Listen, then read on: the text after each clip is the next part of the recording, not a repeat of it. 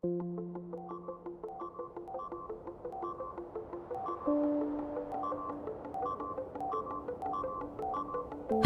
I hope this message finds you well. I don't have much time, so I have to make this quick.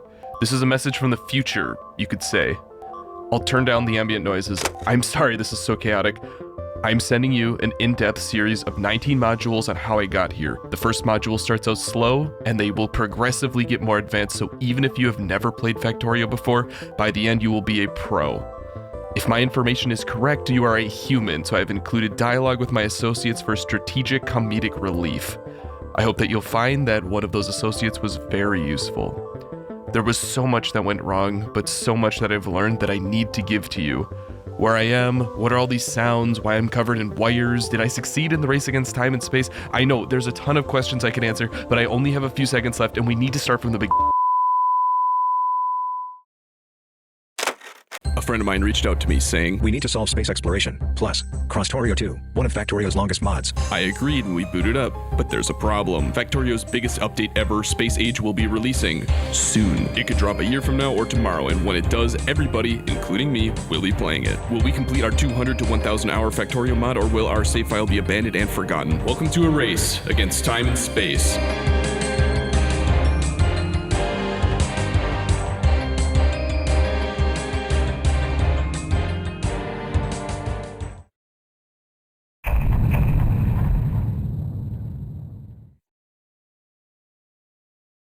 The beginning of a Factorio run is one of the many highlights in my opinion. You land on a planet with a configuration of resources, flying through possibilities in your head, trying to remember the keybinds. It's a mix of excitement, focus, and most of all, calmness. Krastorio 2 starts with debris from a large rocket you crashed, but your goals are otherwise similar to vanilla. Create a small number of basic resources, place them in small, simple arrangements, and before you can do anything, you need to do some mining. By hand. The game pivots toward automation fairly quickly, giving you tools that will do this work for you, but until then you're stuck mining, handcrafting, and manually feeding coal into machines yourself. It's like the game is reminding you of what a 300-hour gaming experience used to look like. If you're not familiar, the soundtrack we're listening to is from RuneScape, one of the first games that tried to get you to play the game quite literally forever. Every time I hear one of these tracks, I'm transported so viscerally to the feeling of playing the game for the first time. Sir, this is a Factorio video. Could you kindly shut the fuck up about RuneScape? Yeah, sorry. I just wanted to set the stage for my background music selection. They fit this excited, chill, grindy aesthetic very well, and there are certainly a lot of them.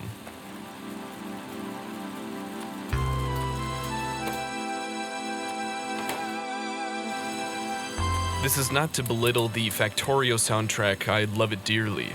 It especially does a great job of encapsulating this feeling of progression. It makes me feel patient, inventive, and similarly chill. I just have one problem.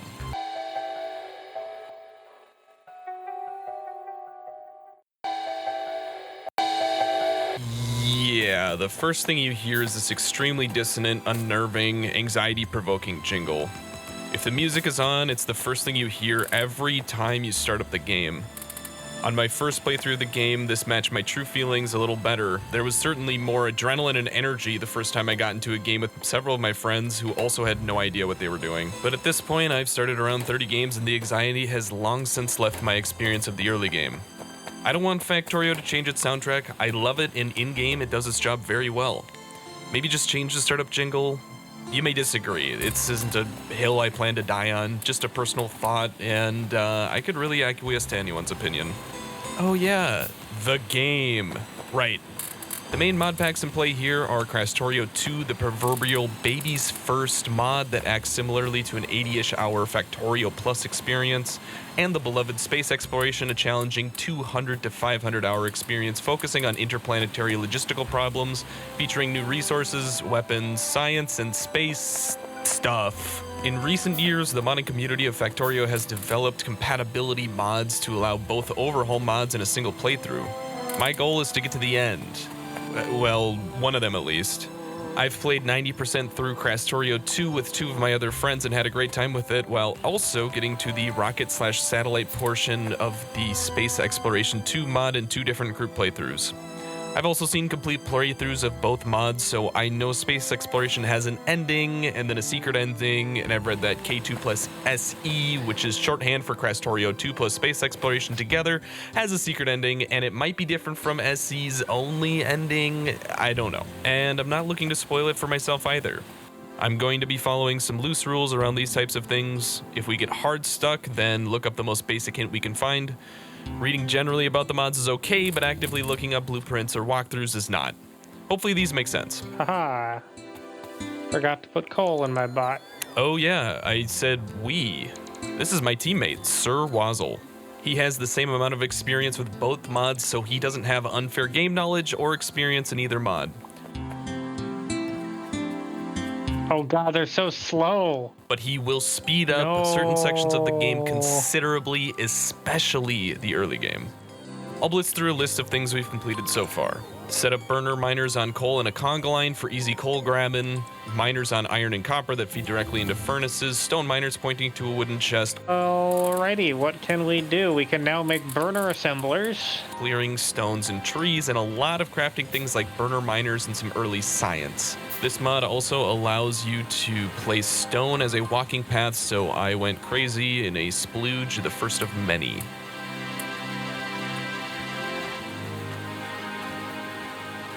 With the newly researched burner assemblers, I try my hand at some early belt automation.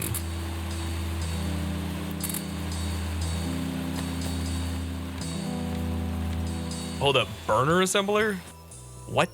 Yeah, there's an extended burner phase before electricity where you feed coal directly into machines instead. At the beginning, it seems convenient to not need to set up power, but it effectively lengthens the game with an entire extra shit tier of everything. You've probably also noticed that we have flying robots already. This is another mod where you start with modular armor and, you guessed it, a burner generator to power them. They help out, but are well balanced because they are slow. Really slow. Next on the list is to actually automate coal, and I'm going to be doing that without the help of the robots just because they are so slow. I've found that their best use right now is actually clearing trees and rocks and deconstructing. Should call them demolition bots, honestly. Glad I set these belts up. Burner miners need coal to run, so I'm feeding the same coal that they mine back into them using burner inserters. All this coal is disgusting. Jesus, I hope there aren't biters nearby. Also, look at how slow these bots are when they're unpowered. It's pathetic. All right, turn this one belt into two, and that's one belt of coal. Dr. Wazzle has also been handling the early research in his hidden lab. You'll occasionally see our improvements in the bottom left corner. Alright, this is the last one, and then we have power. Thank God. We can actually use these funny looking burner generators. They're not as good as steam, but they'll do for now. Now, I'm going to be getting the... You don't need to make a lot of those, because I'm about to make steam. Never mind. Okay, I will need one. Then it will always be going. While less efficient, having one of these up can be nice to prevent brownouts from happening because a burner inserter will work regardless of if there is electricity, so we like to have these up as backups. Sounds good. You probably can't feel it yet, the slow slurping lips of the spaghetti monster. On my first playthrough, it was all that I knew. Slam some belts together, and if the resources are correct, then the thing will make the thing. Everything else be damned. As I became more experienced, I strayed further and further from the call of the pasta. Oh, look at that. Look at that lineup. I was terrified of it. Everything had to go on a main belt. I needed to have a gap wide enough for 4 iron belts before we could even satisfy one. If we didn't do it this way, I knew where we were headed. Back to the zero throughput tangled hell you started with. I was a control freak. Every time a teammate would build an assembler on the belt, or God forbid try to turn the damn thing, I would scold them and delete everything they made. You don't understand how bad things can get. You want a factory making 3 green circuits per minute? You want 80% of your time to be following a single thread of iron? You don't know what I've seen, boy. Main belt after main belt, I would complete runs, but I could never forget my encounters with the spaghetti. It would taunt me. You know you want to build an assembler directly on the main belt. Wouldn't it be nice to just take a few copper wire off your circuit belt? Come on. It was like this until I saw the light. Clarity finally asserting itself where there had once been darkness. My fear of spaghetti had made me the monster. Spaghetti was just like a lion or a tree. It was nature. It was a pattern. It couldn't hurt me. And from that day on, I righteously wielded the spaghetti saber, welcomed all suboptimal builds into my heart. The path forward was exposed. Spaghetti made the factory grow faster than anything else, and at the end of the day, this is all that matters.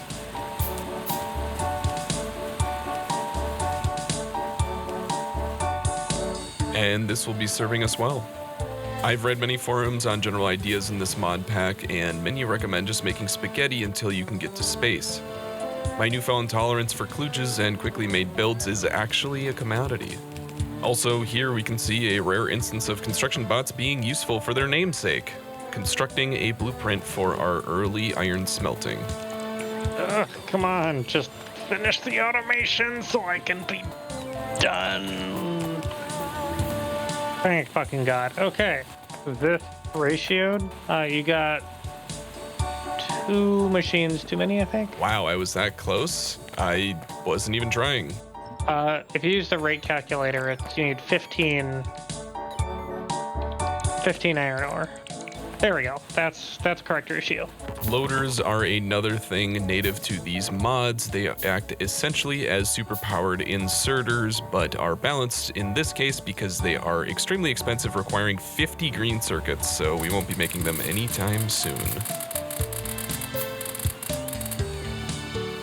These miners are on the boundary of an iron and coal patch, which I thought would be beneficial because I could just mine both things that I need right here, but there is a golden rule in Factorio stating that if there is spaghetti, there will be complications and backups, and we can already start to kind of see what's happening, and I'll be kicking myself later for this.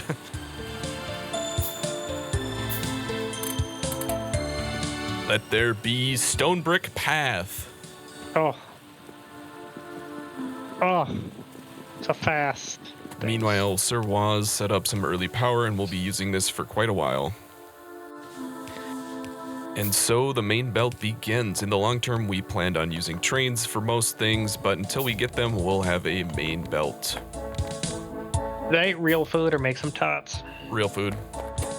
But then I gotta think about cooking and stuff. It's not that hard. You could just throw a burger on the fryer, it should be done in 5 minutes or so. I mean, a burger is easy. I just need to not be playing Factorio to make it. That's the problem. I see. Well, couldn't you just go in, make it real quick, come out? It shouldn't take that long, right? Well, I mean, it'll take me 15 minutes, but that's 15 minutes of not playing Factorio. Modern day problems. Over here, I'm basically rebuilding the belt kludge I made up at the top. The recipe being gears, engine units, and iron, which is quite a bit more tedious than in vanilla.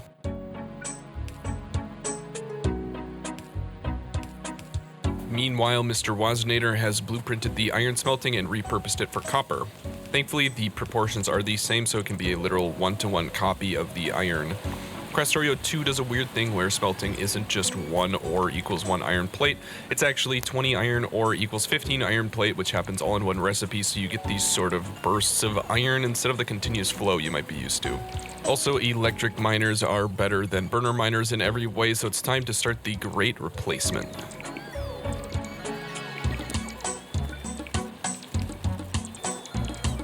It's hard to put into words, and because he's going to be off screen 90% of the time, it might feel like he's not even there, but Sir Wazzle is the greatest asset I will have in this run. It's not surprising he's literally another player, but his tireless contributions deserve to be underlined and highlighted. In addition to being just as knowledgeable, if not more so than I am, his strengths complement mine very well. If you've seen my other videos, you'll know that I get an insane idea, start building as fast as I can, and when I'm done, look back and think, boy, that doesn't make any sense at all. Well, Wazzy Wasborn is the antidote to my insanity. He actually measures before he cuts, and on many occasions has found bugs in my builds. I wouldn't say either of us have a particular weakness in the sense that we could both finish this mod alone, eventually, but I believe my particular strengths lie in setting up production, managing throughput. God damn, those loaders are expensive. Fuck. And combinator logic. Washington, on the other hand, is what I consider a train god, one who can whisper directly into the ear of rail signals as well as Minister of Defense and democratic expansion of the base and rate calculating. Also, I accidentally turned off my bot network and I didn't figure it out for another hour, so yeah. Waz tries to fix it for a little bit. Do you have any power left in your thing? Yes. You can just pick them up and see if that does it. It didn't, but I appreciate the hustle. And we're back to this damn thing. God, I must have come back here like 15 times. It was such a waste. Don't ever do sushi in this mod. Oh, did you click the toggle personal roboport Alt-R? Alt-R happened to be the recording button for me, so yes, I indeed pressed it. Score 1 for the Wazinator. Indeed, it is a race, but keep in mind that this is a marathon, not a sprint. If we accomplish what we set out to do, we'll be here for at least 200 hours, and we need to pace ourselves. Additionally, many Reddit threads have informed me that the Krastorio 2 part of this mod effectively extends the early game, making it more complicated and taking longer to actually launch a rocket, but rewards you with tools that speed up later parts of the game. Because of our lack of in-space experience, I think this will heavily play into our benefit. We have no problems launching a rocket, done it dozens of times. But once we're actually in space, well, we'll cross that bridge when we get to it. Speaking of the early game, you might be wondering exactly how this mod is organized. Most people mention the early game as being everything up until the rocket is launched. This means that a full vanilla playthrough plus a bunch of extra intermediate manufacturing is required, just to get to the mid-game. They then mentioned that the mid-game is handling interplanetary logistics in very large and varied extended tech tree, followed by the end game consisting of deep space travel. I don't want to like be shitting my... So anyway, I think it's good to review the early game for any people less familiar with the game, as well as establish a basis for our playstyle. I only have just over 700 hours in the game, which... Or like pizza. If I have like, well, I make one of my homemade pizzas fresh, I could just eat that entire thing. Puts me in the bottom 1% of players. That's a joke, but there's some truth to it. You may find things I build to be suboptimal or not balanced, and although I can't hear you screaming at your monitor, believe me, I get it. There is a ton to get done, and even familiar things are more complicated than they look, so for this first main build, I have opted to just use 4 assemblers for everything I make. It isn't perfectly ratioed, it isn't pretty, and nobody's winning awards. But the small amount of wisdom I have been able to slurp up until this point has taught me that if it works, it works.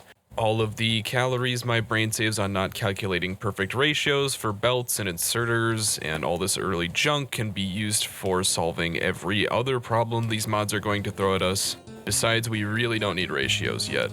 All right, I'm going to make electric mining drills. These assemblers are going to sit idle for a long time no matter how well I ratio them. Also, assemblers are cheap, belts are cheap, inserters are cheap. Making too many of assemblers is the least of my concerns right now.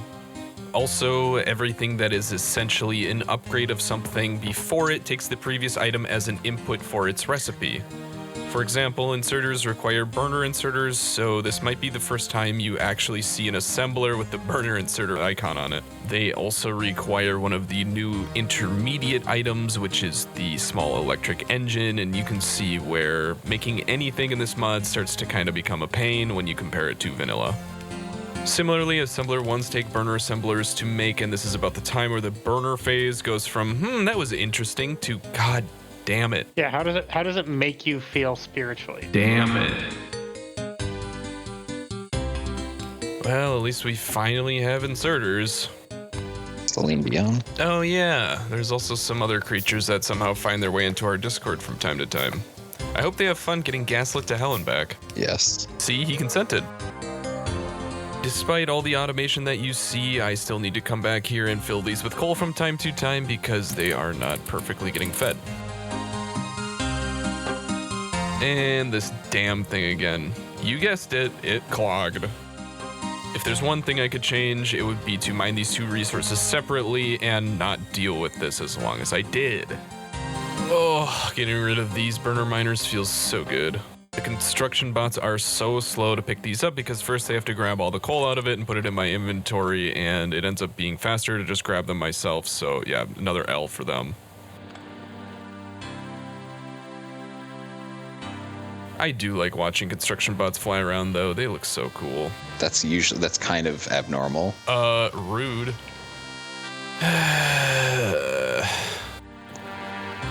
Yeah, I end up working on this thing so long the day-night cycle laps me. Oh, God. Yeah, brother. A blended green poblano pepper soup. We started a new Factorio game. Oh, We're doing- you did? In there.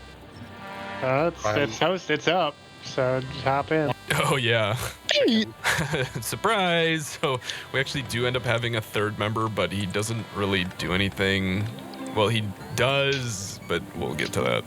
Yeah, I just ripped it up and tried to do priority inputs for the coal.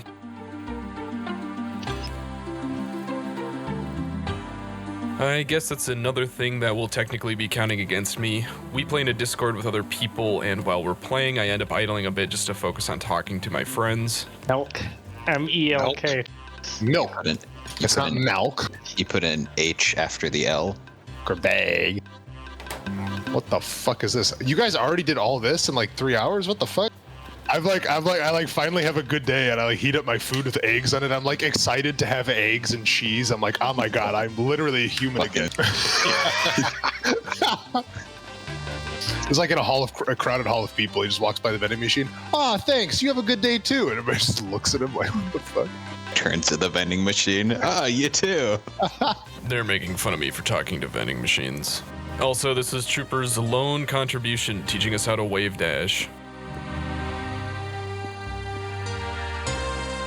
I'll make a nuclear plant.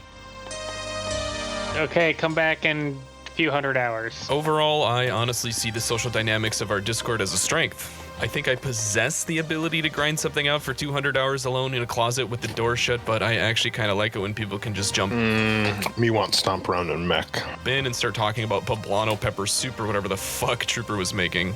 It's a sanity buff. Also, Trooper just left to go play Mech Warrior, so sum total of his contributions are wave dashing, shooting me, and thinking about a nuclear power plant. He was about as helpful as the LaCroix is flavored. So yeah, if you think Trooper's contributions are cheating, Your Honor, I'd like to rest my case.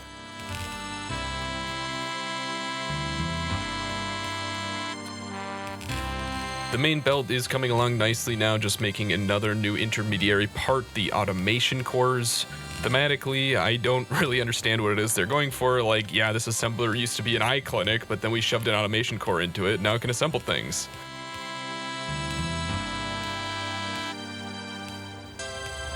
Again, the goal here is as sophisticated as make some amount of a thing and send it where it needs to go.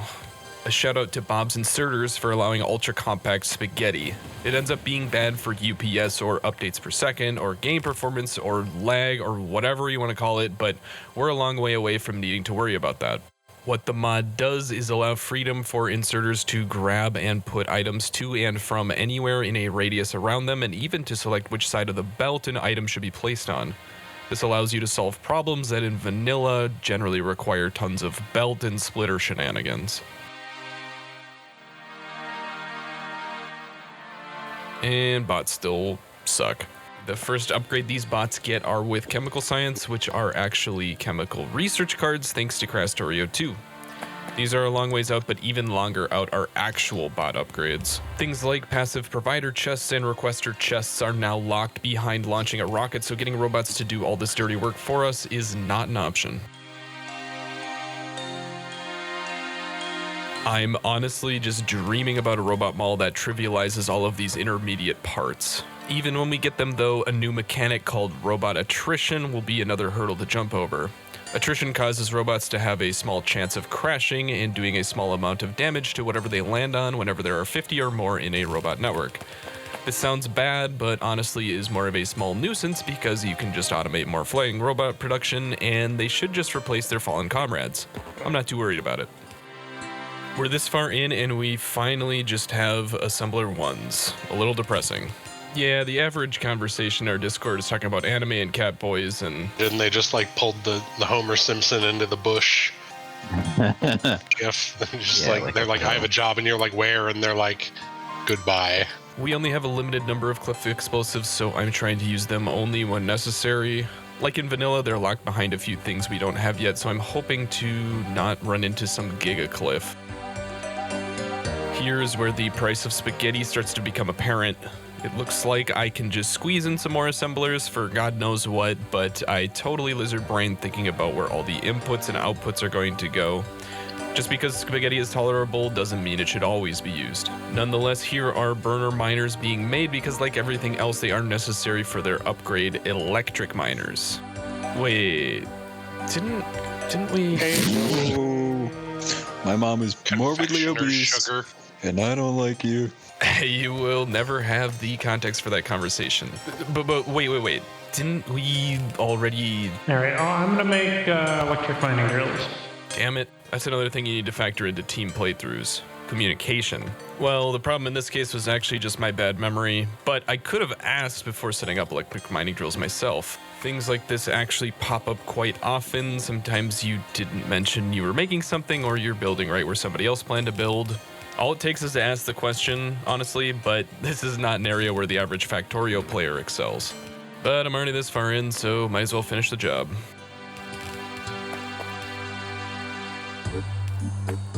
Over in Wazzle World, he has set up iron mining, which is starting to be in demand. K2 plus SE bases aren't quite as iron hungry as in vanilla, but it is still the most used resource. I get so excited that I just start throwing power poles at it until it works.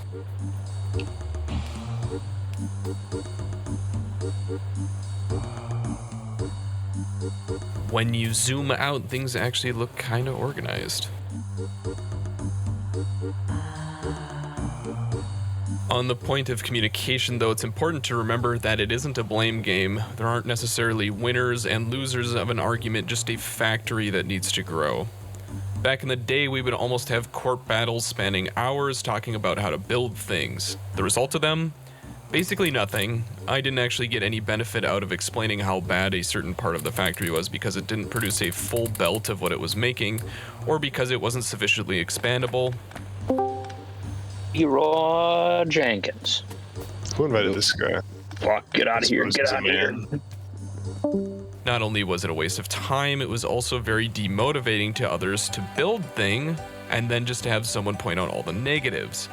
So yeah, I advise not to do that. Just let other people build things. Especially in the early game, you'll get tools to make pretty much everything anyone wants to make right now obsolete. I actually used to loathe the part where you had to deconstruct things and rebuild. It was a mix of not understanding how easy bots and the deconstruction planner are, and that new builds are easier to make because of your new tools. Nowadays, I deconstruct at will. Everything can be rebuilt and rebuilt better. So overall, my philosophy is to just give everyone the freedom to make things how they want, and to consider no parts of the factory sacred. I hope these tenets will serve me well in my journey to space.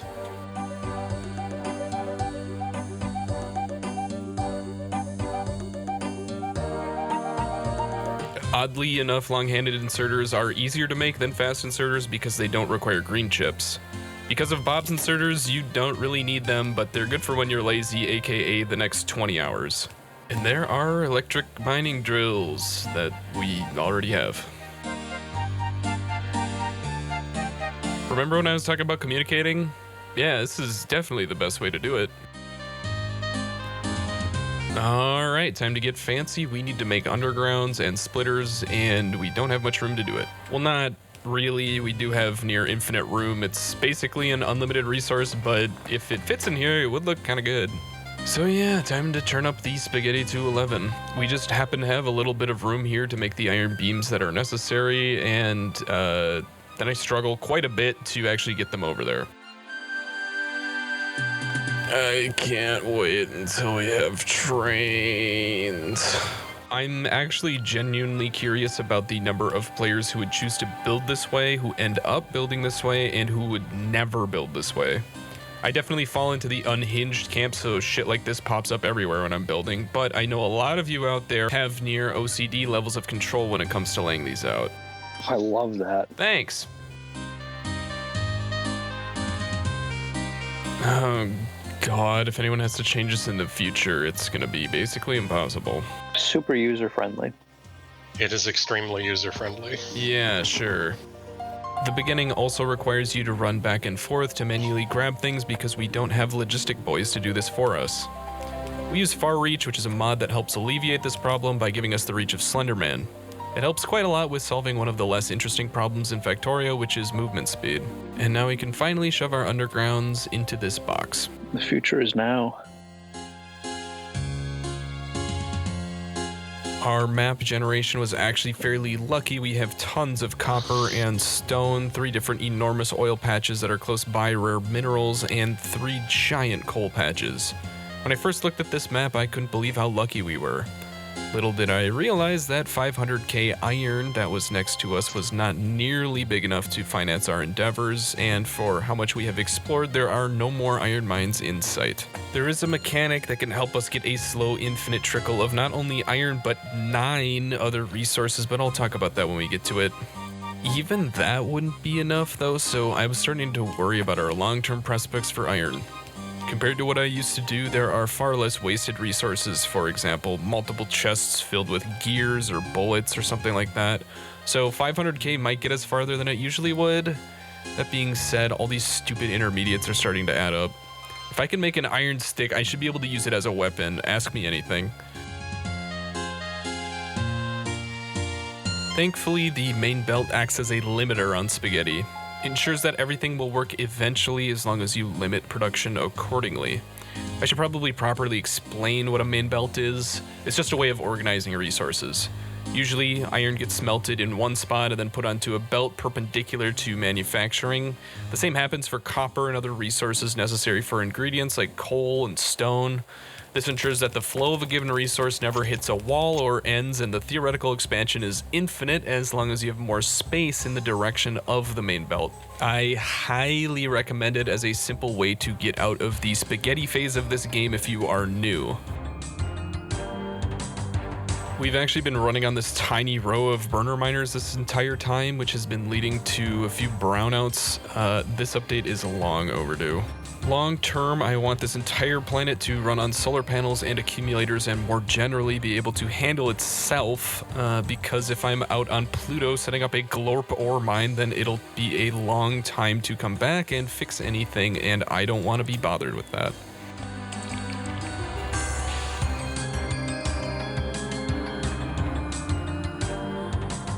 I honestly can't wait until space. I've never experienced it, and I'm excited to see if I can solve the combinator problems I've been promised by Reddit. I used to avoid combinators like the plague, but in the past few months I have been using them to set up extensive ungodly contraptions that trade 90% efficiency in one department for 10% efficiency in another. As a general rule, you don't need them to play through the game, but there are things like balancing oil production, limiting belts, and sushi science, aka putting all sciences on the same belt, where they are genuinely the best tool in the box. You can do more with technical knowledge, but mostly, it just works. Couldn't have said it better myself. Every time I place something on the ground, I get this small feeling of guilt that I have already made this pattern before and I could have been blueprinting it this whole time. These construction bots are very nice, but they also act as a constant reminder of your slow, mortal inefficiency. But there we have it, a real coal mine. And the power is working again. Our research has so far been these 7 labs. It might sound like a tiny amount, but there's so much extra time between things in K2 SE that they get the job done and actually leave us with some extra downtime once we complete green science. Adding coal to the main belt always feels kind of weird, feels like it doesn't belong there, like it should just go in furnaces and plastic and stuff like that, but they are actually used in bullets, which I'm currently making, and a few other things. Oh yeah, bullets. Some people suggest playing this mod with biters off because it only affects your starting planet Navis, meaning that future planets you go to will still have biters no matter what you choose. Ignoring defenses would drastically speed up our run and be a huge help with our dwindling iron supply, but it wouldn't feel right. Setting up defenses is, in my opinion, an integral part of the Factorio experience, and it would feel wrong without them. I like the process of setting up walls and the challenge of finding places to put turrets and how to supply them. We're also using a mod that allows turrets to rank up based on how many kills they get, so it shouldn't be too hindered. Space Exploration also has a drastically lower amount of biters compared to the normal default settings in vanilla, so I don't see us getting overrun anytime soon. In fact, I haven't even seen a single biter yet. I haven't even really been looking yet, but usually they look for you. What we usually end up with is a big ugly belt that goes around the perimeter of our base and feeds the bullets to the turrets. This is a nice easy way to do it, but it also wastes a lot of bullets that are stuck on the belt, and a better way to do it is to use trains in my opinion, so not that they needed it, but add another point to the train column. Also don't touch Sirwaz's iron box. I'm putting back the box for iron for a reason. To have a stockpile of iron. You removed it like 4 times now. I keep putting it back. My bad. The vending machine told him to do it. So, You gotta put a sign next to it that says don't remove. I think we have enough bricks to pave the world now. Satellite view's looking pretty good. Nowhere near where we would be in vanilla at this time, but we're not in vanilla. One thing I end up doing a lot over this run is building the inserters around the box like this because loaders are extremely expensive. More important communication, as you can see. Just to the east of the main belt, Waz, the first of his name, has been making tech cards, Krastorio 2's equivalent of science. They are pretty similar to science, but have some fundamental differences in the ingredients necessary to make them, as well as certain technologies not actually requiring every previous tech card to research.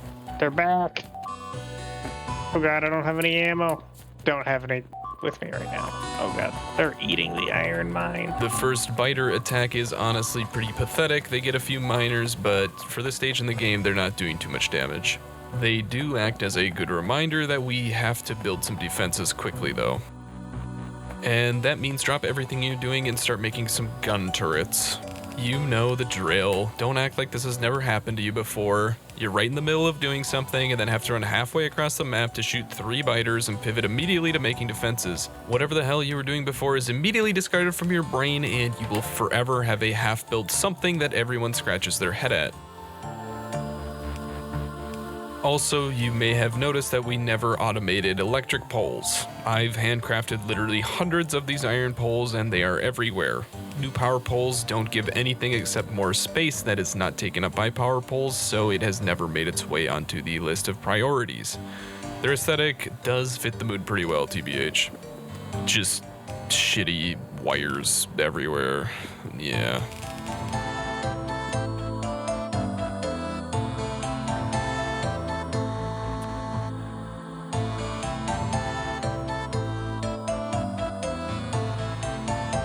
And there we have gun turrets, our sole source of firepower for a long time until we can make plastic and circuits and the other dependencies for laser turrets. Gun turrets do have some advantages compared to laser turrets. There are biters that take more damage from bullets, but overall the conveniences of using generated power as ammunition instead of a bunch of iron and coal that needs to be transported over, as well as having a longer range, makes laser turrets my go-to for defense if I can make them. Walls are the other half of the defense equation, and their recipe is simple enough, just stone bricks. Thank God the mod creators didn't add like sand or gravel or rocks or some shit as an intermediate for these.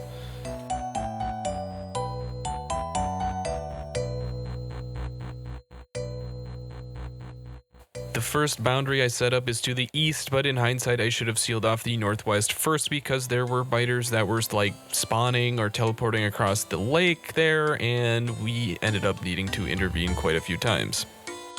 This is the ammo belt I was talking about earlier. Inserters thankfully default to putting only 5 ammo in a turret despite their maximum capacity being 200, so I don't need to do any fancy logic reading how many bullets go into a gun to prevent the many turrets that will end up being fed from sitting on a large amount of ammo and stressing our iron supply even further.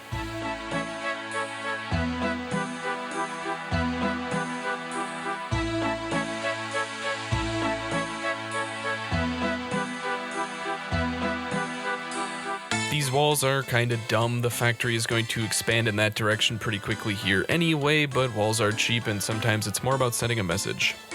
I also end up building this belt like 5 times, so sometimes it's better to measure first and then cut. We're not really getting attacked from the east, but all these cliffs acting as natural walls is kind of cool.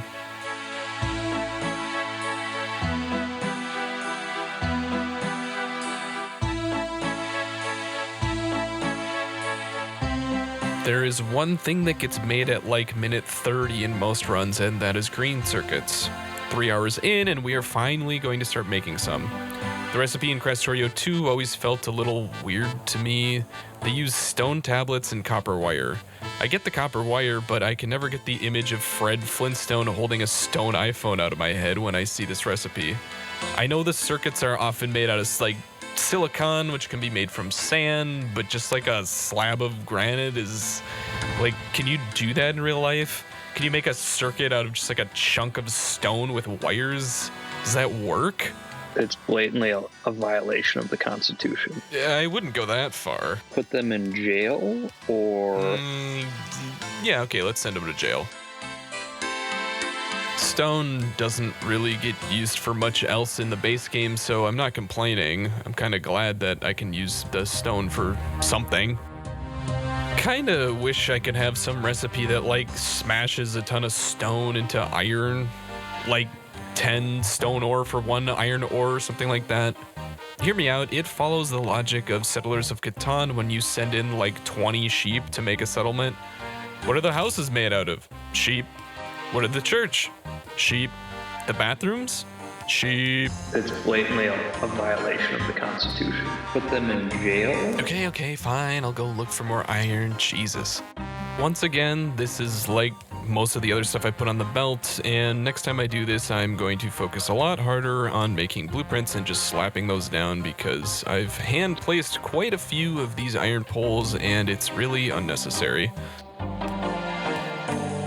And we're finally placing down the infrastructure to build the green circuits.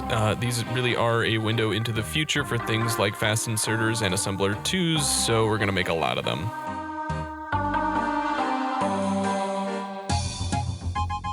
Don't get me wrong, our progress has really slowed to a crawl, but I wanted to give the authentic experience of having to slog through the early game.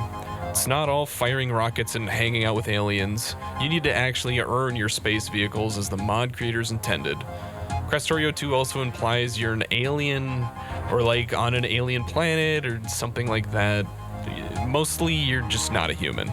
So you could argue that we're already in space. You get the idea. Also, the green circuits I usually end up putting both on the main belt, but also looping back around. I don't know why this is the case. Does anybody else have this experience? Is this weird? I don't know. It always feels weird that I do it this way, but it just kind of ends up that way. I mean, do you tax artists on the art they make? Yeah, you're right. This really is art. Anyway, they loop back around over here because this is where I make inserters, and we have to make some fast inserters, which require the green circuits. Nothing was stopping me from making green circuits earlier in the belt, so there might just be like a natural way of making fast inserters where they don't do this. I don't know why I'm so self-conscious about this particular spaghetti. God, there's something about these stupid assemblers that are off by 1 tile. Like, really? Like, this was the way that they were made? There wasn't a way we could line these up in some way? Oh, God, I might just drop a nuke on this, honestly. Probably. Considering that rockets that use solid rocket boosters like SLS or any of the other... Bro, did I ask? Really toxic... Yeah, you're right. Yeah, I'm sorry. I didn't mean it. Give me the trades. I can't make the spaghetti anymore. Just give me the trades. All right. It doesn't really matter because these fast inserters are just going to end up in a box, and I'm just going to come back and grab them from time to time. It's not that big of a deal. I'm going to get my inhaler. It's fine. We get attacked again, which reminds me we could be making better bullet, but in order to do that, we have to first set up some steel. That ought to do it. Steel works similarly to iron but takes an extra step, and the mod creators have gone out of their way to make another intermediate needed to turn iron plates into steel plates. Coke. No, not that coke, like coal coke. In order to make it, you need coal and wood, which sounds weird, but Krastorio 2 is like a greenhouse that grows wood just using water as inputs. So yeah, realism. Also, this stupid intersection again.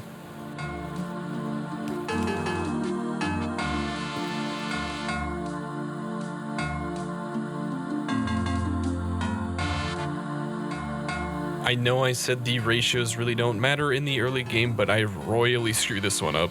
In vanilla, there's a 1-to-1 ratio of iron smelters to steel smelters needed to make steel. However, given the big batch smelting, this ratio is way off. I still haven't calculated the correct ratio because the thing still spits out steel, and that's all I need, but don't try this at home.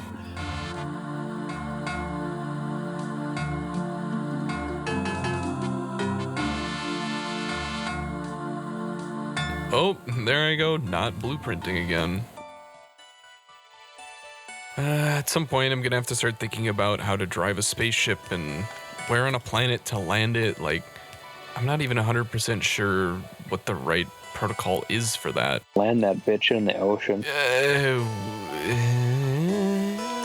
I mean, you're the expert. Also, this might make some of you puke. I play on Wi-Fi, and sometimes this happens. Yeah. Wait, why is there a green bar for server not responding? It's like we've successfully downloaded the server not responding. What?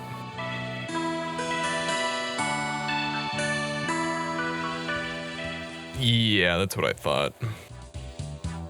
Shout out to the Factorio team, though, for making reconnecting so easy and seamless. This is my first time making a video this long, and I think next time I'm going to have a lot more footage with a lot more progress covered in the same amount of time. So anyway, this is where we're at. Wazzy and I are looking forward to pushing forward in the next one.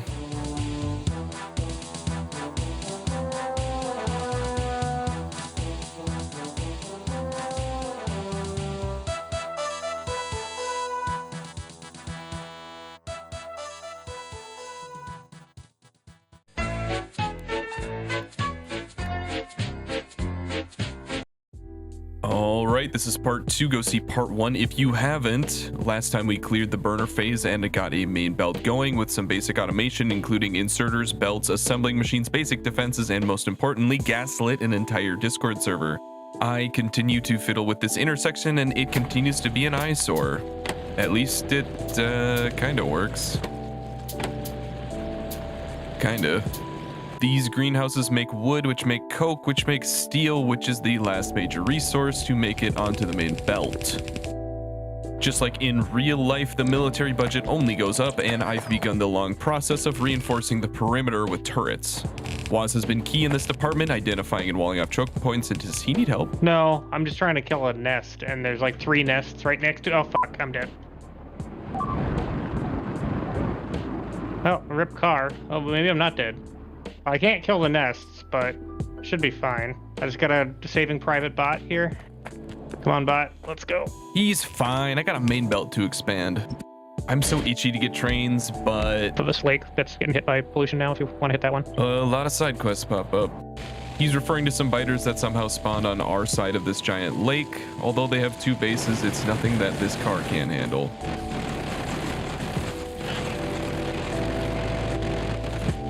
And on my way back, I get an achievement for hitting a tree. Thanks, Woob. I kind of wanted to make a driving montage, but all the songs I wanted to use were copyrighted. Really sad I couldn't be the first Factorio video with a Tupac song in it. Anyway, we're entering the resource shortage whack-a-mole part of the game. First on the list is copper, and thankfully we have this giant mine to the north of the base that is close enough to be belted in. Well, technically anywhere is close enough. I've definitely had some friends make a 4-lane of slow yellow belts that covered 10 miles and just accepted it. At that point, it was like mining out the entire mine onto belts, which somehow was impressive and disappointing. I'm also going to try and mine out the copper ore we still have close to the base first. Nice, lad, nice. It's a beauty. Oh, Space. We get the LTN, which probably we can wait on. Life is suffering, and suffering is magic. Are we out of power again? We are. Nice. Yeah, so we have LTN, or the Logistic Train Network mod, enabled, which I'll talk about later. I think my next thing is going to be trying to get solar up as soon as possible. Oh, core miner. That's... Oh, no, we can get that soon, actually. We need concrete, and then we can get it. Okay, there's like 3 right next to us. It's right south of the iron ore mine. Yeah, core mining. I know, right? I've been waiting to set this up. Or I guess we could just process it here and then train in all the other ones. Also, we need to figure out where some good choke points are to wall off the buyers, because that's going to be an issue soon. I can't tell you how ready my body is for the expansion. I mostly just want like the turbo high quality building stuff. That's going to be like the best Gamba ever. Recycle everything until you get like a tier 3 legendary assembler. I can't wait for the new planets. That's also based as fuck. So, as I was saying, core mining combines 2 of my favorite words, infinite and free. Beams, Gromit. You mine core fragments out of a hole in the ground, which creates 10 different outputs. God damn it, I have 31 undergrounds again. Do you also have an odd number of undergrounds? Yeah. Okay, well here, you just take that one. That's literally the worst thing. Oh, we need oil processing. Okay. I'll talk more about core mining when we get to it. It's just good to be primed on. There are like 4 vanilla Factorio rules that it breaks, so it's weird, but also awesome. Here we have multi-cylinder engines, which are needed for trains. Also, Wazzy expanded the labs. I will say I'm not a huge fan of how much fucking resources it takes to make loaders. I get it, I just don't like it. Yeah, loaders being expensive might be a problem. Yeah, a core miner out on the little island in the lake there. Oh yeah, just what we need. Core mining with underwater welding. Oh no, logistics system is really far into the tech tree. Like that's well into space tech. Big set. We just have a train go pick up a bunch of different resources and have one resource on each car, and we just have it stop and it just unloads everything. What we end up doing is so much more brain dead than that. She blinded me with science. And here are trains, finally. Beams, Gromit. Yeah, you're right. Steel beams do take a long time to make, and we should start sooner rather than later. I'll expand the steel smelting. It's so fucking satisfying though, just seeing like stuff happening, you know? Yeah, when you zoom out, it really is incredible. I get so caught up in accomplishing one task after another, it can be daunting thinking about all the steps, and it can be hard to take a break and just smell the roses. Sounds like a you problem, my guy. Well, you can find me in my grave, I guess. Once again, the ratios of iron to steel here are way off, but I am far too lazy to fix it. We need 5 iron machines for 1 steel. Well, we can fix the ratios once we get trains, so that's fine. Sounds like a job for future us. God, we need to pave more. I'm stealing all the steel off the belt for the time being so I can make steel furnaces, which are steel better than stone furnaces. Based. When you're late into a Factorio run, it can be easy to forget what it's like to not have bots delivering supplies for you. The trips back to supply chests add up in a sneaky way. They don't take that long, but your inventory is only so big. I'm setting up a lot of concrete, which is hardly used in vanilla, but it is very important in K2SE. It requires water, which naturally pushes me toward pipe spaghetti, and I just siphon off from this innocent offshore pump. I was going to use the offshore pump that we use for making steam, but funnily enough, Waz ratioed the water pipe to boiler throughput. I can't say I've ever solved fluid throughput through any means other than more pipe. I didn't even think about throughput here. Just started building the Keystone XL2 and assumed it could meet concrete's demand. It even makes its way onto the main belt, which might be a first for everyone.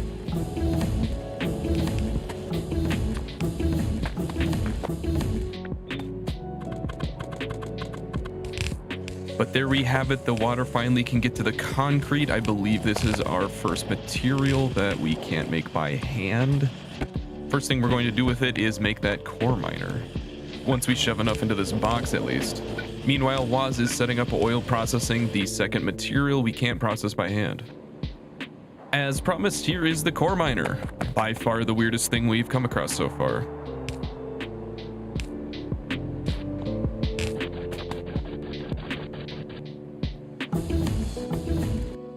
It uses like 500 times more electricity than any other building we have access to, mines an infinite amount of core fragments at 15 ore per second, which require a new building called the ore crusher. You have to put them at least 1 tile away from each other. To process, which outputs 10 resources, 6 solids, iron, copper, stone, coal, uranium, and rare metals. Rare metals are new. And 4 fluids, water, crude oil, mineral water, and pyroflux. Mineral water and pyroflux also being new. Yeah, this thing feels like it's in the wrong game. Dude, we have so much fucking oil to the east. Do you see that? Well, that's good. We are playing a version of the mod with slower but infinite crude oil wells, so combined with free core miner profit, I'm not worried about running out of oil anytime soon. But more freedom fluid certainly helps kickstart the process. Anyway, the core miner is a valuable asset for generating most of the basic resources. Because there are 6 different solid outputs, I'm using splitters with filters enabled to isolate them on separate belts. Uranium and rare metals are not needed right now, so they're going to be stuffed into a warehouse, which brings up another strange aspect of the core miner. The main challenge isn't harnessing the resources with any type of efficiency, it's to make sure that any one output resource does not clog it up. It is now apparent why these massive warehouses are so helpful in this mod. Fluids also get their version of a warehouse in the giant fluid tank. Pipes are easier to spaghetti around than belts, so it's as easy as slapping down the massive tanks and pretending like the fluids don't exist. Unfortunately, there isn't a great way to set priority for fluids, for instance, burning all the core mined oil before you burn oil from other sources, so long-term fluids are actually a little harder to manage than solids. I plan to just shove them into more tanks. I am not a cop. But I will cop a feel. Erp. I will say connecting all these pipes in the right way is pretty satisfying. Reminds me of that old pipe game from the 90s where you had to connect pipes together in the correct way before the water got to each pipe section. Pro tip, the core miner is so fast that mining into a chest and then handling the output from the chest allows the core miner to go faster than mining onto a belt like in normal mining. Okay, where's the water? So is it going to go in this one here? Thankfully, Waz actually has a use for the water, and I don't have to worry about flushing it. Water as an output is kind of useless because you can get an infinite amount of it from lakes, and if you have water fill... We are low, very low on power now. Why are we so low on power? We out of water or something? Oh, yeah. Yeah, the core miner takes 50 megawatts. So. Yeah, that's like 500 assemblers. You can use the pyroflux and feed that back in to make power. Oh, this is great. We just have coal right here for my plastic production. Oh. Our power chart looks like my Robinhood account. Early oil processing in this mod really sucks. You can only make petroleum, and all the goodies that come from light and heavy oil have to wait until blue science, which is like an entire vanilla playthrough away.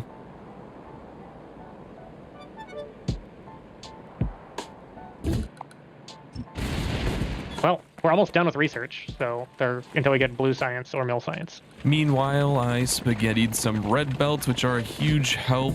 I remember first making red belts like, what's the point? The resources will get there eventually. So where do you want to put the train depot? Are we going to do double-headed or do you want to do single-headed trains? Well, it takes up way less room though, because you don't need... The great train debate. Do you have more throughput with the double-head or the single-headed? I'll give you that because you have an extra train car. Shift B? Yeah. Okay, so we entered into a blueprint sandbox, which is a mod that gives you infinite items to play around with and doesn't affect the real game. I kept all the footage and sped it up because I wanted to give you the authentic experience of going into a debate club, being assigned the topic of trains, and being locked in a room up against Thomas the Tank Engine. He literally lives on the tracks. What are you going to say? Why are you even trying? Just get out of there. Despite starting on the floor in a chokehold, for some reason I stayed in the ring for 30 minutes. Basically, I wanted single-headed trains because they are simpler, and I have a hard time understanding the implications of rail signals with double-headed trains, but double-headed trains can do everything that single-headed trains can do and more, so we don't lose anything, plus get the added flexibility of smaller train stops. This wasn't meant to be grading on Waz or anything, it's just the price of defeating me in verbal combat. Me muting your entire explanation and talking over it passive-aggressively. I'm so happy we went with it though, he's 100% right, and the train designs we use later are super cool. You bastard.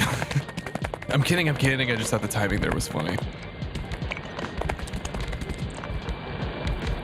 For some reason, I'm setting up this stone mine by hand, despite already showing that I have a blueprint for a mine. I'm gonna start paving the world. Stone is going to be the first resource that gets exported on trains, though, so big hype. The first thing I always do with red belts is upgrade my iron smelting and main belt. Red belts are made exclusively out of iron and iron byproducts, so more belt literally equals more belt. Back to the stone, these crushers will turn it into sand, which can also be made into glass. I was going to put this onto a train, but Waz is actually currently building stone processing at a different train stop. Fortunately, the main belt is hungry for some sand, so I just route this over to the main belt, and this will end up helping us for quite a while, so it was not totally in vain. Behind the scenes, Waz and I actually build up our communication skills quite a lot. Major accidents like this are becoming less frequent, and we have organically found ways of not duplicating each other's work without even trying. There's a nice yawn for you. Do I want popcorn? Low calorie. Popcorn or popcorn's probably the healthy option. Waz has especially gotten good at announcing when he's going to stuff his face. Poor Waz. Oh shit. Well, oh god, I burnt the fuck out of that because I wasn't looking at it. Cool. It's cool to see that communication is a skill just like any other. You might suck at it right now, but that doesn't mean you can't practice and gradually suck less over time. The train blueprint you're looking at is only possible using double-headed trains. You may notice it doesn't go all the way through, and therefore we can stuff way more train stops in a smaller space. Also, I put the blueprint in a blueprint book, which I highly recommend for rails. All right, stops for all three of the things are set up. You scared the shit out of me with your friend there. My friend? Oh, you mean the biter from the Pokeball? He's guarding the concrete. Yeah, I don't even know what mod it is, but you start with a Pokeball that someone's a friendly big biter. I don't know why it's there, or if I can like catch more biters, but I dropped like 120 hours into Pal World in the first 2 weeks, so I'm not super itchy to find out. And here's the first section of our two-way twain twacks. We drive on the left side of the road because trains actually have chirality in the sense that signals will be placed on the inside or outside of the rails based on which side of the tracks you drive on. I don't know if that's exactly the right way to use chirality, but I really wanted to use it, so if I'm wrong, I'm prepared to be burned down by all the physicists in the comments. Sorry, I'm just stuffing my face with popcorn right now. I'm not really doing anything. Steel furnaces are twice as good as stone furnaces, so I start making them down here so that we can come and grab them in the future when we start ramping up our smelting. Now that we have trains, it's actually an interesting choice whether or not we want to make things on the belt or if we want to make things on the tracks.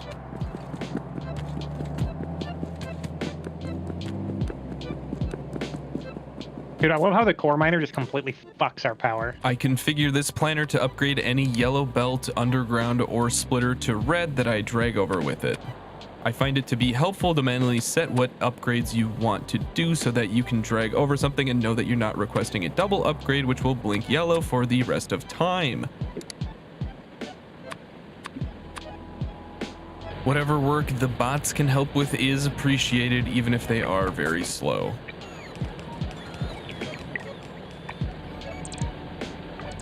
Upgrading this intersection feels like a war crime. Thankfully, this coal patch is running out, so its days are numbered. You can also set upgrade planners to upgrade assemblers, inserters, miners, and anything else that has upgrades. But back in my day, we had to do all this by hand. We didn't have any fancy green paper to command the bots. You might have a hard time appreciating this. That stone we mined earlier is going to travel upstream of the belt and come back and make stone bricks. Every time I make a main belt, I have resources that flow upstream of it, and I wonder, how did I get here?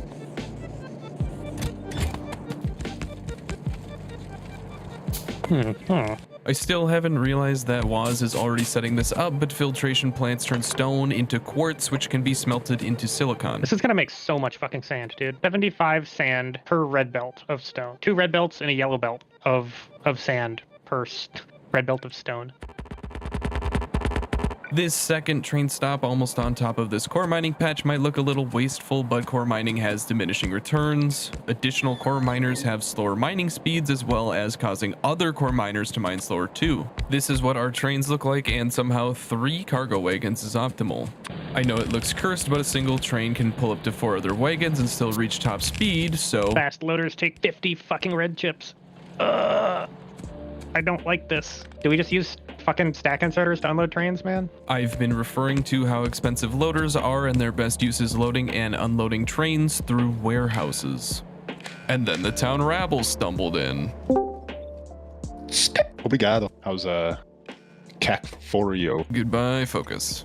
It's very base. Pack. I drove to work today. It was very nice. I missed the office. What's wrong with me? I use combinators like this to signal when trains should come and go. 5 out of 10 needs more skibbity toilet. Bro. And the biters want to join the call too. Sure, yeah, why not? Skibbity Toilet is a machinima web series. See also Generation Gap. Thank you, Wikipedia. Bro, I've been gapped so hard. Oof. Yes. Time lapse of me standing there doing nothing while I'm eating popcorn for half an hour. We're not actually using that much iron right now, so I'm stuffing a bunch of iron into this chest and trying to prioritize the iron that we do mine from the core miner first. Yep.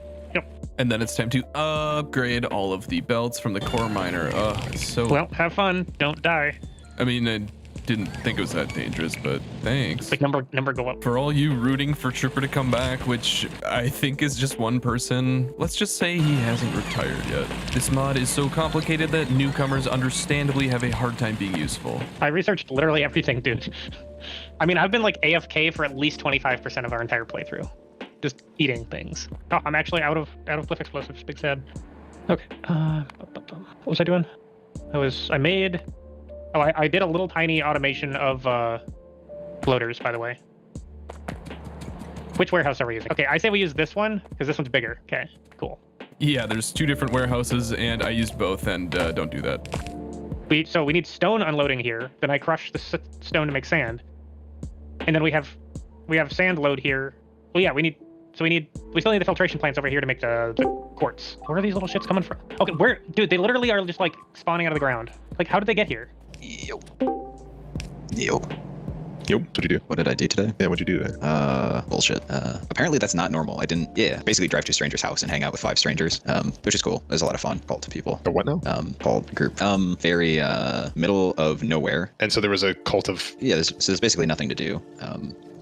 And power dynamics. I don't understand that. Power dynamics? I don't I get have it. to explain everything to you. But like, I don't... It's not everybody. Well, That's kind of cursed. yeah, I mean, wow, okay. reading the dictionary. I see. Like, Oppenheimer Beach tests. Golf course, man with concrete mixer. Fuck, cringe. And I'm just like, bruh. You make me sad. Okay. Wait, dick butt? What? If they require belts to make them, they are belts. Despite the literal circus between my ears, I was able to make better bullet indicated by red food coloring.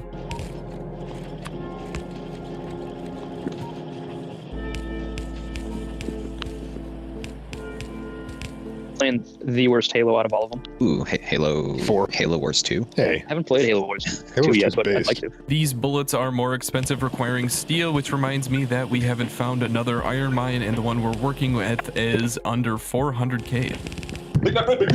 He's not making it back. He's going in the oven. Buns in the oven. I mean, I'm not good with numbers either. The last mine I consider in our base is this coal mine, and our core miner has been wreaking havoc on our power supply, so I want to upgrade this. Oh, Sees you wearing a sombrero, comes and starts stabbing. There's a pretty big gap between steam power and solar power, so although we have exited the burner phase, we still need quite a lot more coal. Demand's gonna skyrocket after I turn on the sand factory over here. So, What are y'all up to? Factorio. Yeah, because that means there's enough population, and there's a lot of rich people traveling. Speaking of solar, it eats up quite a lot of steel, so I end up trying to expand our steel.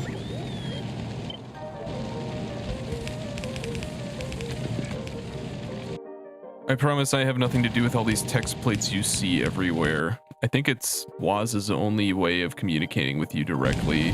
Oh, really? He's like, please let me out of this video. Well, we got hit. Yeah, we got hit by a meteor. Yeah, what would a space exploration mod be if you couldn't get hit by a meteor?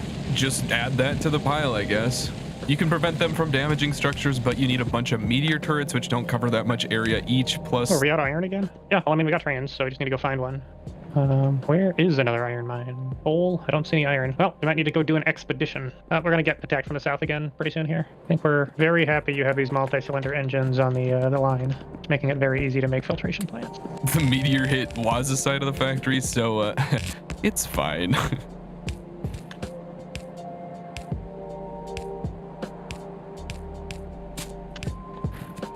cream. What's cream? Cream's Oh, based. made whipped cream. Yeah, you whipped cream. Cream. We handle turnarounds using roundabouts. I'll get the turnaround. Waz handles turnarounds. Oh, here comes the train. Oh, look at that. Look at that. Look at it go. Look at it go. And there it goes, first successful train ride. Look at that stand. And now we can finally start ascending to become the trainocracy that we've been dreaming of. I don't know why, but this is giving me like insane deja vu. Yeah, every time I play Factorio, I'm like, didn't I do this 10 years ago? Jedi. Jedi. I feel like I'm gonna be like in the parking garage. I'll walk by and I'm just gonna be like, Jedi. Do it. We got sand. We got quartz. And I need to get sulfur up. All right. That's great and all, but the southern border isn't going to defend itself. For our outposts, we plan to use a bullet train, or like a train of bullets, I guess is how you'd say that. You know the Doge? That's like the tiny, weak-looking one. Beams. Yeah, apparently he died. Yeah. Oh wait, Yeah. this video's from August. What? Fuck, God, Yeah, dude. bro. I know it's hard to hear. Only had cats die on the end of our own dogs. I didn't think they died. That really sucks. Never died. Just got tired of politics. You send it to being a pure energy, and now he lives in the network equipment in the capital. Like, more traffic. Bring me more traffic. Oh, here it Yeah, comes. it's not real, but it was just to keep John McCain alive, like the Emperor for 40K. You know, he like sacrifices a million children. Yeah, he's the reason the internet keeps working. I think that's Al Gore. It's like, I invented the internet. It's a series of tubes. Yeah, well, we'll know how it turns out in, I don't know, either at like 2 a.m. or tomorrow. 2 a.m. Joe, I'll go 2 turns a.m. out you're just making chicken and biscuits. I mean, I hope that's what it tastes like. Oh, dude, I really want to know like what flavoring powder those like the chicken crackers, the chicken biscuits use. Yeah. Oh my God. Yeah. That shit's crack Probably, I cocaine. think it's the stuff from the ramen noodles. Yeah, some mixture of like MSG and artificial like beef flavor. 3D print maybe some goldfish. Okay, well, we're defended. But, All right, we have sulfur. we have the technology. Oh man, I just took the lid off of my Dutch oven in the oven, and it smells like buttery puff pastry. Oh my god. It's like soybean oil or something. There's powdered fats. Yeah, it's soybean oil. It's not real fat. Yeah. Well, I don't think I'm going to be able to make the bread. So this one is a... Landfill is very expensive, requiring 50 stone each, but I need it for a very special project. Bro. Yeah. I catch myself watching trains pretty often. It's hard not to. You do have to talk to strangers. No, you actually don't. Stranger danger, don't listen to him. One by one, we're knocking necessities off the list. Right here are cliff explosives, which we have run out of and are sorely needed. One of the updates that Space Age will bring are smart cliffs, or cliffs that generate in such a way that you might not always want to blow them up. I really like this idea and can't wait to play around with it a little bit. Come play Halo with me. No. Fuck. As it stands, we're looking to pretty much destroy every cliff on the planet. What Halo are you guys playing? I was just seeing if anyone want to play. I'll play. Oh wait, he's in a party, but he's not. Oh god, he's in my house. Oh god. I really like that previous sequence because it sounds like my friend left the Discord and then invaded my game as a biter. So these biters one-shot the hell up, but I've located the prize that I've been waiting for, the thing that I've been stockpiling all of the landfill for. Yeah. It's like really unfortunate timing. You're hearing the voices. I'm back. That wasn't us. Oh, fucking When did I goddamn. cut out for you guys since I went back to the? Yeah. Yeah. since Yeah, you're Never came, up he there. never came back. I hate that. Went to check in his oven and he never came back. Yep, we turned this side of the lake into a parking lot. Best part is the locals don't mind at all. This bridge is going to be used for trains to get over to this giant coal patch. You can see that it's really close to the top of the lake, so it's highly unnecessary. It would have been way faster to go above the lake, but I can't resist the land bridge. I always dream about a train flying across the tracks, guns a-blazing, shooting biters as it crosses over, and just when it's about to get overwhelmed, it tactically retreats back onto the bridge, creating a choke point for all the biters, and then they get obliterated by reinforcements coming from behind. It literally never happens like that, but I like to imagine that one day it will. So for now, this is what we're going to spend all of our stone on, filling in this lake. I love these intersections. They're like roundabouts, but also throughways, but sometimes they're also just intersections and sometimes all through. Why is there no coal? Ah, yes, the core miner. No, I mean, there's like actually just no coal being mined, though. Why were we out of coal, though? Don't be sad, be glad. All right, power is good for now, but we're going to hightail it on making this coal mine. Good. Okay. So I set up more landfill, drinking straight from the source this time. We're on timer and we gotta act like it. Literally off by 1. There we go.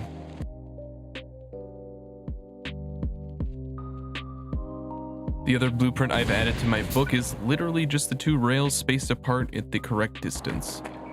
First, we gotta hook this up to the train network, then we can start construction on the mine. Hey, do we have those estimates of how long this is gonna take? Just a year. Great, thanks. I'll circle back to you in a year. I really should have blueprinted this intersection. It's off center and Waz is gonna kill me when he finds out. I've been using this mine blueprint a lot, and it really is the way to go. It's so much faster, even if it doesn't perfectly fit all the resources that are on the ground.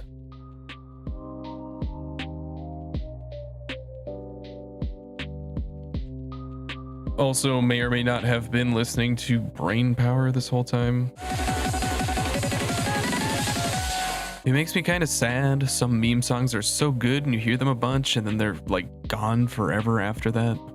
Anyway, the third installation in our train blueprint book is this roundabout intersection. I think roundabouts are underused for trains. The width makes them flare out, which I imagine can be problematic for certain factory designs, but I think it looks a lot better than the normal 2-lane intersections I see. They look really cluttered. Fast as fuck, boy. We're going to be using a ton of warehouses, which take 100 steel and 100 steel beams to make each, so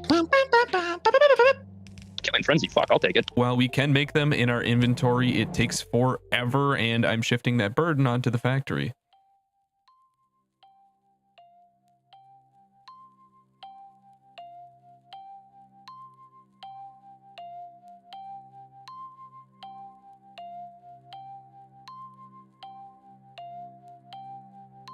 Now that we have a strong foundation of rails up, we can actually drive trains around to where we need to go. They're really hard to steer, okay? It's much easier to set an automatic route to a train stop that you have down, but are you really gaming if you're not using upside down tank controls? Also, we reuse train stop names, so if I tell it to take me to coal mine, it might take me to some coal mine Woz just set up.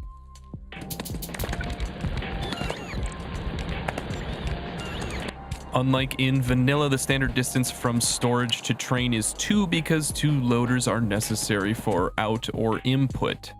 1 to unload from the warehouse and 1 to load onto the train. We don't have any loaders right now because they're so damn expensive, but thankfully Bob's Inserters allows us to use fast inserters to do this job over the gap. They're much slower than loaders, but they do work.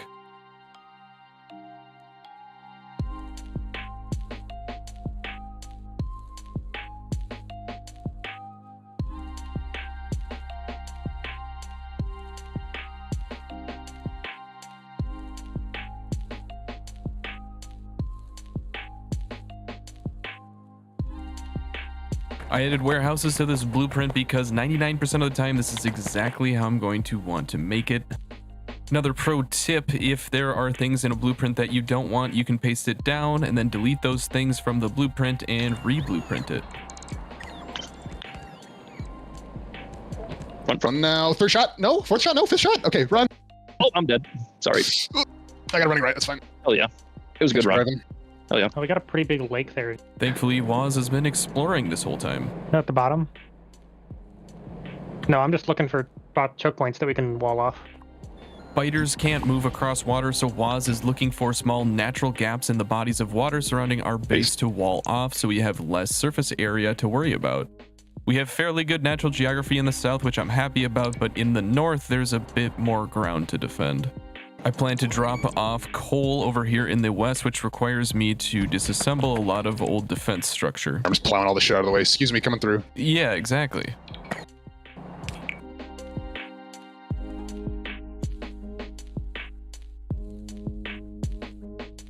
So I just put it in the Banneton like 5 minutes ago. So do you bulk ferment in the Banneton? Or? You know, rise before I bake. Yeah. It only bulk fermented for like an hour and 40 minutes. Did it rise a lot? 30 minutes, and then I'm going to go preheat the oven, and I'll just put it in whenever the oven's ready. I'm going to go cut a slice. It was around this time that I realized Race Against Time and Space abbreviates to RAT-ASS. And I think that's a good summary of everything we've built so far. We're going to be reusing train stop names, so this and every other coal unload will be named coal emoji coal unload. This bread does not taste like beef. This is an easy way to let one train handle all coal deliveries. It's very good. I put some Kerrygold on it too. Oh. Damn. Yeah, fresh out of the oven an hour ago. Once again, the name of the game here is to prioritize mining the coal close to the base, and the coal from the train will fill in the rest of demand. We found ourselves in a weird spot though. Trains are our preferred way of transporting resources, but our main belt infrastructure already exists and is robust. It feels a little strange, like we should be directly switching to trains, but there are so many things that would need to be updated that we would need to support our legacy code. During this in-between phase, the trains feed the old main belt that provides the building blocks to develop our train-based economy. Thankfully, this plays into the strengths of trains. Their high throughput and speed allow them to supply many different train stops with resources. This means that the main belt coal train stop isn't going to limit throughput for future coal stops. And even if it does, our production and infrastructure allow us to easily create and integrate another coal train into the network to help meet demand. Best of all, train stops are easy to set up and take down so you don't end up with the spaghetti complexity debt that belts might push you toward. In the absence of loaders, I am once again using fast inserters. Despite their name, they're basically the slowest way to load a train. Supplying locomotives with fuel is an interesting challenge that pushes your builds in certain directions. For example, this coal mine has the advantage of fueling locomotives from the same coal that it mines. But other train stops aren't as lucky. Unfortunately, you can't just cram iron ore or glass into a locomotive and expect it to run. The Logistic Train Network mod is one way to interrupt a train and send it to get fuel whenever it needs it, but comes with the overhead of actually using the mod, which I find fairly complicated, although I haven't delved into it very deeply. The Space Age update will add these interrupts directly into the game to make fueling trains easier by using a single train stop for fueling, which I think is a great addition. I don't think it was necessary. Fueling trains is a cool, open-ended problem that forces you to come up with a solution, and the less sophisticated the solution, the more wasteful it is. On the other hand, telling a train to go get fuel when it needs it feels like a natural progression of what trains should be able to do anyway, so I welcome it. We do logistically control trains outside of the Logistic Train mod though, which might be confusing, so let me explain. Train stations have a train limit that set the number of trains that can be sent to the train station, and this can be controlled using the base game's logistic network. What we generally end up doing at train unloads is to default the train limit to 0, but if the total amount of a resource at a train stop are below a certain value, set the train limit to 1, which will signal to a train that handles that resource to supply the stop with said resource. This is a huge improvement over the default train logic, which is just to always try and drop off the resource if it can. This means that if there are multiple train stops that need the same resource, you generally end up with one stop getting delivered a resource constantly, and the others getting supplied nothing because there is no idea of priority across these train stops. What I've been setting up is the first sort of hub for the train-based factory. Stone has 2 byproducts that can be smelted, sand and quartz. Now that Woz has finished the sand and quartz processing, I'm going to request those resources at 2 train stops, smelt them into glass and silicon respectively, then provide 2 load train stops for exporting both finished resources.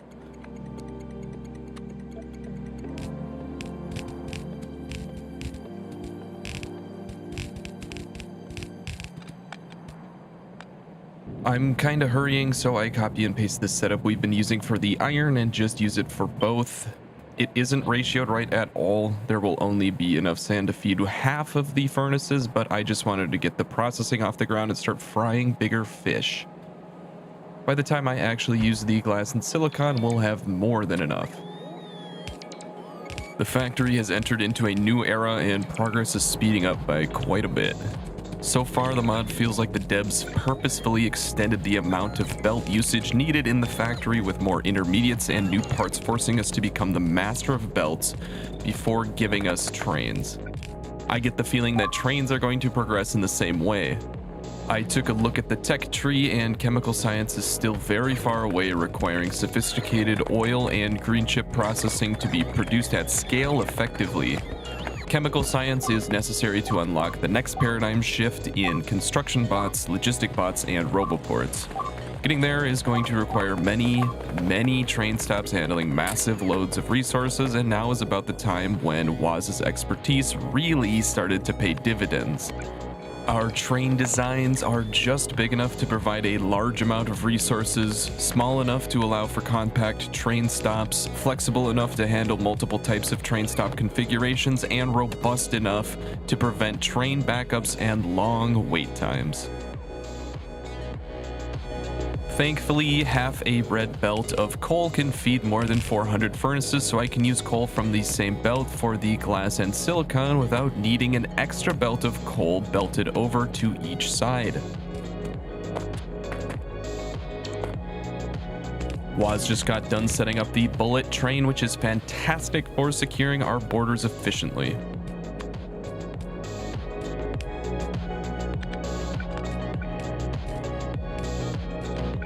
Our pollution is looking great. A technique I'm employing here is using a warehouse as a splitter. That might sound weird, but a warehouse will eventually balance across its outputs and has a wide surface area, allowing for easy expansion of its inputs in the future. The single central warehouse then splits evenly into the 3 warehouses that actually load onto the trains. Generally, belt balancers are accomplished by taking advantage of the fact that splitters send exactly 50% of their input resources to each split. This means you can just math out the splits until each output belt has an equal number of resources. The problem comes in the relationship between inputs and outputs. A balancer with 2 inputs and 2 outputs is relatively simple, and I've even memorized how to make one. But a balancer with 8 inputs and 7 outputs is completely different and takes up way more space. This means that they don't scale well. If you suddenly are producing a ton more resources, hence need more input belts, then the balancer has to be totally redone. Also, they can look cool, but usually end up looking like a janky pile of belts, and the variable amount of space they need is a big disadvantage. Thank you for coming to my TED Talk on balancers. The final train stop that's needed is the coal. I found it very satisfying that the coal train will feed both the furnaces and the trains, so any train that has a schedule here doesn't need any extra fuel stop.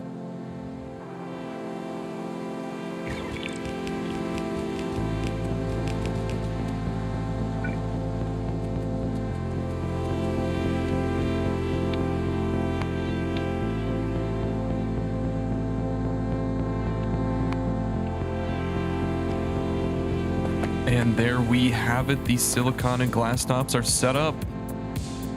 I started with these 2 because they don't exist on the main belt yet, and things that have prerequisites on the main belt have the option of just being added to the main belt.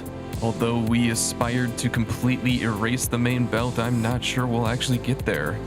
Mainly because it's massive. There are so many things that don't need to be made in bulk that the main belt does a great job of making. Even some bulk items like steel and concrete are working just fine. The core miner is also really close to the main belt, and it's a very convenient place to dump all of the applicable outputs. Maybe that's how this is supposed to go. The main belt was never the enemy. It was there to teach you, even though you had plans to betray it. It did its job day in and day out, never a question, never a complaint. And now, not for any compassionate or justice-based explanation, it turns out he's going to live, to survive another day, to create things for you based on its original design. Or we'll nuke it, we'll see. All this stone processing requires more stone, and thankfully there is this conveniently placed gigantic mine with 5 million stone. I set that stone mine up so fast I couldn't even finish my monologue. The time of the trains is truly upon us.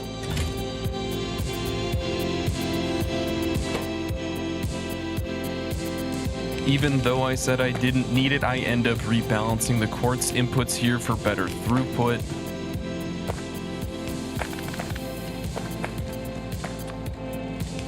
And both resources end up being routed east via belts back to the main belt anyway because it is so convenient.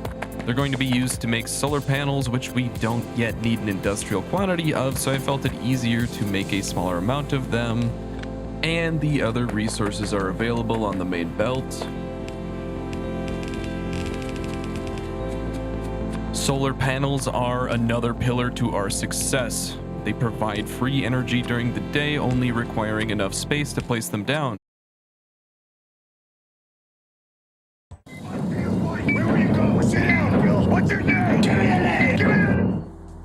Alright, right, part 3, you know the drill. A little bit of progress, a little bit of biter killing, a little bit of 7 dudes talking at the same time. I got some big updates and I'm excited to share them. First up is this timer that was suggested I build. The goal is to display the amount of time that we have been playing for reference. Setting it up was easier than I thought it was going to be, which was a pleasant surprise, but I still fumble with combinators for a while before figuring it out. There's a reason I don't do these live. The trick is to increment a memory cell every 60 in-game ticks in order to store the number of seconds the game has been running. The display value for seconds is the number of seconds modulo or mod 60, which returns the number of seconds that are remaining after dividing by 60. Oh, hey, is that? Yep, that's Trooper. Roger, we got a tango heading south on Main Belt Avenue. Evacuate all premises. I repeat, evacuate all premises. Anyway, setting up the timer requires a few decider combinators and a constant combinator. The process of converting whatever is in your head to combinators still has quite a bit of overhead for me.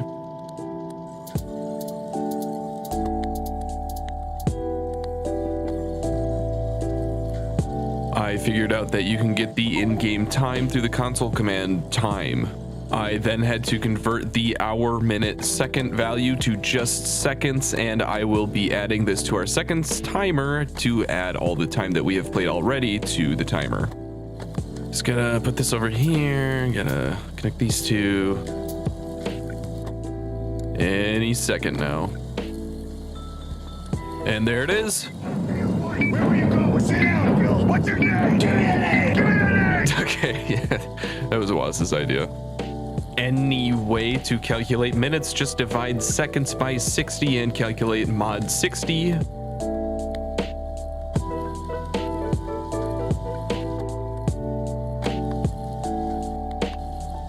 And finally, hours is the simplest, just divide by 3600, which is the number of seconds in an hour. I'm a little sad there's no colon for Nixie tubes, would really accentuate the time bomb aesthetic. But yeah, almost 20 hours in, not even at Blue Science, welcome to K2SE. I'm gonna have a really hard time moderating my time bomb jokes. The label hour min sec doesn't fit right, so I instead went with the database notation of HHMM and SS. Also, there are 4 digits in the hour section, and I hope we don't have to use them. Waz told me he's been cooking, and in taking a look, I got pretty excited. But like any good meal, we gotta let him cook. In the meantime, the next major checkbox is making an industrial quantity of green circuits. A bunch of material engineers verified on the previous video that the Fred Flintstone iPhone model of circuits is valid because the stone doesn't conduct electricity, so I'm all in. This is also the first time an assembled product will be made available both on the main belt and by train. Roger, we got eyes on the bogey training woodcutting in the south. Shoot on sight. I repeat, fire at will. Over. Okay. In reality, Trooper was trying to help set up this iron mine. He did some things, I think, but you never want to take your eyes off him. You never know what might happen. Anyway, the green chip redundancy is more of a feature than a bug. Products that require green chips made in small quantities can be assembled on the main belt, while bulk items will receive train loads. The 2 precursors to green chips are copper plates and stone bricks, which will be smelted and loaded onto trains adjacent to one another. Steel furnaces use such a small amount of coal that I can continue to use the same belt from the other smelting jobs we have done. Also, I like these weird squares we can make with these train stops where the corners touch. I think it looks kind of cool. Just like last time, I'm using a central warehouse to split resources evenly. I'm going to inject stone halfway through the belt on both sides for more throughput. This is a nice way to share a belt with another resource, in this case coal, but still make a long production line.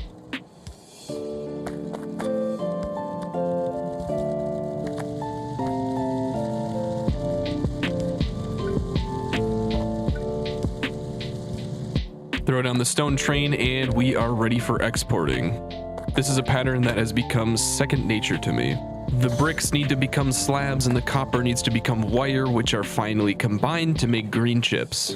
This will all happen in one place, which begs the question, why don't we ship out stone slabs and copper wire to another place? Other recipes in the future will need wire and slabs. Shouldn't these also go on trains? When we're low on power, the clock flickers like a horror movie. I love it. Anyway, about putting wires and slabs on trains, it's a good question, and there are a few guidelines we use to determine whether something goes on a train or not. We mainly consider how much we need, recipe complexity, and recipe efficiency.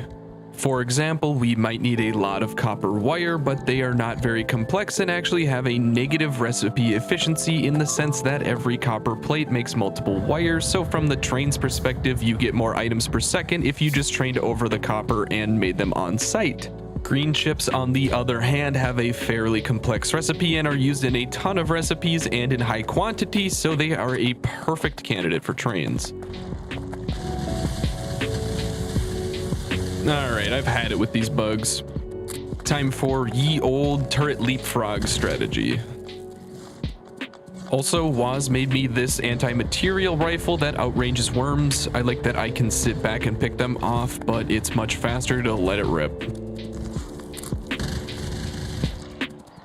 They actually expanded quite a bit, so I'm going to remove a few more layers of nests. This will help the Eastern Front immensely.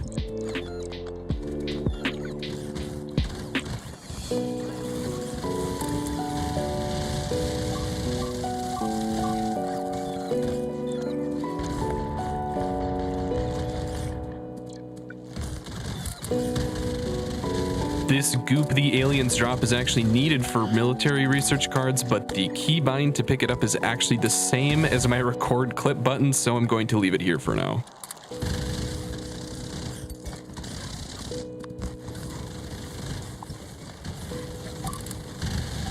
This alien base swamp hybrid was actually hiding a sizable iron mine, which is a very pleasant surprise.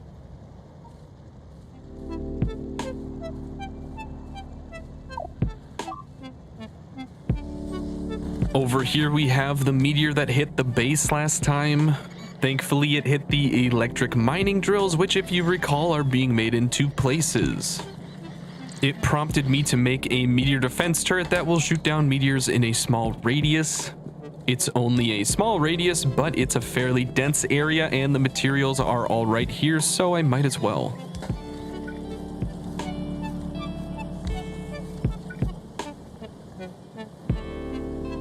Stone slabs are made fairly quickly, so this is a bit of overkill to fill a red belt.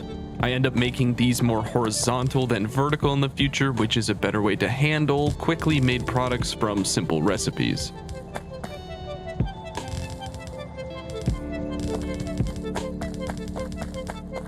Nearby, copper plates are turned into wire and both products travel west afterward for further processing. These splitters ensure that copper plates can flow from any unload warehouse.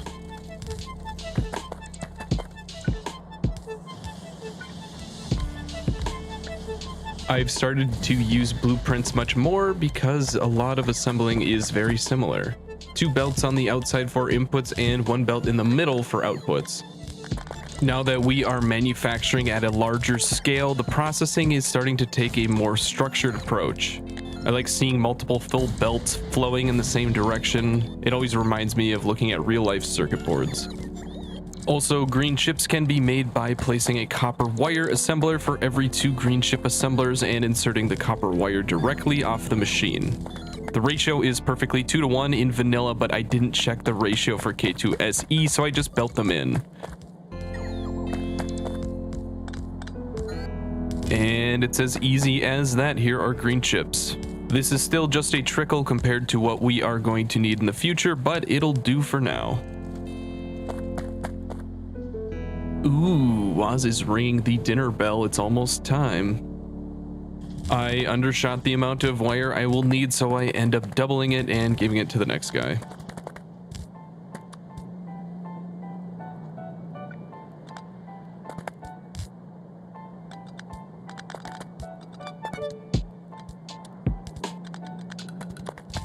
Green circuits are very wire hungry, so I need to inject the copper wire onto multiple parts of the input belt, similar to what was done with the stone bricks. Oh boy, here we go. Man, Woz really made a beauty here. Perfectly symmetrical, all fits into a rectangle, ratioed perfectly, even using normal inserters for efficiency. I like that this looks like really uncoordinated people in a stadium trying to do the wave. Well, now that I have you hypnotized, I wanted to address something. A lot of people have given me great tips on things that will help, which I appreciate. And there are some things I don't do because I have been playing since 2018 and it is hard to teach an old dog new tricks. Well, some of these things have been in the game since 2018, so it might be more like it's hard to teach a dumb dog new tricks. I might continue to make things stuck in my old ways, not because I'm ignoring them, just because muscle memory is strong. I imagine it could be puzzling watching me make mistakes over and over, but you know that one guy you're friends with who isn't all there? Maybe he has a dent in his head or something. I'm not saying that's me, but in comparison, it might be me. This game attracts some big brain engineers, and I've seen some insane things that I have no hopes of being able to replicate. More broadly though, I enjoy figuring things out on my own. The beauty of this mod is that I'm not afraid of spoilers, because if someone says, hey, I have this gigabase antimatter reactor blueprint that uses an SR latch to modulate interstellar signals, I have no idea what that even means yet. But in the spirit of this playthrough, I won't be downloading blueprints or looking up specific videos on how to solve these issues. After the playthrough though, I'll probably scratch that curiosity. Assuming that we make it through, that is.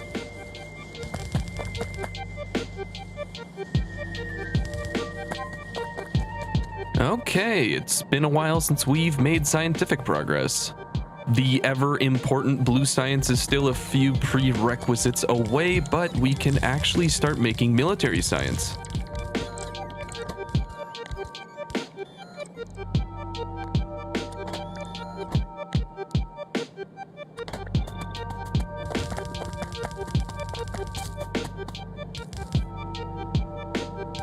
Thankfully, Woz has been slurping up all the alien goo, and we have enough to make some substantial military breakthroughs. It's only starting to be a theme, but the need to add on to existing factories is finding its way onto our checklist more and more. The mod asks for more production of more complicated recipes using less efficient resources, and it's not always time to play with the new shiny thing you just unlocked. There are peaks and valleys, and sometimes you just need to keep climbing, waiting for that big upgrade. By the way, this entire factory makes electronic components which are needed for red chips, which are needed for blue science. Man, our power is messed up. Look at how sad these inserters are. I'm gonna need a lot more solar. Oh, I haven't heard that in so long. You don't realize you miss it until you're 6 feet deep in a green chip factory. All right, well, time to make more. Oops, sorry. Sorry. Let me just squeeze past here. Yep. Sorry. Yeah.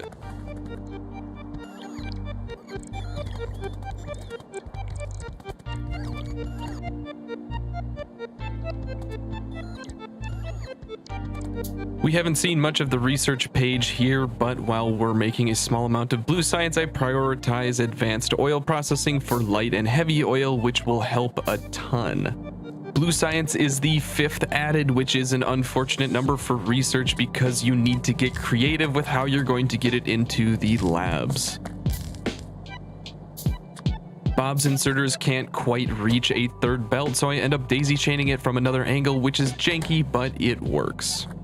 I was playing around with my video settings a little bit, so apologies if things get a little framey.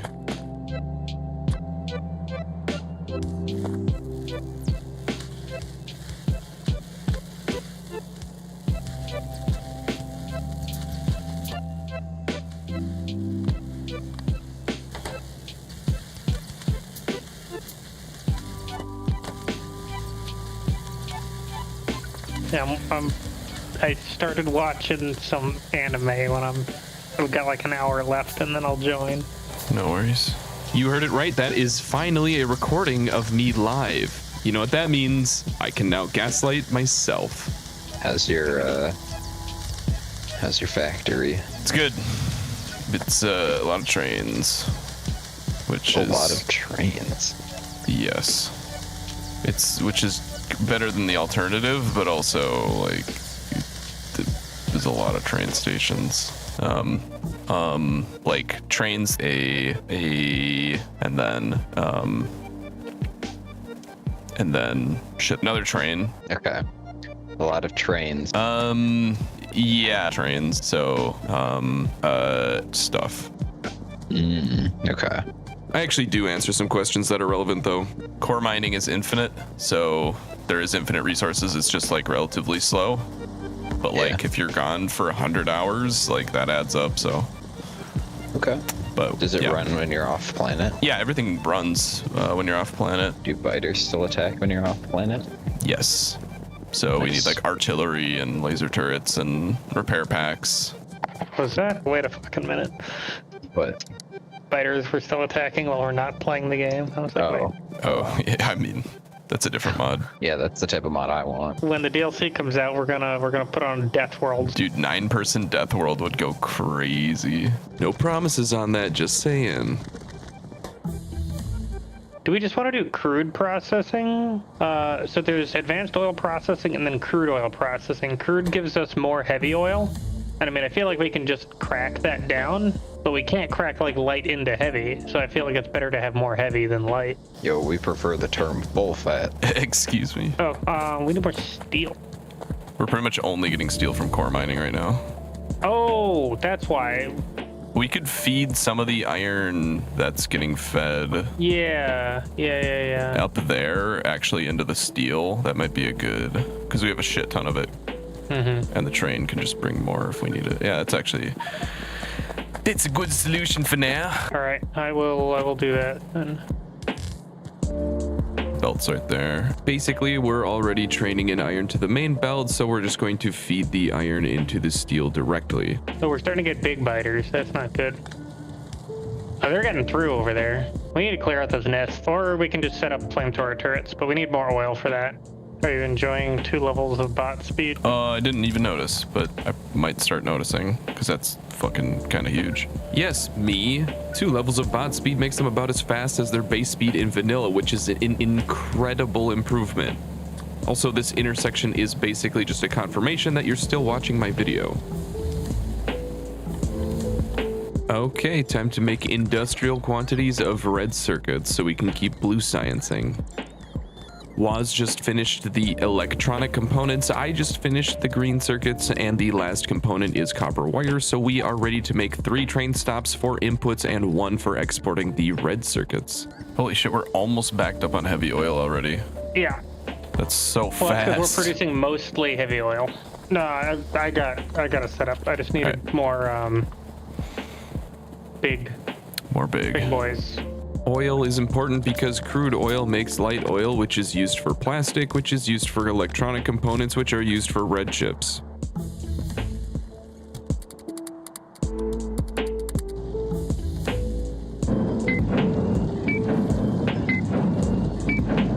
Copper wire is our only intermediate here, and it's easy enough to set up over to the side.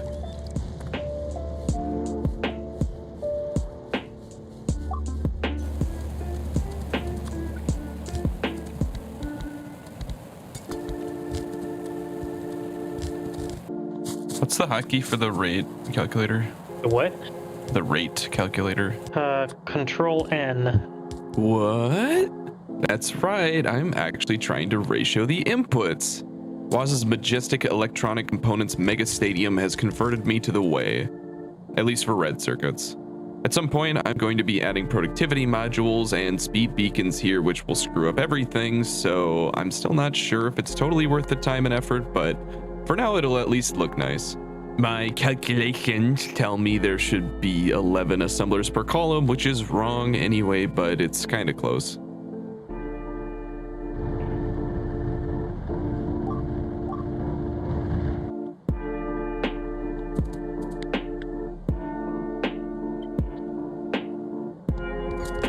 By pressing F, you can flip blueprints, which is very helpful in scenarios like these. A gamer. You're back. I'm back from eating meatballs. Yes, That was a lot of meatballs. it was. What are y'all up to? Factory game. Factory game. Yeah, we almost have launched a rocket in a rocket-based expansion after 20 hours. We're not even close. All right, where the fuck are you building that shit anyway? Is that like one red belt? This is going to be 3 red belts. Really? No. Okay, I'm gonna get missiles because that would be useful. Are you going to make a train for the red ships, or do we just want to run them over to the blue sands on a belt? I was gonna make a train. They might be used for other stuff. Okay, well, I'm gonna set that up right now because we want to get that on as soon as you're done. Oh, you built it over there. I already had a train. Okay.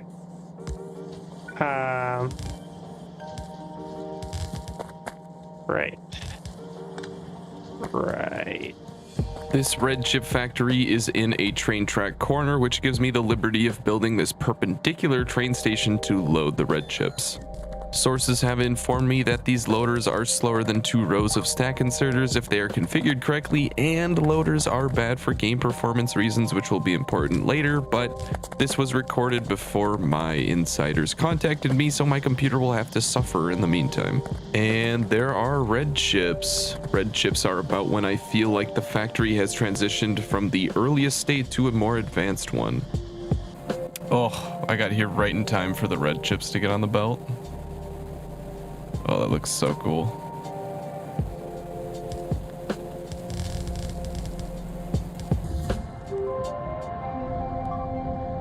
Start crafting your SMGs and rocket launchers. Crafting multiple SMGs and rocket launchers. I bet you're wondering what those will be used for.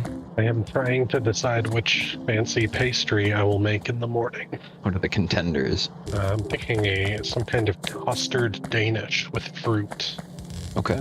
So I'm trying to find a recipe that calls to me. A lot of them just use cream cheese, but I think I want to make an actual custard. I think I will just make Danish fills and a creme patissier and a bunch of berries. I really should add cooking to my tags. Anyway, here are stack inserters, which will be incredibly helpful for replacing loaders. Are you like my aesthetically slanted wall there? I saw that. That was, you picked like a weird ass angle too. It wasn't even, it's not even like a 45 degree. Yeah, man, I got the aesthetic. Okay. This ain't no bath of bed and beyond. It's a desert planet. Is it? Should be. By the time you're done with it. It's an industrial hellscape, not a desert. They're different, okay? Over where the meteor hit our base, we are making Electric Miner 2s, the first product that requires rare metals. Like most other mined substances, raw rare metals have to be smelted first. We're not gonna need a lot right now at least, so I just slap a few furnaces down. Miner 2s mine faster and have a productivity bonus, which is my favorite kind of bonus. I'm actually just gonna expand our rocket production because we are woefully inadequate right now. Just like my parents said about me. The first oil product I set up is fuel, which requires a new building in the fuel refinery. It's exactly the same as a chemical plant, except it makes fuel. And what do we need fuel for? Why, a Harrier jet, of course. This is what needed the SMGs and rocket launchers we made earlier. They just craft very slowly. These aircraft help speed up movement and combat dramatically, and I will basically be living the rest of my life in this jet. They are part of another mod called Aircraft, and I don't see them getting used quite as much. I imagine a lot of people think of them as overpowered, and for something like a rampant death world, I would agree. For space exploration, though, the main challenge is not about combat and it's not time-based. It's about solving really complicated logistics problems that arise from interplanetary dependencies. All a jet is going to do is reduce the amount of time I spend pressing W to move around and the time it takes to kill biters locally. We opted to start with biters on this planet, which I think most people see as optional, so the firepower we are granted is solving a problem we could have opted out of anyway. Therefore, anytime we save by using these planes, I consider totally reasonable. I don't particularly enjoy running across the map, especially with alien biomes creating slower terrain, and I don't see it as any sort of challenge other than, oops, I didn't bring enough belts, time to run back, which isn't really part of the challenge. Thematically, we're about to make freaking rockets, so a jet is totally justifiable. Plus, they're friggin' sweet. I did need to turn down ambient noises though because they constantly hum very loudly. Also, now that we have jets, it's much more economical to go back and forth and fix any throughput issues or increase production for our now scattered factories. This is one aspect I haven't really highlighted very much: the scale of resources that are actually needed. Part of the whole extended early game that Krastorio 2 demands of the player includes a higher demand of seemingly every resource. We are making things in trains, and not every piece of production requires a full load, so it could be a matter of being okay with sending smaller train loads, but there are also a lot more distinct resources to be sent on trains and longer, more complex production lines for most production as well. But it's not all bad. Built-in productivity on miner 2s mean that this copper mine will be more productive and mine a higher number of copper ore over its lifespan. We don't have productivity modules yet, but they will also help make more products per resource, which actually stack more favorably for longer production chains.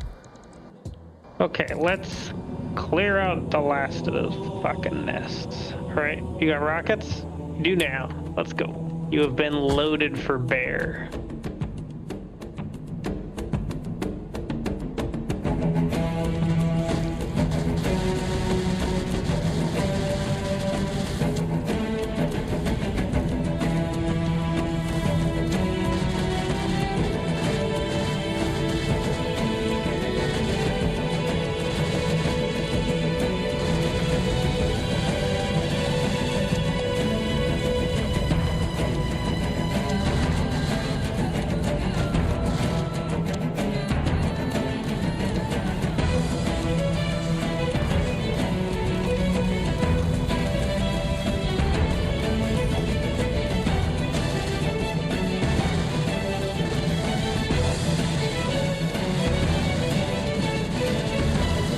Your Honor, I'd like to rest my case about this jet being awesome, thank you.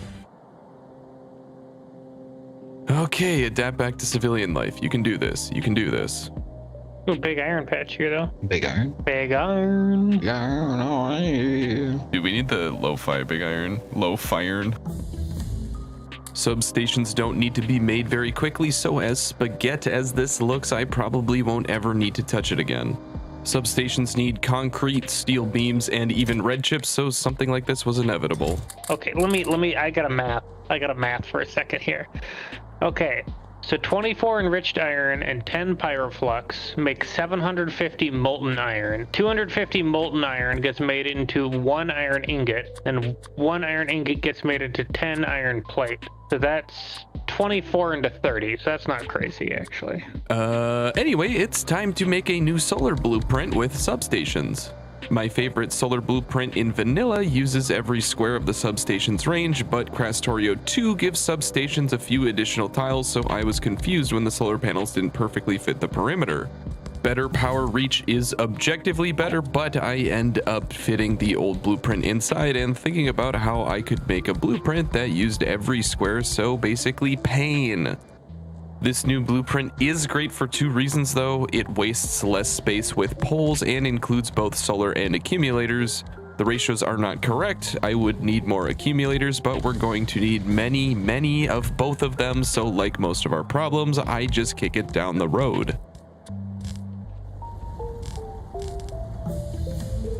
Accumulators are very battery hungry, but that's not why I'm setting up this battery factory. I've got some sauce to make down the road, and I want to get a slow trickle started so that it's ready by the time I get there.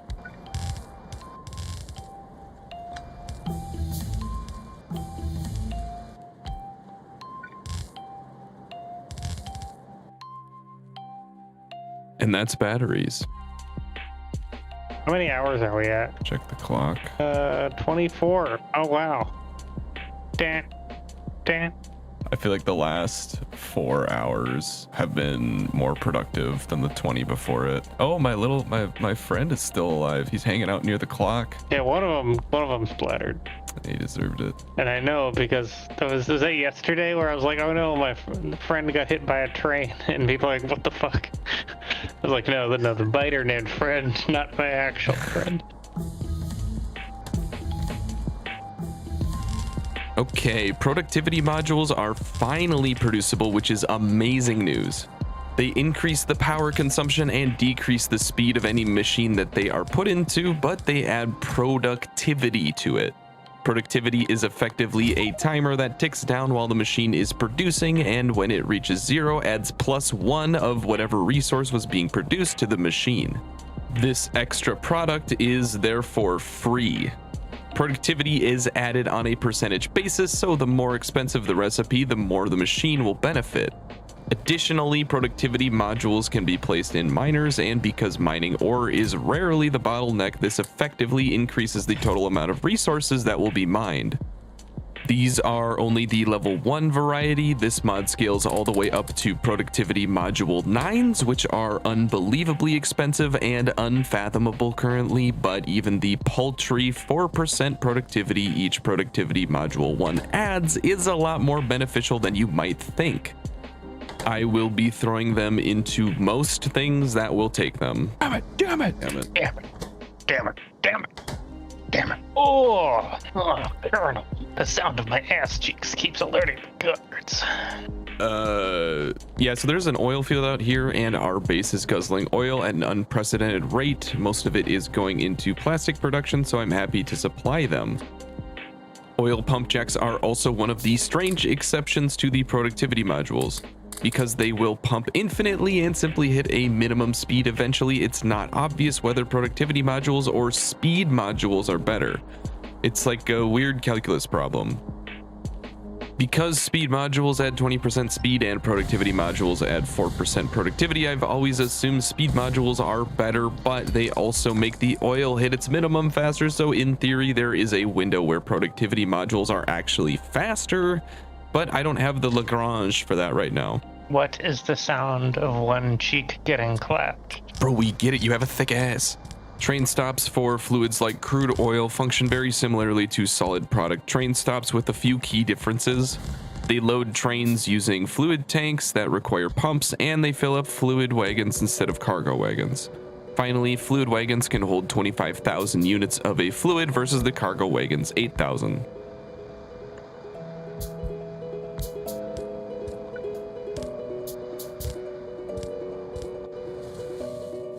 Pumps also load much faster than inserters or even loaders, so fluid transportation through wagons is incredibly efficient. Oh, we can have roboports. We have logistics bots? Oh, what the? How did I miss that? My honest reaction, roboports are huge. When fully set up, they allow you to play the game completely from your inventory, although we will need some more advanced research beforehand. There are two types of robots. So far, you have only been witnessing the work of construction bots operating from a roboport in my inventory. They construct, deconstruct, and repair things, and that's it. Logistic robots, on the other hand, are capable of moving items between specialized chests as well as your inventory. The 30 stacks of wood that you've been compiling in your inventory over the last 25 hours? Yeah, you can request that robots come and automatically take these items from you and store it in a chest. It has to be the best inventory management tool I've ever experienced. Making these robots, however, is going to be the biggest challenge yet. They have a crafting chain that dwarfs even bread circuits. Small electric engines to big electric engines requiring lube from light oil, batteries, green circuits, steel, electronic components. These all come together to make flying robot frames, and finally, adding either green circuits for construction bots or red circuits for logistics spots, and we're done. Ah, you little ships. But they are easily the most useful thing to have running since trains came online. Also, many steps in this process are perfect candidates for productivity modules. We're out of landfill. I have about 1,000 on me. Oh, base. Fill her up. Fill me up, then.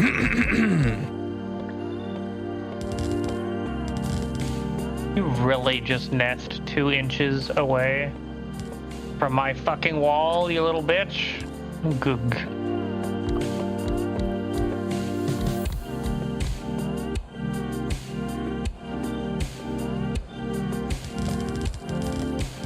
Thankfully, we are right next to the red chip factory, so I can just make a belt that comes over here and not need to worry about trains. It still kind of feels like you're eating a pile of pudding. That is the name of my band.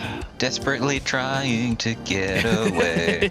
Somebody please turn this shit off. Got too many problems and no way to solve them. Surprisingly accurate. Enough courses of antibiotics, you're a new person. Yeah, I drank like 6 Mountain Dews in like a 4-hour period. Anyway, here are the roboports. That ain't Falco. Actually, it is Falco. You can slam bots directly into them and they will do tasks in an area around the roboport. We generally call this area the bot network. If multiple roboports are close enough, their networks will be combined and bots will be able to complete tasks along the entirety of this area. Passive provider chests are used to store items that bots can take, while storage chests store items and give bots a place to put items. One is not better than the other, they just have different use cases. For instance, you don't want bots placing a bunch of excess wood in your belt box, so you would use a passive provider chest. Instead, a centrally located storage chest should be used to let bots drop off any excess resources they grab, with the benefit of allowing those resources to be requestable or available to the bot network in the future should they need it. There's a storage storehouse? Dude, come on now, that's such a dumb name. It's a storehouse, not a warehouse. It's not for wearing, it's for storing. Right, it's called a storehouse because you put stores in it, not wares, right? Yeah. Idiot. Why do trees exist? This is one of my favorite pieces of the puzzle. I love to cover the entire base in a bot network to allow a sort of hub where you can fly in, get excess items taken away, and resupplied in whatever you might be missing, like belts and inserters. The days of opening a chest and spam clicking until I have 900 belts are over. The concierge can take care of that. Also, with knowledge of the bot attrition, I will not be doing anything. You cannot make me give a shit. There will be thousands of bots in the air, and that is final. If they want to crash, that's their choice, and we'll make more. Connecting these is always an interesting process. The yellow areas need to overlap between roboports, so you need to find little gaps in the factory where they can fit. This storage warehouse is where our central storage will be stored. I like to put many roboports around the storage because bots need to recharge before returning to their subterranean lair, and roboports can only charge 4 bots at a time, so this helps them recharge faster.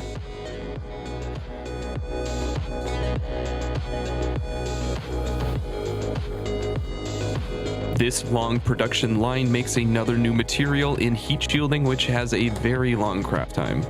They need sulfur of all things, which is a pain to get down here, but totally worth it for the electric furnaces.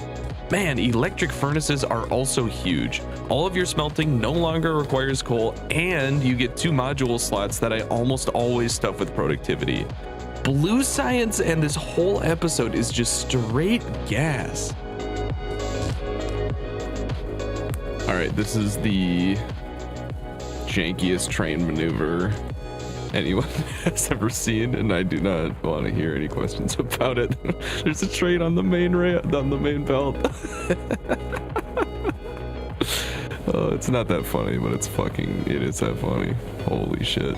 It's like you imagine, like, all right, we need to put all the important resources on the main belt, and like a train just like drives by. It's kind of sick. There's like an underground belt to nowhere over here with big electric motors in it? Oh, yeah, I made that, and then I was like, oh, actually, I don't. So I abandoned the project, and then was like, it would take longer to tear this down than to not tear this down. I'm not gonna pull it up because I don't want an uneven number of underground belts because it makes me angry. Game's easy. Game's too easy. The furnaces are going onto a train load, which might seem weird, but they are actually an ingredient in blue science, which never made any sense to me. Like, let's assemble a whole ass steel furnace, then deconstruct it and drop it into test tubes and put it on Bunsen burners and shit. Like, is this really the best way we can be utilizing the scientific method? Would Bill Nye approve? These furnaces were the whole reason I main belted trains. They don't quite line up with this intersection over here, but if I just finagle things a little bit, it works, and I'm sure Woz won't mind. Why does the jet even have a headlight? This turnaround doesn't quite fit, so I take advantage of the flexibility of the train stops we have and connect it through the other way. Time for a smelting makeover. I hope it's been clear that not all progress is linear in these mods.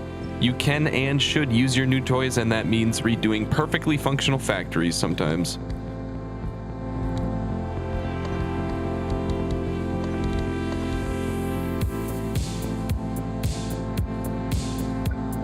All right, let's see. Where are you? Okay, yeah, you're up there by the starting patch. Oh boy. All right. Yes, Rabbit has joined us once again, this time in a much more complicated part of the run. He does help, but for all the help we also took quite a lot of time to explain how to do everything. Factorio is just one of those games. He ends up creating a shoreline electrolysis plant with the long-term plan of making rocket fuel, and I applaud his efforts. Not only is he in over his head, he's also dealing with a recipe needing solids and fluids with multiple byproducts and requiring several train stops. He literally only gets down the electrolysis plants and the pipes to connect them, but honestly, that's at least worth a golf clap. Did you make a rocket silo already? Yeah, it's in my inventory. I was gonna put it on that little bit of land that I made into the lake. Do you see where that is? You heard that right, rocket silo. We're finally closing in on the namesake of the mod, and we're doing it in style, launching from the middle of this lake. But a silo is not a rocket. We still have to actually make one, which is easily going to be the most expensive thing yet. It uses almost every resource we have available and in quantities that are orders of magnitude larger than we have needed so far. We got new tools, and now it's time to put them to good use. Next time, we might even launch a rocket.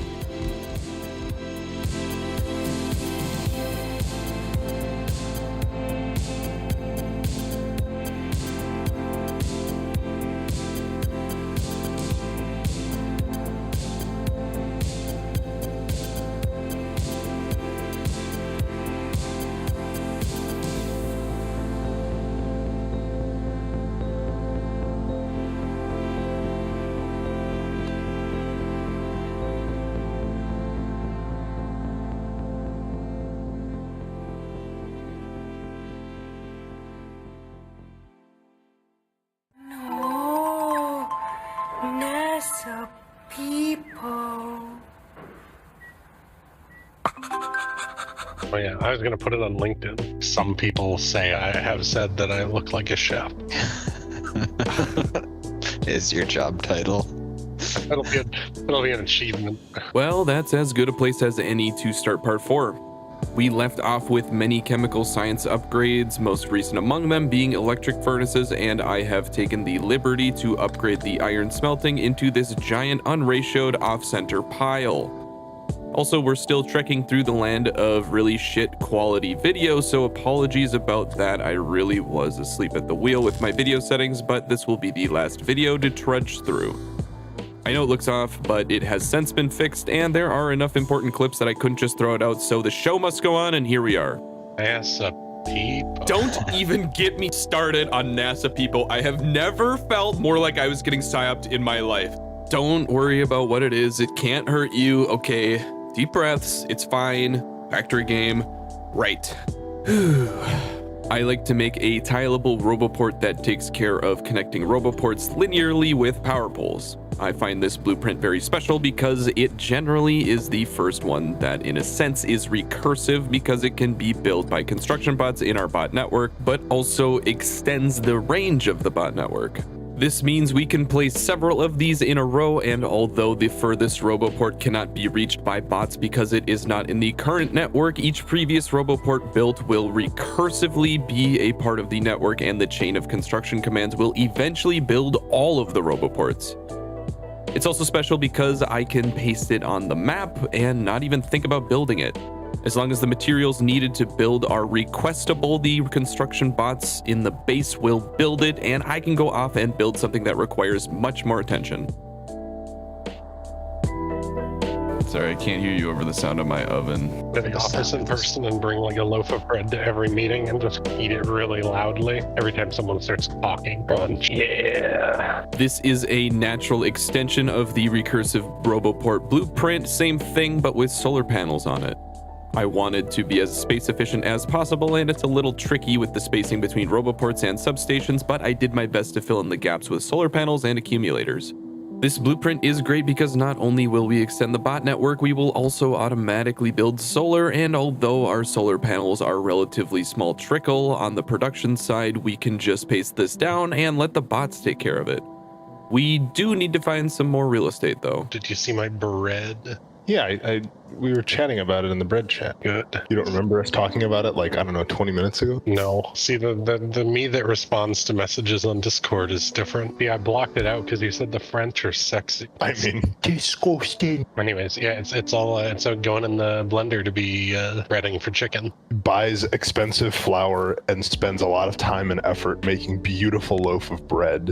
Uses that breading for chicken anyway. It's better because it's like mostly butter. We're doing it for science. Croissant. Making croissant. Croissant. Croissant. Croissant. Could you guys please fucking speak English? I don't know what the fuck you're talking about. Could you please say croissant? Croissant. Croissant. Croissant! Qualling in my son. Qualling in my Croissant. Based, so based. Among Us. Anyway, I spent like an hour redoing this blueprint, and I felt pretty good about this blob.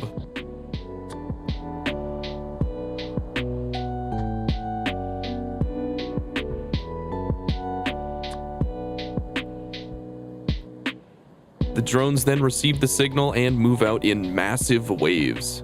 It's hard to pin down my favorite aspect of bots, but this might be it. It always makes me chuckle the way that they charge ahead full steam, run out of battery, retreat toward a roboport at a 90-degree angle, recharge, and then charge ahead again. I could help them out by making a better roboport stream, but this is much better, don't you agree?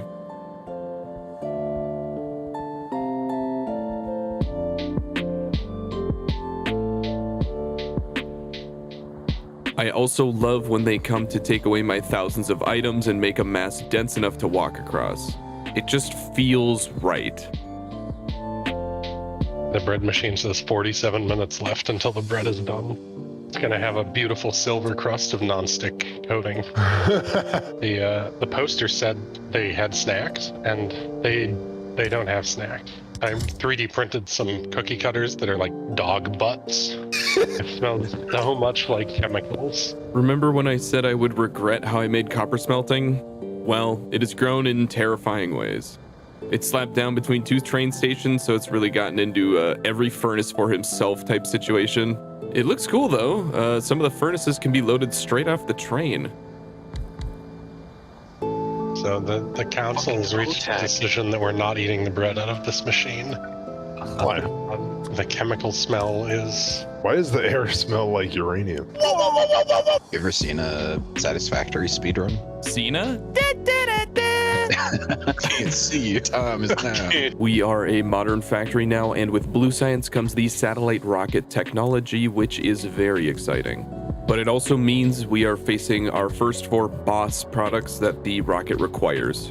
Rocket control units, rocket fuel, low density structure, and heat shielding.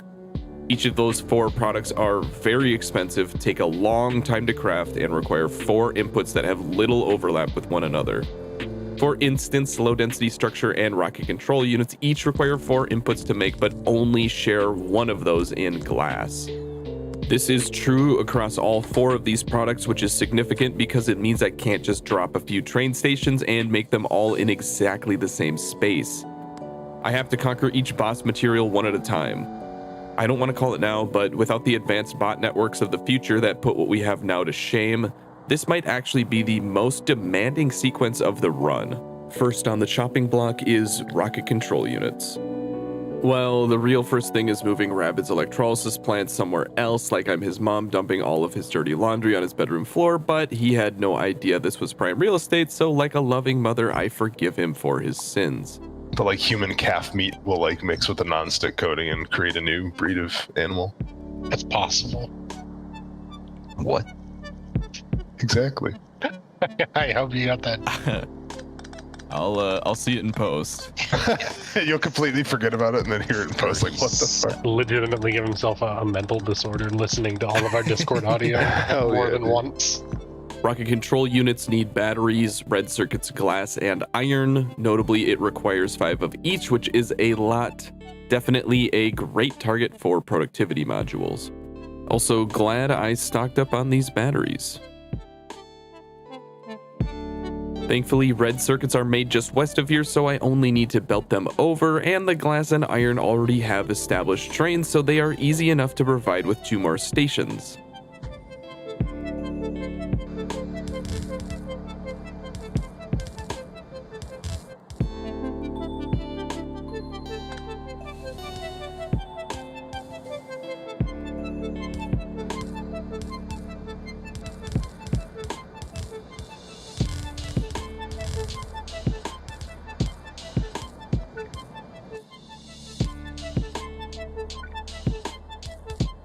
And that's one boss down. Just need an export train and rocket control units are done. Why did this happen to me? I cut off my arm. I'm bleeding to death. Don't forget about the main belt though. It still needs to be upgraded.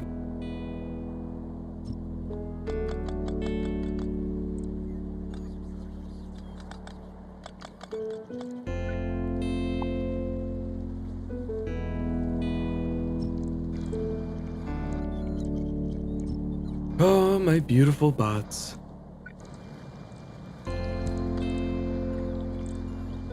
Let's just be happy that bots can help with this process. I don't think I'd do it if I had to do it all by hand.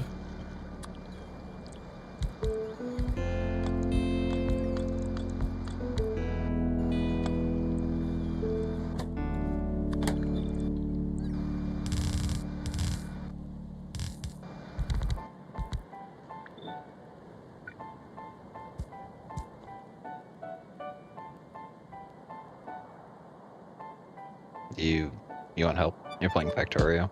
Yeah. I have an urge to fix that junction, that mining junction of the ore and iron that you keep talking about. Ladies and gentlemen, we got him.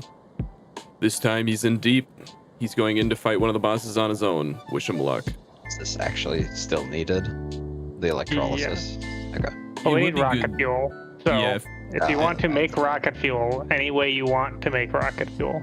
Once all 4 bosses are slain, they will be dragged over to the silo that Waz has been cooking.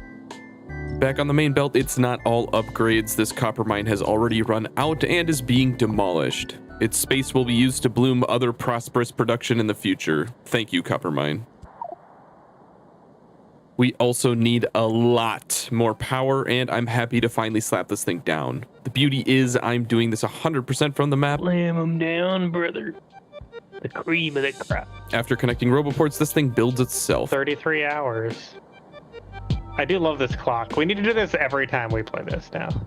What'd you say? I said, how's it going, brother? Very good. I just sat down with a steak, a ribeye, seared in the cast iron, put some butter and salt on it, and now I'm just looking at it like do I want to fuck this piece of meat? Bro. I just fast forwarded your new video to the Discord Ravels. Wait, dick butt? Anyone else feel like they're caught in a time loop? Well, I'll try and ignore that. As a side quest to our bosses, getting steel on trains is necessary, so I'm going to paste this copper smelting blueprint. Recall that steel is a total bitch and needs coke, which requires wood and coal, so coal will need to be trained in and wood will be greenhoused locally because it just requires water, so it's free, and a wood train would make me sad. It does need quite a lot of greenhouses though.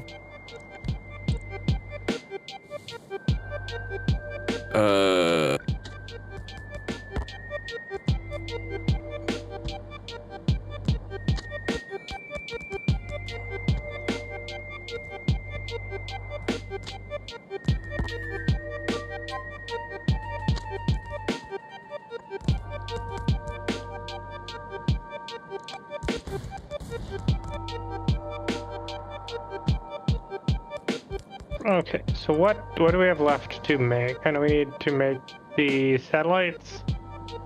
Yeah, I'm getting steel. Okay.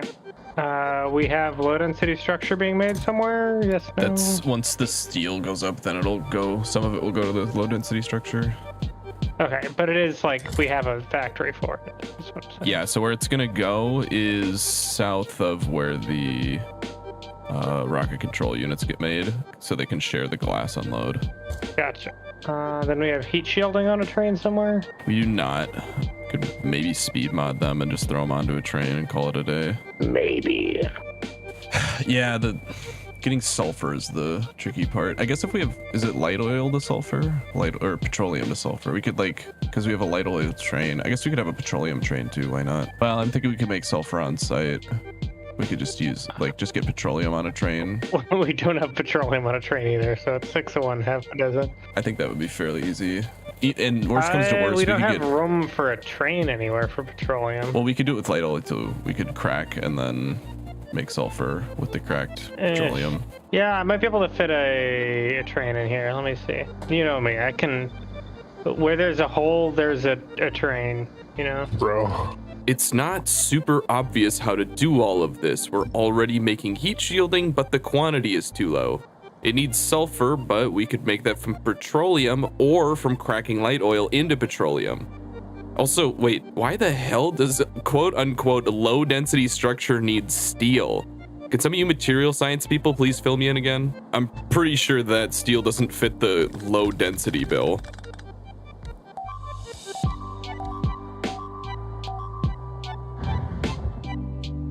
I really love the placement of the steel train station. Fits like a damn glove, and it's even perfectly lined up to be fueled by the coke before it goes to the steel. Did you do this? Can you describe it? This train track. What? If I don't look at it, it doesn't exist. If I don't look at it, it doesn't exist. I didn't see it. I don't know about it. See, I knew it would go over well.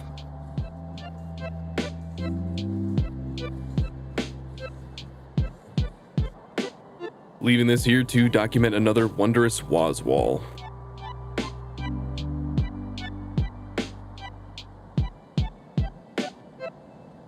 Another side plot I'll breeze over is this speed module factory that was stalled for a long time because the green chip demand was extremely high.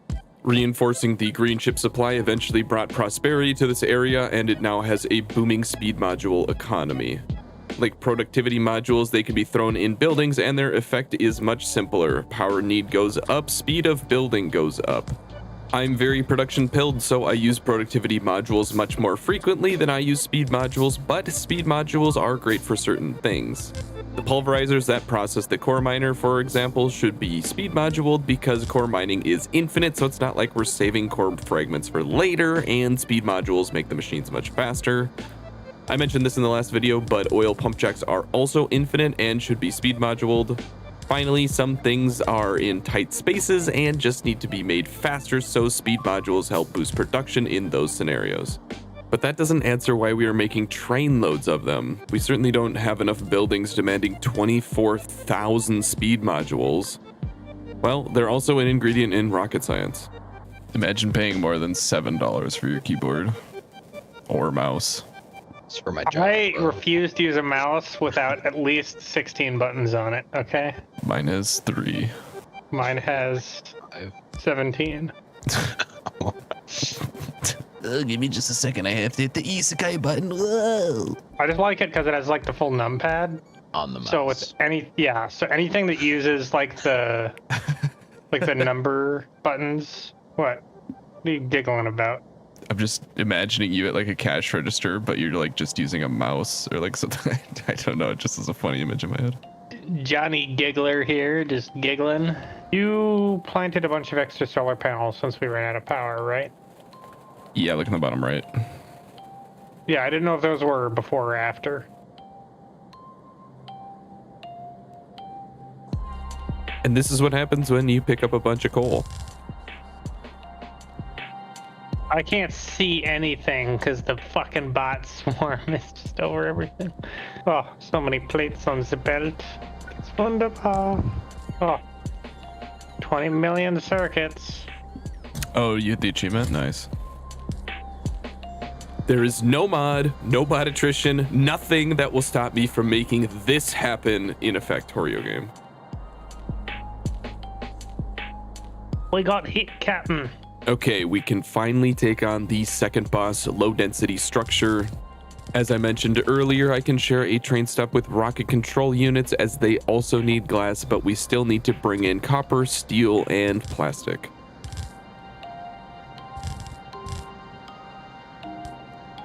You guys factoring? We are. Plastic is a bit of an issue right now. We only make one red belt and they are already being trained into the majestic electronic components factory, so we need to start a new side quest in brainstorming ways of getting more crude oil, the first resource in plastic's production chain. Eventually. There are so many different factories to set up that sometimes production can just solve itself. If we're only making one red belt of plastic but limit our products correctly, I can go off and make a steel factory and 10 other things, and by the time I'm done, it might be enough. I kind of like that aspect. There are various other games I have enjoyed that have mechanics that require a low amount of attention. Maybe check in on this thing once a day for 10 minutes and it will grow on its own so you can go off and do other things. I like that feeling of multitasking, like I'm actively focusing on one thing, but I know in the background there are 10 other things getting accomplished as well. This mod isn't even trying to implement that mechanic, but I still feel like I'm immersed in it, like in many different ways, with bots building for me and resources that are super valuable but take a long time to craft or mine. It requires patience, but it's very organic, and I think it's rare to see this mechanic crop up organically without a game company smacking you over the head with a pop-up that says come back in 8 hours when your green crystals are done photosynthesizing. In other news, that's low density structure, 2 bosses down. Another side quest pops up. Glass and silicon need to be modernized to using electric furnaces.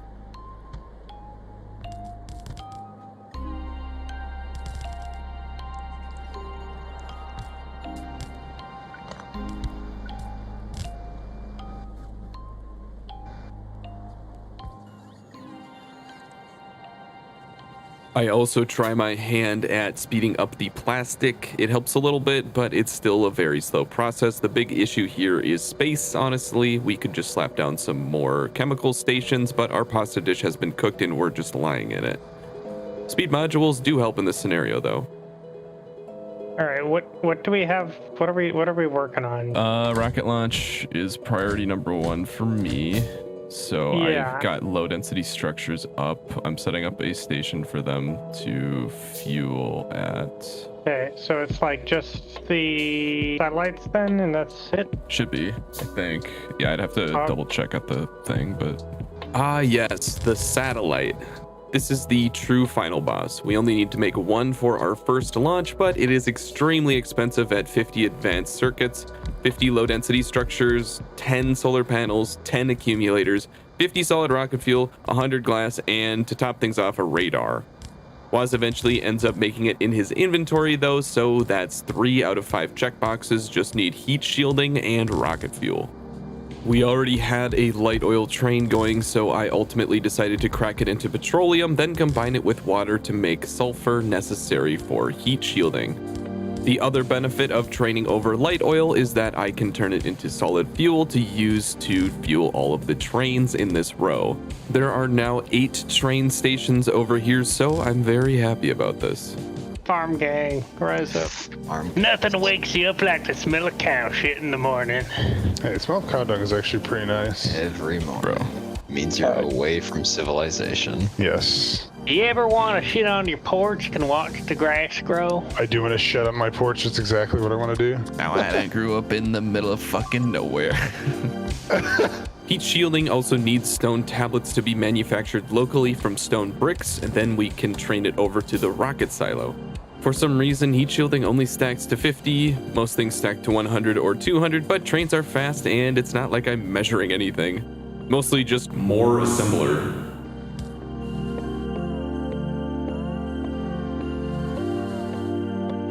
Last thing we need is steel, which I steal from the low density structure.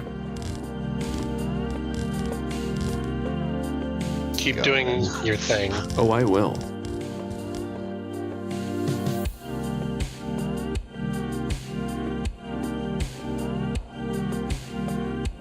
Optimal. If you ate those onions, you need to go to the hospital. What is heat shielding? Yeah, what is heat shielding? Usually a silica-based baked material with a waterproofing sprayed onto it. Good for you.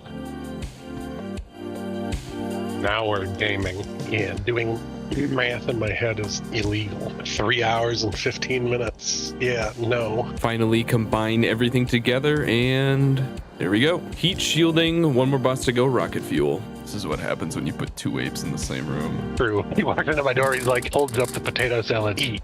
I'm like, yes. He's like, I eat. Yes. We got assigned another side quest in finding more oil wells, so I started laying down train tracks and prospecting like it was 1820. I'm going to be disappointed if you don't just put a screeching eagle noise over every time one of you says oil in the video. Yeah, every time you show the oil processing, it's got to be a screech. Where did we put massive tanks again? Oh, you know where they are? They're inside of the biter. The friendly biter gotten stuck inside this chest.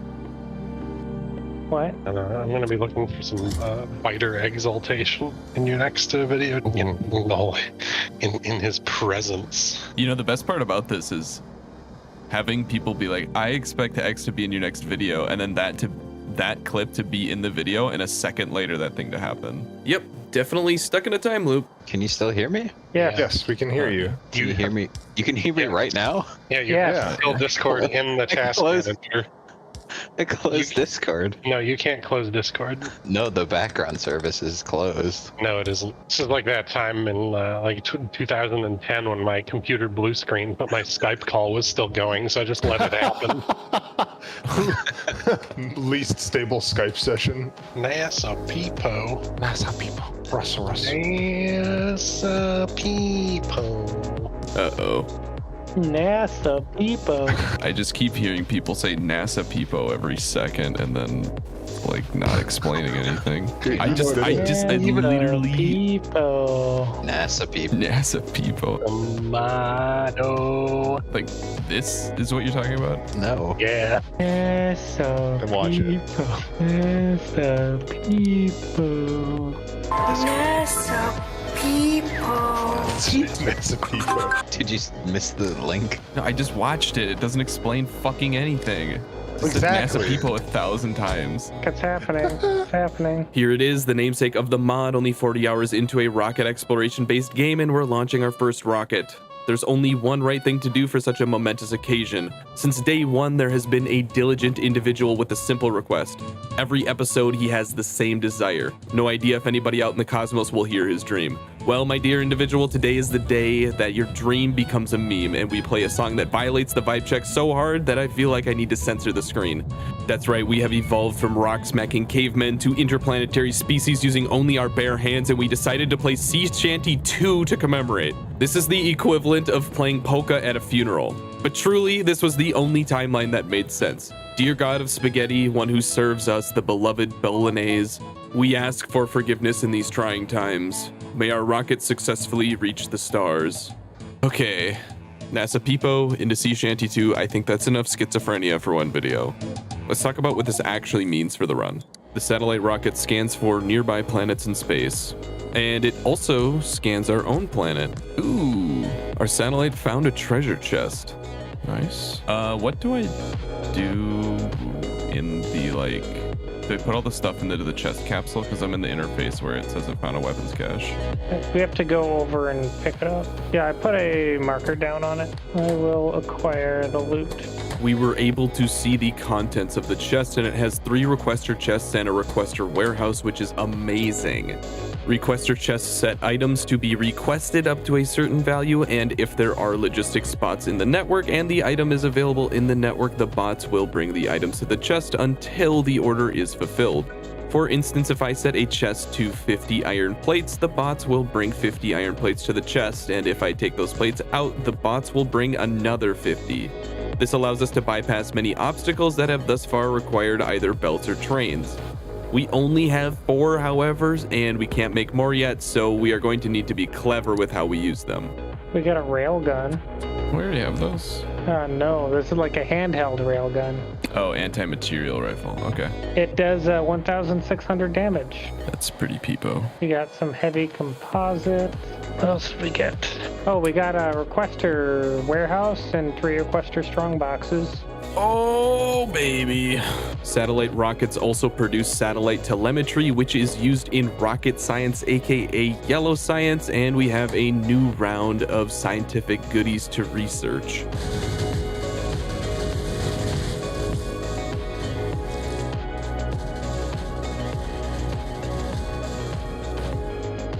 Oh, we can make laser turrets. Manage Peepo infrastructure. It's a real-time FIFO queue.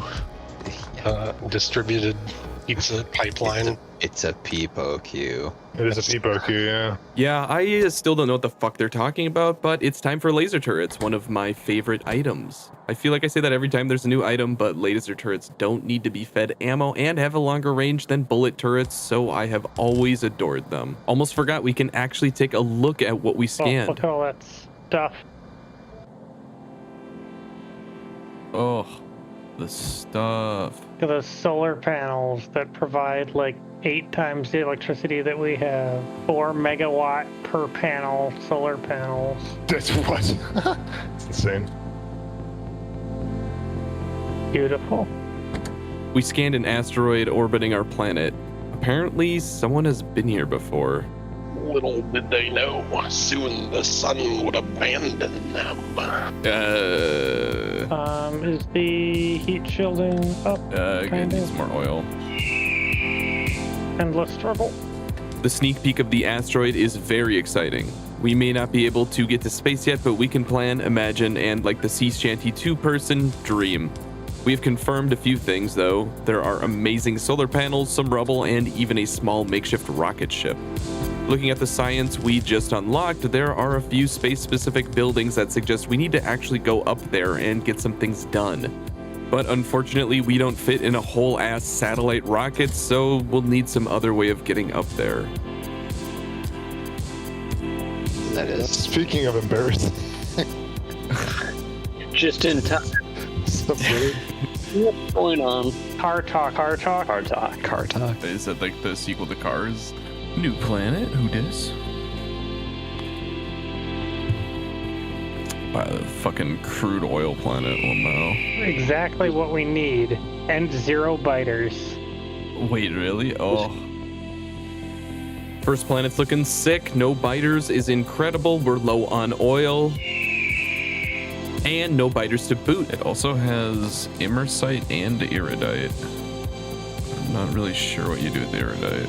Oh, it has cryonite. This is a fucking sick first planet. God damn.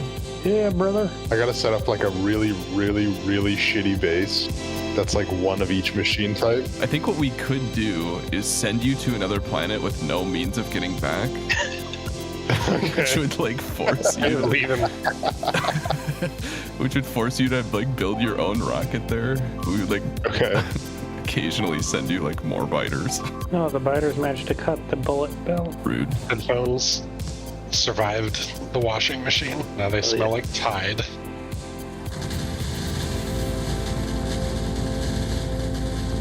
As a parallel to real life, we have a lot of problems at home. As much as we might want to go to space, we still need to think about and solve everyday problems, think about our security, make sure the bills are paid. But in the background, we still chip away toward a solution. Yeah, that's about the average experience logging on for the day, just in case anybody thought this mod was simple for some reason. Okay, so I think the first things we're going to want to do when we go to space is we're going to need to set up a cargo pad, and then I think we should try and get the railguns set up. We're probably not going to be needing a shit ton of stuff to go up, so it uses a lot less stuff than sending a full rocket up, you know? Right, yeah, especially for the short term where rockets are like unfathomably expensive. Yeah, I feel like we've been stuck where we're at right now for a while. It looks like our bottleneck right now is still heat shielding. So do we just need more sulfur? Yeah, it looks like the sulfur just isn't getting made as fast. Okay, utility science is cryonite, so that's the one we have access to right away. So that's good because that means bots.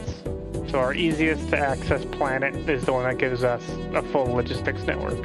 All right, where you at? Come here, boy. I got a present for you. Ooh. There you go.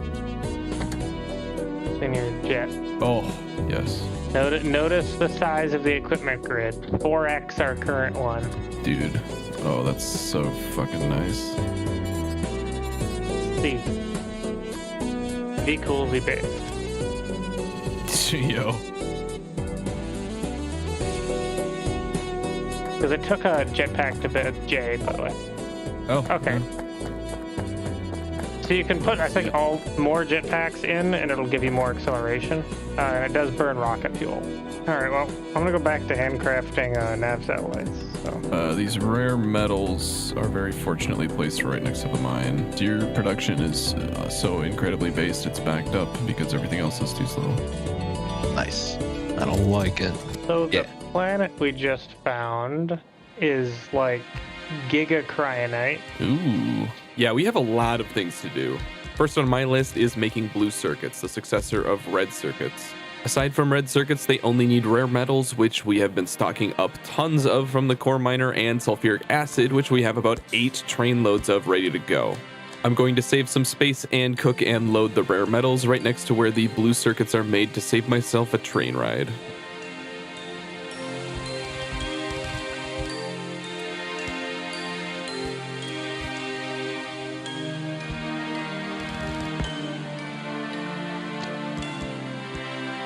Double this and give it to the next guy.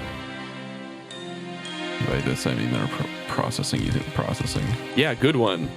We have a lot of solar, but are woefully under accumulators, so I take the mega solar blueprint and just fill it in with accumulators and go to town.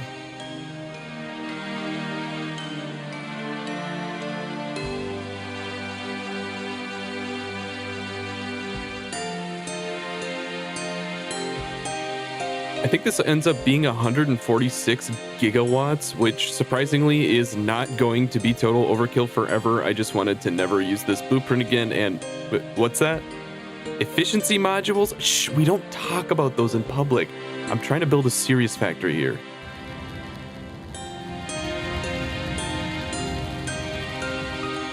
Did you see the new apartments I have installed? Right there. Accumulator bill. My God. One by one. You saw an Elgate. I get up some basic uranium processing and learn that touching it hurts, so don't touch uranium. I believe this statement is context independent. The processing spits out a bunch of non-uranium garbage, and fortunately I'm near the processing for this excess garbage, so I can just belt it away.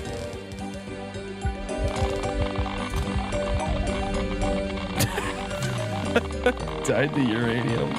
Why not? And I think it's stupid to think what others care of you, especially when you're just trying to learn about something. Well said, just make sure you're not learning about uranium.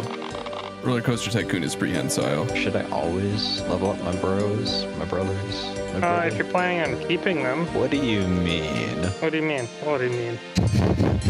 Some of your fucking eggs are gonna crack, brother. Me. I had like some kind of weird croissant thing with beef brisket and jalapeno. I'm sorry, you had a what? A croissant. A what? A croissant. Thank you. I was literally editing video of you guys saying croissant 45 times in a row, but super cut together. And now we have more. Croissant. What? Croissant. Croissant. What? What is that? That's so funny. That one. I thought we're all gonna die in a nursing home someday. We'll just keep saying it back and forth till one of us has a heart attack. We're just gonna be sitting there laughing our ass off. A croissant. What? Crawling dirty. Oh, God.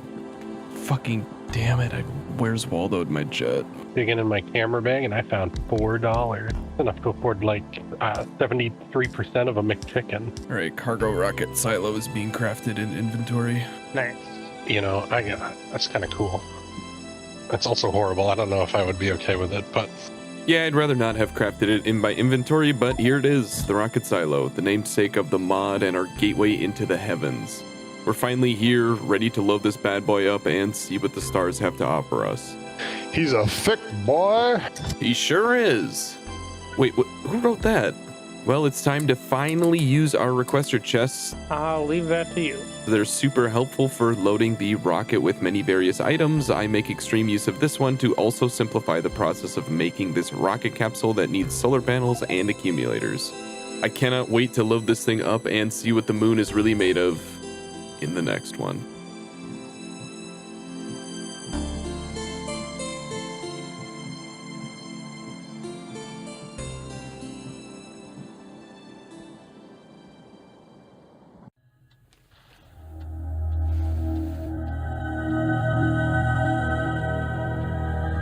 Everybody knows the moon's made of cheese. Part 5 hype. Last time we got a satellite rocket into space. This time I'm looking to see if I can go to the moon. This requires us to launch a cargo rocket from a cargo rocket silo, which basically bankrupted my inventory to craft. I mean, just look at these inputs. Who's got 1,000 concrete these days? But we obliged, and now we just need to feed it liquid rocket fuel and cargo rocket sections, and we can finally explore space. For anyone that thinks Waz wasn't sharing the burden, he has been creating multiple of these in his inventory. One day they will be automated. Today they are awfully dated. There are some interesting ways to handle rocket launching using combinators, and this is not one of them. I had some ideas with all these combinators, but there's a lot of things that we want in the first rocket: substations, inserters, labs, raw resources, robots, roboports, tons of different things, and it makes a lot more sense to load the first one manually. I'm using this requester strongbox to help, though. Many esoteric items like solar panels and accumulators can be delivered here with 2-day shipping, and I can get some simple logic for this filter inserter to stop grabbing when we have loaded enough of a resource. Waz utilized one of the other requester chests to set up this life support lab so that we can breathe in space with our new thruster suit. I need to get 2,000 gold, but I really want to buy nice weapons. Wrong game. In a very space efficient way, I use the same requester chest that feeds the rocket to also automate satellites for the satellite rockets. I hope that Waz can financially recover from being laid off.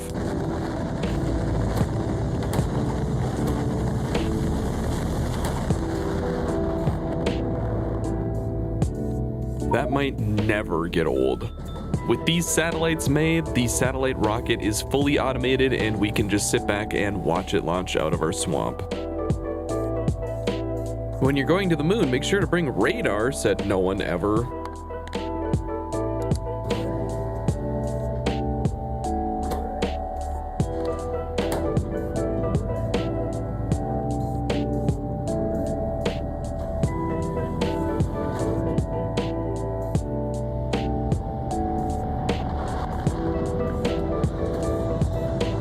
Ooh, we did that.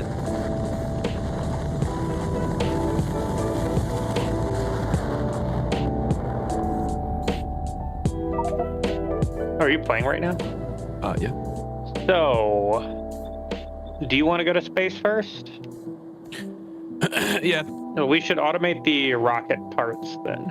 Don't know if you cut it in my voice, but I am not confident about going to space. I feel like there is a mile-long checklist of things we'll need to bring, and I'll forget the camera and my keys. I'm also thinking about how I'm going to get back. I took a look at the rocket capsule that will be coming with us, and its only setting is called emergency burn, which is the opposite of instilling confidence. Automate the rocket parts? Yeah, I'm figuring that out right now. Most of the stuff is like up by the rockets, and then it's just a matter of like making cargo rocket pods and a rocket fuel tank. And so I'm trying to do it all with just this requester chest because it has like 20 requester slots, which is amazing. Yeah, there's a strong box. Oh, did you take the strong box or the warehouse? We have one warehouse. I have another strong box in my inventory, but yeah, I'm just using this one strong box up here. Okay. 'Cause I was gonna say we should just make the cargo sections off-site and just train them in. Well, the nice thing about up here is that the low density structure and the heat shielding and the rocket control units are all already here. Yeah, but they're all on trains anyway, so I don't think it's a huge issue. Well, they're really expensive, so multiple train sites for them would be kind of annoying. And I feel like we don't need to make that many sections, or like make them that fast, at least right now. Plus, I mean, we could just use space up here. Because we can only send rockets to other planets. We can't use the cargo cannons. Yeah. The delivery cannons. So as soon as we go to another planet, instead of just orbit, then we'll need to automate them probably in a separate area. Well, we could, I mean, for right now, we could just extend this north. Well, I was just going to set it up where I made all those train stops down next to your heat shielding. What you could do is you could just siphon straight off the belts, because that's where all the, like, 3 of those things are made anyway. Good. Well, no, we need to get the fucking full logistics network, and then we can actually start using a real LTN. Trains. We can make, like, a kludgy thing right here. Why do you have 55 radars in here? Oh, I wanted to bring, maybe we don't want to bring radars up. I just thought they might be okay. Like, you want to have like 1 stack of radars up or something like that. The fuck are you going to scan for on the moon, bro? It's like the size of the iron mine. So what do we need? So you have your rocket pod to get home.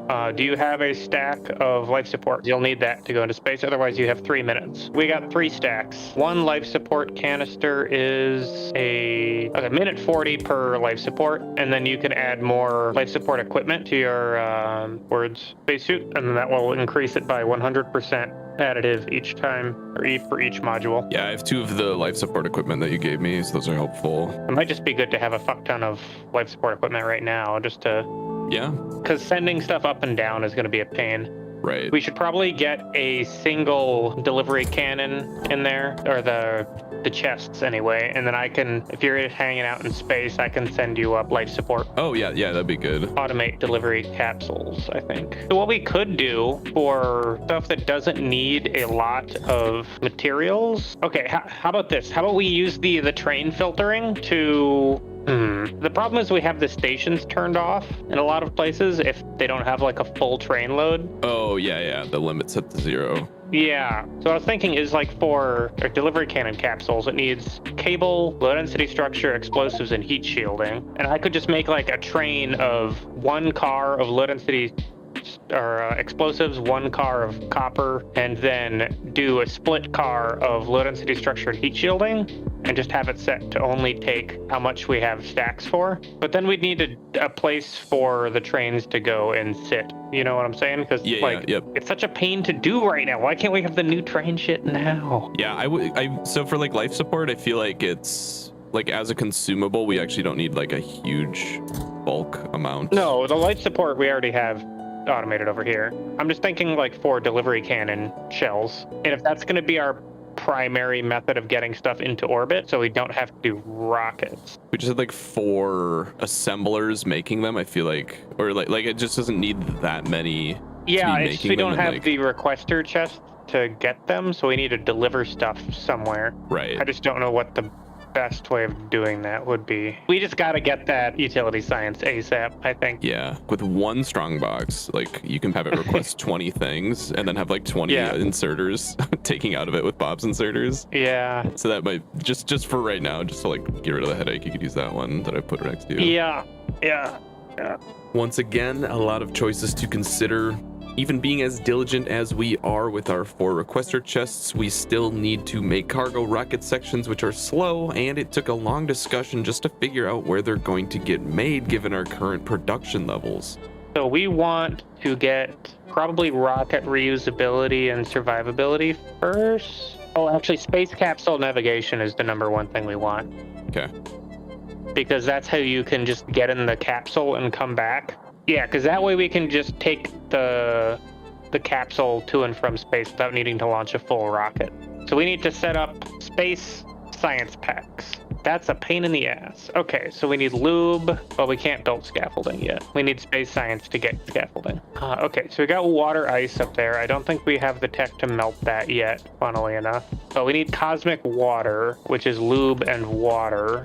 And I don't remember if I can make that down here. Yeah, probably want like a few roboports. Cosmic water is in the decontamination facility, which can only be made in space.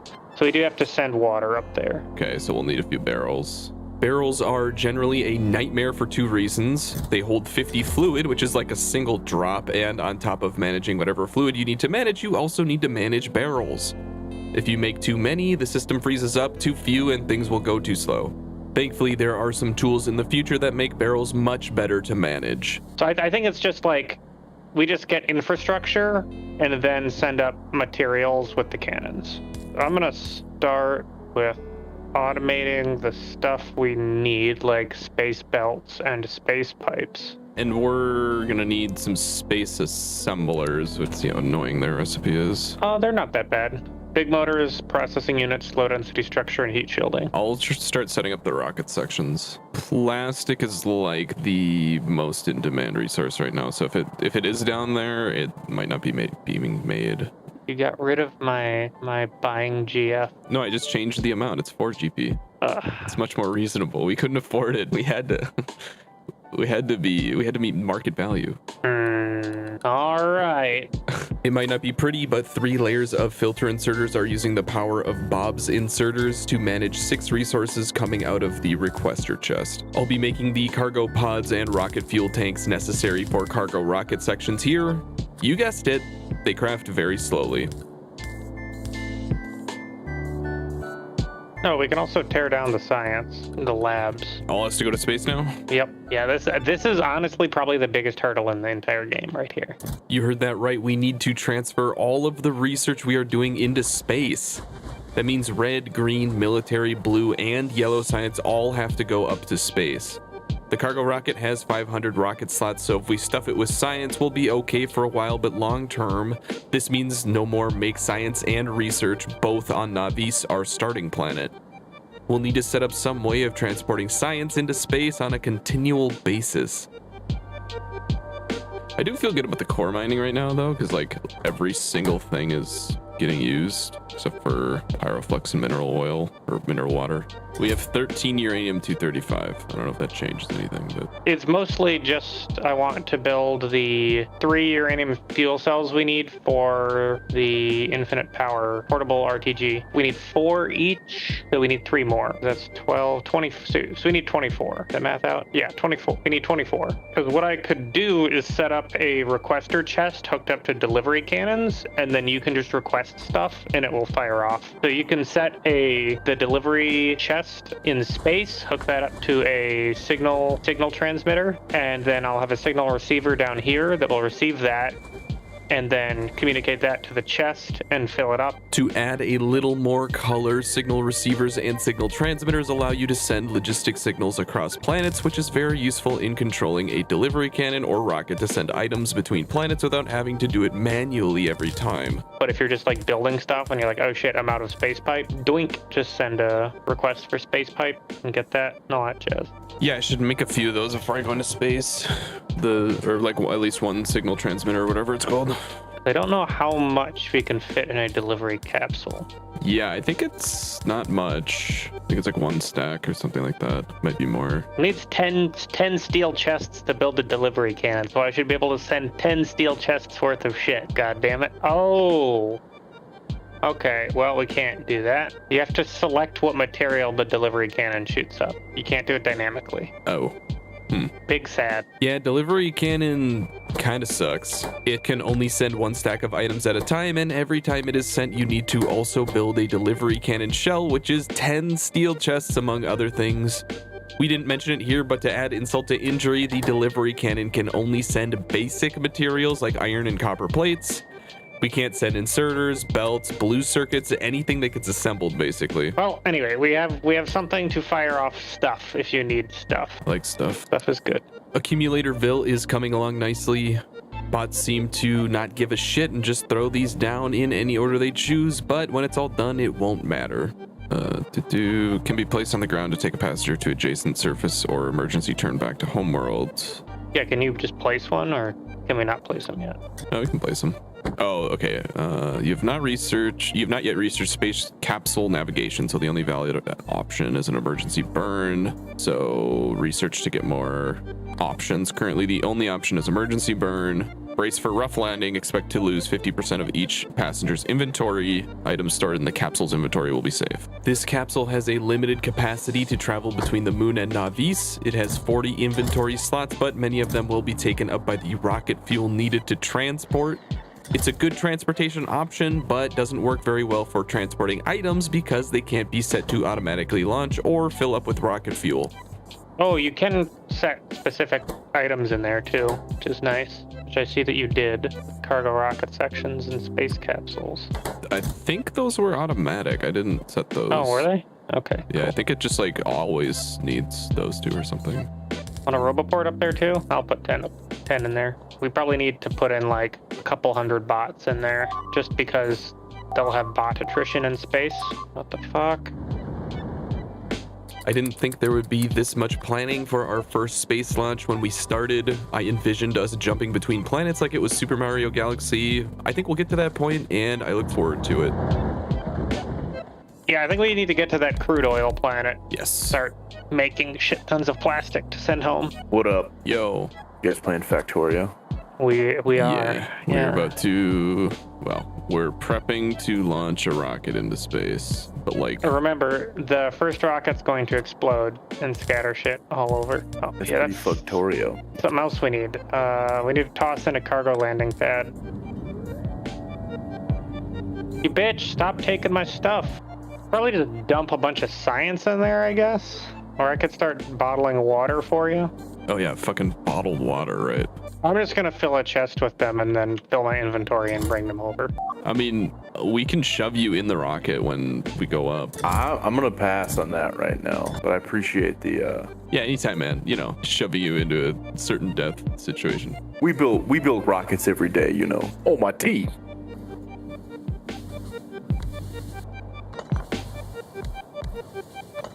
Well, we definitely need to clear out those nests. Right.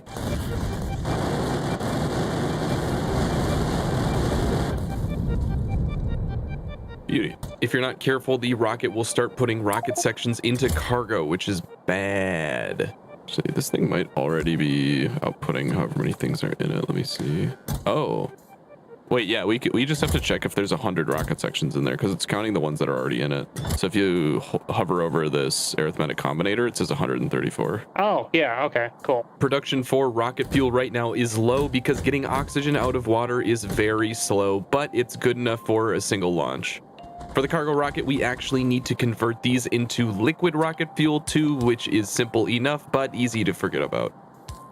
You want me to just run a train over here for research? Because we already have all the research going to the labs, so I can just put a train stop in there and then take the labs out and put it all on a train instead. Absolutely. I love sushi. A sushi train is a delicacy. Oh, we gotta put bots in here, right? Yep. How based are we talking here? Yes, lube load, optimal train station name. Where the fuck is that lube coming from? It would probably have been faster to go the other way, but it goes onto the main belt, comes south, and then comes over. What the shit? What the shit is this little snake pipe doing? God, what the fuck? It's fine. What? Why do we have two pipes for lube going down here? All right, well, if it works, it works, I guess. It hurts, but if it works. No, ref. Please chalk that down in the was approved of my build on a technicality column. Thank you. Are you barreling up the lube then? No, I'm using it to, I'm gonna bring it over to there and then use it to make space belts. We can't. We have to make them in space. Oh yeah, some things can only be made in space. Another thing to account for. In other news, this is the umbrella I mentioned earlier protecting us from coronal mass ejections. Okay, my lawyer said that was correct. Great. Do you just put the life support canisters in your inventory? Yep. Do you see the little thing at the bottom next to your toolbar? Oh, sweet. Okay, so I put like 500 on me. That should give you a few days. That's like this entire run so far worth of time. Yeah. So you should be good. You might need to move your warehouse. But this one? Yeah. Yeah, I got rid of the warehouse that was there. I don't know how another one got there. I didn't put it there. I'm not gaslighting you either. I did not put that there. Ever haunted. This is like your belt automatically turning conspiracy that you had for a while there. Look at that train stop name. Yo, Lamau. That's perfect, dude. The gods have decided that Tech Leet shall be the name of our science drop-off, and we accept. As promised, our sushi train delivers all colors of science to load the rocket from these beautiful belts. Oh, look at that rainbow. Isn't it great? We're getting close to going to space. So we hit 50 hours. 50 hours, 11 minutes. Like you're like 10% of the way there. Kind of feels like it. Well, with more people, this would go faster. Are you telling me that I need to spend the rest of my day playing factory game? I'm not telling you that, but if that's how you want to take it, then I'm not going to stop you. Well, we'll see. I need to bake some bread. I am ultra hungry, so You want to take a break? We're just waiting for science at this point. We're kind of just AFKing here. So. Yeah. I mean, do we want to leave it up and just AFK it? Yeah, I mean, fuck it. And so we AFK'd. Wow. Wow. And this is what a rocket loading at 100x speed looks like, stopping for the important bits, of course.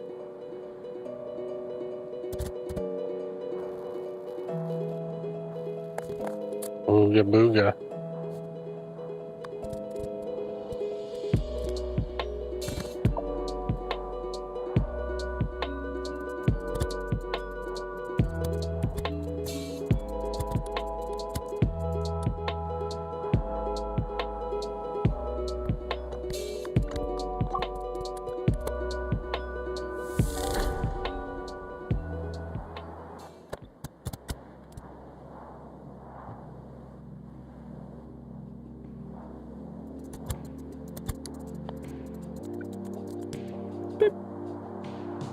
Yo, so I was looking at the rocket. Yeah.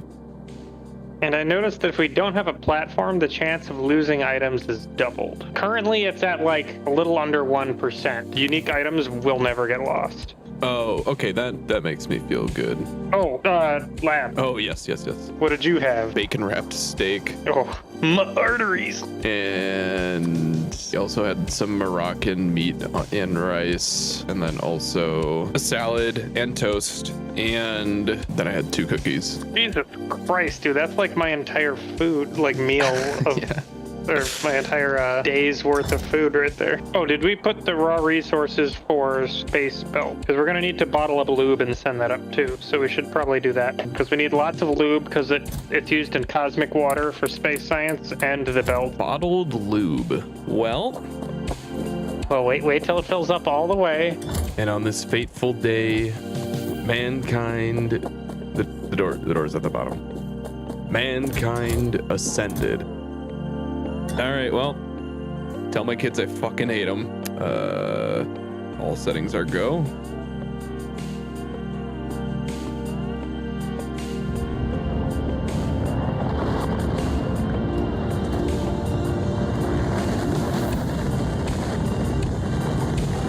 Oh, it only takes 52 hours.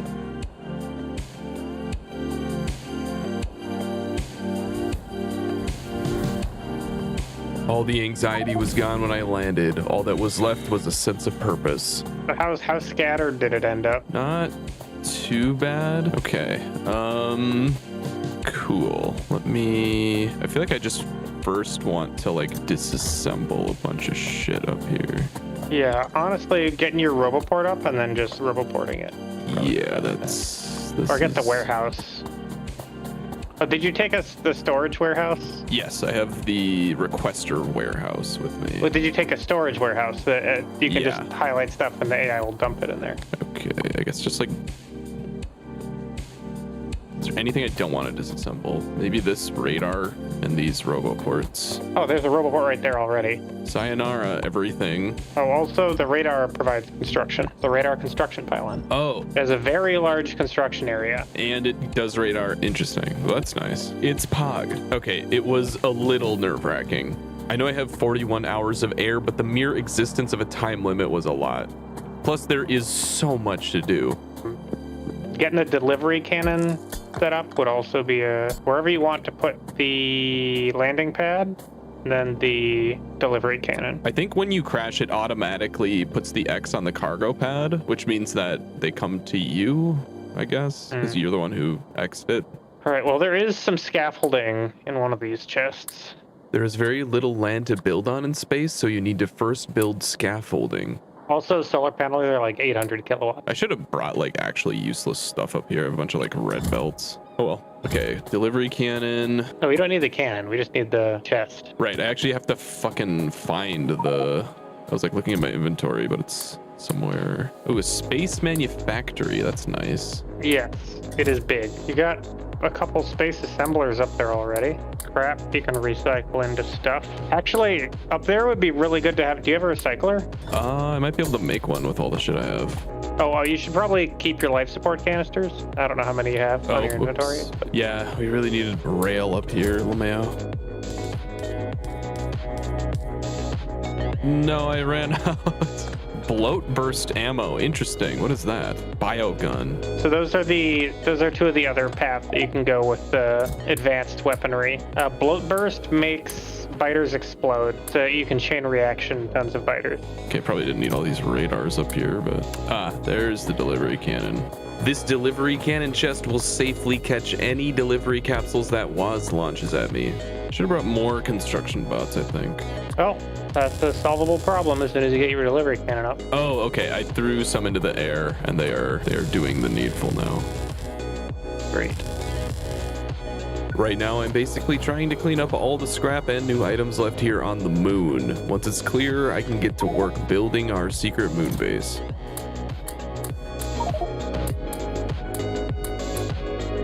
I keep throwing my life support canisters into things on accident. You fool. Or is there anything you need right now? No, I'm just gonna get started on the science. Well, actually, if you can make some recyclers and throw them up here, that might be kind of sick.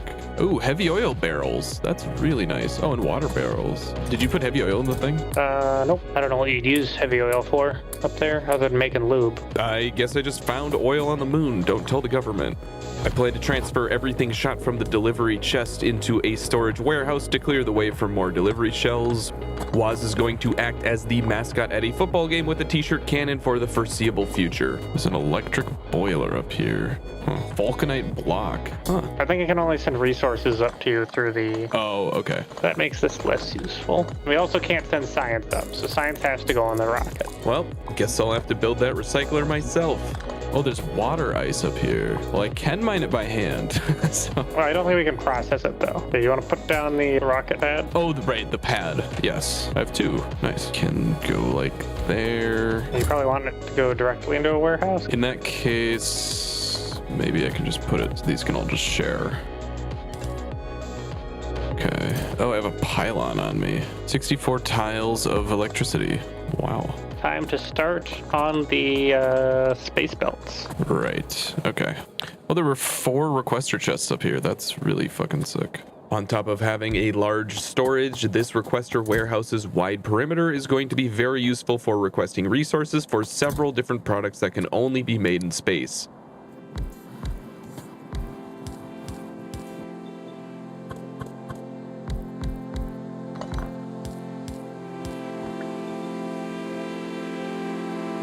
Thank God they give you space pipes. Because otherwise you could not make space belts. Okay, so I don't think I brought any big electric motors or concrete or heat shielding. Those are what I would need to make a recycling facility. I can send you heat shielding.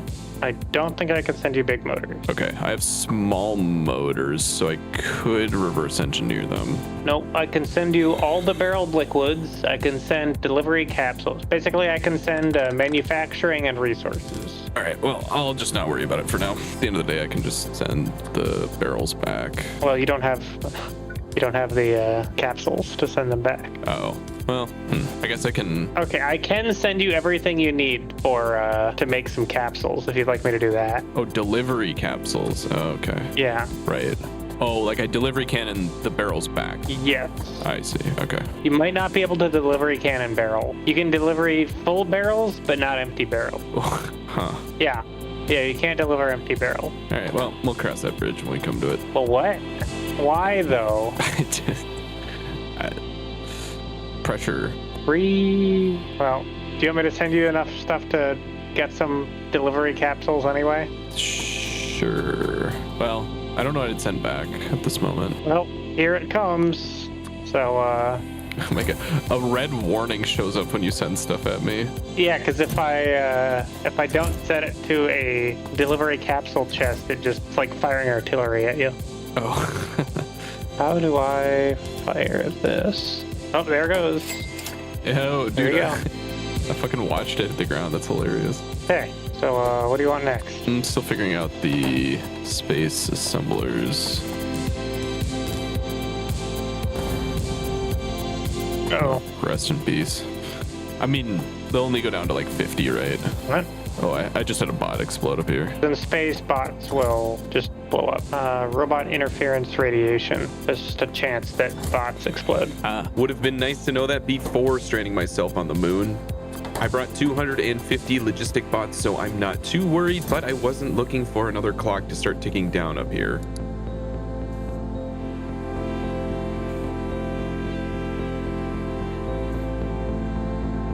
Okay, I'm gonna set up, because I have 2 pads, I'm gonna set one up that's the science pad, and then one that's just the general pad. And you can like name them like they're train stations.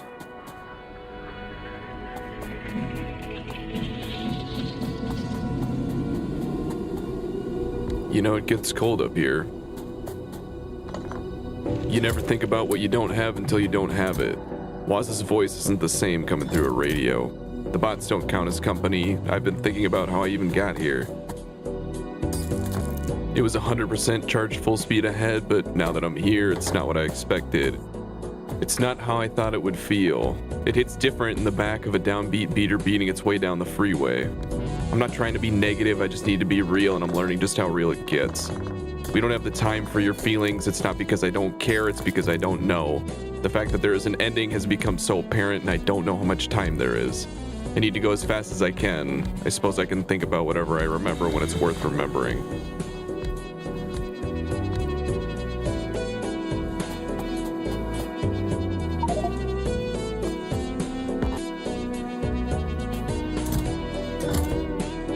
Shit, 'cause I can't send them up to you. I guess I'll have to make some up there. What?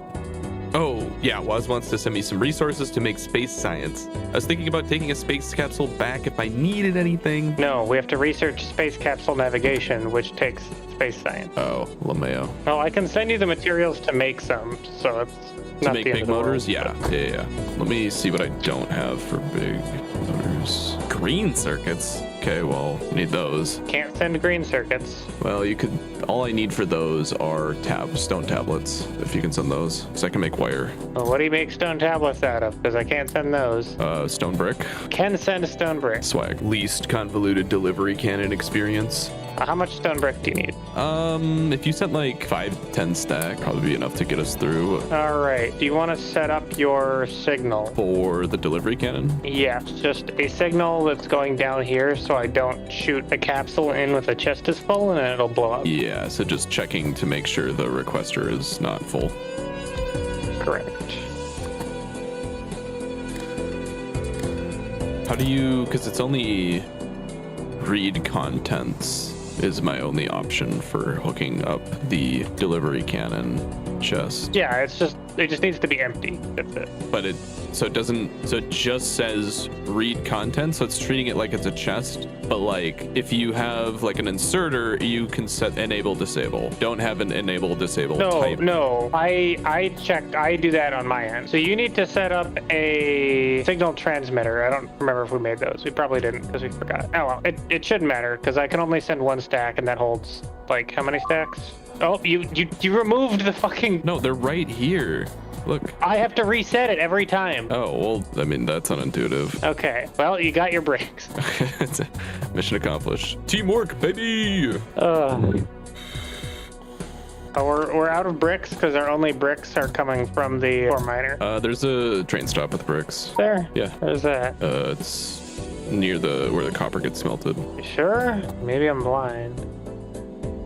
Oh, I see it. Stone brick. Oh, I see stone brick unload. That must mean there's a load somewhere. Oh, I can't ping on this planet. Oh. Okay, well, I know there's a stone brick load somewhere. Oh, I can see where you are. So, are you just on it right now? Okay. Oh, it's right under the fucking stone unload. So yeah. I couldn't see the name. Cool. Okay, so are you sending me the? No, we don't have the signal transmitter. Haha. Right. Well, I'll just sit here and fire rock. Or just shoot shit at me. There we go. Sweet. Little tumultuous, but we're getting the hang of it. Making things on the moon is more difficult than on Navis. Not only am I reliant on getting artillery shot at me for almost every resource, I also need to deal with empty barrels for every fluid and accomplish everything in the area of a public swimming pool.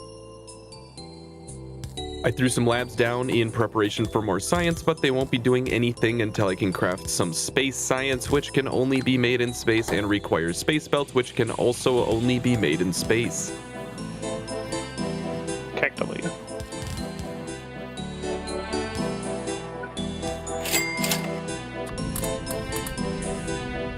Yeah, there are meteors up there too, by the way. That's scary. Oh, I should have brought repair packs. Oh. Forgetting prod mods in the labs is a mistake I don't plan on repeating. This build might look like absolute garbage, and that's because it is. Requester chests are a rare commodity, and space belts, the only belts that work in space, are expensive and have a limited production right now. The more I can make bots bring me resources to this requester warehouse, the better. I really like the challenge of a limited number of requester chests. It forces weird builds like this and makes you use way more of the requester slots, making the inside of the chest feel way more valuable. And this is just the prep for space science. It requires a lot of random things and a new substance in cosmic water, which is made by combining lube and water.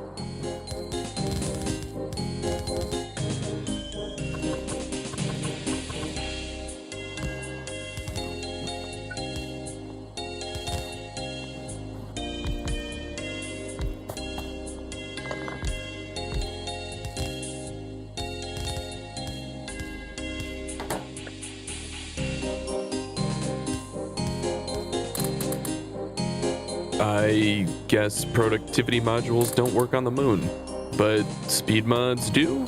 Okay.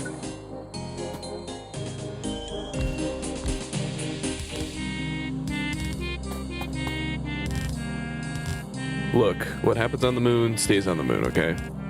It's not all bad up here, though. These undergrounds are absolutely absurd. Yo, these undergrounds are amazing. How big are they? Very bigly, I'm assuming. Are yellow belts, like, better for deep space? All the deep space belts are the same. They're just different colors. So we can color code our science. I think it's 16 tiles is the underground range. Very nice. Yeah, that's crazy. Yeah, so I can just do that instead. But yeah, regular space undergrounds only have 6, so they're worse than reds. 17 on the deep space. What the fuck? What? I just looked at the purple belts, like the land ones. Max length 40. What? Yo. Fucking blue belts have max length of 20. Yo, this shit's crazy. Just to square this circle on top of space belts and science, I need to make big motors for some of the buildings needed up here, as well as green chips. All right. So do you have your? Okay, you got your big boys, big motor boys. So you need decontamination facility. Okay, I think if you want to send me lube barrels, that would be appreciated. Okay. Okay. Cosmic water's just water and lube. Oh, I can set recipes from up here or down here. These decontamination facilities are what make the cosmic water from water and lube. Why are these inputs so weird? You can only have lube on like 2 sides and then water. 2 water inputs on the same side. Oh, I can't ghost things. Why can't I ghost items I don't have? Oh, space pipe to underground recipes, only 10 pipes. 10 space pipes. Okay, worth it. That's not too bad. I'll make 10 of those.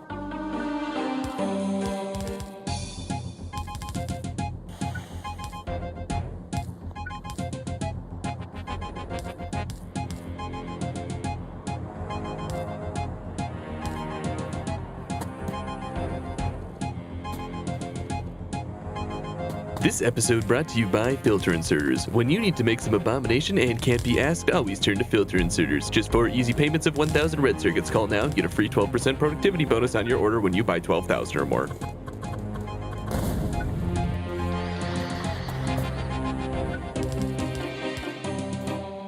Okay, well, after this load, I'll send up some water. Space science finally being produced is incredible. Space science includes better reusability of rockets, meaning that when a rocket is launched, more of its cargo sections will be retained, the ability to use space capsules to transport between planets without crash landing, productivity and speed module 3s, better miners, furnaces, and reusability of life support canisters, and some weird space buildings that I don't quite understand yet. Oh, here we go.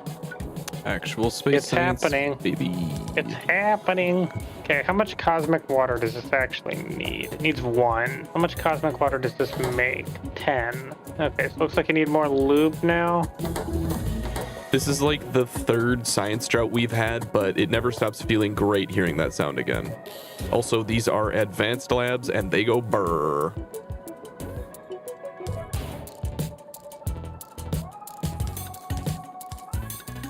Sadness. Yeah, this one tile. Okay. There. Now we're chilling. Are we just out of water? Yeah, we're just out of water again. Oh, this is such a pain in the ass. Duaz is literally just a ball boy right now. The hero we don't deserve.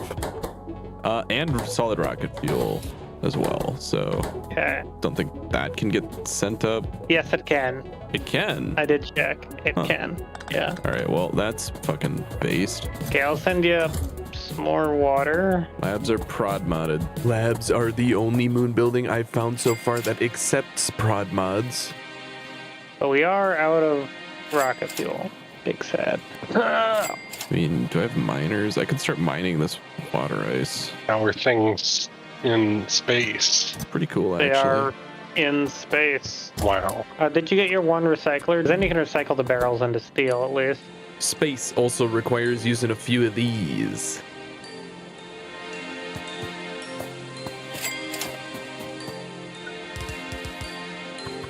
Oh hey, we're getting scaffold now, and now I can take a capsule up to meet you, Yay. and you can take yours down. Yes.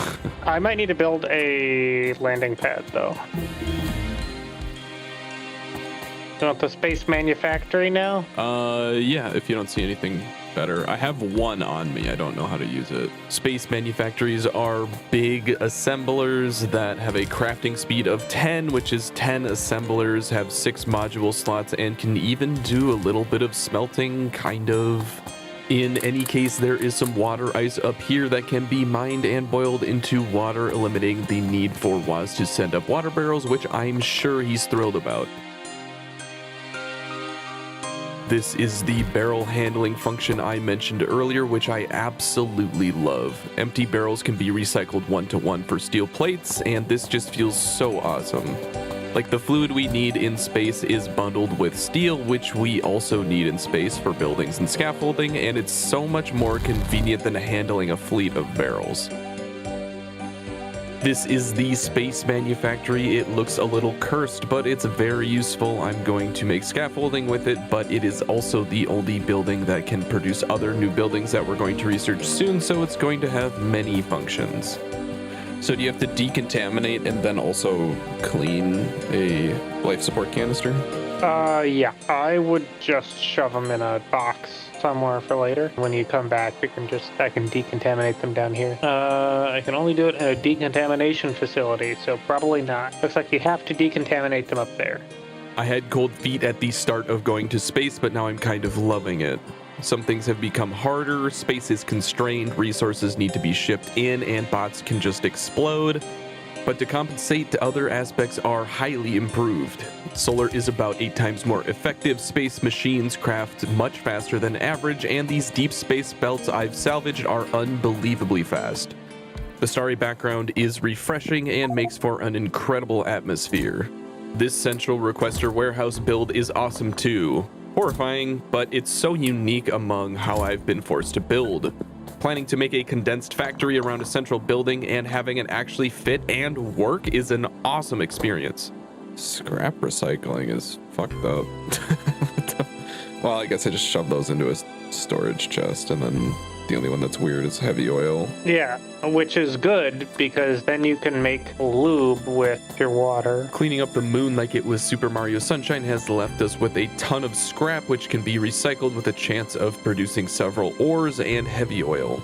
I was a little afraid of it at first because ore seemed useless, but it turns out stone is required for space science, iron and copper can be smelted and used for iron and green chips, and heavy oil makes lube, so every byproduct of this process is useful in space. Except for the rare metals, that is. They are only made 5% of the time, so I'm not too worried, but in the long term, I am still worried about it piling up. What are we missing now? Space belts. Space belts are fine. No, we're missing them for the science. Oh, right. Do you have to set up like space furnaces, or do electric furnaces work up here? You have to set up furnaces. Oh my god, the space manufactory has 6 module slots. I love it. Another big switch is having to deal with many byproducts. Space Factorio almost always has a single output for any process, and recycling scrap has 5. This really made me scratch my head at what to do with all of them. Multiple byproducts introduces an issue where one of the byproducts can get completely backed up, preventing the production of any of the other byproducts. It really adds a layer of complexity that can also be convenient, especially because I'm in space and I might need some of these resources. Oh, I can recycle a compromised space capsule. Interesting. Gives me rocket control units, low density structure, heat shielding, accumulators, and solar panels. I think that's if you return using the emergency, it damages the capsule. Okay. Oh, I can recycle big electric poles. Okay. And there's just like 1,000 recipes for landfill. Well, just to get rid of shit. Oh yeah, the substation recycling. Okay, that's kind of interesting. Although I don't really need these parts anymore.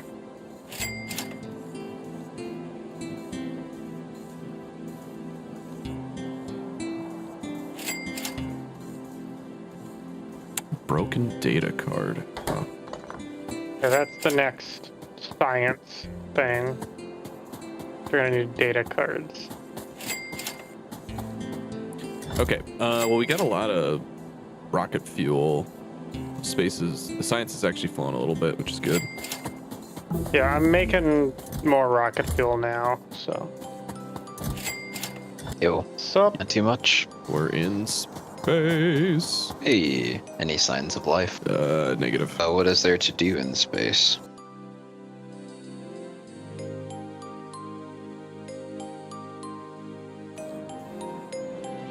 I'm making rocket fuel out of air now. That doesn't make any sense. You can't make rocket fuel out of air. Yeah, you can make methane out of air. You make it out of carbon. Well, okay, sorry, air and water. No, okay. Catalyst. Air and water. If you can send me some steel too. Imagine how much of a pain this would be if I wasn't here shuttling you resources. Dude, literally. If I didn't have fucking actual Dobby. Steel is on the way. Thank you. You can make your lube in 9% of a tick.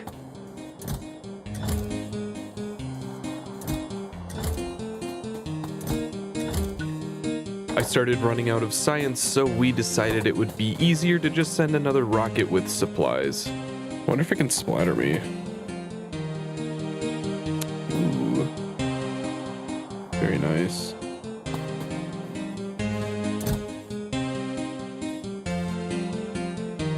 It's Christmas. Simply having. Whoa. Yeah, rocket survivability 2. Jetpack equipment too, kind of interesting. Nuclear fuel processing. Reprocessing. Oh my god, the biochem lab is as big as the space manufactory. Oh, it can also do oil processing. Oh, should I make a few? Can they only be placed in space? Yeah. Seems weird to do smelting in space because you can't prod mod. You know, when I took the future career proficiency test in high school, they said I had a future organizing boxes. Tomorrow I'm gonna put a finish on my coffee table and end tables. Hopefully, I might. You know what? No, tomorrow's gonna be a deep pour epoxy day. Actually. What the fuck are you guys doing here?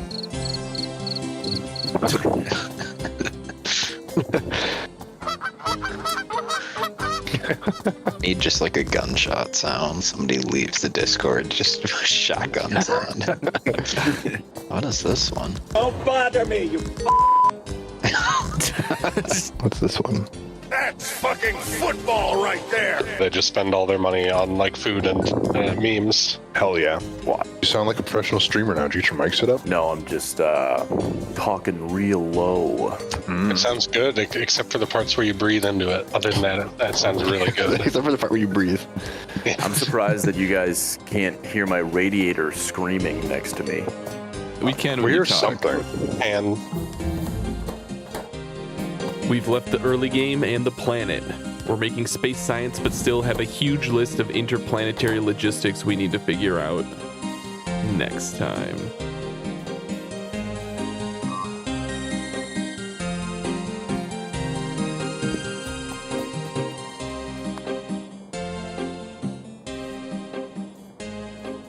Waz and I made it to space, but that's just the beginning. We now need to explore the galaxy and make our factory interplanetary. Our goal is to beat Space Exploration plus Krastorio 2 before Space Age releases and time isn't on our side. Will we make it, or will this save file be a mark of shame on my hard drive for the rest of time? Welcome to a race against time and space.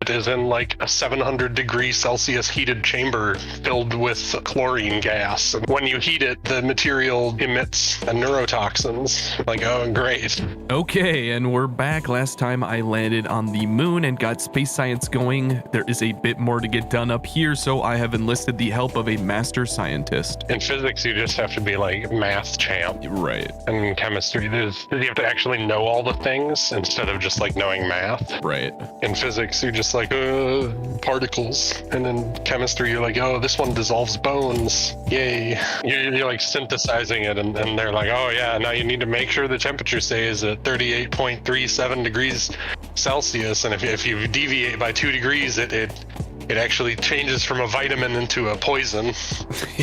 Right. Yeah, it like explode and kill everyone in the room. I have a question for you. What's up? What is the chance of missing 80% shot? Oh, I'll calculate that right now. It's 80% to the 8th power. You fool! It's 1 minus 0.8 to the 8th power. Somebody stop this man! That's a really big number. It's a really small number. A really big number of digits. If you recall, we discovered a few oil barrels up here, and this giant lab here will turn it into lube so we can actually use it. I am very annoyed at stats. Why are they the way they are? Sometimes you roll the number. This is basically a college course at this point. Hope you're taking notes. I put a space manufactory with a requester chest down here to make scaffolding, and I can finally make things a little less claustrophobic. It makes their egg-like bodies even more horrible.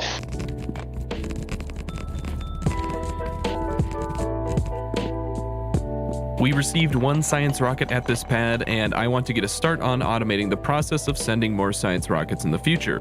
It starts with having adequate space to unload the landing pad. The inserters on the bottom are filtered for science, while on the top they are grabbing anything except science. This allows the science rocket the flexibility to send more than just science without filling up this science warehouse. Because I might fucking die. And all my guys are low on morale. Maybe they're low on morale because they're fighting necromancers. I think if I ever fought a necromancer, it would permanently lower my morale. Well, I was thinking like the next planet we go to, we could send you so you actually get to do things. That'd be good. I think Waz loves the idea of a planet I can't build on. Space science has unlocked a ton of new goodies that are familiar from vanilla, like research speed and bot carry capacity, but also some new things like cryonite lube, plasma generator, data card, holmium. I'm not sure where to even start, but this giant hot popsicle thing looks cool.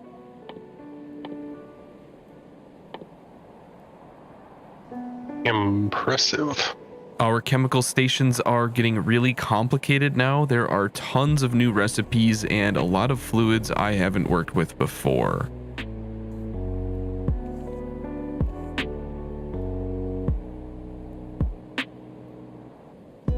Yo.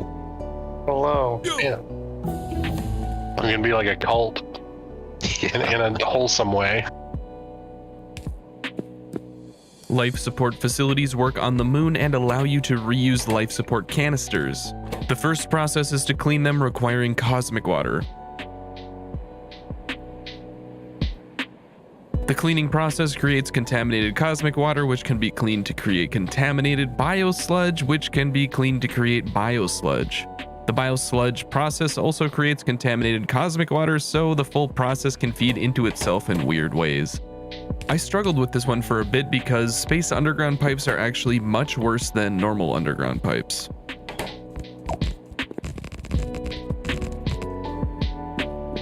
Oh, and did I mention that cleaning contaminated cosmic water and contaminated biosludge have a chance to create scrap? It's not that hard to deal with, but it's icing on my indecisive cake.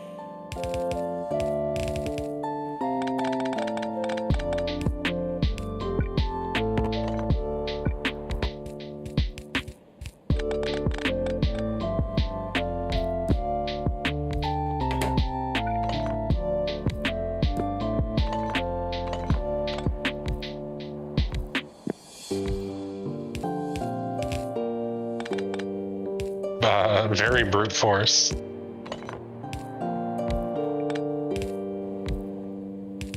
Okay, and it works. Biosludge is the only unaccounted for side effect of this whole process, but it's only made very slowly. In fact, I still have like 37 hours left in space, so this really wasn't super necessary.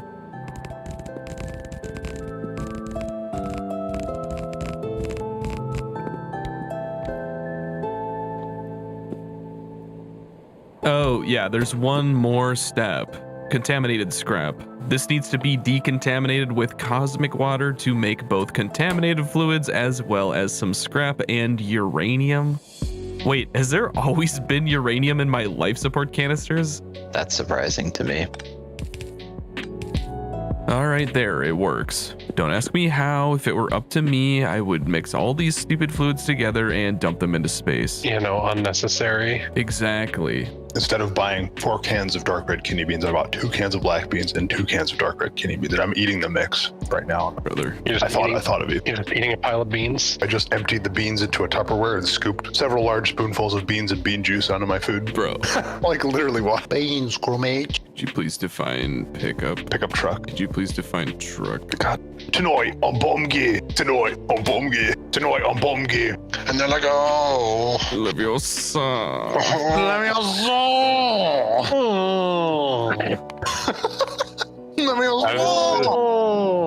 your song. You know, it's actually incredible what saying one syllable in a Discord can do. The list of Peepo. Peepo. Yeah, NASA Peepo. Not again. NASA Peepo. NASA Peepo. I'll go find the NASA Peepo. I will find them. All right, TBH kind of sucks up here. I'm out. I mean, it's not that funny. That's a threat, brother. I don't know about you. What? Shorted out and went back to default dialogue. He ran out of API tokens and he defaulted back to his memory for a second. Well, I just want him to leave the planet. What's the big deal? Come and try it. You're not even tall enough. All right, well, fuck you guys and fuck the moon. I'm out.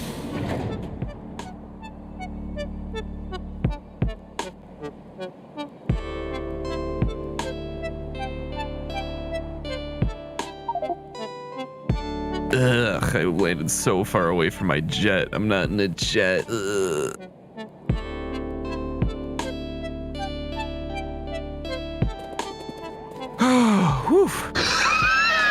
Moving on. Okay. I'm back because I needed some resources and Waz was on a sabbatical taking care of real life grown up things like Deep Rock Galactic, so I wanted to set the rocket up so it would just send things up on its own when they're needed. Thankfully, there is still a requester strongbox next to the rocket, so I can just request the item as long as it is in the bot network. Therefore, I'm going to go about and find the items I need and add them to passive provider chests. Also, rocket fuel isn't being made as quickly as I thought, so I'm gonna try and ramp that up.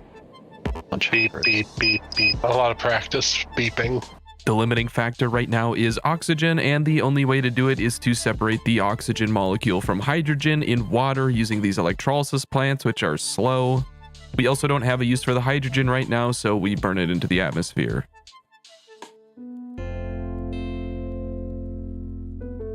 Burning hydrogen is fine, right guys?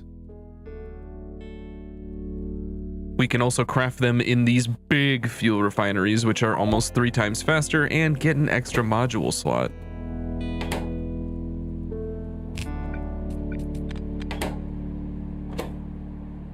There you go. bit by a capybara. I didn't know capybaras could lash out. They're all muscle. You need to go get a rabies shot. The fuck is a capybara gonna get rabies? They're attracted to the rear end of vehicles. Oh man, guys, this bread is looking really default. Actually, I got the loaf shaping perfect on this one. I'm going to use this Dish TV satellite to receive signal about how many items are currently on the moon so I can load the rocket with whatever the moon might need. I have enough rocket fuel and other supplies to keep making space science, so I've decided to procrastinate on fully automating this process and just send it. In theory, this is a good system, but in practice, Rude.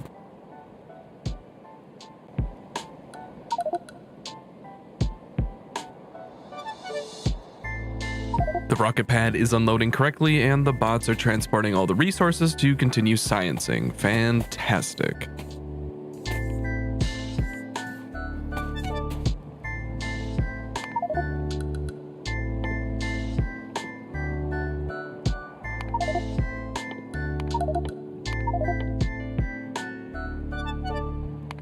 Ooh, rocket fuel from pyroflux. Compared to making some steam and ore, this is very compelling use of pyroflux.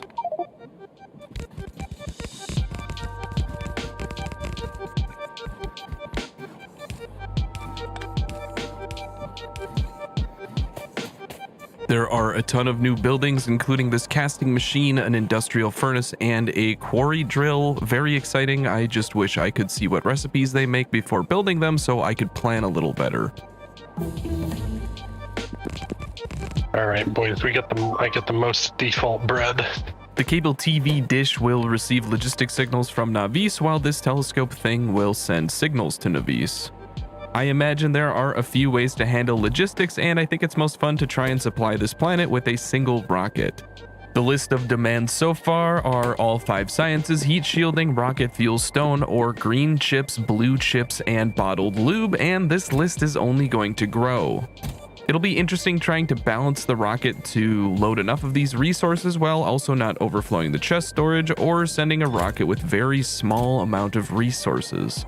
The recipe is called Russian black bread, and it has ingredients that would normally be associated with Russian black bread. It should be black with soot from your coal-fired It'd be black with soot from when I threw it in the fire to bake it. I also made one of these air condensers because I thought you had to make it in space. You don't. You can make it anywhere, and it doesn't even work up here because there isn't air. Go figure.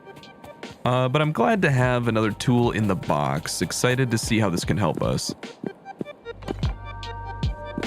Back home, Waz has been a busy beaver, like a really, really busy beaver. Look at how far out these walls are extended. Holy crap.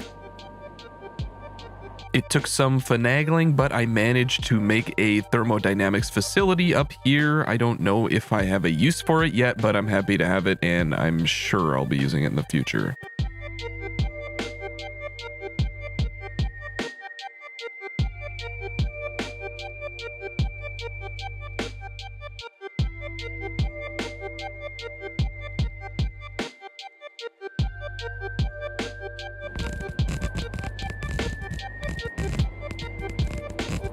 Actually, your previous communication was in violation of FCC Rule 13.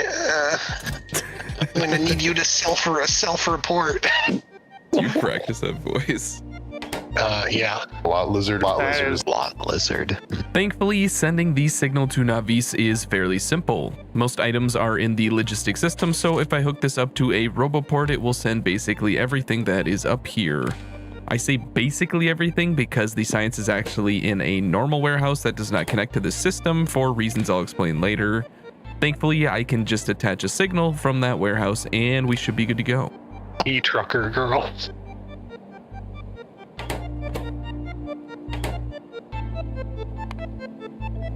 Okay, just gonna check back up on Navis and rolling blackouts. Yep, fantastic, just as planned.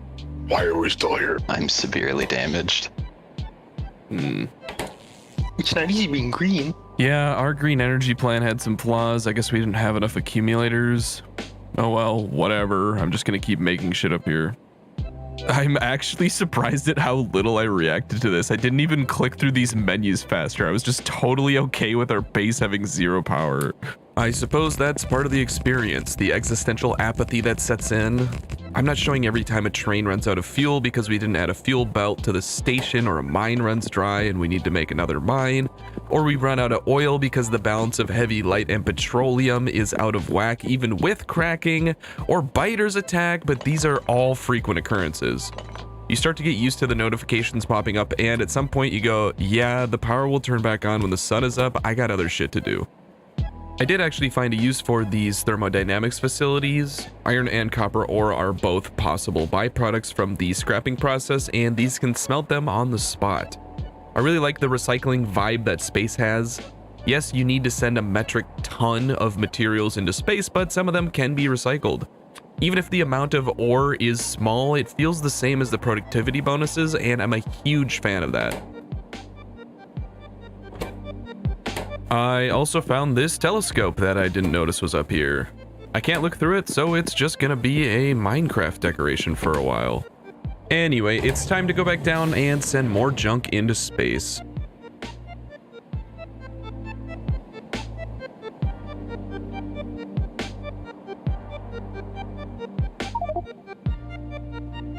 My weakness, not being in a jet. No. First, we need to stabilize our grid, and Accumulatorville is getting more inhabitants.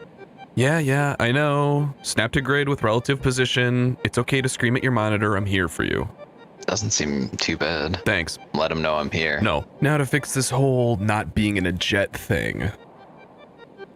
Oh, my precious, why do you leave me so? Solar panels are still being installed, so we're just gonna continue to get blackouts every night for a while. This unfortunately means that a lot of the expansions WAS made are going to get demolished because they are being defended by only laser turrets. No power, no lasers. You know, everyone talks about mental illness, but nobody ever talks about mental skillness. Bro. That air condenser I made earlier is actually super handy. It can grab oxygen out of the air, meaning I no longer need to separate water, and can also grab hydrogen or nitrogen if I need them, which I don't.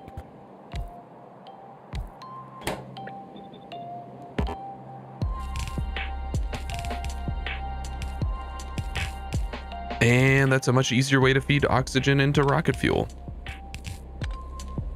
What did y'all get up to today? You already asked that. Oh my god. It's the fucking skibbity toilet. Huh?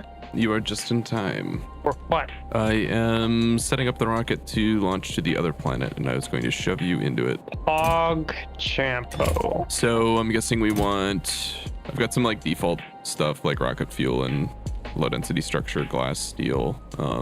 Guessing we want like miners, substations. Bots, a bunch of bots and roboports. Yeah. And a shit ton of solar, because there's no biters there. I don't know if crashing on a planet does more damage than crashing on a space station. We'll find out. That's a lot of random shit. And there, yeah, when I was on the moon, it like loaded up with the automatic stuff. Well, we don't have enough fuel. Fuel's getting made a lot faster now. Okay. Actually, yeah, we're backed up on rocket fuel. Oh shit, we are. Nice. Did we want to go? To Hephaestus or Morgan? My thought was Hephaestus. Well, Morgan still has some cryonite though, which is my thing. It's the one that, okay, I see. There's no... Hephaestus has no water. So we need to figure that out. I mean, if you want to send me to Hephaestus, we need to send water too, because can't get any there. Okay, we can do that. Actually, what is in orbit? Were you gonna send or set up another cargo silo? Oh yeah, we should do that. What are we stuck on? We need to send stone. So the other thing we could do is send this with a bunch of stone to space and then make another rocket. Yeah, let's just do that. Oh man, they took out a lot of turrets. I'll just double up on turrets. It should be fine. Oh, they took out like all the turrets. Okay. Yeah, the power, before I came back, we did not meet production. Okay, I think you should send me to the moon that has no biters, or not low on oil, or low on area to make more oil. So if you want to go up there and turn the oil planet and make plastic and send it back. Yeah. It also has like 3 new resources. So if you can figure out how to use like iridite and cryonite, yeah, that might be our better bet for now. Do we want cryonite first, I think? because Cryonite's the one that gives us utility for logistics packs. Because Vulcanite's for production. We wanted to get more bot speed, right? Or Isabella, but I think Morgan would be easier to set up. Yeah, I feel like we don't need that much Cryonite right now. Yeah, I mean, we just need enough to start. Okay, I'll go scoop up a bunch of stone, shove it in the rocket, and then send it off. The next one we can send to Hephaestus. I keep getting it wrong, Morgan. Okay, rocket is good. Yeah, we stopped getting satellite telemetry from the rocket, so I stopped launching the satellite rocket. You stopped giving us data, so we pulled your funding. Oh, no, yeah, I just set the signals up wrong. Lol. Yeah, turns out I'm wrong. This definitely still gives telemetry. Yep, gave us telemetry. Okay, I'll just start putting stuff in here that'll be useful on the planet. Do you want trains up there? That's a question that you know the answer to. You're right. My box of trains, no. When you're up there, like if the planet doesn't have any copper, we should maybe send some with you or something like that. Morgan has copper. Not a lot of iron. Oh shit. Did you look at Impusa? 67% threat. Novice is like 33%. One of these is 98%. Oh, 100% threat on Numera. Also, Hagen has 0% threat. It's a moon, which kind of sucks, but it has a lot of cryonite. How much more room do we have to shove in shit into the rocket? I think we're about 100 more. Oh, we should get a shit ton of pump jacks. Alrighty. I think I'm ready. I'm to boldly go where no man has gone before. Salute. Here we go. From a multiplayer perspective, this mod is unique in my long gaming career. Never have I played a game where it is not only viable, but advantageous to send yourself to another planet and avoid interacting with your teammates. I've mentioned it before, but the average Factorio player is gifted in many areas and communication is not one of them. This mod has a built-in mechanism for permanently escaping social situations, and I wonder if that was intended. Anyway, Waz has graduated from Delivery Cannon Cuck to Astronaut and traveled to the beach paradise planet of Morrigan. We are mostly interested in the vast oil wells that this planet has to offer. Because we are low on plastic, the idea is to set up processing for plastic here and rocket it back when it's ready. It might seem more flexible and efficient to send back crude oil, but remember, barrels hold very small amounts of liquids and are also made from steel, and this planet is very low on iron, so exporting solids is much more desirable. Okay. The rocket had nowhere to land, so all the cargo crashed into the water, and Waz has to spend quite a lot of time cleaning it up.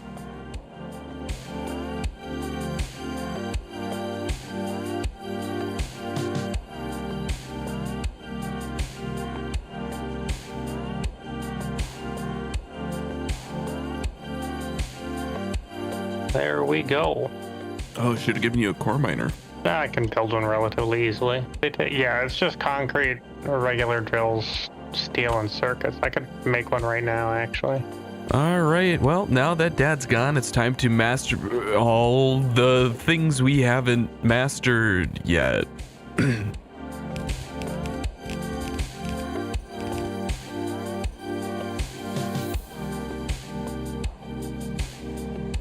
Hello. Skirt. Speak. Did somebody leave? Yeah, your dignity. Brother. HH. Greg? HH Greg. HHH Greg. Skill issue. Our core miner has slowly been piling up pyroflux, and I'm going to cash that in for rocket fuel. Just add iron, oxygen, and coal, and voila. Okay, looks like Waz has built a monument to the train gods. That's an alien definitely made this. Oh my god, fucking 8,000 combined yield for an oil field. That's amazing. Yeah, man. The Freedom Planet. Allow me to continue my scouting.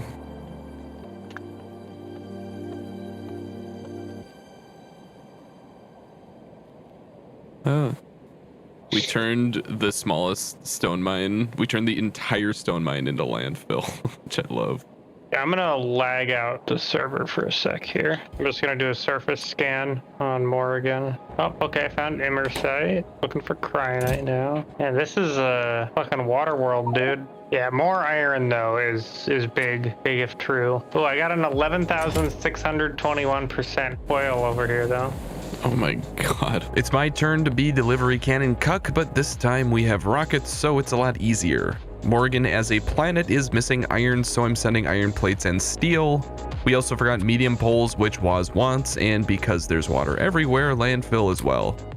I'm really glad I don't have to deal with the delivery cannon restrictions though. I will work on getting cryonite rods ready to be shipped out to you. Should I send stuff to you to allow you to send a cargo rocket back? That would be helpful. Or are you planning on making all of that up there? I mean, I could make the fuel. I have like negative iron though. Yeah, you need the cargo rocket sections. Yeah, if you want to stack them and send me just like one rocket full of stacked cargo sections, that'd probably be enough for a long time. Yeah, I'll send it in here with just like the landfill and iron I'm sending, so I'll just put it as part of that. Yeah, oh, do you want to toss a couple core miners in there? And if you have more solar panels.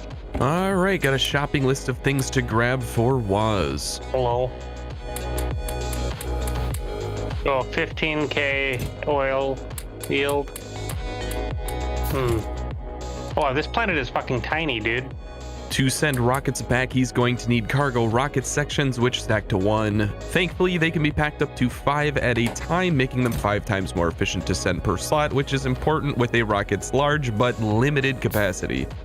When Waz receives these care packages, he can simply unpack them and use them to fill a rocket silo. The beauty of this system is that he will eventually be able to make his own rocket fuel, meaning all I need to send are these cargo sections and space capsules, and anything we want to import back to this planet is as good as ours. We're a bit off of this though, so we'll need to wait a bit until we realize this goal. Waz seems to have enough on his plate right now, setting up mining, power, some of the basic infrastructures, so this rocket doesn't need to be sent right away.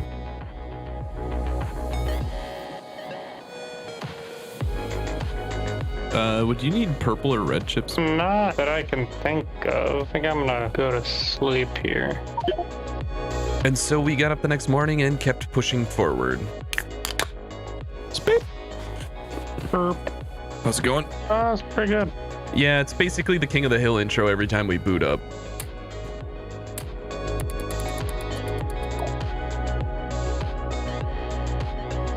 So what is the goal for today? I am loading up your rocket, then I'm gonna make another rocket silo. Did you put a rocket silo? Wait, did we put a rocket silo on my planet? Yeah, you should have one. And then the question's like, are we gonna do that much on this planet? Like, probably not. Well, if it wasn't so much water, I would say it'd be a good little production planet. Yeah, and then also we're gonna do like, at some point we're gonna do enriched ore. I started laying down that big train track, and then I saw how big the planet was and just pulled it all up. I'm like, well, shit. So I'm probably just gonna be cooking plastic and then cryonite. That's pretty much it. Actually, no, I can't even cook cryonite because there isn't any cryonite on this fucking planet. Because it only spawns in cold regions, and the only cold region doesn't have any. That sucks. It has iridite though, but we can't use that until we get vulcanite. Surprise, the resource percentages shown for planets are not ratios, but probabilities. That means that there wasn't a small amount of cryonite on this planet, there was a small chance of cryonite on this planet, which is a massive difference. Man, I wish I could read sometimes. It's not the end of the world, the oil products are still useful, but it does mean that space utility science will be delayed and we'll need to hunt for cryonite on a different planet. All right, I'm just gonna send this. Welfare drop-off. Yeah. What? It's true. All right.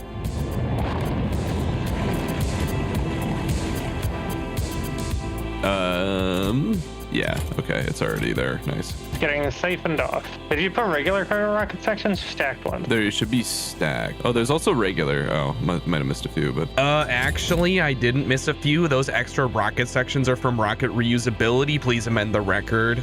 Okay, so what do you want me to send since I can't send credit? If you get up like plastic, that would be cool. I'm gonna just set up the core mining, I think, to start with. Yeah, that works. I'm gonna make the science rocket be a science rocket. Probably set up a landing pad at some point for you too here. I guess another thing, you could make sulfur and plastic. That might be nice. Yeah, because it's just petroleum water for sulfur. Man, I don't even need this jet, dude. This plant's so fucking small. Now, another question is, can we set delivery cannons up between us? That's a good question. The answer to that is no. Morgan is too far away. While we're still discussing logistical possibilities, I'm setting up a train stop for steel. The main belt is very steel hungry, and the small amount of iron produced from the core miner is no longer enough.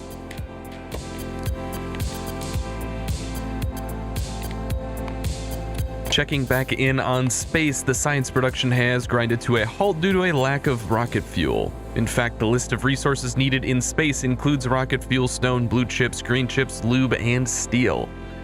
I want to solve this problem once and for all by setting up a logistic system to account for minimum amount of resources to be in space and load said resources that are below their minimum into the cargo rocket. I like this system a lot better than having a resource for every rocket, but it will take a bit of logistics wiring that is a bit more advanced than the average project. The first step is to set these minimums in a constant combinator. On top of the previous mentioned resources, all 5 sciences need to be loaded in as well, so I start with these. Everything that is logistically available in space is being sent to this TV dish, and the contents of the rocket are also logistically accessible. What is in space plus what is in the rocket will equal the supply of what I eventually will have in space, so if I add these values together, then multiply by -1, I can compare this supply signal to my demand signal from the constant combinator. Everything that has a positive value can therefore be loaded into the rocket, and conveniently I can just set the filter inserters to set filter mode when hooked up to this sum logistically. Okay, I've got some basic automation for the rocket that goes to the moon to do research. Nice. The last piece of this puzzle is figuring out when to launch a rocket. Obviously, sending a full rocket every time is best, but imagining the scenario where the rocket has one more empty slot and every resource has reached its demand, meaning that slot will never get full, is a little painful. My initial thought is to allow the rocket to launch if the cargo is full or if there is zero demand for other resources. This has its own issues, but it makes me feel better, so I do it. Yeah, I actually have like no food right now. I'm trying to find something to eat right now. I'm just like, I have nothing. Ugh. I've got like some cupcakes. I got a thing of applesauce. Maybe I should just eat that. I ran out of eggs. Big sad. Oh, I could make it. Well, I'm gonna make grilled cheese. For some reason, we don't have as much logistic tech cards as we have every other type of tech card. After a Scooby-Doo style hunt, turns out I just added logistic tech cards to the demand side twice. Genius. Oh, I'm an idiot. Okay, I figured it out. Mystery Sculved, Scoob. Mystery Sculved? This mystery's been smolved. I think the first rocket launch, the first automated rocket launch is going to be completely full, which is very satisfying. Oh, yes, get in there. And there it is. Space logistics mostly automated. Science is back up. Oh, I didn't even have to touch anything. It's so nice. Should have had one of the manufactories making space science. Science is back up. Time to shop for a few more goodies. Oh, artillery. Electromagnetics facility. That's fucking sick. I don't even know what it does. How gigachad should I make my oil processing? I think you know the answer to that question. Infinichad? Oh yeah, I forgot. I was cooking things. Whoopsie. My kitchen is very smoky because my frying pan is 600 degrees right now. Well, hey, the good news is it means my grilled cheese is gonna cook really fast, okay? Let me take it off the burner really quick with my bare hand here. That wasn't great. Do you want me to send it to space or send it to not space? Send it here to Navis. Plastic and sulfur is perfect. I was about to say something very dumb. Don't do that. That was going to give you the recipe for my really good grilled cheese, and then I was like, oh wait, right. Oh, okay, Mr. Krabs. I decided to put the landing pad for the plastic and sulfur rocket here. Both plastic and sulfur are used nearby to the east, and excess plastic and sulfur can be loaded onto these empty train stops and sent elsewhere. The core mining process on planet Morrigan also creates minor amounts of uranium and rare metals, so those will also be loaded off the landing pad on a separate side. The landing pad's wide perimeter is very handy for setups like this. Oh. Meteor actually hit. Didn't really do that much. Nowadays, we let the bots handle the cleanups. Gave us some uranium. Thank you, Meteor. You good? Yeah, I'm fine. Yeah, I want to go watch Shrek again. Actually, I think Shrek 2 is better than Shrek. God, there's so much, like, bullshit you have to do to launch a fucking rocket in this game, man. Realizing more and more, I don't really need to go to the moon to do anything. I can just fucking do it from my inventory. Are we in a pretty good spot right now? Because, like, I can't get any other tech over here. Yeah, we're doing good because, like, the research should be able to handle itself from now on. I have 0 cryonite here. We were lied to? Yes. We were debated. Woob. Okay, we could go to Chrysalis, which is cryonite. Fitting. And it has giga cryonite. Yeah, so cryonite requires frozen terrain. I could see if there, I could just view the surface and see if there's any close by. Oh, there's a pyramid. We just hit some lag. Yep, that's because I'm looking at the surface and Okay. loading chunks. Cryonite, there's a 3.7 million right next to spawn on Chrysalis. We'll need to get some laser turrets and solar and shit. We should probably just make a big blueprint, like that's the deploy blueprint, and then just drop down blueprint the thing. Immersite cave. Yeah. Interesting. Yeah, this place has like a lot of shit. That's kind of cool. Well, I've got 4 million immersite here as well. Do we want to do any processing here, or should I just rocket it to you? It's raw and crystalline. You're talking about the immersite? Yeah. It would probably make sense to send it raw because it's easier to make productivity modules and add them here. Indeed. Did you send me 10 fish? Oh, yes, I did. I sent you lunch. Ah, I see. You realize that fish damage you now, right? They do? Oh, what? Yeah, but you can launch it to get a dolphin. I don't know what you can do with the dolphin. Okay, you know what time it is? We get artillery wagons when we research artillery. No one likes a soggy fry, you know what I'm saying? Uh-oh. The rocket sustained damage and missed the landing pad. Or that was one that I sent? Yep, that was the one. I don't know where the fuck it went. It's not that big of a deal, but good to know that it can happen. It's just scattered about instead of on the landing pad, so the bots are taking care of it. Well, do you want to play some Squirtle while we're waiting?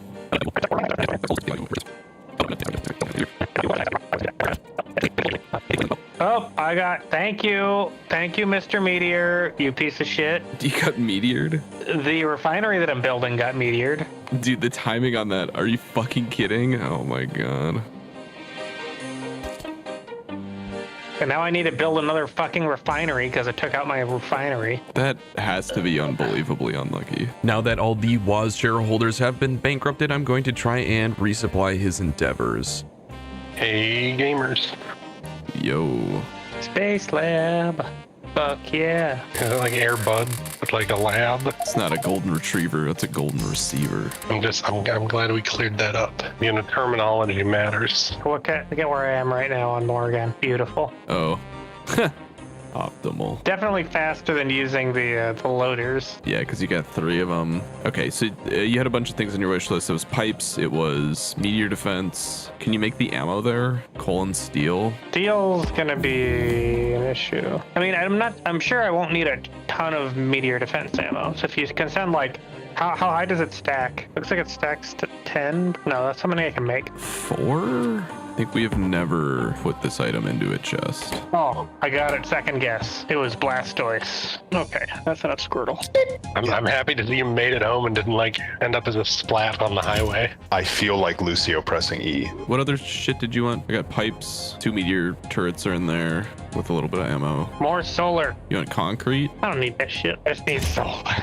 power. Your mic's not working, by the way. He just joined to fucking stare us down. Yeah, he's asserting dominance. Gling, and I watched all the videos, and I was like, fuck. Hopefully this is enough pipe. I'm just gonna fucking do it, because this isn't working. Guys will download this and think, hell yeah. I was literally thinking, guys will see this interface and think, hell yeah. That's been 80% of your thoughts for the past. He like wakes up and looks around and goes, hell yeah. We'll just wake up and think, hell yeah. Yes. I want the like the David Lynch supercut of like commuting to work, going, hell yeah. 7 minutes of uninterrupted like being in traffic, and looks around and goes, hell yeah. It's cut off, hell yeah. And then there's 5 more minutes of uninterrupted traffic. Dude, David Lynch is a dirty boy. Anyway, what were you saying? I won't go off on a... No, I was just shitting on you. You can keep going. Oh, no, I watched Blue Velvet the other day. Ah, shit, that movie was fucking wild, dude. That was weird that was a weird time. But Twin Peaks was great. Come on. I ate in that diner. Did you poop there too? I did, actually. That's way more exciting. Loading a rocket is a stressful activity.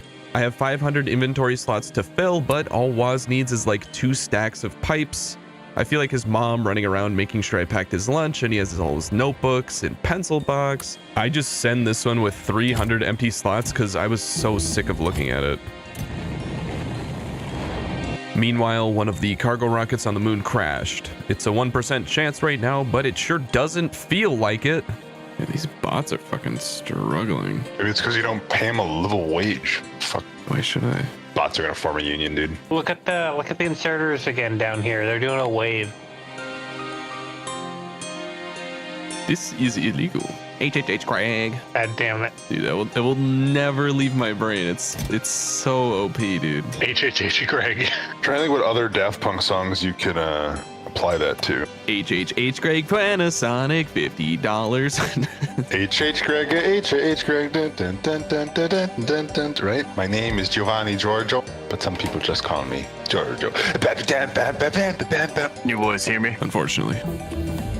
Checking back in on the science rocket, everything seems to be working correctly. The moon is requesting a bunch of lube and science, which matches expectations for producing more space science and space belts. VTubers. If Project Farm became a VTuber, my life would end. Yeah, when's Project Farm doing a crossover collab with Hollow Live?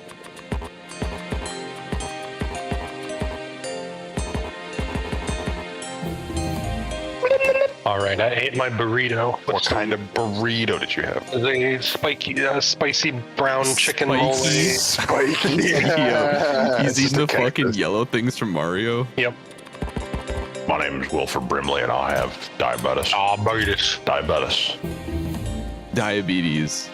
If it wasn't obvious enough, I want a lot of chem stations. I haven't needed many up until now, and I'm realizing how annoying their 5-input recipe is to collect by hand, so I got fed up and decided to make an assembler do the work. Good for him. Hell yeah, brother. Nighttime shit, baby. ChatGPT says I need a dried fruit, but I don't have any fruit. I could dry some blueberries. It would take like 70 hours. Wonder if I can like cut up protein bars and put them in the granola. I've had you send me a bunch of chem plants. Oh, I just got them automated. But the chem plants aren't just for Waz. I'm also going to start the Krastorio 2 ore enrichment process. Currently, smelting 4 iron and copper takes 20 ore to make 15 plates. If we smelt enriched ore, the recipe is 5-5, which is a 25% improvement, and all we have to do is add a little bit of sulfuric acid, which we have tons of. If you think I'm burning, put your hands on me. But it gets better. The enriching process creates dirty water, which is the most useless sounding resource until I realized that it can be recycled into your choice of iron, copper, or even other ore. Put your hands on me tonight. This means we effectively get more ore for free, and we can choose what we turn that ore into.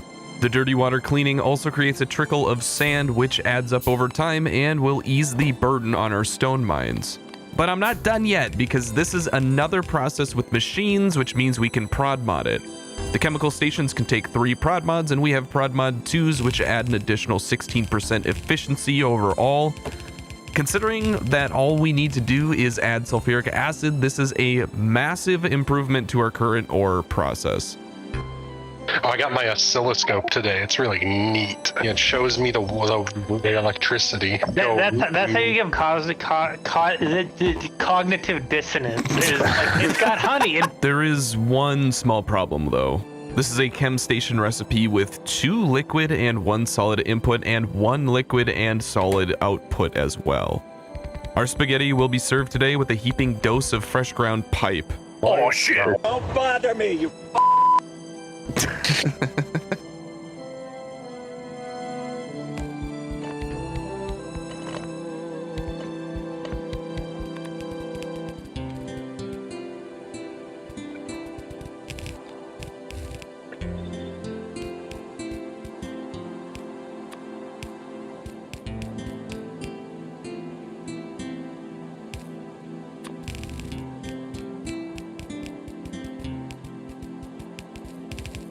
We all have really shitty stuff stuck in our head right now. No, all I have is HHH Greg. HHH Greg. And I'm LG Smart TV. $99. Oh dear God, what have I done? Okay, no, that's fine. That's fine. That's fine.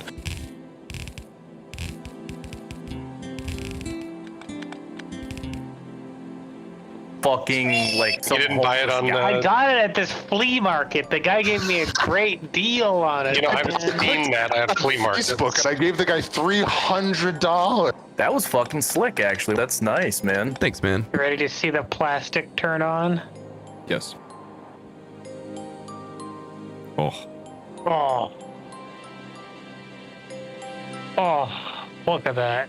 It looks like that scene in Breakfast Machine. Now, how many of these do we want? It's half plastic, half sulfur. I mean, do we need the sulfur? Well, sulfur is just fluids, right? It's just water, petroleum. Yeah. And we can't really get fluids off the planet super easily because you can't make steel. Yeah. Would you mail me an SR-71 that you 3D printed? I'd email me an SR-71 that you 3D printed. What's that voice? What? Who? You. What are you talking about? Goes to Olive Garden, leaves a 1-star review because the waitress didn't want to discuss minimum wage policy. Guys will see this and just think, yeah. Guys will just see hell and think, yeah. Dude, I'm a sussy baka, if anything. I bring more of a sussy baka vibe to the group.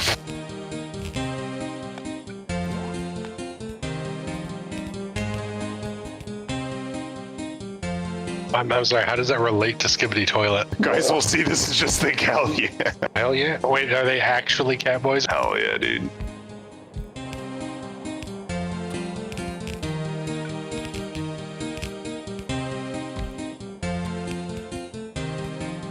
Many NASA's, very peepo. Smato. That's what took the peepo. I told him don't take that peepo. He took the peepo. What do we say? The people who take the peepo, we say get him out of here. Resser.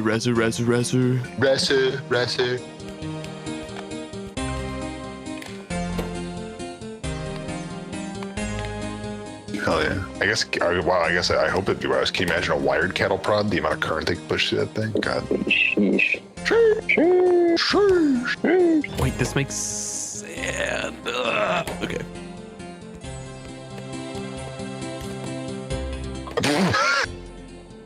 Oh, wait, there's a fucking bookmark called Quisto. Yes. Yeah, there's that. And then there's asking for something in the video, and then it happens for the rest of the video. Was it the eagle screeching? Yes. It might be the eagle screeching. Oh, when are you going to be a VTuber?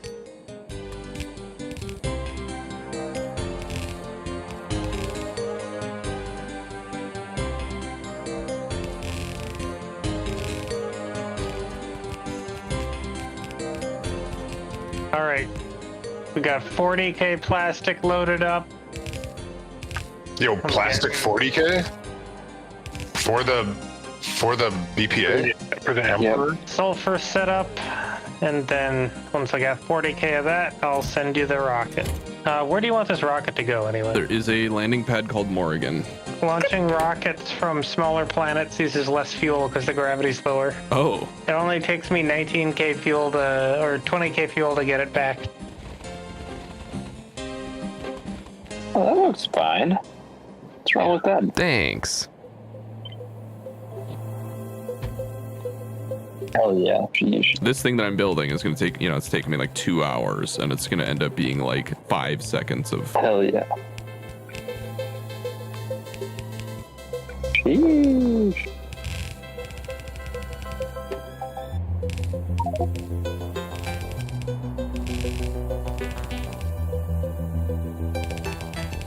I'm just happy when I remember to wear clothes before I go outside. And that's almost 2 red belts of enriched iron and copper. Yes, I actually planned this one. One thing to remember is that now instead of ore going to smelting, it's ore going to enriching, then to smelting, so don't forget to update the trains. All right, first sulfur and plastic shipment is on its way. Oh baby. Here she comes.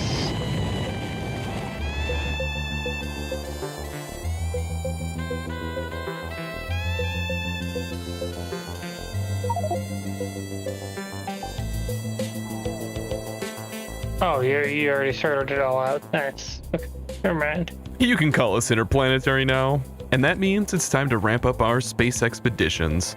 It's disappointing that Morgan had no cryonite, but we found a few candidate planets that we're pretty confident do. I'm going to start preparing a rocket for my first interplanetary journey next time.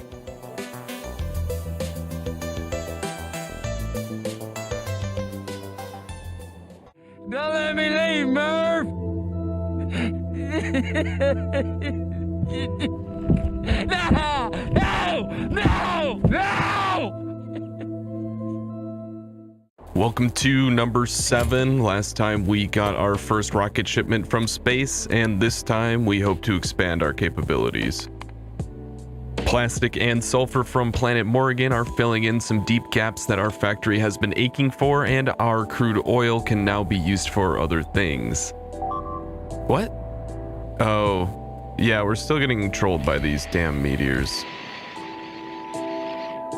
66 hours in, not sure what pace we're on, but looking pretty huge on the map. Not quite a mega base, but certainly nothing to sneeze at. Accumulatorville finished building, ending our reign of blackouts, and we're now 100% solar, only burning coal to get rid of the excess from the core miner. Back to those meteors, they will be no more with these massive meteor defense turrets. They protect your whole planet, and with around 4 of them, we'll never have to deal with a meteor again. Just need to make their ammo from green chips, steel, and batteries, and we're completely protected. Yo. What's going on? What's up? It's been a actually really relaxing day. Now I'm gonna make some dinner and hang out. Are y'all factorizing? Yes. To progress science, we need to get cryonite, and planet Brainora catches my eye first. It has tons of cryonite and only 7% threat. Problem is, solar is only 38% effective here, which sounds bad, and I'm too lazy to verify that the number is significant, so it's significant. This is what we should have done with Morgan. Scan the planet and verify that cryonite is there before literally packing 50% of our workforce into a rocket and launching it there. Hindsight and all that, I guess. But boy, does it have cryonite. It also has cryonite core mining, which is a massively bloated production process with 2 steps and 13 outputs, but core mining is infinite, so technically this planet has infinite cryonite too. I really like the process of scanning a planet. Each one has strengths and weaknesses. This one has a lot of great essentials, some that not even Navis has, but I haven't seen any iron, so if we choose to go to this planet, we'll need to plan to bring our own.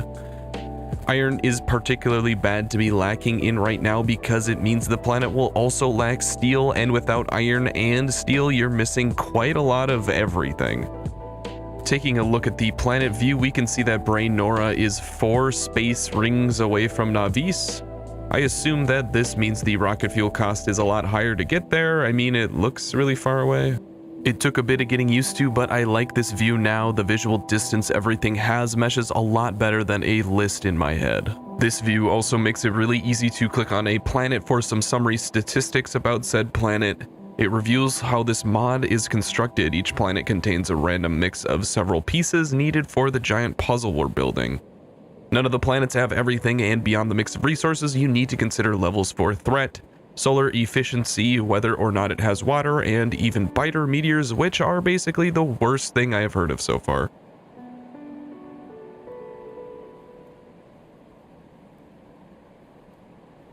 I also like the look of Crystallis. It's the biggest planet in its ring and has a lot of goodies. Unfortunately, there are a lot of biters, even at just 33% threat, and it only has 22% solar efficiency, which I think is the worst I've seen so far.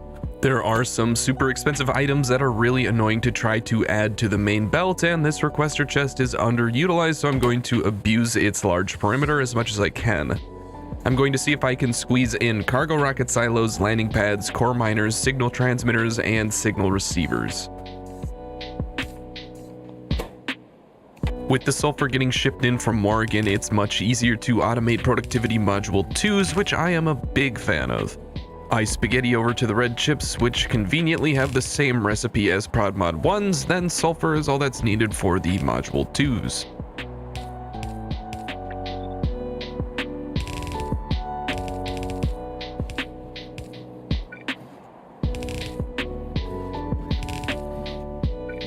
We no longer need to collect biter goop for military sciences, we can grow our own. Just add petroleum and oxygen in a biolab. I'll still need to convert this into biter research data, then actual military science, but at least we no longer need to violate OSHA by feeding biter goop by hand. I can't research it yet, but I hover longingly on my favorite research in the game, logistics system. I'll go into more detail on why it's great when we can actually have cryonite and can research it, but right now I'm just staring at it like a bear staring at a salmon.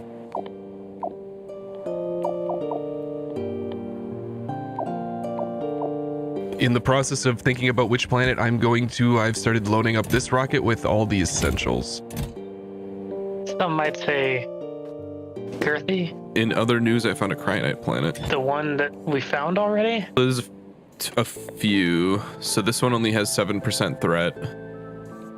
It's Brainora. We scanned it. When I look at the solar system view, yeah, it's one ring out, but we can still launch a rocket to it. It just takes more fuel. Beast.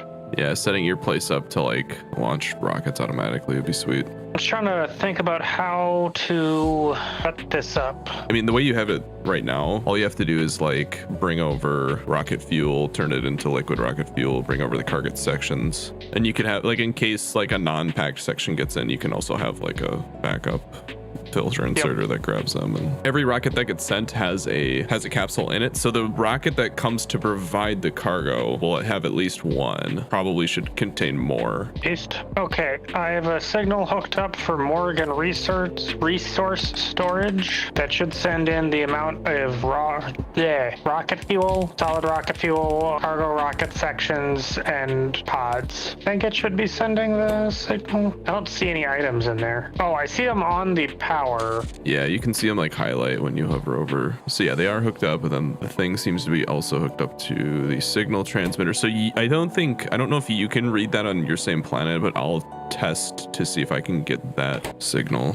I'm transmitting out Morgan resources, so then you can figure out what needs to be sent with that. I just want to know what signal am I going to be looking at that's calling for resources here. So what signal should I fire a rocket with? And do I need to do specifically plastic or sulfur based on how much you call? No, I have that sorted out here. So the landing pad can handle both. Yes, but if we have like a lot of sulfur and no plastic, do we want to make it just load up plastic? Yeah, that might be interesting. So you could be listening for a signal that tells you how much plastic and sulfur we have, and then take the difference of that and fill the rocket based on that difference. Yeah, that's gonna need some circuit knowledge on my end that I don't have, but I'm willing to learn. I think you just need, because I already figured that out for the moon, so... Okay, do you just want to hook up like a signal so I can play around with it then? See if I can figure out how to load that? I'll put down a sender, put down a receiver as well to get your signal. So this will be research, this will be... Well, the receiver should probably go by wherever the rocket's being launched, right? Oh, yeah, you're right. Okay, so yeah, so for now, I'll just try and send this. So I'll call this like Morgan landing pad. You can just do Morgan resource request. Okay, so I see 19K plastic, and that's it. Yep, that is correct. The sulfur has all been used, and the plastic is just sitting on a train stop. So then I am going to, oh jeez, this is math. Okay, so I'm just gonna assume a full rocket is 90K. I can fit a little bit more than that in there. So I would subtract, man, this is, I'm cooking with gas here, okay? I can tell you how I did it, if that helps. I want to try and figure it out, and then if I get angry enough, then I'll ask you. Okay, all right. Okay, so do I multiply by -1 in the arithmetic combinator to get the amount that I want? Yeah, that's exactly what I do. I'm just trying to think of how I can split this, or at least have one resource not take priority over another resource, if they're both empty. That's interesting. Yeah, I haven't actually directly solved that, but I know there are certainly ways to do it. Okay, so I have one named Morgan Welfare Pad, and the other one's named Morgan Rocket Parts Pad. All right, it'll only run the core miner if we have 10% charge on the accumulator. So I have 19K coming from red, 90K coming from green, and then the constant combinator multiplying that by -1, and the red output is -109. Oh no, that is what I want. Okay, yeah, this works. This works, kind of. Oh no, no, stop. That's not what I want. Oh fuck. So that doesn't work. The brain is not braining goodly here. Okay. Do you want to pop over here and see if my logic makes any fucking sense? Yeah. Anyone who remembers Waz absolutely dunking on me with train knowledge in part 2 should have figured that I was out for revenge. Well, here it is. Not really. I've done a lot with circuits, so I feel pretty comfortable double checking what he did. To simplify everything, this station will load plastic and sulfur until the total in the rocket and on Navi's total 100K for each resource respectively. Then it will launch when it's full. This way, one rocket can supply 2 different resources with real-time rates. Whether we need 70K plastic and 30K sulfur, or 100K sulfur and 100K plastic, or anything in between, this rocket will always launch with a full inventory and never overload the landing pad. With all the crude oil, this planet can even supply its own rocket fuel. There is one missing piece here though. The 100 cargo rocket sections and 1 space capsule needed for every launch. We might have enough to make those just with the resources on Morrigan, but it is such an enormously long process requiring almost every raw resource, every type of circuits, like 20 or more crafting steps. It is much easier to just send a rocket with cargo parts for now and space capsules that are made on another planet. Only took 40 minutes. Teach a man to fish though, always happy to strengthen the crew. Just put you in an ICBM. Rocket sections must be reusable, because you didn't put any rocket sections in, but I got like 27 out of it, which is kind of cool. Yes, they are rocket reusability. If you click on the silo, it'll tell you how much you've got. There's also a little Monka S, because that means I need a little bit more storage for those. Once we get requester chests, then this isn't really a problem at all. All right, well, this is good, because now my productivity module 2s will keep going. Yeah, the one thing about the Cryonite planet is it has 38% solar, which is like not great. Yo. What we doing? What we gooching? Factory gaming. Feel bad about the 20,000 terabytes on my computer, so we delete that with the chainsaw just like every year, and then you got a new computer after that, right? Yeah. Oh yeah. Our copper smelting reserves have run out, and it's time to unleash the enriched copper ore. Ooh. Accidentally picked up a lot of sand, and I could have put it in the box myself, but just look at this. It's so much better.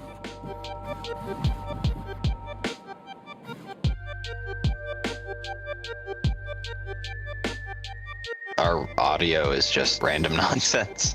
What up? Hey. The Bussinator. That song comes up on my workout playlist. The Bussinator? No, to Awaken. Are you guys getting a lot of white noise from me? Yeah, you just sound a little boxy. I'm in my truck. Based? Based? If I'm not able to defeat my little brother in a board game, I get angry. I get extremely upset. Particle accelerators are on Earth to open portals to heaven and hell. The hottest take of the evening. Damn. Can you add a signal to the landing pad that is just like, this landing pad is empty, and send it to me just so I never launch a rocket if there's not enough room? I think that the rocket automatically will not launch if there is not room. Here, I think we can test it. I can just shove a bunch of shit into the thing. Okay, now if you go to the rocket, how much shit is in it? It's full. Okay, can you launch? Like, what does the button to launch say? Okay, waiting for the... Okay, so it will not auto launch, but I can fire it off manually. Okay, cool. All right, well, I'm coming home. What are you guys rich now? You just launching rockets left and right? Yeah, pretty much. Pretty much. Are you sitting on my plane for a reason? What? You're right on top of my plane and I couldn't click it. I thought you were just trolling me. So, next planet. Braynora. All right. That is a cryonite planet. And it's only 7% threat, so it should be easy. Ooh, there's a couple 100% threats. Those are exciting. There's a 7.3 or 6.3 mil cryonite mine, and kind of in the middle, looking at juicily. I've also been loading up a rocket with stuff. Oh, Avorion is a 0 threat cryonite planet. Does it actually have cryonite? Let's find out. Ready for lag. Avorion. Yes, there's a fat cryonite, 6.6 mil. Oh. Well, that might just be better. Do we need water to machine cryonite is the question, because it doesn't have water. I was thinking of just sending raw cryonite back. Would be easiest. Oh, no, it needs steam that produces water. 2 or 3 cryonite byproducts, so I thought it would be easiest to just do it here. All right. Yeah, we could do that. Just send everything in and then mine it and send it back type thing. Just raw. Yeah, I can set that up. Are there any other enemies other than the ankle biters? Not yet. Not that we know of. There might be in the expansion. We don't know. Are they in the mod? There's no new enemies in the mod. Just varying levels of fuck tons of biters. One thing I don't know is if the atmospheric condenser, it can condense water. So I'm thinking if we go to waterless planets, we can condense water there. So we could just do all the cryonite processing that we need to. Yeah, I think it's just easiest to send it back raw. It's a nice option. If there's stuff there that we want to make that requires cryonite, that'd be nice. Okay. Yeah, I have a rocket ready. I was gonna launch pretty soon. I don't know if I'm missing anything in this rocket. I should look at the stats for Avorion though, to see what it actually has, what I might be missing when I go there. Not a lot of iron, very little stone, like negative stone, but Core Miner should provide you enough stone that it's not a big issue. You said little iron as well? Yeah, bring about 3 times as many solar panels as you think you need, because the solar's pretty sucks. shit. Yeah, it's 22%. Bring like some boilers. Is there coal on the planet? Yeah, coal's second highest after cryonite, so should be plenty of coal. And there's a 730k right next to the place. And if you just bring water fill, you can just cheat. That feels like cheating. Yeah, I mean we could just not use water fill on waterless planets. That might be. Yeah, and just use atmospheric condensers to do it. Dude, I can't wait to make a bot mall for all the random fucking garbage. I'm so excited. Yeah.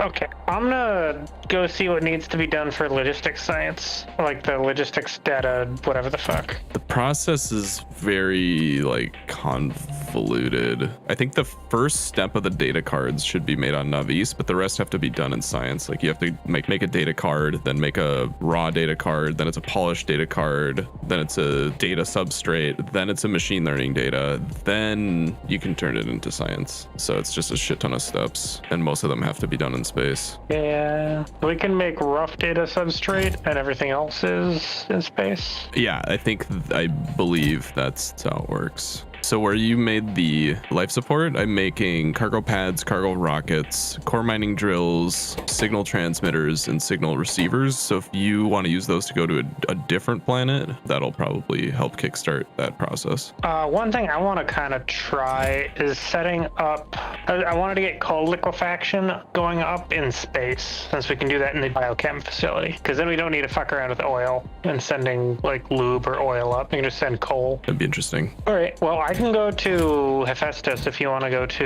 Avorion. Yeah, that sounds good. I can get you a silo, or you can just reuse the same one I'm using. It's fine too. I should actually put a pad down here just in preparation for it, for when I come back, just in case you're not here. Is there a place you want it? Not really. I mean, there's plenty of room down here. I don't know how much shenanigans we're gonna have to do to process cyanide, but if you just put on a train, we can bring it wherever. I was just gonna put a cargo landing pad down somewhere. Do we have pads being made, or are they just kind of... Yes. Yeah, they're up there where the life support are being made. There's a bunch of really expensive shit that gets made here that's more convenient. There's rocket silos, core mining drills. Christ on a bike. Jesus Christ, mate. Yeah. Can't wait till we can get more requester chests. Welcome back. What? I'm just said hey. A little quiet. Hey. I'm Fat Albert. Hey. Wonder if it ever makes sense to bring raw iron so you can productivity module it when you get to the planet. I think needing to smelt it is the issue. Yeah, it's right. It's just a ratio. Certainly, like the more iron you send, the better it gets. And also, we should start using industrial furnaces. Oh, one of the like 60,000 new things that I didn't even see we had. Or casting machines. I'll start using this shit when we have a bot mall. Okay. Casting machine. I've never used the casting machine, so I don't know how that works. I'm certain it's more efficient somehow, because it's 24 enriched iron and 10 pyroflux make molten iron, and then we can put that molten iron into a casting machine to make an iron ingot, and then we can make iron plates out of that iron ingot. So that's goes from 24 enriched iron to 30 iron plates versus 5 ore for 5 plates. So it is significantly better, but it takes pyroflux, which kind of sucks. I don't know. You can directly make steel ingots from molten iron, which is pretty good. 24 enriched iron goes into like 20 steel plates versus 15 iron plates into 5 steel plates. That seems really good if my brain is mathing right, which probably isn't. Okay, well, I found a way to fit them in over here. So we are making industrial furnaces. Whatever you say, I found a way to fit them in. I get like a shiver of dread go down my spine. I mean, but it's working. All hail the flying spaghetti monster, I guess. All right, some new buildings to utilize, which is exciting, but I'll leave that to Waz for now. I've got a new planet to go to. I know I've already been in a rocket and I've been to space, but it's a little different going to another planet, especially one that needs over 100,000 liquid rocket fuel to get to. The only way to space capsule back is to use emergency burn, which will destroy 1/2 of my inventory, so the return journey will need to be in an actual cargo rocket. This planet is also way too far away to be delivery cannon, so if I'm missing something, I'll need to get crafty. A quick look at the planet makes it look like a cold, barren hellscape. It's fitting for cryo night. We'll need to go somewhere that looks like this anyway, but even with no biters, it's a little unsettling. But there's no time for hesitation. We need to get the resource, and I'm willing to give what it takes to send some pay dirt back home. Can I get a hell yeah, boys? Hell yeah. Hell yeah. Hell yeah. H, right?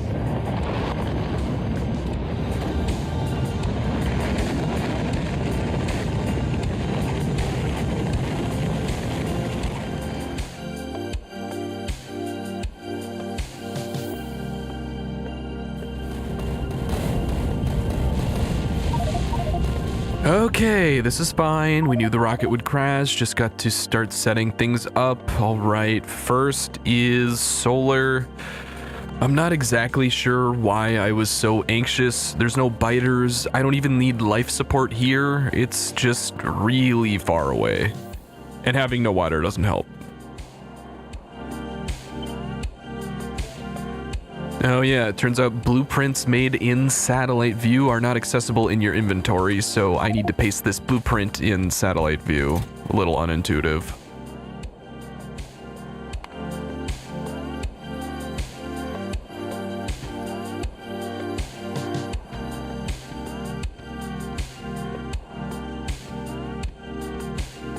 This solar blueprint is a little goofy because solar is so much less effective here, throwing off the accumulator to solar panel ratio. It would have been better to pack more solar in, but I definitely was thinking of 100 other things.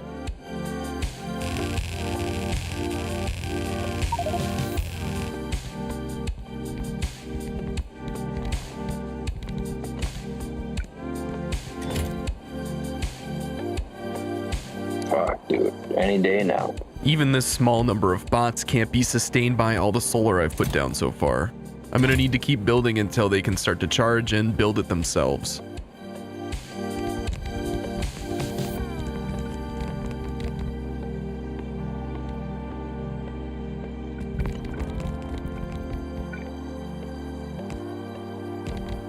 Flossing my ass. Yeah, gotta keep that crack clean. Jesus Christ, man. My brother. L plus ratio.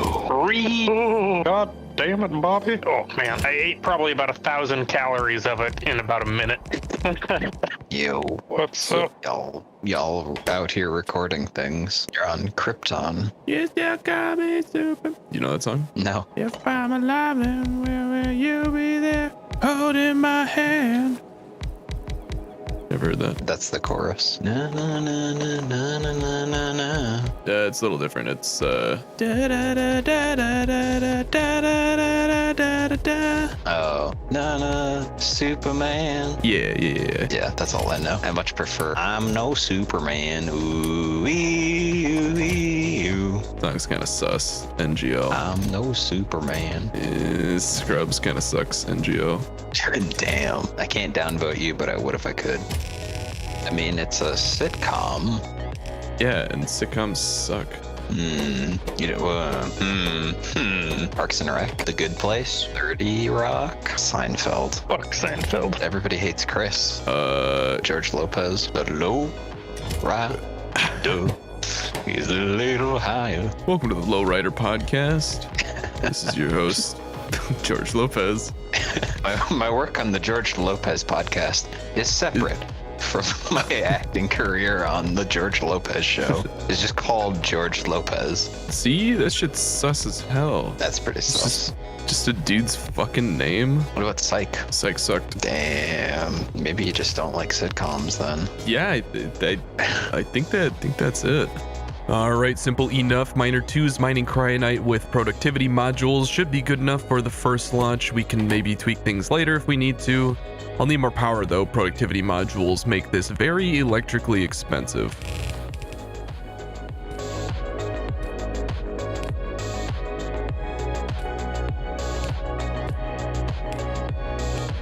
Huh. Cryonite only stacks to 20. Huh. Oh, I wonder if it's worth processing there then.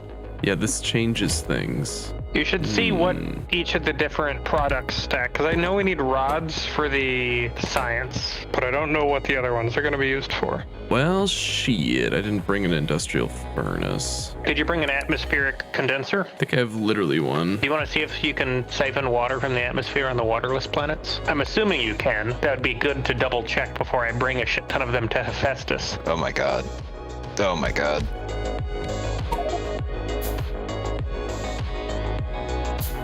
So this planet is just nitrogen and oxygen from the atmospheric condenser. Okay, so we cannot get water. Apparently. And this is Avorion? This went from quick adventure, 20 minutes in and out, to the literal plot of Interstellar in like 1 second. Cryonite stacking to 20 is awful. That's 10 times less than most other resources. This would have been good to know before coming here. In addition, there is no water. Why is this a big deal? Because making cryonite rods, which are the end product and stacked to 200 like normal resources, require water. You know what else requires water? Rocket fuel. Not directly, but you can either make it with pyroflux, which is not on this planet, or from light oil and solid fuel.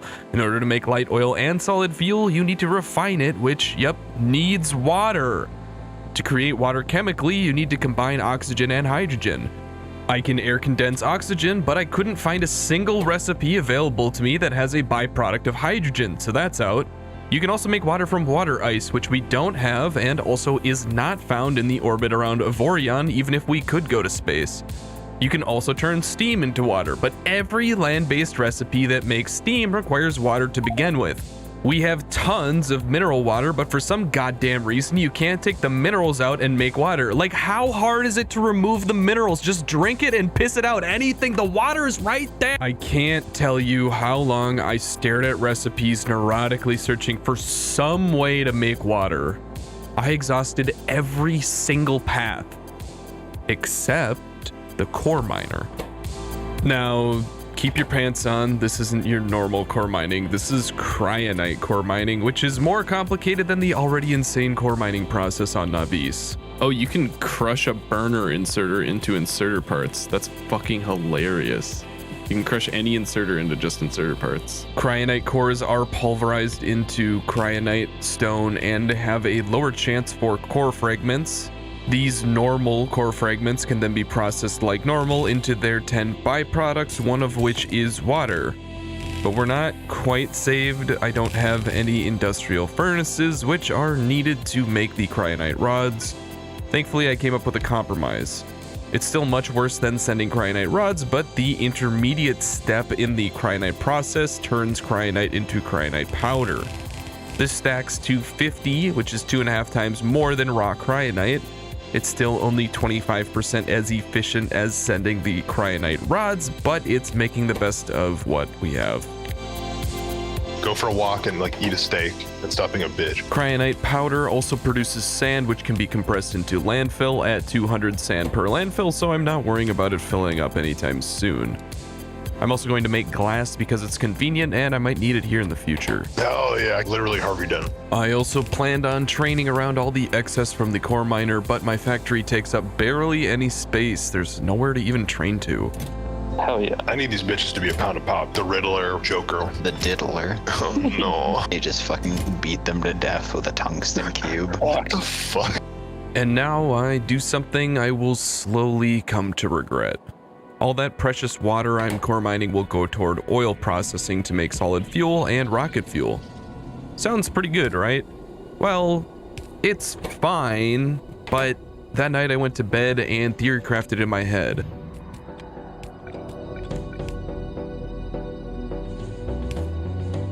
The amount of water needed to make cryonite rods is lower than what is needed to make oil, and it refunds some of the water. This means that I can make many more rods with the water than I can solid and rocket fuel. Cryonite rods being 4 times more efficient to transport means that I would only actually need to make 1/4 of the rocket fuel to transport the same amount of resources. This use of water is so much more efficient, but I prefer doing it this way. I didn't look up a guide on the best planet to land on or the most efficient way to transport cryonite. I just took the information the game gave me and did the best I could. My analysis was highly imperfect. I didn't even think about water needed in the cryonite processing chain, but I made some imperfect improvisations and found a way to make it work.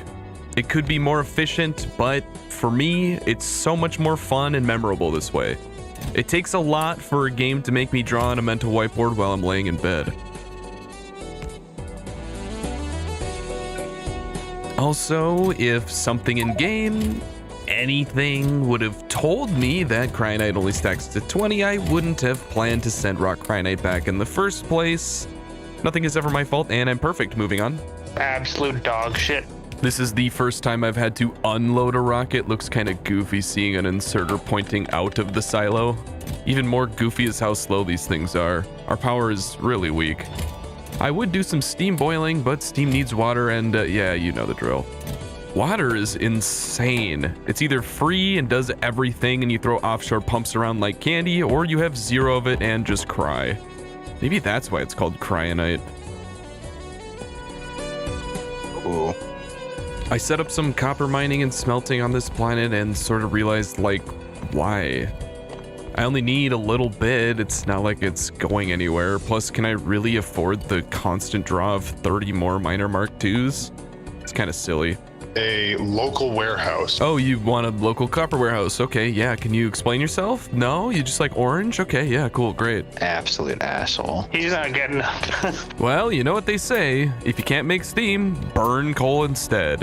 It actually pumps out more electricity than you might think, and I don't give a shit about this coal patch. It would have been better to turn the coal into processed fuel beforehand, but this planet is the epitome of apathy.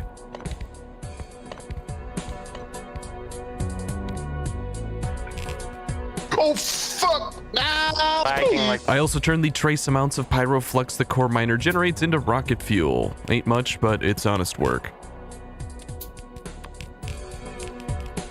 I pumped some of the planet's oil, but there isn't really much point. Without water, it's almost useless. Another possibility I theory crafted was burning the raw crude oil in a gas station to generate power. It's a little nicer than coal because it doesn't run out, but I didn't think of that in the moment. I get that, man. It's like when I make stuff waterproofing, it's like no one's ever gonna see this, but I know the imperfection is there, so it bothers me. Critical intel. The cryonite powder stacks to 50, so... Sending powder back. Yes. I was trying to see if you could like extract something from the mineral water and get water back, and the answer is no. So I don't actually need water here. I've been just burning coal. So basically I don't actually need water. All I need is rocket fuel to get the shit back. I don't have enough rocket fuel to send a rocket back yet. I was like super focused on like setting up oil and setting up this and setting up that. And then I was like, wait a minute, all I need is like, I just need rocket fuel, and then we can worry about that shit in the future. Yeah, we should probably start doing lithium processing at some point, because the upgraded batteries might be good. But dude, I made hash. You made what? Hash browns, sausage, and eggs. I used like all the butter. Ugh. Oh, water fill doesn't even work on water planets because it says no water. I see you trying to scam there. I had to test it. I'm a scientist. Mr. Cheater. My lack of rocket fuel means I'm stranded. This is literally Interstellar. And just like Matthew McConaughey, I need to find a way to communicate across time and space. Marv! And then I had an idea. I could blueprint belts to move rocket fuel over to a rocket silo in the satellite view on Navis and wait for the bots to build it. Thank God we made an extensive bot network. Watching the rocket fuel move one belt at a time was thrilling, like solving a puzzle in The Witness. The final boss was spaghettiing some inserters to bring a space capsule over to the silo. The creator of this mod may not have told me how high cryonite stacks, but they sure did bless us with amazing tools.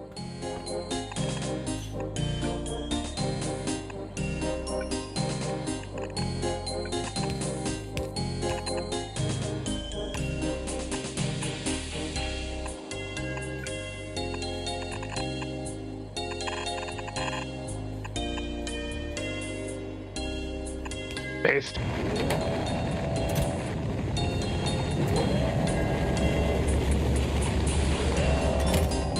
And that's our first completely remote launch.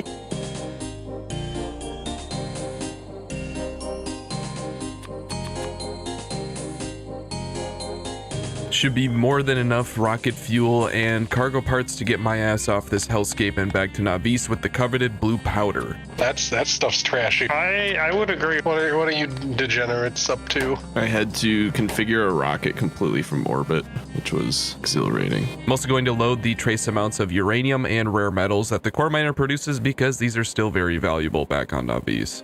Yeah, people. Yamato. People. Where did you guys originally find that? It's been around for a long time. You just been sitting on that for a long time, huh? No one's triggered it with the right keywords before. Been sitting dormant in my mind for like the last 20 years. Speaking of NASA people, I was having an idea. I had a clue. That's a first. NASA people. NASA people. Speaking of NASA people. We're coming home.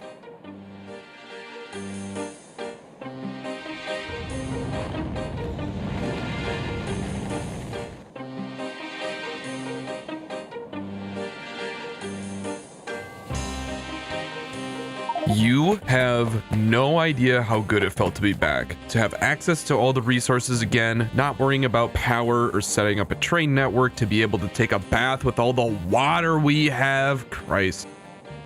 Most of all, I'm excited to continue down the path of utility science by making cryonite rods. It requires turning 1/2 of the powder into cryonite crystals, then baking the crystals and powder together, which can only be done in an industrial furnace. I'm happy to be using the industrial furnace with its 5 module slots. You know this is going to get productivity to hell. But gone are the days of slap a resource into a furnace and walk away. Now we have to give our resources a massage before they feel like being useful.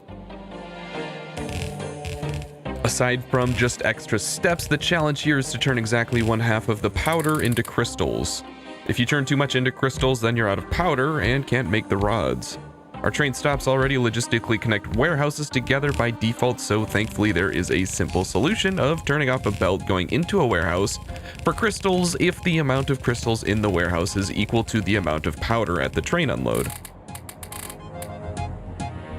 Oh, 5 prod 2s. Oh, how much power is this gonna take? That's a good question. 2 megawatts each.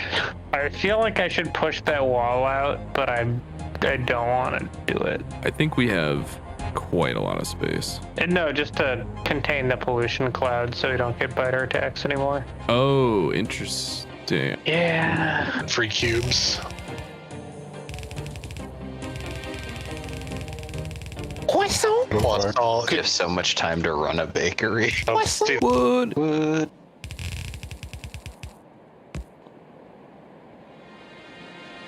All right, I'm gonna work on rough substrate. Sweet. I will probably start thinking about how to actually use them in space now that we have the rods. The rods, Mason. What do they mean? I'm tempted to start using the furnaces for like our iron and copper, but I'm like, man, I think our iron and copper, they're doing great as they are.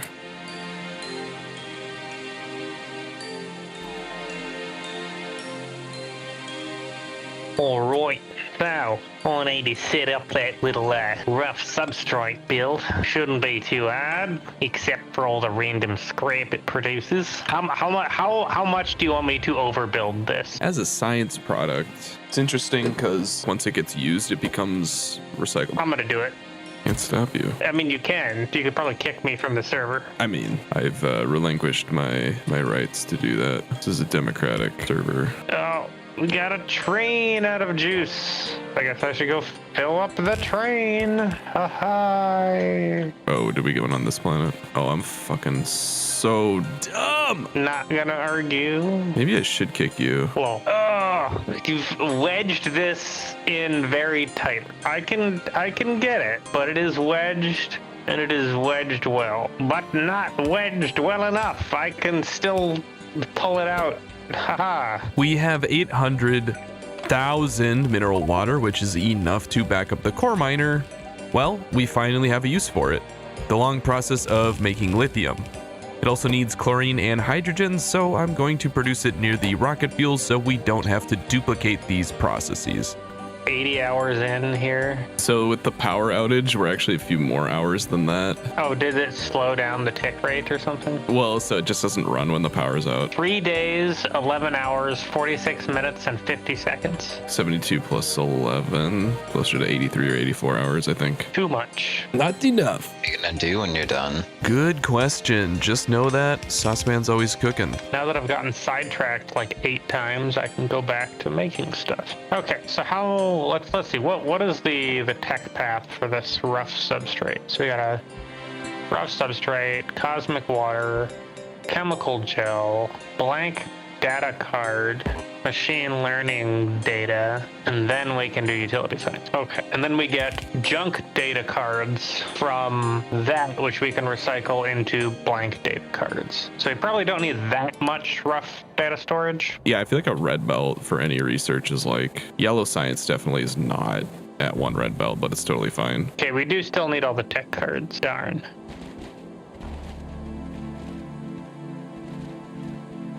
You checked on the uranium recently? No. It's the thing that comes out of the core miner at the lowest frequency, I think. I thought we had a little bit of it. We have 36. We could start doing Covarex when we get it. Lovely. We probably shouldn't use it and just put down more solar because it's so UPS intensive and we're probably going to need the UPS later on. There's a rail that will not accept a train stop.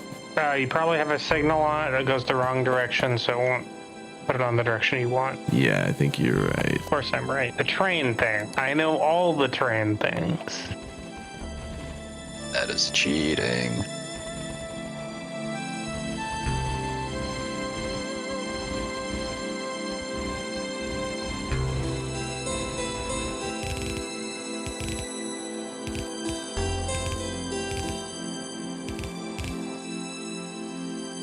Cheating.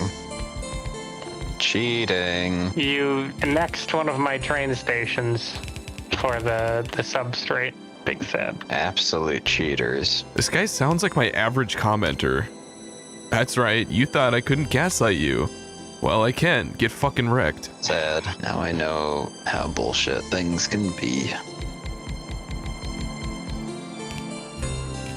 They're like, we're looking for criminals. I just point at everybody else.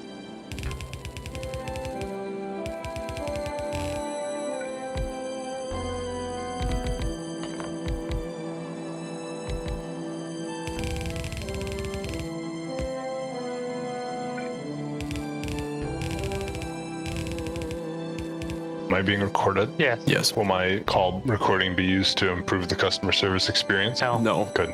Okay. Who's Steve Jobs?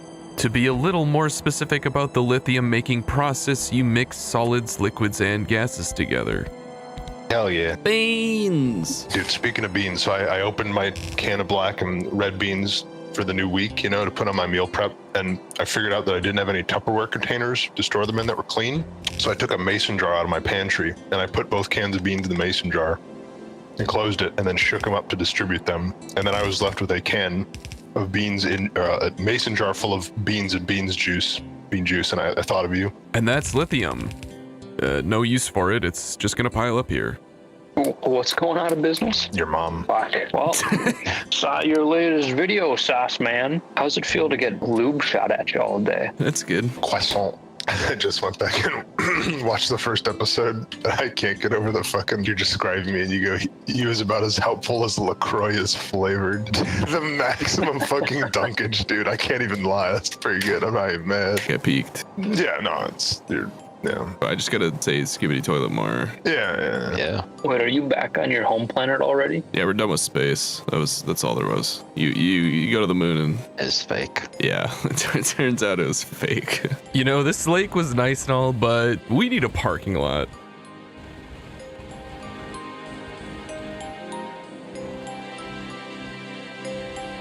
A parking lot for trains, that is.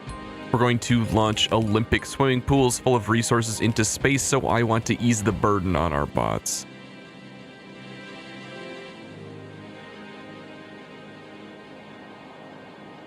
I wish we could make the rods on that planet. We could. You have to like rock it in water. I mean, that's the trade-off of having no hazard, is there's no water. Yeah, for sure. Going to that other planet might have made more sense because we could have obliterated the biters easily. Infamy has biter meteors, though, which might be an issue. That might be worse. If not shot down. So if we just put a shit ton of the planet-wide ones on there, could work. Oh, hey, we can turn vulcanite into pyroflux. So yeah, do we want to go to Infamy instead? Amazing. Let's view the surface and see what's there. Flag time. Got iron and... Yeah, this looks like it's all going to be moon tile. Yeah, so I think Infamy is probably the best bet, and then we just produce it here. If we can make steel circuits and batteries here, which if we can do that, then we can completely guard it from meteors. Oh, it has copper. Okay, that means, and then it also has oil. If we can make the ammo here on this planet, then we just send 4 turrets and it's no threat. We need more than 4 turrets. They're not 100% chance. They have 80% accuracy. I don't even see any biters here, dude. Definitely go here instead of to Festus. Gotta do what you gotta do. Yeah, so tomorrow or next time we end up playing, I think either you or I should go start setting up vulcanite and the other person should work on the science. Dealer's choice? You're the boss. I'll probably end up doing science. I think it is what I set up originally, so it's kind of a little bit of like, you don't have to deal with my code. That is bigly. I think was really excited about the prospect of being on a planet that I can't touch. That's kind of true. So I think we get the best of both worlds there. All right, works for me. Oh, you should uncap all of the solar and accumulators. I want all the solar panels. Well, you heard the man. New resources and more space science next time.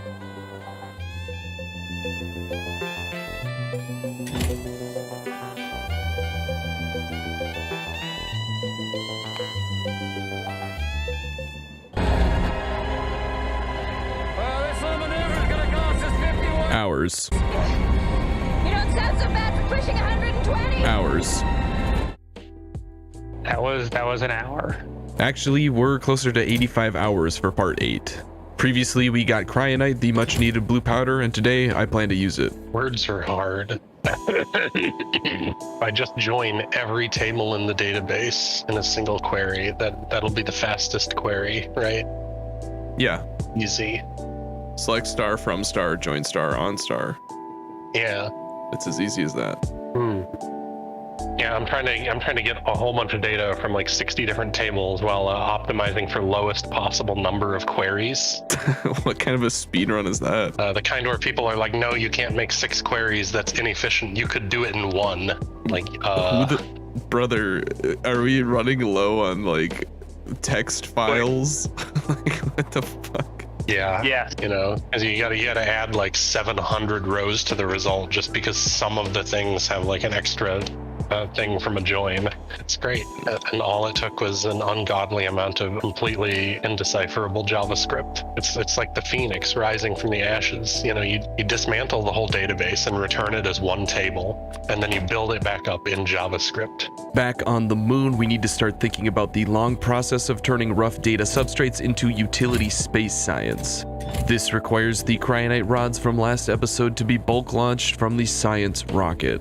Okay, so I go to lighter meteor land. Yeah, I would take 4 of the big turrets. I don't think they're getting made anywhere, but they're not too hard to make. I'm putting cryonite in the rocket. Also gonna call your data tabs over here via train. Oh, we also completely mined out our other stone in the base. I don't know, is 4.5K landfill enough? Oh, well, just wall off that little section there and landfill over the bridge. Louis Gucci. Got me rocket so loud, simple as. This is calendar Hephaestus. No, Hephaestus. Where is it? Fuck. What's it called? Infamy. I'm sending it to Infamani. Under the sea. So am I to assume you will send me rocket bits? What do you mean? Infamy. I don't need to produce them myself there. You're talking cargo rocket sections? Yeah, all like the rocket parts, other than fuel. All you need is rocket sections beyond that. Make sure to take a rocket silo with you, and then here's a great place to make and distribute the rocket sections, so should be easy to send them over from here. Especially once we get requester chests, then all this fucking spaghetti can get swept under the fucking rug. Probably should go fix that wall and grab that stone before I do anything else. But it's so boring. Oh, dude, the extra rocket strength feels so good. Holy shit. Oh, wow, they're 1 tile away from being able to get over here. There's like one tile of deep enough water, otherwise it's all shallow. Like almost could have made it. Well, no time to lose. My people need me.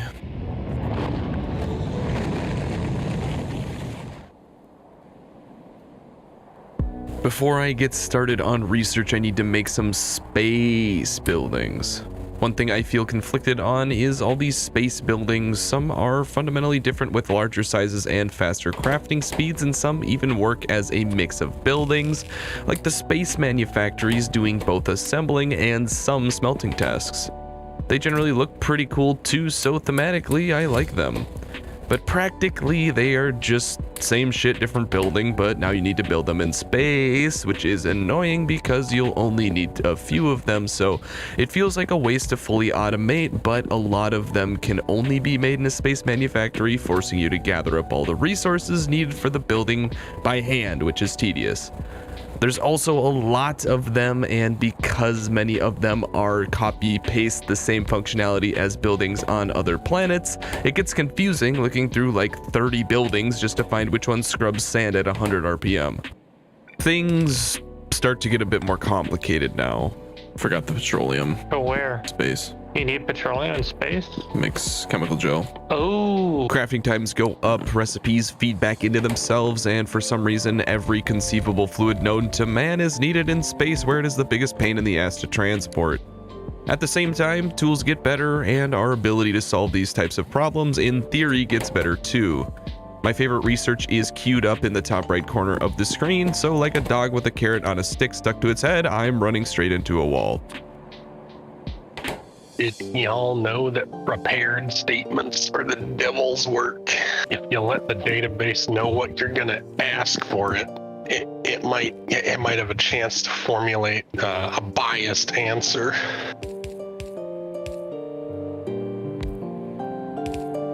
I love how floaty the jetpack is. It makes it feel like a jetpack, you know? And I like all the smoke it puts off too. Yeah, makes me just feel superior to everybody. Are you excited when we get to the point where we get to tear all this down and make it aesthetic? What? The part where I tear down our entire space platform and make it look aesthetic.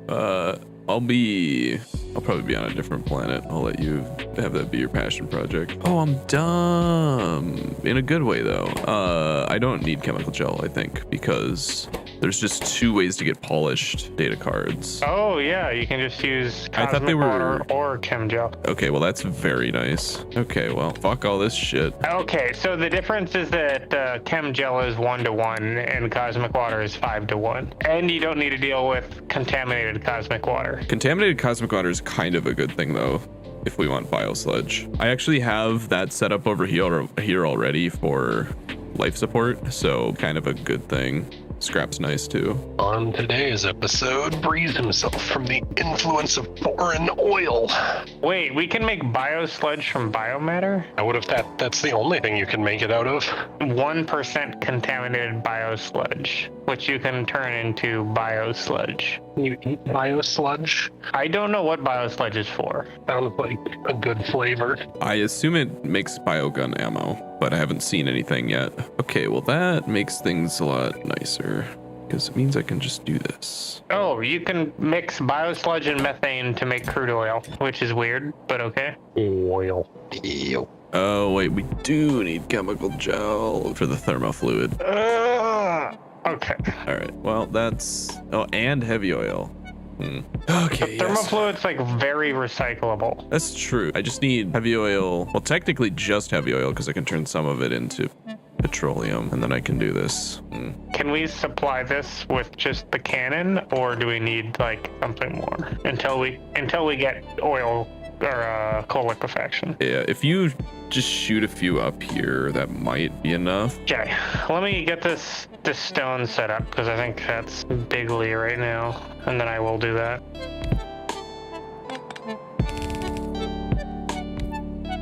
You know, so some guidance on communication. Let's see, am I done with laundry? I'm done with laundry. It didn't really feel like there was a great way to do this. We already launched heavy oil up here, and we can crack that into light oil and petroleum, but it's really inefficient. But sending up barrels of petroleum seemed like overkill and added another item to the already long list of rocket demands. Plus it's awkward because nothing else on Navis needs barrels of petroleum. He can't read. He legitimately can't read. Whoa, wait a minute. We can't. This guy is like, he's a nice enough person, but holy shit, whatever the fuck he actually does, because I don't know. I'd like to amend the record. I can read. I'm sad. I mean, to be fair, he is actually better because he didn't do anything. I think it might be easier if you just shove the crude oil barrels, or sorry, the heavy oil barrels into the rocket, because it's getting kind of full, and that'll probably be a lot easier for you to work into the science rocket. Okay, is there any? Well, there's a shit ton of lube in there. There is. Speaking of new buildings, supercomputers are the second to last step in this process, turning blank data cards into machine learning data. Where are you barreling up the lube? In the middle of the base. Ah, I see it. Next to the water. Wait, no, that's water. Where's the lube? It should be like middle top of the belt. Now I'm just curious where the fuck the lube is. God, this is such a mess. I want to fix it, but I also don't. Oh, yes. There it is. Machine learning data also needs thermofluid made from sulfur, iron, copper, heavy oil, and chemical gel. Okay, so blah blah blah blah blah blah blah blah blah. Cracking down the heavy oil is not efficient, but it's easy because we can just send more heavy oil, which we're already sending. Even after talking a lot about petroleum, Woz has other things to do, and there were literally 2 people planning a multi-thousand person event at the same time in Discord, so I think this works a little better for someone who can read. Cracking is a nice thing to have up here anyway. Balancing out our oil supply is nice so we don't run into situations where we feel like we need to send up more petroleum when we already have 10,000 heavy oil that's not being used.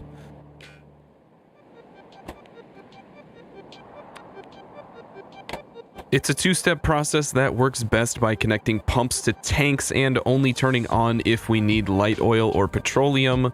We don't want to crack down all the heavy oil because there's no way to reverse the process, and like I said before, it's really inefficient.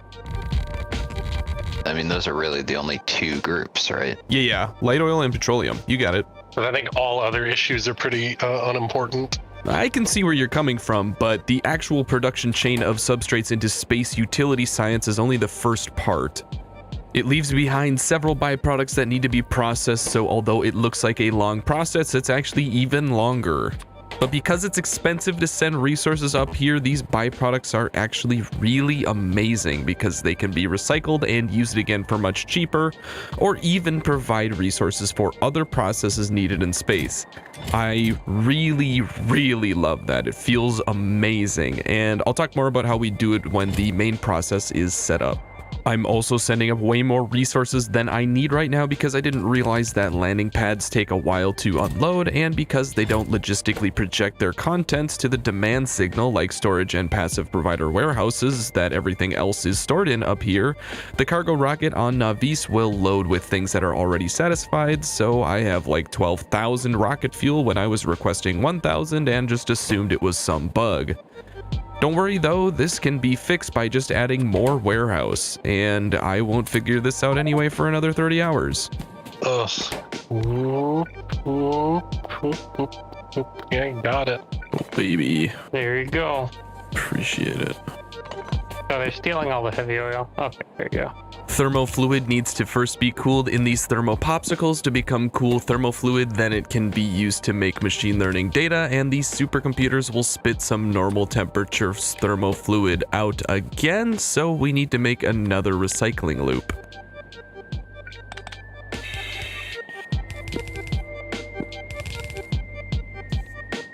I'm also using a requester chest to grab the copper plates and green circuits needed for the machine learning data, as well as rough data substrates for the polishing process. I mean, they make little gyro stabilized sippy cups for babies. I can't afford that. Next time on God. What the fuck is this shit? How'd this happen? What the shit? There's like a belt with mixed small electric motors and gears, and I'm trying to figure out where the fuck they're coming from.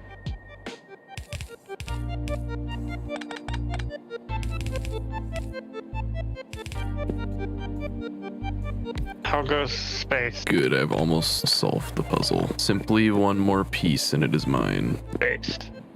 Here comes the stone. Hello, stone. How are you? There he is. He is here. Vegans work in space. Vegans? Vegans work in space.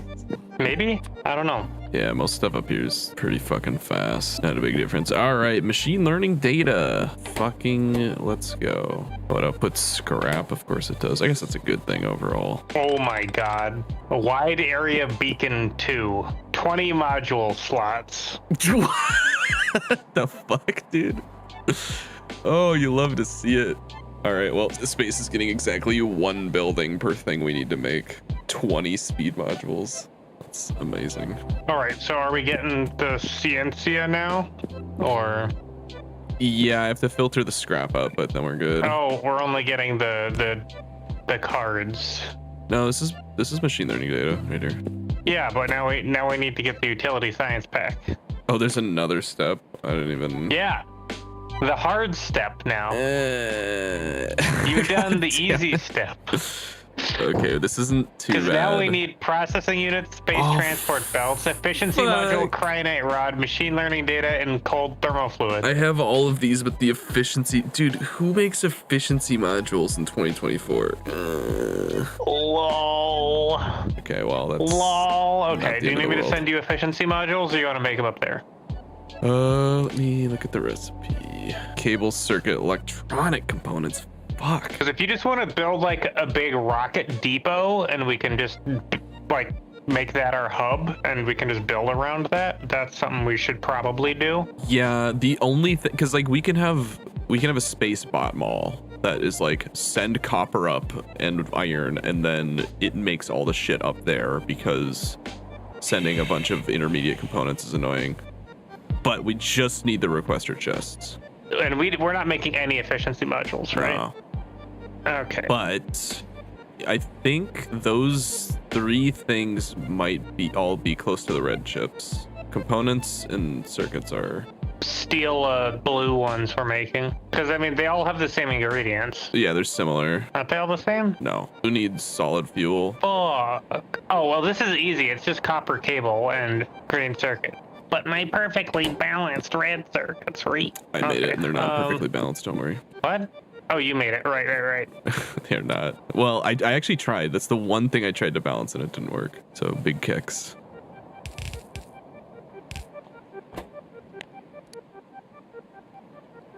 I'll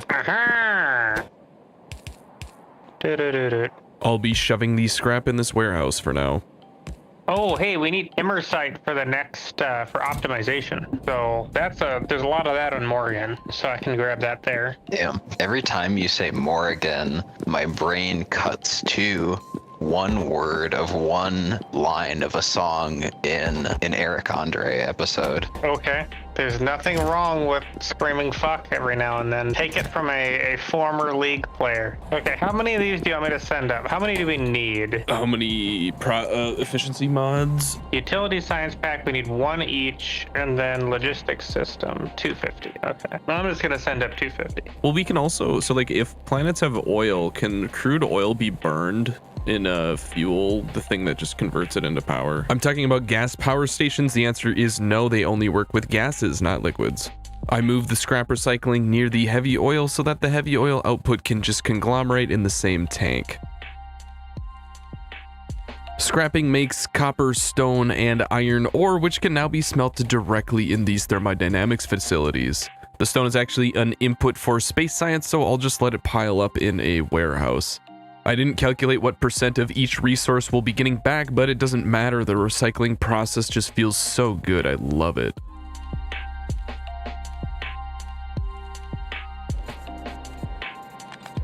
Feel good. Feel good. Feel good. Feel good. The machine learning data thankfully curves down near the requester warehouse. This means I can abuse its requester slots even harder to get the processing units, efficiency modules, and cryonite rods, all needed in utility science. Utility science also requires the thermofluid loop, which thankfully is very easy to add given the pipe positioning. Pure chance. RNGesus, pull the trigger. Man, I don't know why I'm just like in the snackish. Like this entire week I've just been snackish, and I don't know why. Snackish kind of weak. I just want to eat something. Oh, I experimentally determined the correct temperature and time to bake the protein bar bits, and it's 350 degrees for 8 minutes. And they like turn into puff cereal with chocolate chunks, the ultimate granola. These make such nice little cubes. They do look like something shit on a tray. I mean, they cost like $1. How big do you want your Zimbabwe board? You know, I've been thinking I'm gonna start a speedrunning category called Discord %. You have to beat Space Exploration, but you need to be in a Discord call with at least 3 other apes, and you can't deafen or disconnect. I'm by no means a speedrunner, but I bet I'd be able to hold a world record in that category specifically.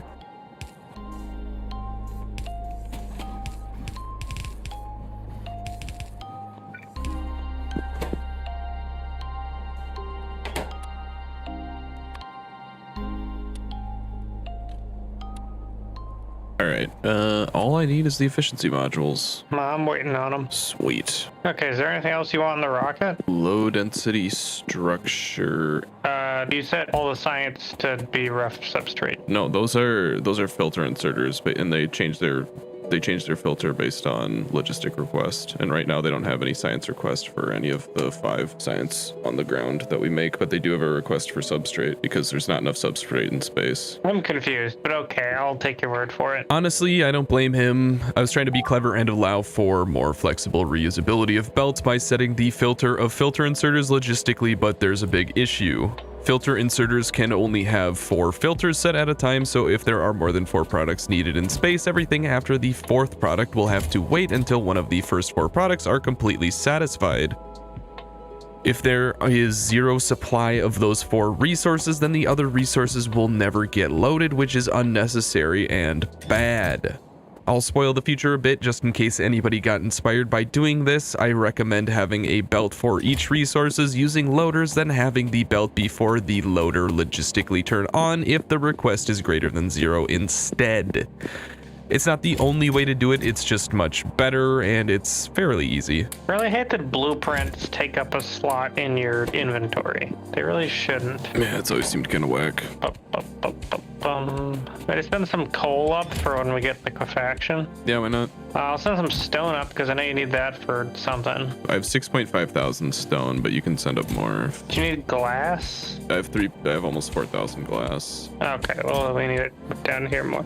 Do you just want me to send this thing up? Because we're out of rocket fuel, actually. I think we need to produce more oxygen. So if you want to add more condensers. Yeah, I'm headed over. Yes, I will put speed mods in these. That boy. You bastard. You bastard. Oh, actually, if you can send some iron plates up. You need fucking iron plate. All right, I can send that right up. We can send that up. Oh man, this thing's filling up fast, dude. What the hell? Rocket? Yeah. Okay, 10,000 iron plate. Here it comes. Beauty. All right, do you want another 10,000 iron plate? We take those. That should almost fill up the rocket.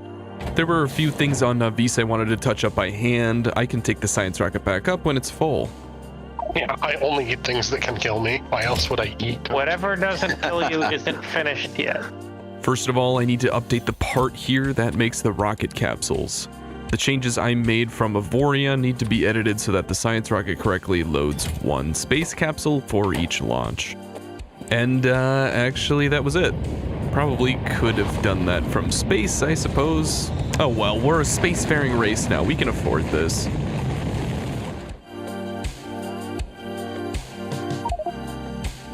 And there we go, just as planned. The utility science is being made. That is so incredible. We have so many big upgrades coming. Let's go.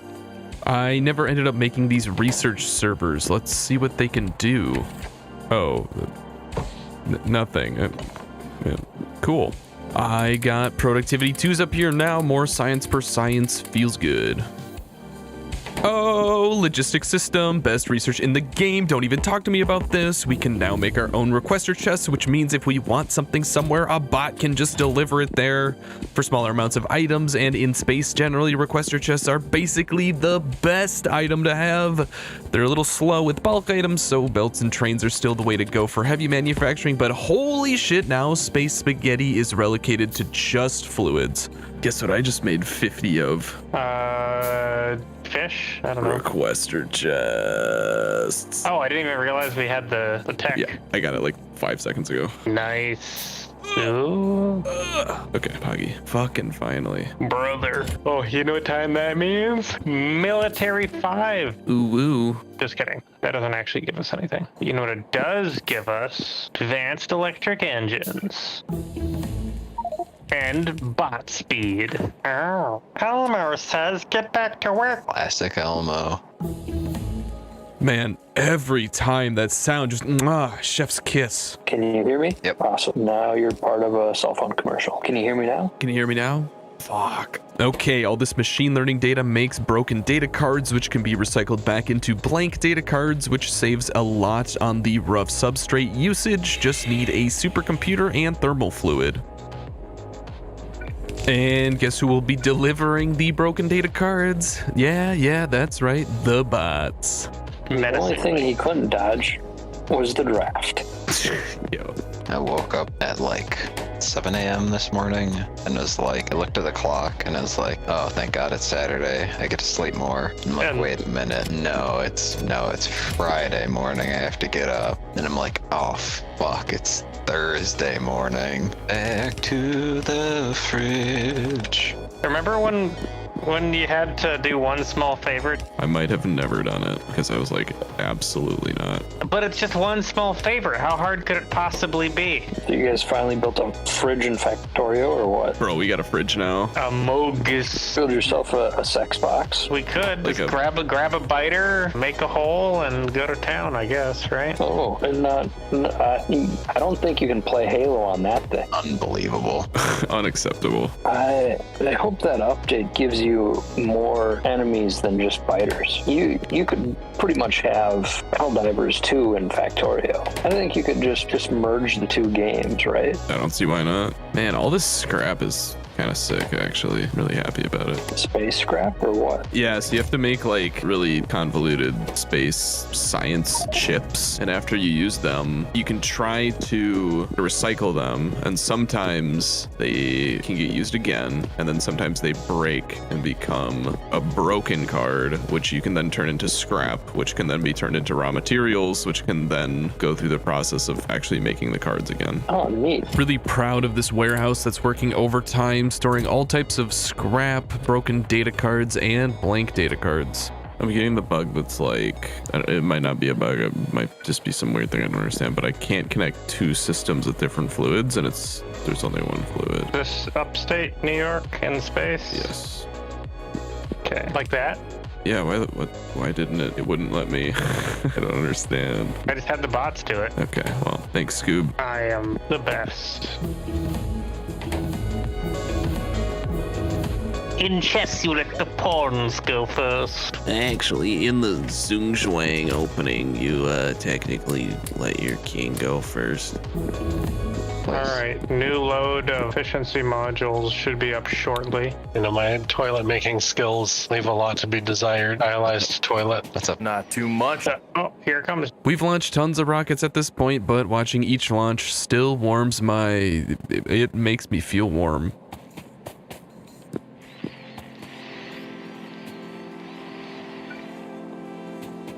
Damn. It takes up less room and makes more space science to just make it in a space manufactory. 1 or 2 of these generally solves any item per second issue easily with its 10 crafting speed and 6 module slots. I think you redesign it and make it into a urinal. Tell them you only have urinals at this place. We've decided that toilets are inefficient. We all use urinals now. There's actually just a hole in the floor. Don't fall in. Do you guys have a room put off to the side just for like all the Zin cans that they need?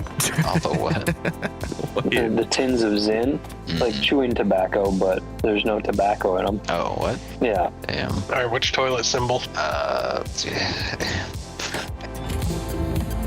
We've mentioned bot malls a few times, and now you get to see what we mean. It's just a requester chest, some type of assembler, and a passive provider chest. Select what you want to make in the machine, shift right click it, and shift left click the requester chest. No, I did not invent this. I am a dirty plagiarist, and I'm sick of doing all this assembling myself. It's about time the bots do their part. This design makes it really convenient to make one-off or low-quantity things like assemblers or inserters. The quote-unquote mall part of bot mall refers to a bunch of these buildings next to each other. It's built this way so that finished products are close to one another, and it's easy for bots to grab intermediate parts that are needed farther down the line. There's a lot of sophistication that can go into a bot mall in terms of placing intermediate items near their parents, but the goal right now is just to make one of each space building, and I really don't need a lot of them, so their proximity is mostly just because I have the space here and it'll be easy to find them later. Cube people. Radiation facility. Relatively safe way to play with radioactive material, can be used for uranium processing. Huh. Uranium. Hypercooler. Ooh. That makes the cold thermofluid, not the cool thermofluid. So you have to like balance 3 fluids at some point with... I think it's more than 3. Have you seen your YouTube account? So very special. We're very, very proud of you, Sauce Man. States. I'm one of your biggest fans. The secret ingredient is Redacted. Thought we were gonna keep that a secret. I haven't done anything like actually productive. Well, you made the efficiency modules. I did do that. Was that today or was that yesterday? Absolutely massive cock. Yeah, he's a straight up shill. Dude, lizard. He's a lizard, man. He does love choo-choo trains. Surprisingly, we're already close to finishing the relevant utility science upgrades. There's a few others in here like swarm safety and mining productivity, but they're either very minor or really expensive and powerful, but not actually a fundamentally new thing, just an upgrade.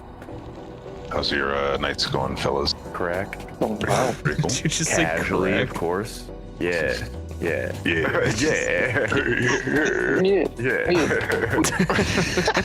This is how it turn up on a Friday night. Like, We gotta keep you away from the trains. yeah. I fucking hate you guys so much. casually. Get the fuck out of here. He's a bitch. Fuck that guy. Oh, I'm getting busy. I swear to God. Fucking dig if you want to live. I'm using space manufactories for anything that needs them, but for smaller ticket items, the space assemblers are nice because they aren't the size of a community center.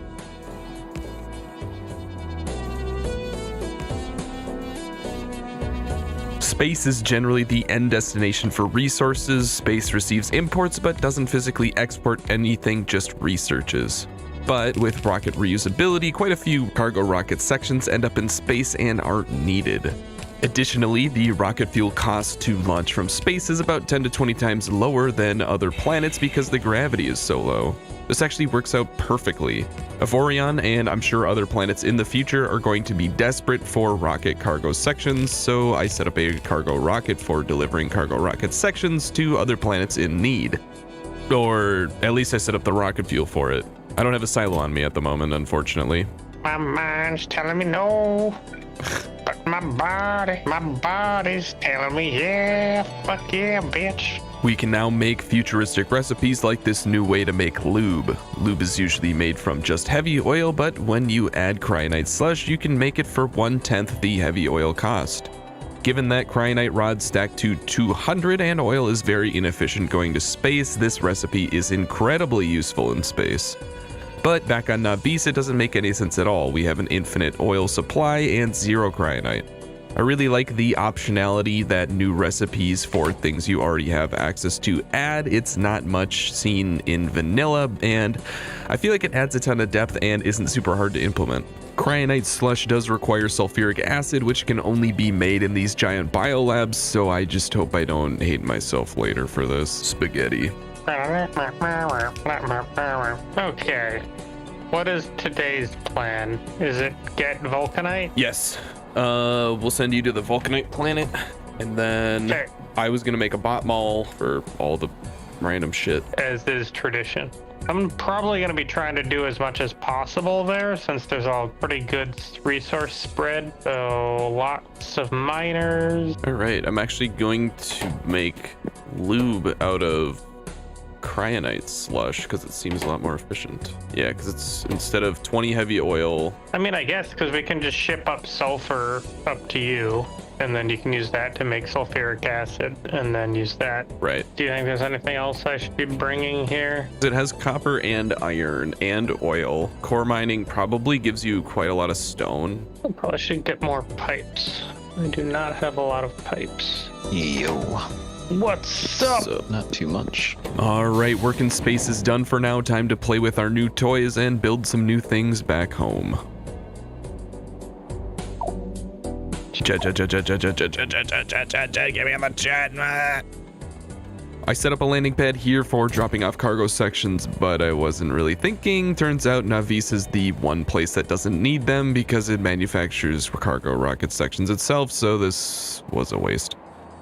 Okay. This just isn't economically viable. Speaking of waste, I also set up a train to deliver the rocket reusability cargo sections to the science rocket, but they stack to 1. Bro, what were you thinking? Come on now, this is a job for the bots. This is like the least efficient train possible. Somehow the core miner is still chugging. I'm surprised. There's 10 different resources that could back up, and we've found a way to use all of them.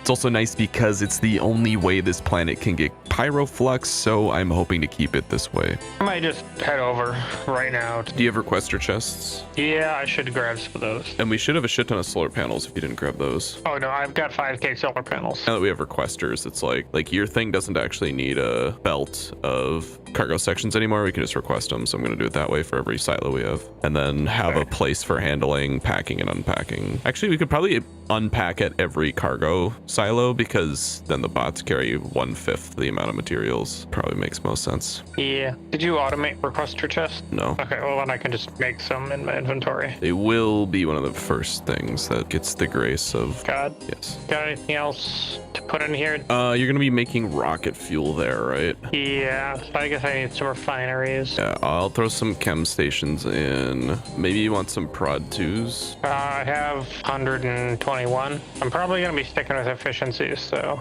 Belts, nice. Bots. Put some bots in there. Roboports. Got some, okay. Signal receivers and cargo landing pads. I should have a cargo landing pad in there. I'm gonna throw some fluid wagons in, 10 locomotives. Okay.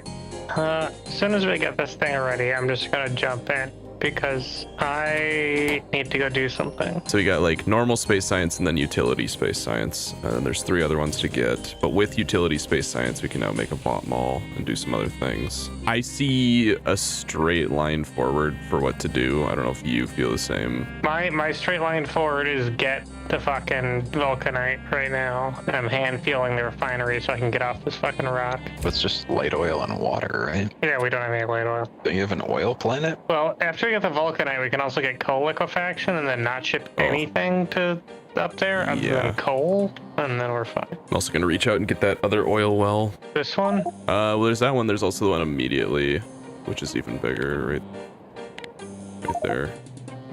We have like 8 locations that are pumping oil right now, but it's still not enough. I can't remember needing 1/10 this amount of oil in vanilla.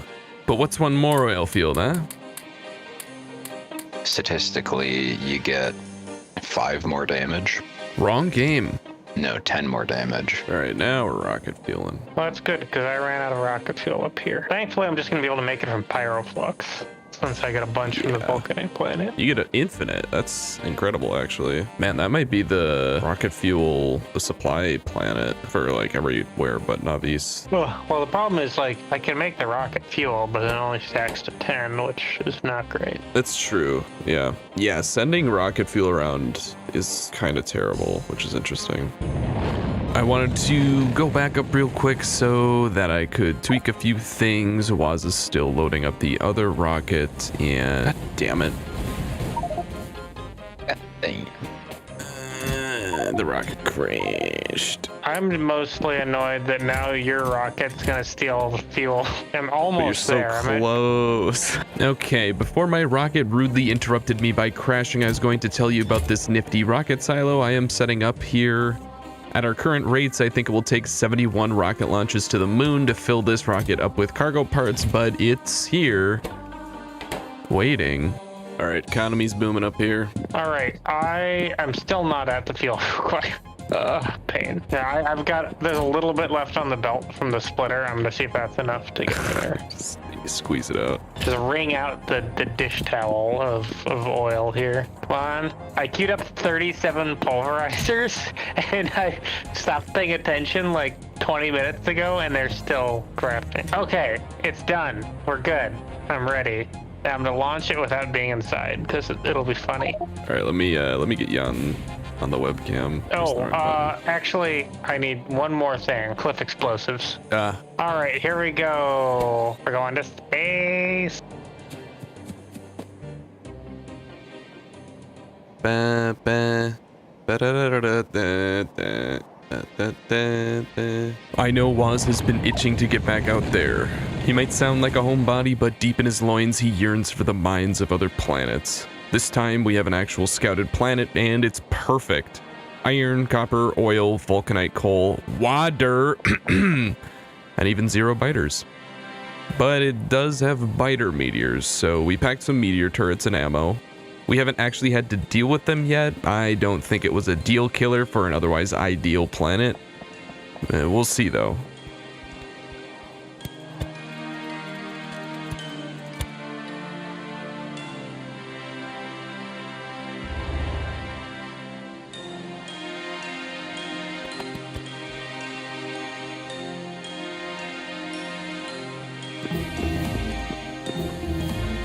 Wah, wah, wah. Hell yeah. Did you get the fucking cranberry wheat dark matter rye uncooked bread out of your mouth, please? I can't. It's too good. Do we want to mark water stations? Yeah.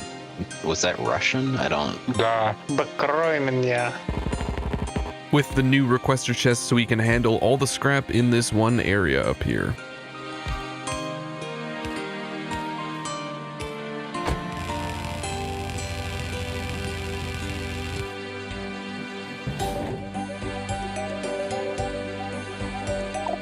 Four of them shot, none of them hit. 20% to the 4th power. I think I have a jet. Okay, time to make a bot mall, this time much bigger. Oh, at least processing vulcanite makes steam, so I'll get a little bit of power back from it. The beauty of our train system is really going to shine here. I can pack in like 10 train stops. It's incredible. There are many more things I want the bot mall to make here, so the quantities of resources are going to be very high. Each train stop will handle one resource and provide them in a chest, so no matter how complicated the recipe is, I can make every intermediate as long as the resources are provided. Proximity is a little more pertinent here. I'm going to try and make things like gears and iron beams closer to where the iron is dropped off, for example. It's not going to be perfect. There are a lot of things I want to make, but it'll help quite a bit. It's also important to remove passive provider chests that might already contain these resources. I don't want the bots flying all the way to the main belt to pick up some iron when there is a literal train load of it sitting right here. Some people don't like bot malls. They think it's lazy to make the bots do all this. I don't fully understand that. Like, is making the belt or train do the task more of a quote-unquote pure factory? The bots don't count for anything. I can understand not wanting to have the bots replace belts and trains, but I don't ever see them doing that. They don't move items with nearly as much throughput as a train, and at a distance are much slower and even incur a large power draw from the roboports. Even now that they are quote-unquote fully upgraded with requester chests, I'm still going to be using trains a ton. Belts also offer higher throughput with more flexibility and way less overhead. In theory, I think you can use roboports for everything, but I think that actually takes longer and can be even more complicated than not.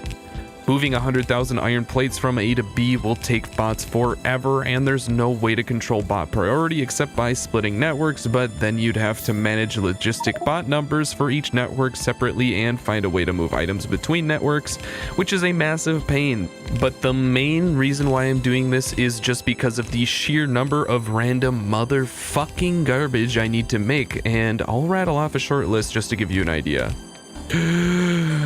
Yellow, red, and blue belts, underground splitters, and loaders. That's 12 things, mind you. Burner, normal, fast, a stack, and stack. Filter, inserters, burner, space, and assembler, 1, 2s, and 3s. Burner, electric, electric miner, 2s, core miners, stone, steel, electric, and industrial furnaces, casting machines, automation cores, electronic components, inserter parts, batteries, copper cable, iron gears, sticks, and beams, steel gears, and beams. Speed and productivity modules, 1 and 2, efficiency modules, small and electric motors, single and multi-cylinder engines, steel chests, warehouse, fluid tanks, passive provider chests, requester chests, passive provider warehouses, storage warehouses, recyclers, pulverizers, air condensers, water filtrations plants, water electrolysis plants, fuel refineries, chemical stations, centrifuges, oil refineries, locomotives, cargo wagons, fluid wagons, rail signals, rail chain signals, train stops, logistic train stops, train tracks, solar panels, accumulators, steam engines, steam turbines, boilers, nuclear reactors, heat pipes, heat exchangers, oil pump jacks, mineral water pump jacks, offshore pumps, labs, space labs, suck my and that's not even everything. So yeah, if you don't want to bot mall these, do what you do, but you know where to find me.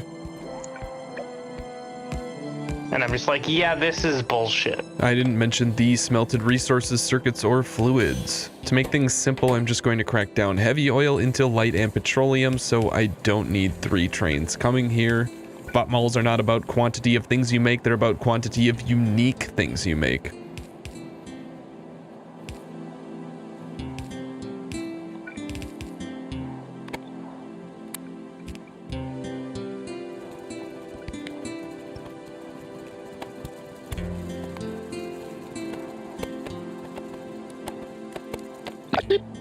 What'd you eat? Burger, 2 corn dogs. Bro. Dude, you're going for like fucking 5 minutes. What the fuck? I mean, if you boof one of the corn dogs. You think I didn't boof the corn dog? No, I'm not implying you did or didn't. Material testing pack. What the fuck? And it's 1 plastic, 1 iron, 1 copper, 1 rare metal, and 1 imersite crystal. Next. Science. Oh shit, we need to start mining more uranium.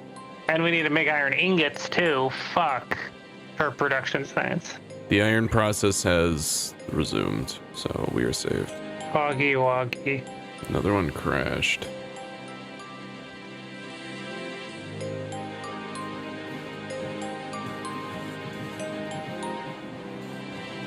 Who's got nostalgia for the main belt? We're actually backing up on iron ore from the core miner, so I'm gonna help out with these big boys.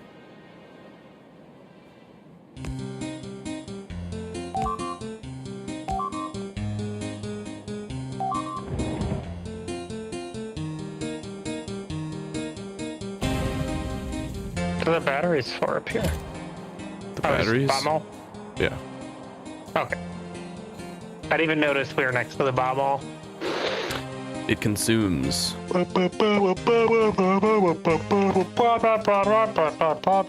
Maybe maybe we should like make a blueprint for making cargo rocket sections as a bot mall. If we go to a planet, it's just like now we're making cargo sections as long as we have like iron and copper and like stone or whatever. Checking back in on Waz, he's really gotten things going here. Look at how clean everything is. I feel exposed. Could you please make more spaghetti, you fucking competent Factorio player? You can make 2 cargo sections at a time. That's fucking amazing. Well, we have a goal now then. All right, 4 hours later and the bot mall is popping. The biggest thing this does is make it so I don't have to wait for 20 minutes every time I want to make a pulverizer. Also, we can now spam assembler 3s that have 2 more module slots and faster crafting speed than 2s, so I'm very happy. Ooh, iridium heat shielding. We can get that with after we get this science going. It's on on Morrigan. On Morrigan. Yeah. Oh my god, yes. Okay. It's way fucking cheaper.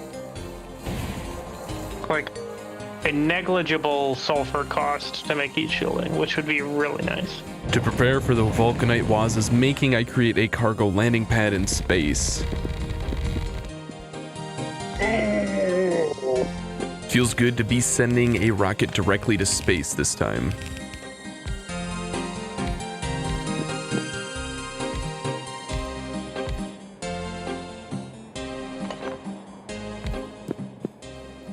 Yep, that one's slightly off. This is a mental tank test. See if you can handle an object being slightly off in a video game.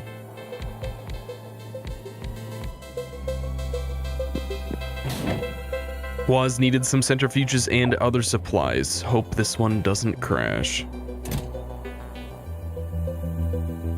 Should be like 70 centrifuges in there. We have done almost 0 uranium processing, and that is about to change. Our next science production, space science, needs uranium-238. We first need to mine uranium ore, which requires sulfuric acid, then process it into uranium-238, stone, iron, and a less than 1% chance of getting uranium-235.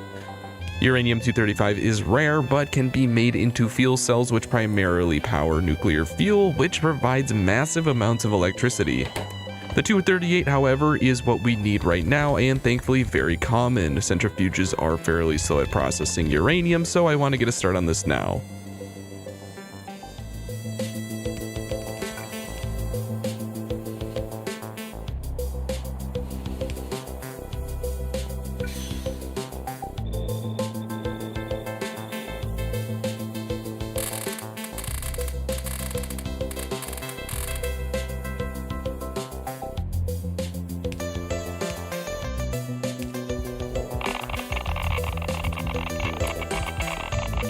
Ew, we'd really like you to, we'd really like to help you, but, we can't. 99 hours, boys. Hell yeah. It's fitting that I reach 99 hours irradiated with a heart problem in the middle of the night. Woz is getting mighty close to getting Vulcanite into space and allowing us to take another scientific step forward next time.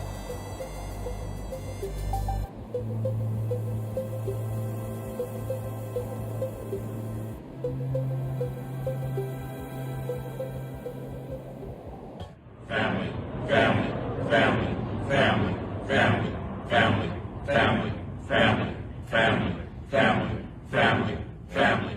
Yo! Dreamin'! It's part 9. Last time we got utility space science, built a bot mall, and got some uranium going. This time Woz is continuing to work toward getting Vulcanite for the next step in the science process. I've been theory crafting. I think that efficiency modules and productivity modules can both be made in space once we get the mechanical facility, which means that we don't have to send up the modules themselves, because there's a direct path from stone to sand to... So we just want to send the Vulcanite straight to space then? Yeah, we could do a thing where, like, similar to the plastic and sulfur rocket, we could set up enriched iron and Vulcanite from your planet to be set up. Seems legit. Oh, nice, dude. We'll worry about Vulcanite when it's ready to go. For now, this oil isn't going to pump itself. Oh, we do have mineral water on our planet. Okay, that's nice. Never noticed it. You're already using it to make lithium, bruh. Hell yeah. Rock behind the KFC. All right. You wanted me to make more enriched bullshit and send that off to you? It can go in the same rocket as the Pyroflux. Okay, Pyroflux rocket goes to Novi's orbit Vulcanite landing pad? Yes. Okay, well, it's over half full. Nice. I'll go up. I'm like expanding oil right now. I'll go up and try and figure out how to make the actual science once it goes up.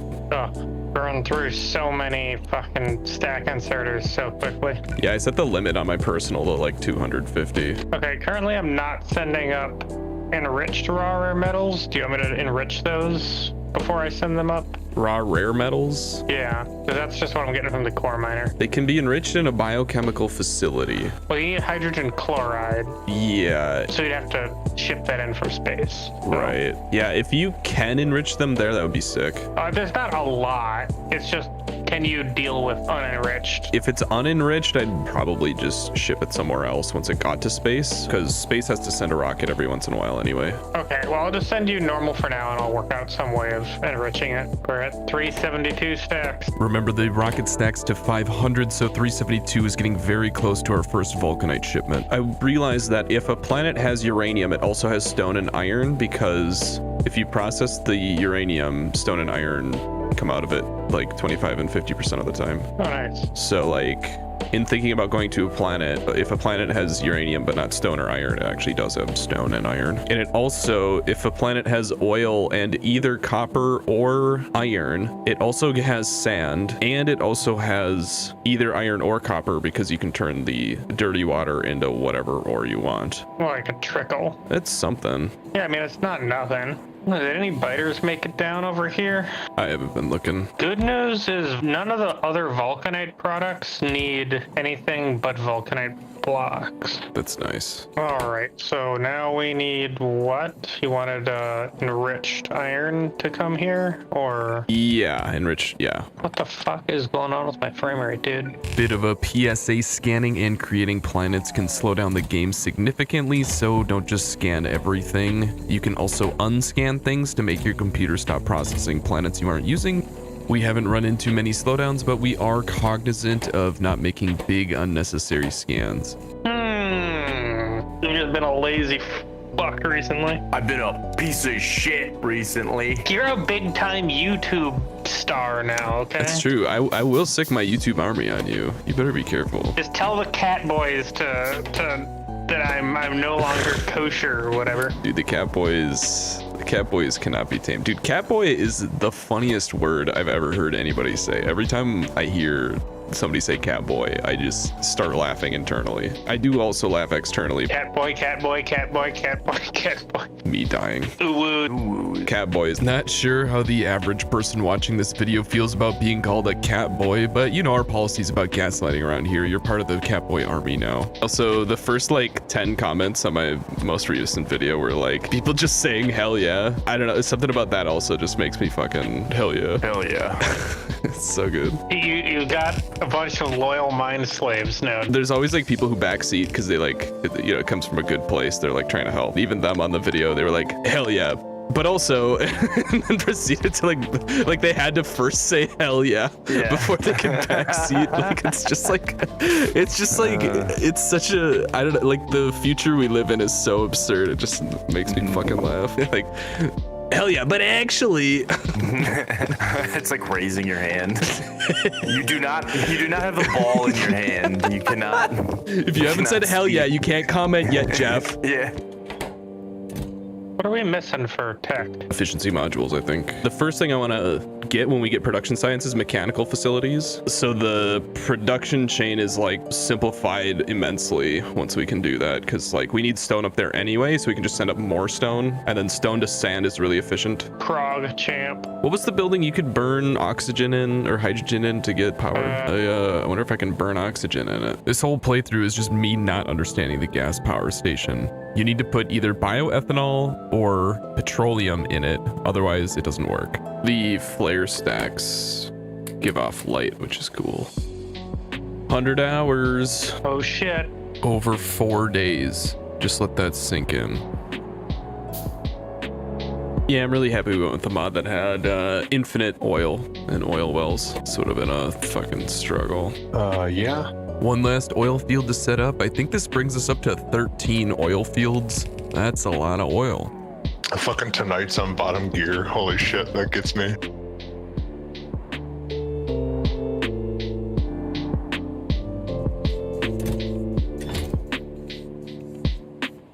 Similar to the bot mall, the rocket silo loading site got a makeover. The scale of resources being launched up is much higher now. The big ticket item at the moment is uranium-238, which is needed for space production science. Waz is hitting it from the other side, making vulcanite, and I believe the last step is production modules, which can all be combined with machine learning data in space to finish the science. Okay, we got uranium being loaded into the rocket. Uranium. 470 out of 500. Ooh. Ooh. Yeah, so the enriched iron has to become ingots, and that can only happen in space. Well, actually, wait, let me... No, that could happen anywhere. We just need vulcanite to do it. Oh, shit. Wait, that's amazing. Wait, so then you could turn that into ingots where you are and send that instead, because that's all I need from the enriched. Yeah, I can, and then we can turn the ingots into... science. Well, we should probably be making it in more than one spot, because, like, I've got a lot of iron here, but it's not going to last forever, so... Yeah. Okay, that makes sense. That shouldn't be too hard to set up. Yeah, because I got to convert the vulcanite into pyroflux and then use that. But honestly, you converting it to pyroflux up there would be really useful, since there's all the really good pyroflux smelting. Yeah, no, pyroflux is just super good for utility, because I can turn it into water and power if I need it. There's, like, the more efficient recipes, like the glass, 50% more efficient. The molten iron into ingots is 50% more efficient. Oh, you can smelt rare metals with vulcanite. Wow. I need it. Oh, I'm gonna need the pyroflux to make the molten iron. Shit. I guess I can just turn off the pyroflux that's being used for rocket fuel, because I don't really need that. My only question is, when am I going to start getting royalties checks? When you start video editing. Time to make iron ingots. No, not iron plates. Iron ingots. They're different. They're thick, I guess. Luckily, I'm already making enriched iron, so I only need to add pyroflux in an industrial furnace, then feed the molten iron into a casting machine, and we're done. These are needed for production science in space, as iron plates won't work for some reason. They only stack to 50, but can be assembled into 5 plates each, so they are actually more iron plates per stack than iron plates. It's effectively upgraded iron at the worst, and all you need is access to pyroflux. Guys, we'll play this and just think, hell yeah. Oh shit, here it comes. Ready? Vulcanite landing pad, Navis orbit, here we go. I missed the launch.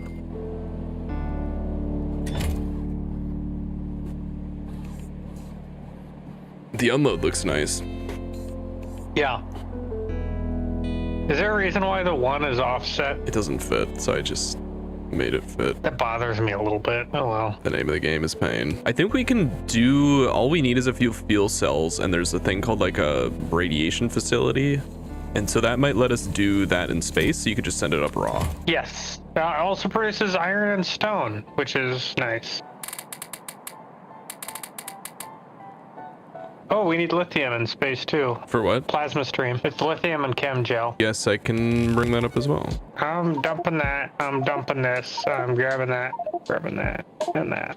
Ooh, we're close to advanced solar panels. We just need optimization science. Optimization research, which needs immersite. I could go start setting that up actually, but it needs immersium plate. That is rare metals and immersite, fine immersite powder, which is more crushed than regular immersite powder, I guess. Is it just straight lithium that has to go into space? Yeah, because it's lithium and chem gel to make the plasma stream. Okay, well, we have a boatload of it, so. Poggers!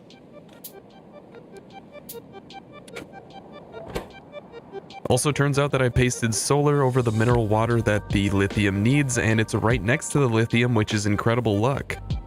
I do need to be careful though, the core miner will continue producing mineral water, and this is the only outlet it has, so I need to be conscious of not completely filling up the reserves here with these new mineral water pumps. Can't make water from mineral water. Just pull the fucking minerals out, Fivehead. Sus. Baka. As God intended.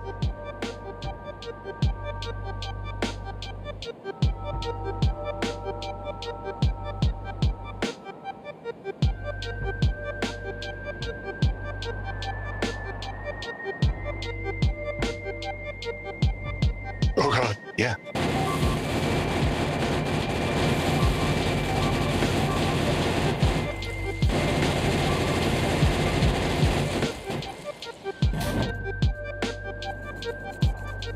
So it's like ASMR, but for machinists.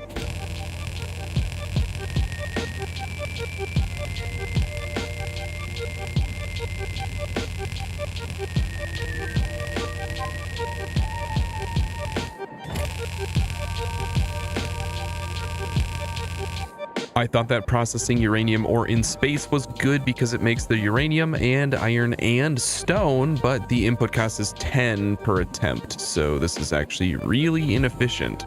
Always look at the input ratios, kids. Okay, everything for space production science has been set up. All I need to do is create a plasma stream in a plasma station, I think is what it's called.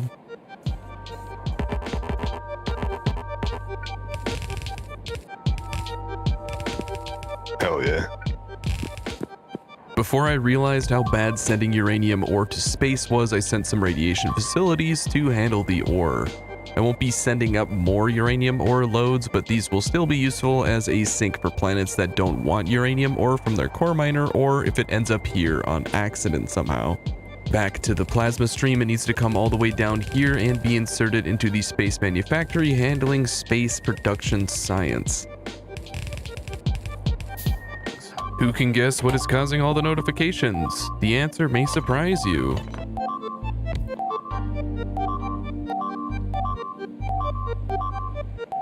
Is the power low again? No, power's fine. I don't know what the fuck. They launched a massive attack or some shit. It's not on Navis? Huh? It's on, the alerts are from Infamani. Wait, what? Oh, did a bunch of bots crash or something? You probably got biter meteored.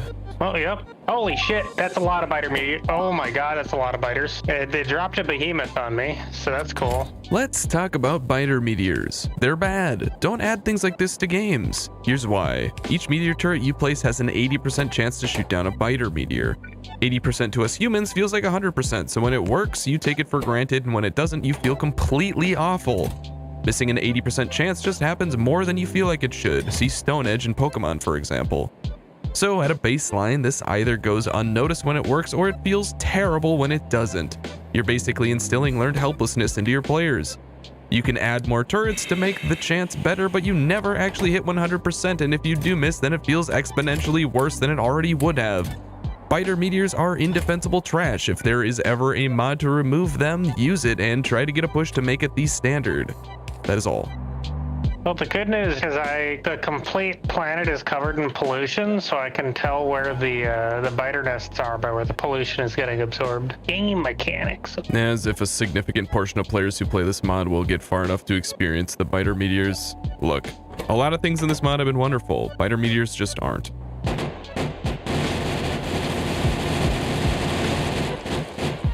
Loaded the science rocket up with heavy oil and even crude oil this time, as it will be a lot more efficient than just cracking heavy into everything. Once this is up, we should finally be able to make some progress. Some more organized individuals prefer to have their space resources a little more separated into different silos. I made a pile of junk from one rocket. This is a lot more efficient, but more complicated, and I'm putting quite a bit of stress on the bots up here to do everything. Keep in mind though, I forgot to attach the landing pad to the demand signal, so there's still way more of everything than we currently need. Woz has actually expressed a huge want to redo the entire space base. I think that'll take more time than it's worth right now, but as time goes on, I start to see his point. He's mostly excited about space trains though, if we're all being honest with ourselves. Alright, nothing new here, just cracking heavy oil into light oil and light oil into petroleum, this time though in space with these biolabs. The petroleum is needed for chemical gel, which ultimately goes into making this plasma stream, and that's the final product needed for the new science.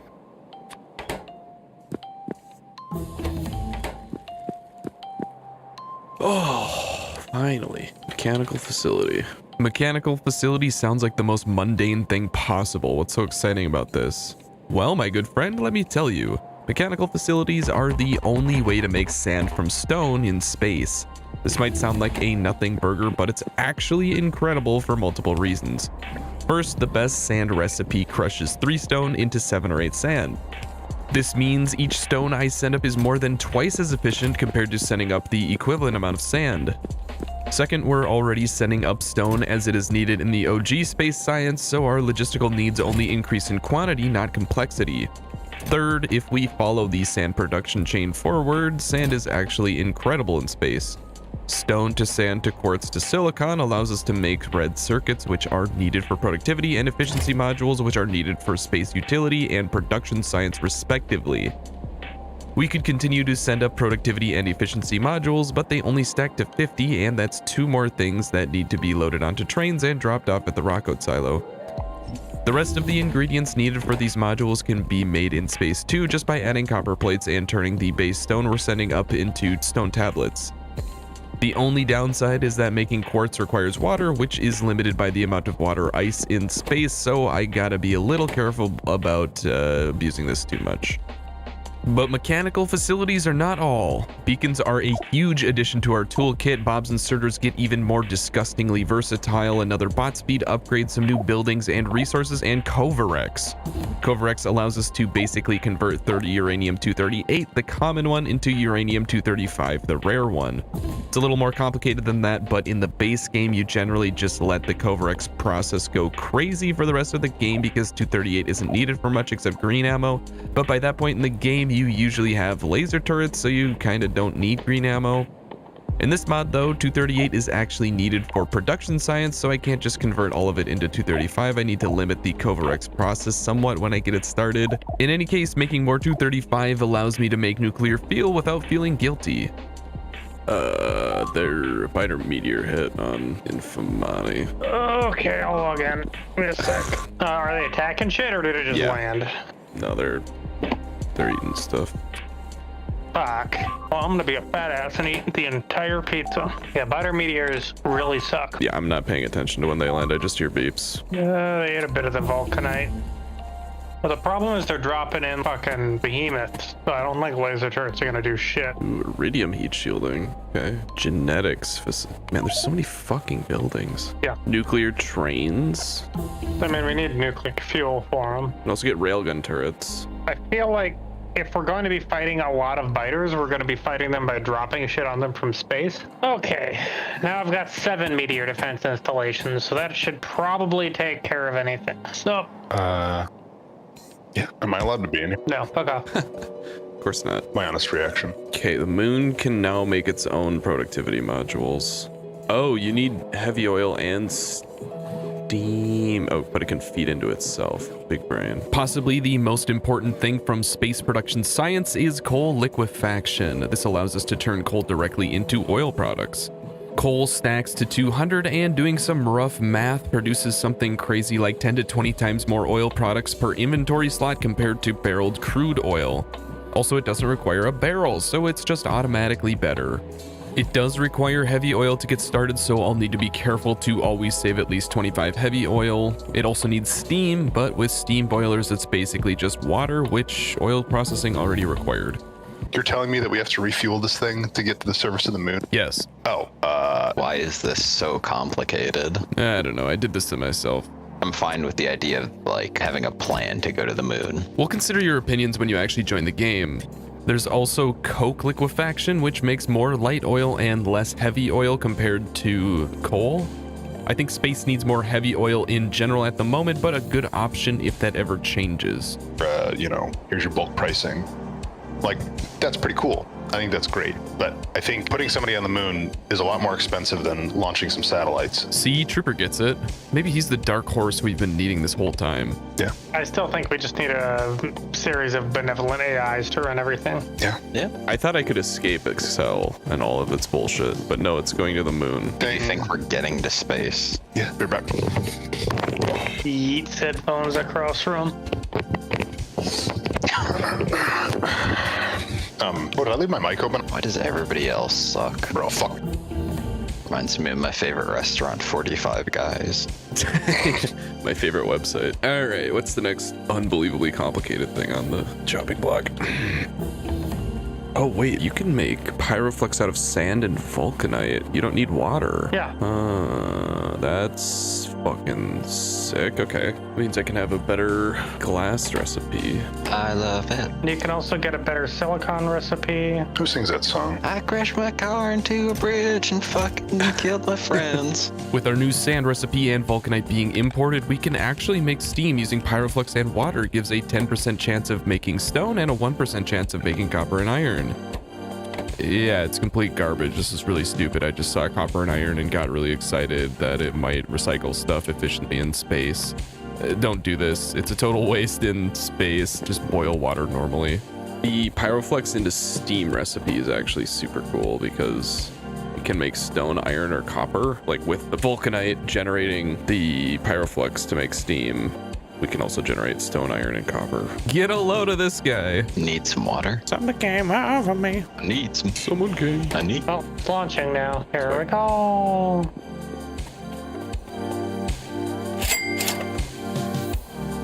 Oh, you can set where you want to land with the space capsule. That's very cool. Cheating. I mean, however they make it work, good for them. But they need to stop immediately. Yeah. Just saying. That is It's an affront to God. Yeah. They made Knuckles illegal. Knuckles. Knuckles. Sonic. That'd actually be the greatest collab of all time. You can get knuckle sandwiches at fucking Sonic. What? Oh, right. What? Man's gotta eat. Wait, man's gotta eat what? Did I stutter? Keep it above the Mason-Dixon line. Keep it above the neck. Guitar.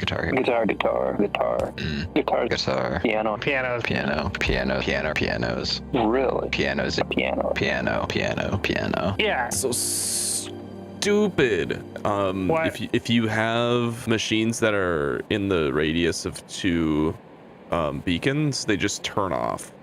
Yeah. We knew that. I thought it would just ignore them.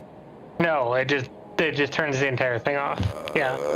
It's so annoying. You still have to think about positioning. It's just a different type of positioning. The amount of fucking uranium in my inventory from this bullshit. There really needs to be a way to not take damage from the uranium. There's no, like, uranium suit for you guys to wear? Dude, I wish. Fucking Homer Simpson. Oh, shit. There's a button that shows resources on the star map. Go to the solar system map, and it's the bottom left corner. There's a show hide resources, and it just puts it on the map so you don't have to click on the planets. Oh, that's fucking sick. Yeah.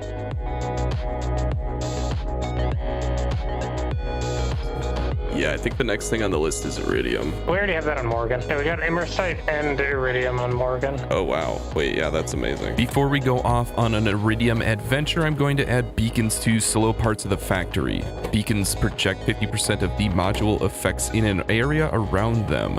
Unlike vanilla, in this mod, buildings can only be affected by one beacon, but to compensate, beacons are massively buffed. In vanilla, beacons can only hold 2 modules, and the beacons we just unlocked can hold 8. And these are just the basic beacons. As we go down the tech tree, I'm sure they are only going to get stronger. In any case, these are very useful for parts of the factory where we can't or don't want to build more, allowing machines to operate much faster when filled with speed modules. Unfortunately, they can't hold productivity modules, so we can't get extremely slow but efficient machines, but with just speed modules, they're still incredibly powerful and useful. The beacons are lit. Yeah, the beacons are fucking lit. Bro, I've been underground all day. You can't move your bed down there, sauce man. Just lower your standards. I've been thinking about it. Fuck.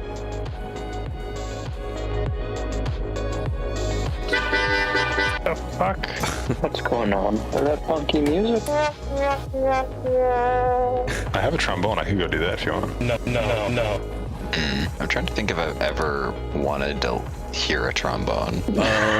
Taste of Honey. Oh, Herb Albert. I guess that's a trumpet, but imagine it on a trombone, dude. Let's not. Imagining you like dunking her trombone into like a dumpster. It's like, fuck you. It's just get fucking wrecked. It's the people. NASA people. NASA people. NASA people. NASA people. I just made that term up. How you like it? It's good. Wait. We want to scam them. Bro, I am Mr. Pibb. We sound all gay. You sound all good. Hell yeah. Shit. There's so many, there's like 5 Imersite products. Maybe this is all in here, I just can't see it yet. I guess we gotta check if that planet has rare metals. Morgan? Yeah. Pretty sure. Oh, and it's got iridite. Perfect. Yeah, it's got a decent amount of rare metals too. Yeah, that's pretty ideal. Good bit of iridite. Not a ton, but actually got like 1 million, 2 million. Yeah, about 2 million. So they got 1 mil rare metals. It's kind of nice. We just have drain damage. I'm having trouble trying to sleep. I believe I have fixed the problem of I wasn't counting everything in the rocket pad, so I was overloading on resources. Now I can just connect that. Will be fixed. There is actually still a problem with this setup that will cause overloads, but without actually being in this playthrough, you'd have to be pretty big brain to figure out what it is.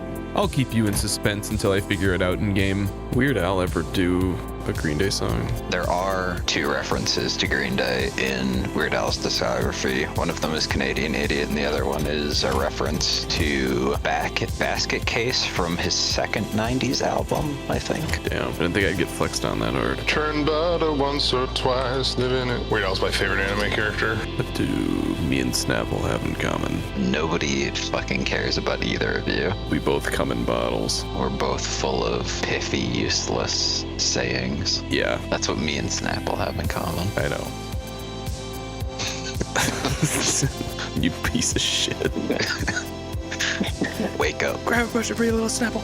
Hell yeah. Hey, look, it's more me putting the wrong substances in a gas station. Oh, yeah.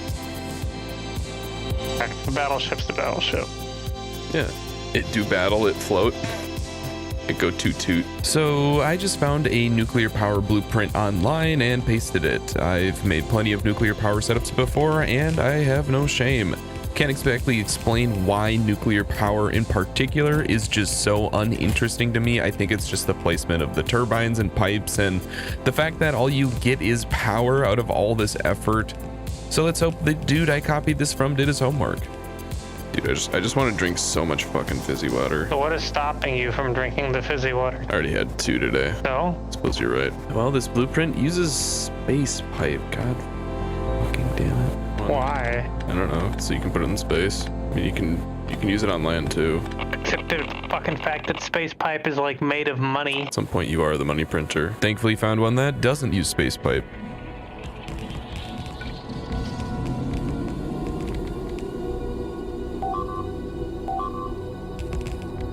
Oh, we can Covarex. Then I think we are Gucci here. Should run for a good long while. It's got a... Space can also handle any rare metals, uranium. Yeah, I have it set to multiply the ingots by 4 so it does stacks. Okay, well, I'll bring all the pyroflux I have. Where do you want me to Vulcanite landing block? You got it, boss. Waz has completed his mission on Infamani, and it's now exporting Vulcanite blocks and iron ingots, which can go directly into space, as well as trace amounts of uranium and rare metals from the core miner like usual. The first flight will return him to Navis with a shipment of mostly Vulcanite blocks, which will allow us to make Productivity Module 3s, as well as provide a steady supply of Pyroflux for iron ingot smelting to help bolster the steady but slow supply from the core miner. Whee!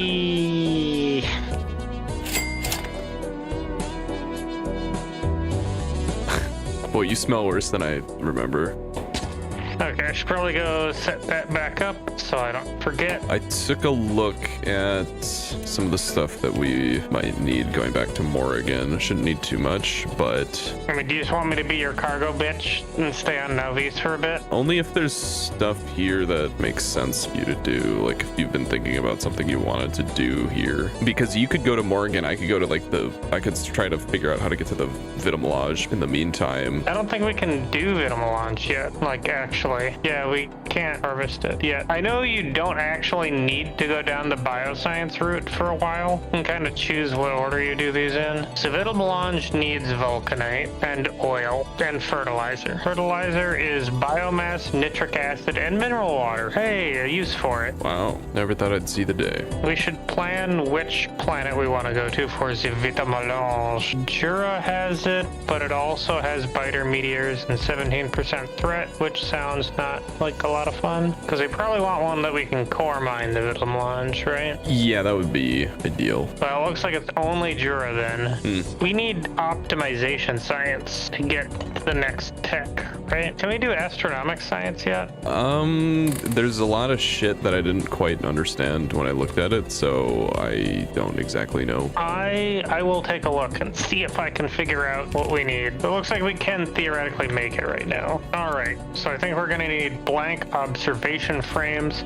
Are you sending coal up to space yet? Yes. Good. Then I might go start on the astronomic science. Space? Yeah. Right. Wait, I can just take a capsule to get out here. You can. It takes rocket cargo sections to go up, but not on the way down. Just 13 sections for me, if I remember right. I wonder if I can just do all the stuff from down here. Yeah, there's a pretty good bot mall. Okay, well, I'll do what I can from down here then. Playing Game Boy. Yeah, well, the problem is I can't put stuff on my hotbar because I don't have the item when I'm in the scanner mode. I mean, you can search for stuff if you press E in the satellite mode, and then if you click on it, it'll give you a blueprint ghost. Oh, huh. Also infinite wire. Oh. I'm just thinking about where to do the cation exchange beads. So the cation exchange beads need plastic, vulcanite, sulfuric acid, and steam. Okay. So we can actually make those down here, but then we need to send vulcanite to Navis because those are just a step in the iridite process. Oh, that's annoying. Okay, anions for Holmanite. Elizabeth Holmanite. What? Elizabeth Holmes. I don't know who that is. I just had a really big desire to go watch National Treasure, and I don't know why. It's a fun movie, but it's not good. This won't help us steal the Declaration of Independence, but I just got Covarex set up. It's a simple process, put 30 light green and 30 dark green in and get 31 light green out. This should be good for now. We don't need a whole lot of uranium-235, and it's a slow but efficient process, so it'll be good to check up on in 10 hours or so. So blank observation frames need coal, glass, steel, and light oil. And then we need to run those through a telescope to get the data observation frame. And then we need to feed those into an astrometrics facility for a chance of observation data. Yeah, sounds good, you fucking nerd. I mean, I would try and make it look good, but there's no point, so whatever. It's more my speed. Heck. It has a charm to it. It has a certain je ne sais quoi. Okay, it needs a space manufacturer. I hate life. Now we need super chilled thermo fluid. I don't remember what that comes from. Yeah, we need multispectral mirrors for it. Multispectral mirrors need lube, which is somewhere around here. God, this is such a clusterfuck. I mean, what we need is space rail. Don't you need me? We need holomium to make space rail. They are expensive. I will say that. Oh god, this is a mess. Fuck. This is making me want to not play this anymore.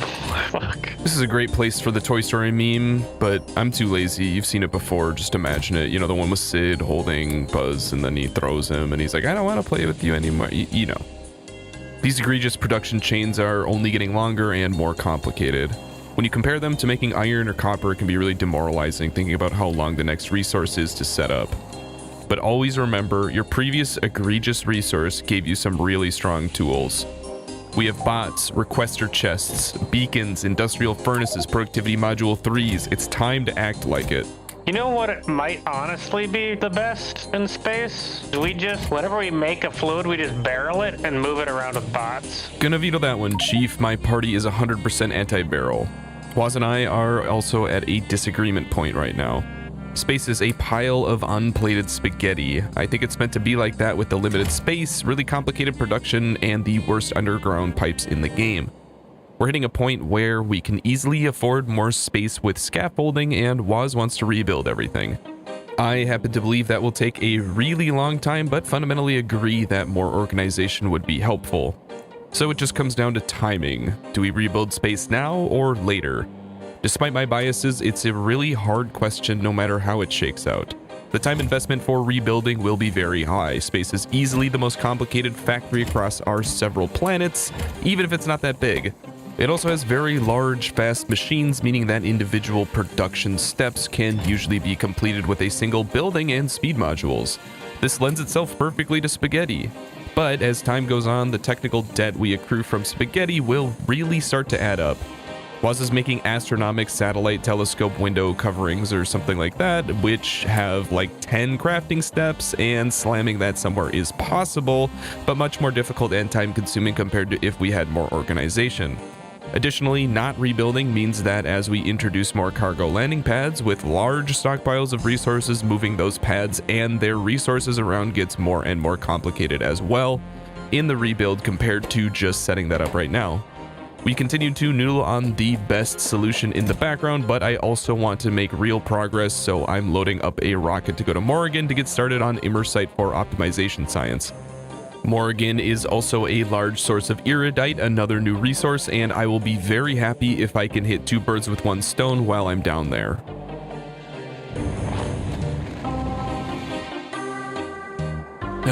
You know, ever since Waz started scanning here, I've wanted to visit Morrigan. There's a lot to like. No biters, good weather, sandy beaches, tons of oil, and most importantly, the reason why I'm here, resources that don't occur on Navis. Everything is set up nicely. I don't have to do any of the introductory infrastructure work like setting up power or oil wells. There's already a great foundation. I will need to get a few things going here though, like a small bot mall to make random things I forgot in the rocket, but our requester chests make small factories much easier to make. The first thing I set up was logistic bots, which I don't recommend. Navis has a large factory supported by a robust supply of many resources, so we can ignore the bot attrition for the most part. On Morrigan, we make only a fraction of the iron, copper, and other logistic bot resources, which means that the rate at which we make bots is lower than the attrition rate. I'm effectively spending a large amount of resources on the long logistic bot production chain so that occasionally our logistic bot count in the network will be 51 instead of 50. It would have been much faster to just accept the 50 logistic bots I'll be working with and make a mall in such a way that some machines feed directly into one another with inserters to reduce the need of bots transporting resources everywhere. Oh fuck. I've gotta cool it and then hypercool it. Lol. On the bright side, plastic and sulfur are already getting made here, so I can get a jump start on the mall not worrying about making these. I may have made a mistake. I have expanded the space platform too deeply and greedily, and now I must wait 10 years for the bots to build it. Still don't know why it's made out of steel. Yes, the most low-density material known to man, sheet steel. Actually, like per square inch, steel is very low density, man. Fucking shut up, nerd. Yay! Fucking amazing. That's the best news I've heard all day. All right, this shit's working then. I switched it over to have the belts control the request instead of the set filter on inserters. So that's only one of 3 problems wrong with the rocket loading right now, if only past me knew. What's up? You guys talking shit again? As usual. Hell yeah, brother. Oh, what's up? I hit a button. Beach is nice and all, but we need another parking lot. We also need some more power. The big miners and industrial furnaces take quite a lot, and I'm not sure if these solar panels will be enough, so I might have to start getting creative with power. Remember that this planet has an absolutely massive amount of oil, and it turns out oil products are great for burning for power. We're only using the petroleum here, so the light oil can be turned into solid fuel and used to boil steam. It's a basic way of making power, but without uranium or tons of solar panels, it's a very reliable way of making more power out of the infinite oil that we're processing.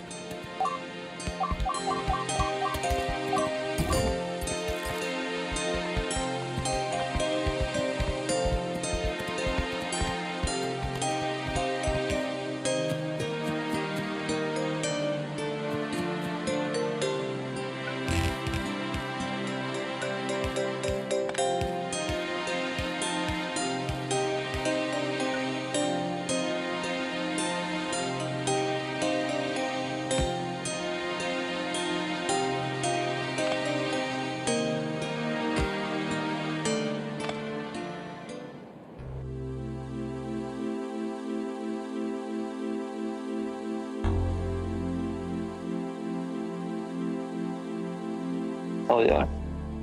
I big pulled all the way up here just to realize that Immersite can't be mined with big miners. It needs quarry miners. These are fairly expensive, needing blue circuits among other things, so I add them to the bot mall, but I don't have everything to make them yet, so I'll need to wait. On the bright side, iridium can be mined with big miners, so I can at least get a start on that while the quarry miners are manufactured. I guess you just live a more simple life. You have less possessions. Yeah, less stuff. Yeah, less possessions, just an airplane. Yeah, well, I mean, you gotta get around somehow, right? Still have yet to watch the Fast and Furious movies. Not missing much. I gotta watch Tokyo Drift. Tokyo Drift is the dumbest possible thing. It's hilarious. It's so fucking funny to me. It's like, we're gonna become like Eastern religion, Zen enlightened by learning how to drift. That concept is the funniest thing I've ever heard. Buddha is the last thing that should inspire a Fast and Furious movie. Why should Buddha not inspire Fast and Furious? Because there's nothing more opposite to the Fast and Furious than Buddha. They found the thing that they are exactly not, and then we're like, let's do that. And I love it. You just don't know good storytelling. You gotta watch the movie before you tell me anything about that movie. That's the requirement. No, dude, I laughed my ass off through that movie. It's a trip. I'm literally watching it right now. I brought it up, it's on TV right now. Yeah, also how believable is like this 38-year-old guy that he's like a teenager. Fuck. Rip. I mean, if you want to kill all the biters on Novice, I'm not going to say no. I'm looking up the console command. There is gameplay mechanics to do that. Yeah, but we also could have just started without them. I feel like we've proven our might. I think we just need artillery. I mean, I think just deleting the biters is a massive cop-out. If you weren't making videos about it, I'd say yeah. Secondhand audience capture. What up? Squad, Deviants, gang. We are well. the Deviants gang. Now that he showed up. Yeah, buddy. Smoke a little crack. Have a heart attack. Get down and fuck.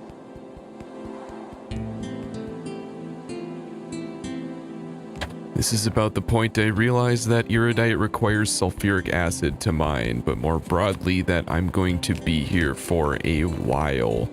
Sidetracking back to make sulfuric acid is just the tip of the iceberg. I will come to learn that iridite is a very long, slow process requiring several metals and gases to be mixed together precisely, with many seemingly useless byproducts like sand and oxygen, extremely slow craft times, and even interplanetary dependencies.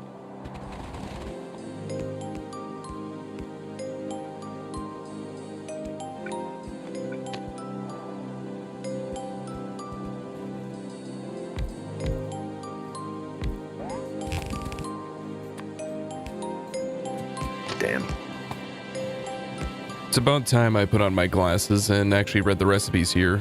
It's long and circular, so there's more to the story, but just to finish iridite, I'll need to crush it, add cation exchange beads, hydrogen chloride, nitric acid, enriched vulcanite, and pyroflux baked in an industrial furnace. Many of the inputs require additional crafting steps themselves, and the process will produce sand, steam, dirty iridium water, as well as excess chlorine and/or oxygen, depending on how I generate hydrogen. One step at a time, though, we gotta mine the stuff first.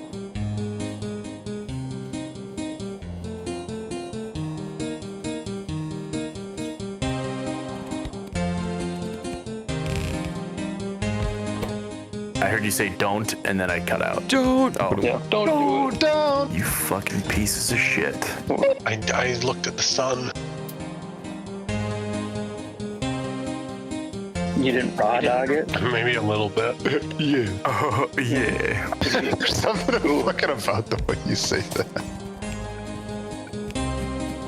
Hell yeah. Oh, yeah.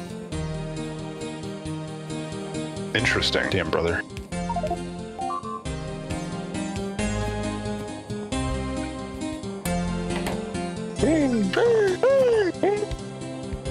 Hell yeah. Sometimes crushing iridite makes not crushed iridite, so it needs to feed back into itself. It also makes sand, which I'm going to turn into landfill for now, so I don't have to think about it.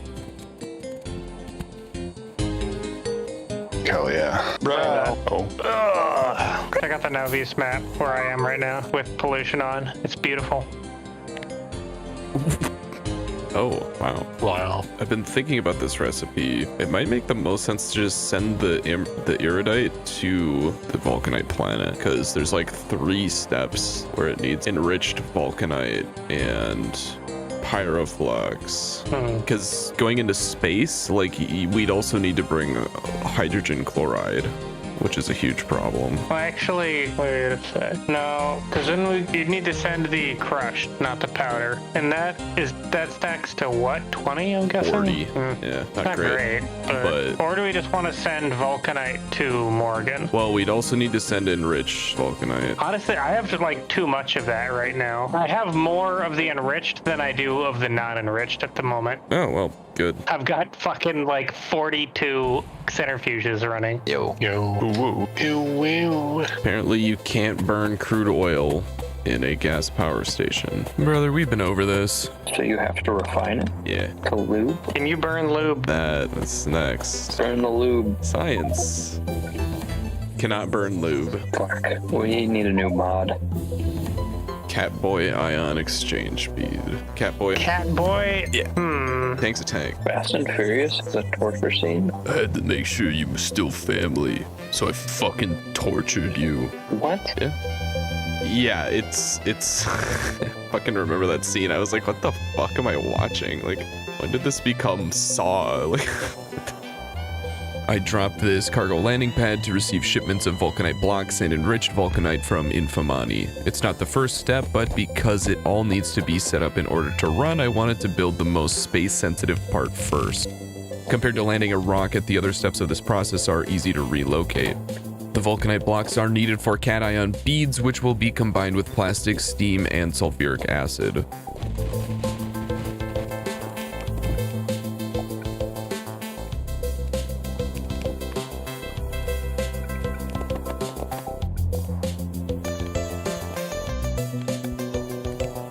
Somewhere along the way, I'm also going to need hydrogen and chlorine for hydrogen chloride, ammonia, and nitric acid. Thankfully, water can be combined with sand to make hydrogen and chlorine. I just hope I have enough room here.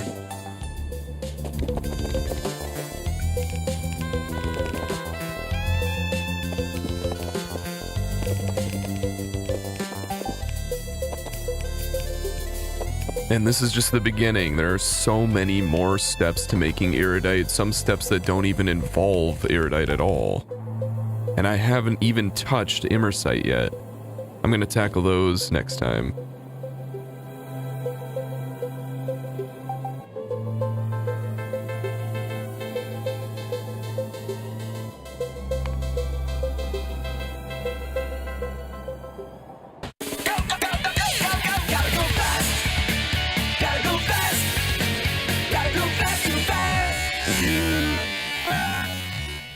No. Nah, indeed. Welcome to part, what part are we on again? Oh, part 10. Hello, double digits. That's wild to think about. We ended last episode on planet Morrigan, getting a start on the long iridite process, and I have aspirations for completing the immersite process here as well. This is a mental tank test for not giving a shit. Just annoys the shit out of me. Yeah, well, you're failing the tank test. Yeah, that's fair. How was your day? It was pretty good, except for the part that it sucked. Me too. Iridium isn't just setting up some chem stations and furnaces, though. These new buildings are much more power intensive than I had thought. We do have tons of oil products for making boilers, but it's going to be a lot of boilers. We also have solar panels here, and solar is 97% effective, so I'll be expanding that, but there are tons of water on this planet, so it's a little annoying trying to find places to make solar, which takes up a ton of space. I was just going to tell you that your Discord server is boosted. It's premium. What? Your Sauceman server. How's it? Someone Really? boosted What? it. Yeah, it's got 2 boosts. But like, Why? why? Got a little icon. It says level 1, 2 boosts. I mean, that's fine. I don't know why they would do that. It's a little confusing, actually, now that I think about it. Maybe you get a free month of it or something. Oh, I'm looking. Never mind. I'm dumb. Yeah. I just had a thing set to the wrong thing. Now when it overflows, it turns the sand into Landfill. Rocks. Well, at least we have a ton of sand. Yeah, but how much SNAD do you have? Brother. I see you made a nuclear. Yeah, I blueprinted it like a dirty boy. Oh, it's so satisfying when bots go hit an entire belt with upgrades at once. Oh.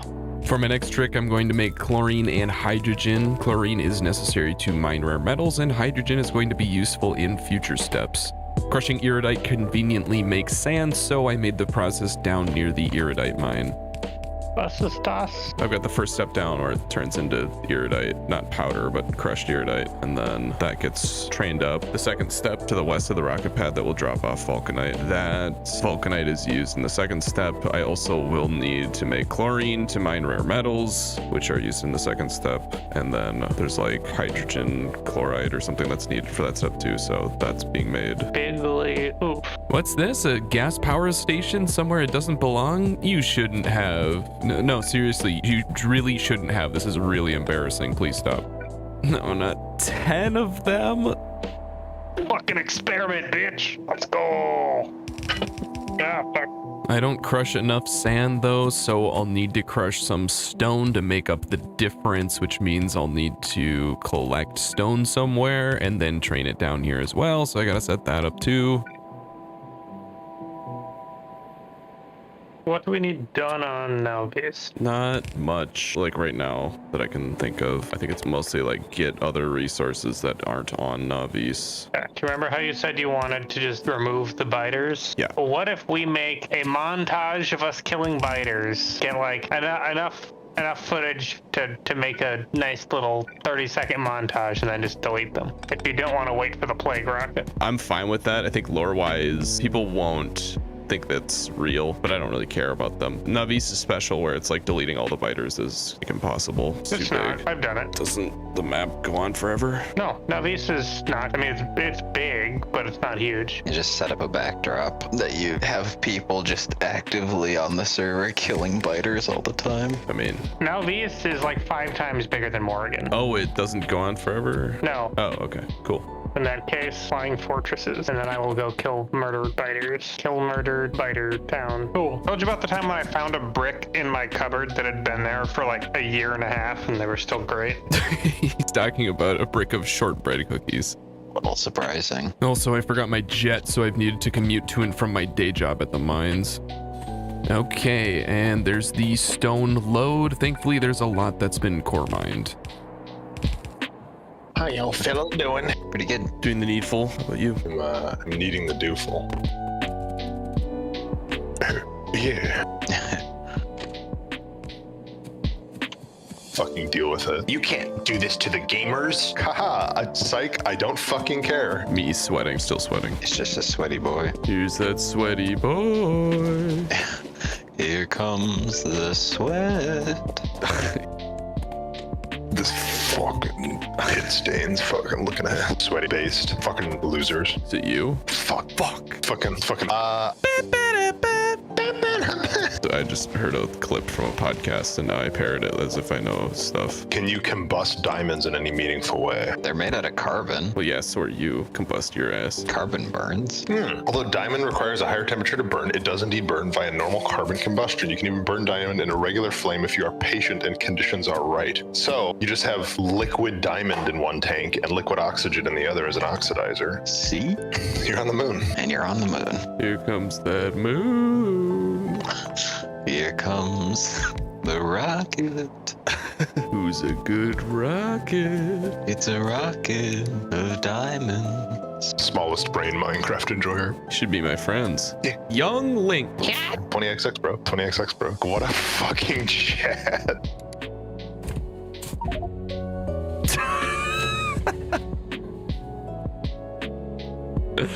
Oh, that's amazing. After literally hitting myself with a train, I need to smelt the newly mined raw rare metals, then set up a train for them. Turns out stuffing an industrial furnace with 5 prod 3s takes some power, huh? This is a particularly pernicious issue. If the power's off, then inserters can't grab fuel to put in the boilers, and it cycles out of control until we have no power until daylight. So I tried to use burner inserters because they can fuel themselves and don't need electricity, but they're so slow that they can't even grab fuel off the belt and will run out of fuel just trying and pathetically failing to grab fuel unless the belt is full. So instead of being clever, I just trolled myself. Now you know my struggle. Boilerinos. I wanted to make sure we didn't run out of stone to fuel all the sand we're going to need, so I fortified our supply from the stone mine. Morgan's starting to look like a real factory.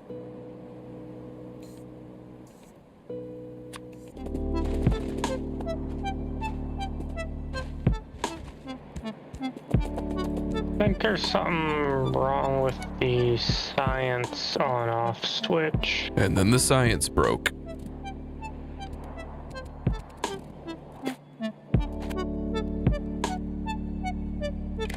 Yep, missing one connection. Beautiful. There we go. They were just disconnected. So once you finish this current series, what's your next plan, Mr. Content Creator? I got a few things I might try. It depends on when we finish. This has been quite a lot of Factorio, and the next thing I do is probably going to switch it up a bit.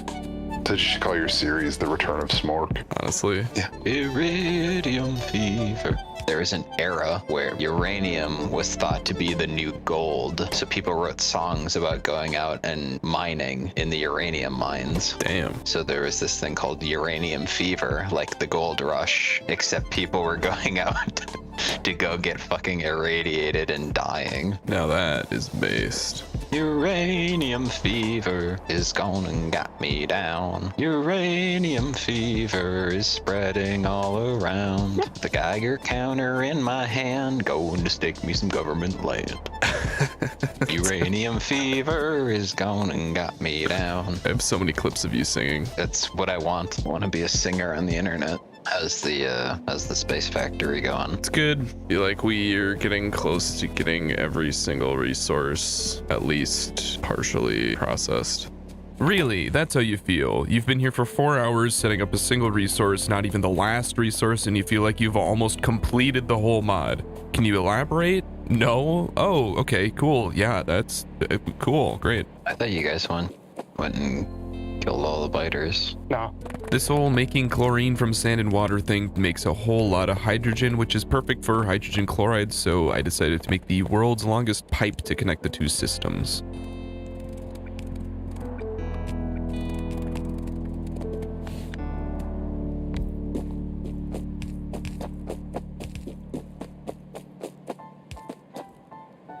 Fill that bitch up.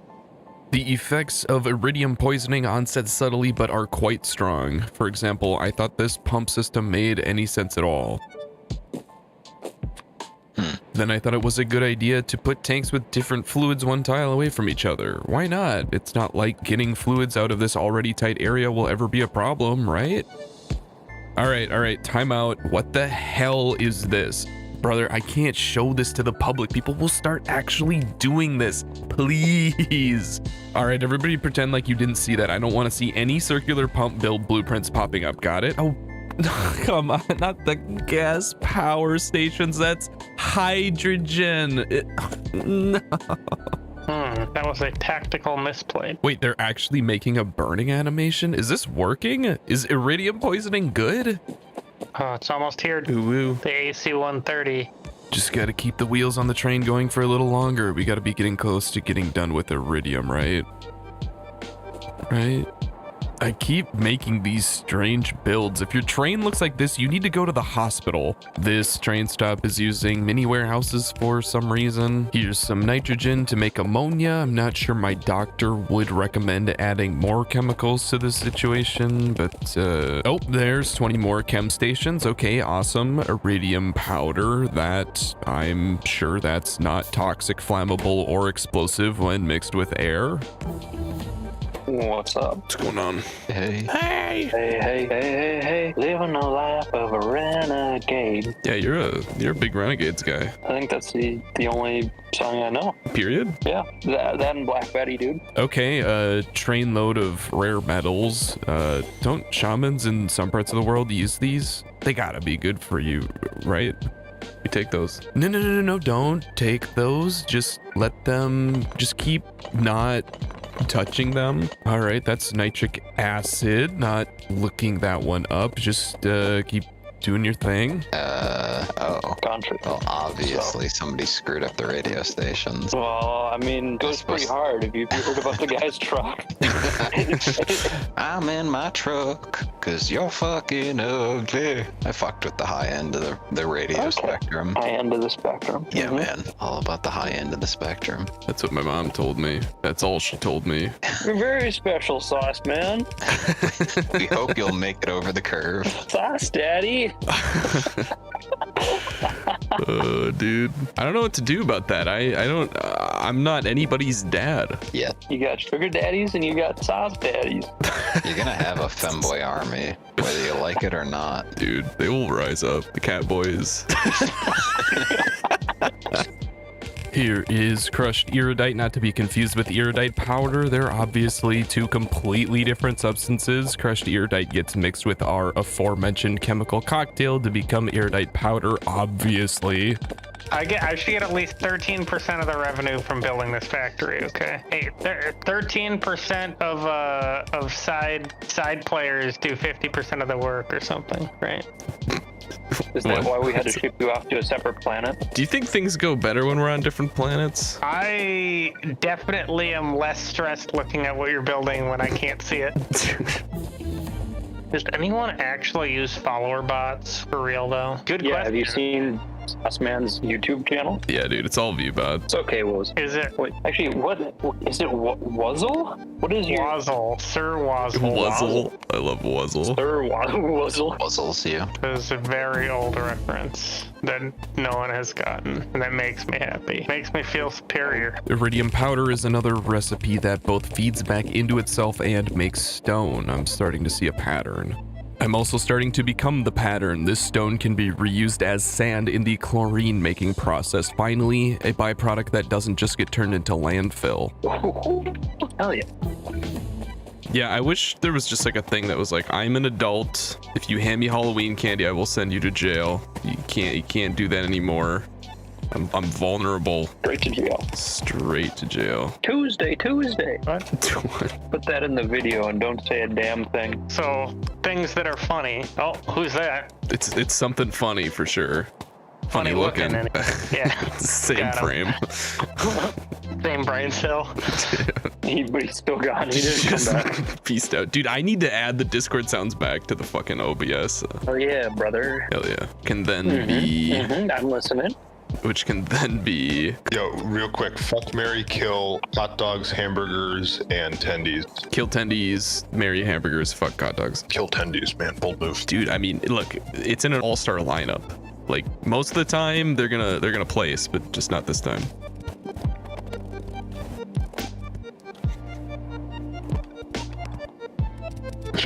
I need to go. Thank you for your answers. These will be recorded and used against you in a court of law. Thank you. Sauced Man, I have the Flying Fortress. We are going to annihilate a biter nest. Mark one on the map and I will go kill. Let me go into streamer mode. Got the satellite view. Let's pick our favorite. Oh, you know, okay, let me see actually. You know who's really been pissing me off is these fuckers over here. Are you loaded for bear? Yeah, I've got high explosive cannon shells. Okay, I see ya. I see it coming in. If I just fucking die, this would be the funniest fucking thing. Let's see, how effective is this? Are you in a jet? What is that? That's the... This is a Flying Fortress. It looks like a jet. Yeah, it looks kind of like one. Do you shoot 5 missiles at a time? No, it's just high explosive cannon shells. Ooh. What's your health at?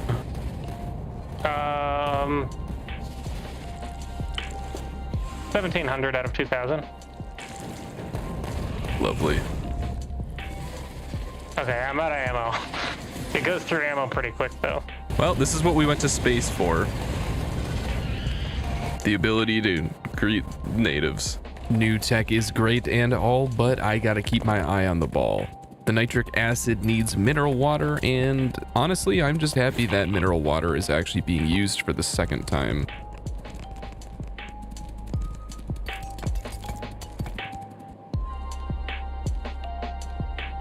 In fact, I forgot mineral water pump jacks were even an item. More commuting. What do you need me to do, Sauce Man? Your fiery planet needs to send both vulcanite blocks as well as enriched vulcanite to Morrigan. Instead of space? So I was thinking about this. If we did instead of space, any excess vulcanite that needs to go to space could just go into the same rocket that loads erudite and all the other shit. Because I feel like we almost never need a full rocket. Now in the future, I think rocket launches only get cheaper because we get rocket reusability and we don't have to worry about rocket fuel on that planet. So I think sending them here and then sending it up if we need them would be... I don't have the combinators on the bot mall, but I bet I can set up a combinator thing in the bot mall. Yeah, dude, this is the Interstellar moment. No, I don't have fucking assemblers in the bot mall. Shit. I have assemblers in a chest, but it's not an active provider chest. Holy shit. Look at this. Look at Nelvy's pollution map. Like the northwest. It used to be hitting on the other side of that lake and triggering all those biters. The pollution was up here. Oh. Wow. If I put another big pollution suck like I did. Vacuum. Wait, are you shitting me, dude? I can't burn off fucking dirty water because it makes stone in a flare stack. Bruh. Yeah, dirty water. Bruh. Why? Erudite powder spits out pretty much everything that makes erudite powder, as well as dirty iridium water, which is recycled to make all the things that make erudite powder for some reason. What is up? Oh, you know, existing. Sometimes I wonder how you got here. Me too. So we want vulcanite block is less than 0? Greater than 0. Greater than 0. How much do you want of each? I'd say like 200,000 of each. Actually, no, wait, I'm off. My scale is off. I'd say more like 70,000 or something like that. 75 stacks of each? If it's 75 stacks of each, it would never fire because that doesn't even fill up one rocket. Sorry, I mean 750 stacks of each. I mean, that works. Anything more than one rocket is fine. I'm just thinking like... Yeah, I'll just do 75k of each, whatever. Unless we want less of the iron, because yeah, I was just thinking that, yeah, less iron. Like, I'll just do 25k iron. You know, I want there to be a mod in the game where you can like fail to launch a rocket and it scatters horrible, you know, forever chemicals all over your planet. Are you listening, Woob? Brother. Really glad I brought centrifuges here. I need them for one of the steps. I have no idea what step we're on. All I know is we need to shove the iridium powder and enriched vulcanite into a centrifuge to make an iridium blast cake. Blast cake? That can't be a real word. Blast cake? Is this the Great British Bake Off? Oh my god, I just googled the word technology. You Fucking loser. How do I go to technology?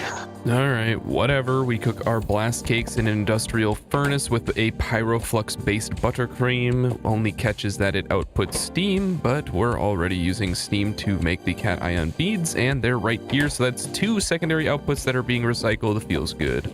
Oh, okay, yeah, yeah, okay, we're good. Oh, hey, Waz hitched a ride here with the initial shipment of vulcanite. I feel like they're going slow because they are. Okay.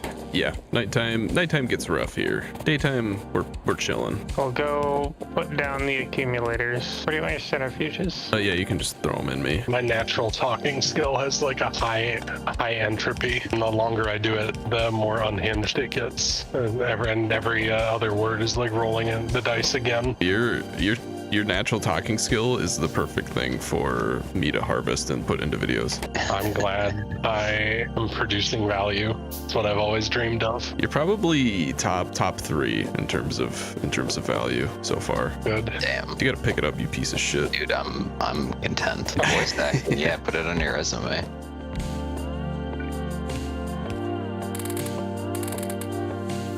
Going ghost. Yeah. It's really just Santa Claus. It's Santa. That's what they're hiding from us. Christmas was real. Appreciate your commitment to good thumbnails. What about my thumbnails? You gotta fucking wash your thumbnails, homie. Dude, I keep my thumbnails pristine. Why are you here? Also note that both the iridite powder and dirty iridite water processes have a chance of refunding cation beads and crushed iridite and some bonus stones, so I actually have to double refund the process on this disgusting belt.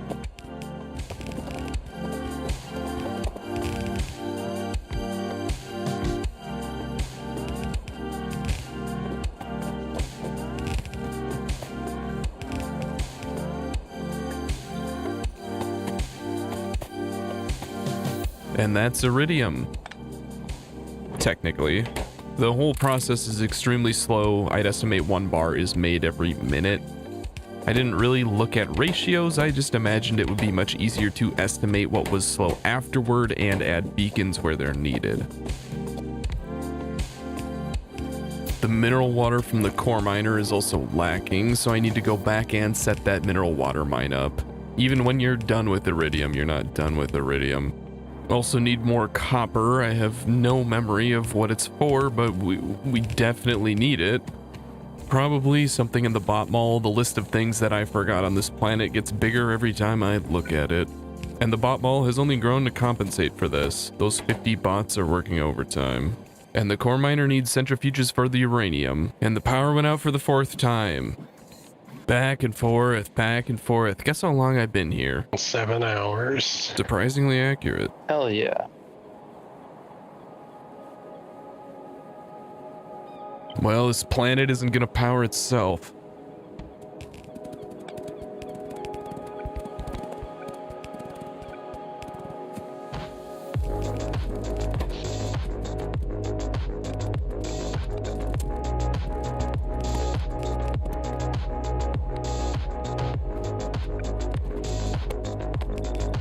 Excuse me, acknowledge me, streamer. The fan base is too powerful. The rocket on Morgan, it can go directly to space, I think. I think I'm in it at the moment. You're inside the rocket? Yeah. Oh, you are? Because I was waiting for it to go back to Newbie's, but the landing pad is full. The other thing, if you want to set up Immersite here, that is also needed. I'm pretty close to getting the telescopes set up. Really want to grab this one then? Yeah, that was the one that I was thinking. There's also a rail that's like most of the way there going to mineral water. That should be easy to set up. Do you have a couple landfill you can bring up here? Like the swamp terrain, and I don't have any on me. So then I went and rescued Waz. EY, bro. God, they're burning so much. Yeah, that's also why I had burner inserters doing this, but they're so fucking shit that like they're just Yeah, it's pain. It's just suffering. That's yes. It's suffering, Anakin. Oh fuck! I ran out of rocket fuel. Time for the walk home. You could put a train down. Yeah, I deserve to do the walk of shame. Lol. In space, if you run out of rocket fuel, do you just like fall to Earth? No, but if you're flying and you're flying off the platform and you're out of rocket fuel, you just keep going that direction. And if you have enough inertia, you'll go very far in the direction you do not want to be going. Or do want to be going. Time to get a like momentum exploit to fly all the way to the fucking end game. Do you remember what I was asking before? Because I don't. You needed something? Do we have a sand train? No, but we have a rock train. Despite all my steam power, we are out of power for the 5th time. The amount of power that electrolysis plants use is unfathomable. With just 21 of them, they dominate our consumption chart. I feel like that makes no sense. We have giant industrial furnaces using alien chemicals, and you're telling me that electrifying water somehow takes 10 times more electricity? I think it's just for balance reasons. They don't want to create an infinite power loop by generating steam out of this, but it just feels goofy and very annoying. The scale of power these need is ludicrously higher than everything else. Why the heck is this thing so shitty? Despite this, our first Iridium launch into space is finally up.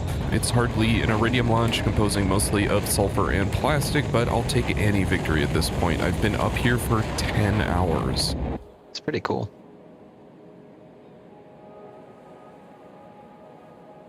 You mean it's not giving you anything? Yeah, like if you look at this combinator. Does it need to be full power? It might, but that would be kind of bullshit because like most things work on low power. I'm looking at the Informatron. They only work at full power. Ugh.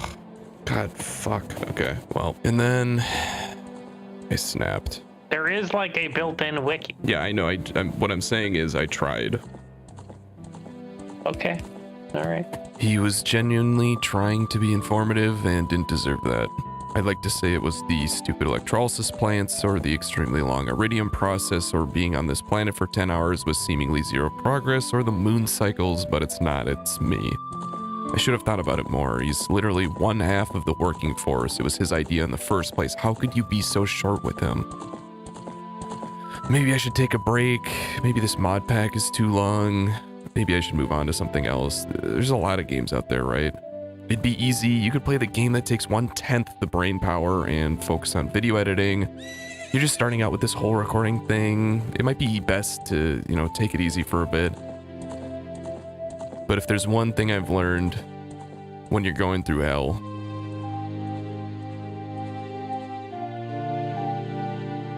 keep going.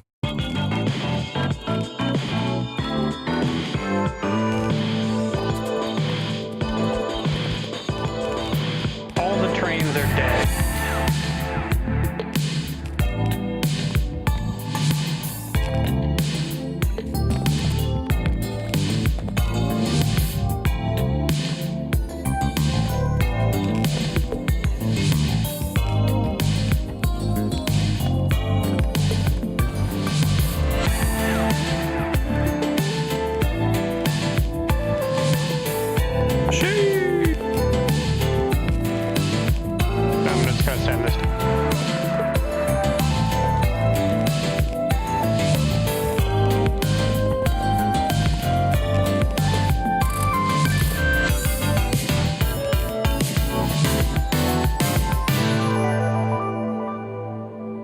Process for both Immersite things are going. I'm gonna try and figure out the best way to balance them, but otherwise they are slowly going into the rocket.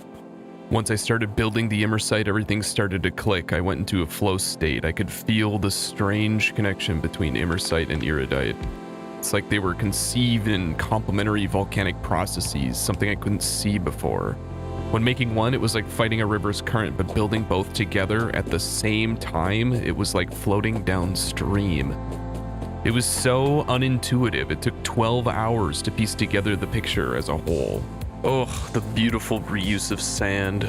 I love it. Wow, the whole entire Immersite plus Iridium process. I'm sure a lot of these are interlinked like this, but this one in particular is super interesting. It's actually to the point where I don't think I need to mine any stone for either process. Oh, that's so beautiful. Oh, chef's kiss. I cannot imagine how much of a pain in the ass this would be without Bob's inserters. I can't imagine how much a pain in the ass this would be without you. Oh, thanks, bro. It's all circular. It's hard to communicate, but I'll do my best. Crushing imersite creates a ton of sand, which are turned into quartz and then silicon, used later in the process, but also feed directly into the water electrolysis plants, making hydrogen and chlorine to make hydrogen chloride. This process makes excess chlorine, which is used to mine rare metals, which are needed for both nitric acid and to smelt imersite plates, which output nitrogen, which feeds into ammonia and finally back into the nitric acid. The two final imersite products, imersite crystals and imersite plates, both make sulfur, which is needed to make sulfuric acid, which is needed to mine iridite. I just couldn't get over how incredible this system was. It's like an organism taking life out of all the metal pipes and belts. By the time we finish this, I'm going to be so done with this mod. But what would be really fun to do is have a cargo rocket for every resource and have the production to actually use it in space. In this economy? Oh, the pollution. This whole fucking planet is like completely red. I love it. Where I am, there's like a literal thick red bar. That's so good. Yeah, I discovered another handy secret. You'd think boilers and steam engines would make more power than burner generators based on the description, right? Wrong. Burner generators are capable of outputting almost 3 times the amount of power per station than steam engines. I took advantage of this even further by turning our solid fuel into processed fuel, making it around 25% more efficient per unit, and these bad boys are keeping us afloat at almost 1 gigawatt when combined with solar. They do make a lot of pollution, but if there are no biters, I prefer this planet to be covered in a giant cloud of acid rain anyway. Cool. No flare stack in space. That would be hilarious. You just blow the whole fucking station up. All right, we actually have a respectable amount of iridium powder going in. It's still like 1 bar per second, but it's something. I do love the smog cloud. I fucking love how much shit is getting burned there. Maximum smog. I also can't believe that one red belt feeds that many fucking burners. It's absurd. Fucking 5 days in here. 5 days, 10 hours. Jesus. It's actually more than that. I never fixed the clock. No, 5 days, 10 hours is the real time. Oh, it is. Okay. Clock time. Not the scam time. Yeah, we're at 124 hours. Somebody commented that we're making good time. I don't know if I believe that. I'm at 404 out of 500 for sending up a rocket. Oh, wait, do we need to crack the light oil? Wait, why are we cracking the heavy oil? Well, they're gated. I just had it so like if we don't have any light oil, it will crack. Otherwise, it won't crack.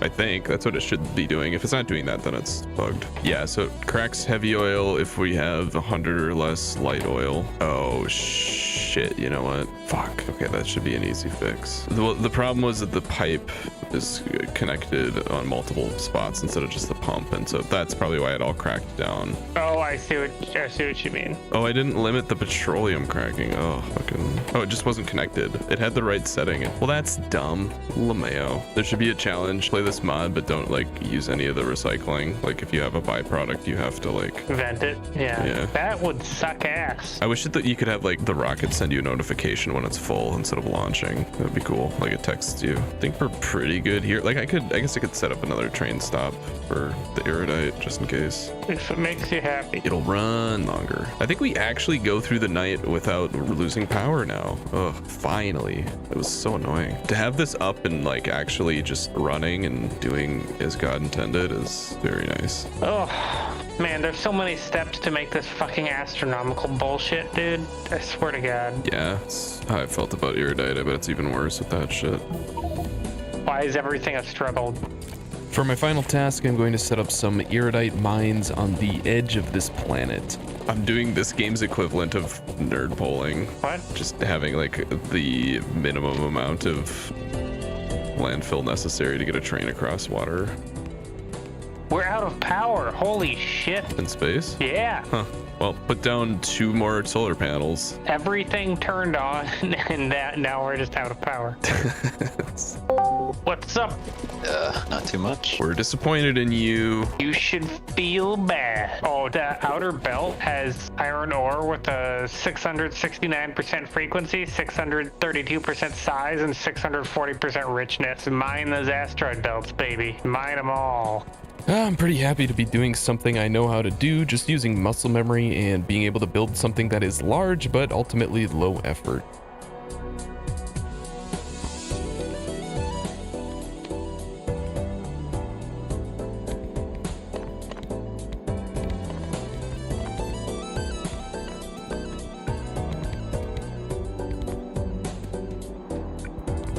I even took the time to jetpack down here despite having trains in my inventory. The want for aesthetics cropped up inside me, and I decided to make this the Golden Gate Bridge using just enough landfill to support each big pole.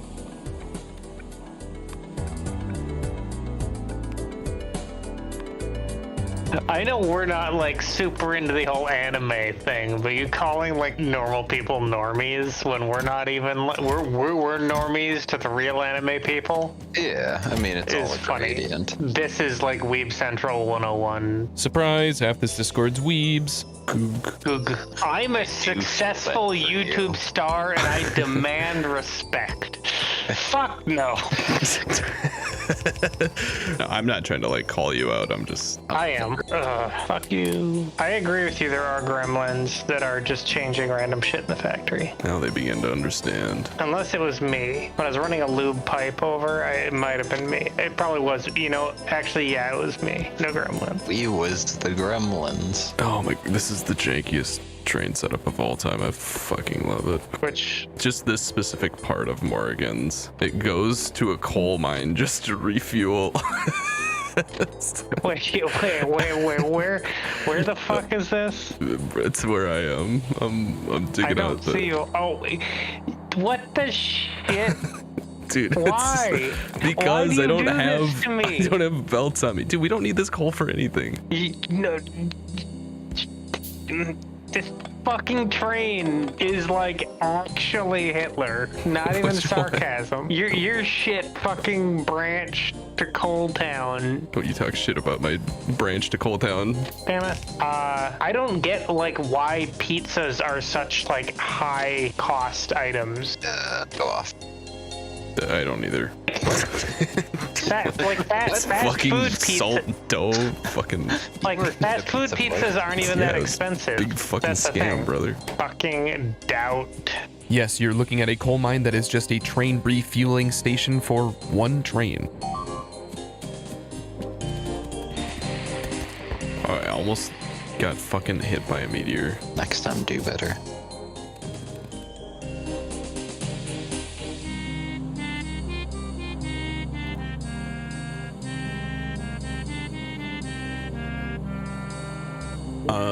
Okay, so I pretty much finished this rocket. I am holding it for sending up. I was imagining that you would do your space designing, and once that's good, then you can just set one of the rocket pads to wherever the new pad ends up going. I mean, I guess I could launch this one and just wait for it to fill up again. I don't really have any designs in mind until we get trains. I mean, unless we want to just start designing a train area, even if we don't have track yet. We could put down multiple pads. Also, I realized this Pyroflex recipe makes absolutely no sense in space. I'm going to remotely change it back to a normal Steam recipe where I am. So it takes sand and Pyroflex, and the output is like 1% copper or iron, and then like 10% stone. The amount of resources that go into doing this, like it generates the same amount of steam, I think, per water. So we lose like 10 times more resources trying to do it this way and have to use Pyroflex. It just doesn't make any sense. So what's coming up in this rocket? It's a mix. It's got iridium, imersite crystal, imersite plate, plastic,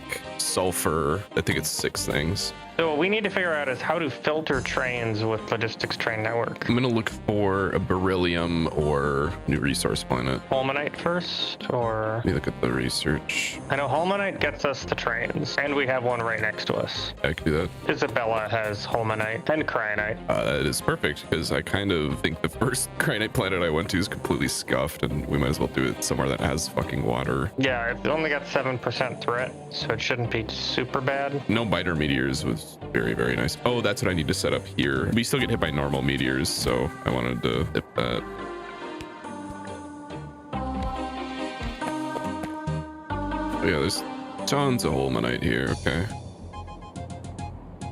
Tons of rare metals too. Oh, there's Immersite here. Okay. Raw Immersite's nice because it stacks to 200, so you can just like process it somewhere else and not feel horrible about yourself. Isabella doesn't have any frozen terrain. There's no Cryanite, unfortunately. Why does it say there's Cryanite if they're not going to generate any, especially since it says there's like a shit ton there? Probably makes sense to do uranium processing on this planet because then we can get some iron. That would just be a nice way to power everything. It's got pretty good solar either way. We should have gotten a Hagen, or at least scanned it first. 0% threat, has Cryanite, but still has water. No biter meteors? No biter meteors. Yeah, that would have been pretty good. Go there next if we need it. Does it have anything else? It also has Beryl, which we don't have yet. The second most common resource. Seems like a no-brainer.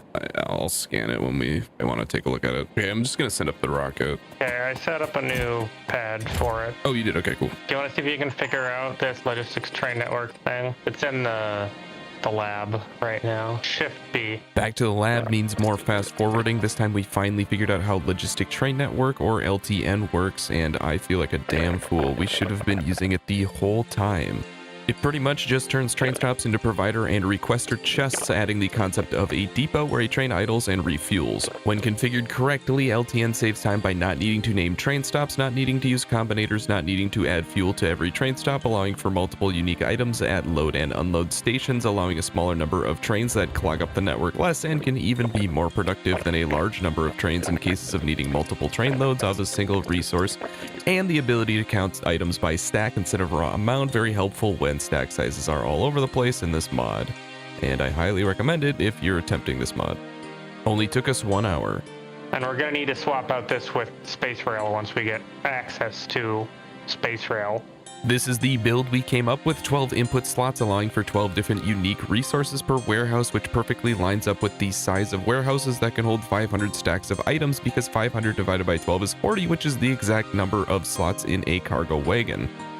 Filter inserters are set on set filter mode connected to the output of the logistic train stop, ensuring that trains only get loaded with the resource they are coming to the station for, even capable of loading multiple different resources in a single trip, which is very cool.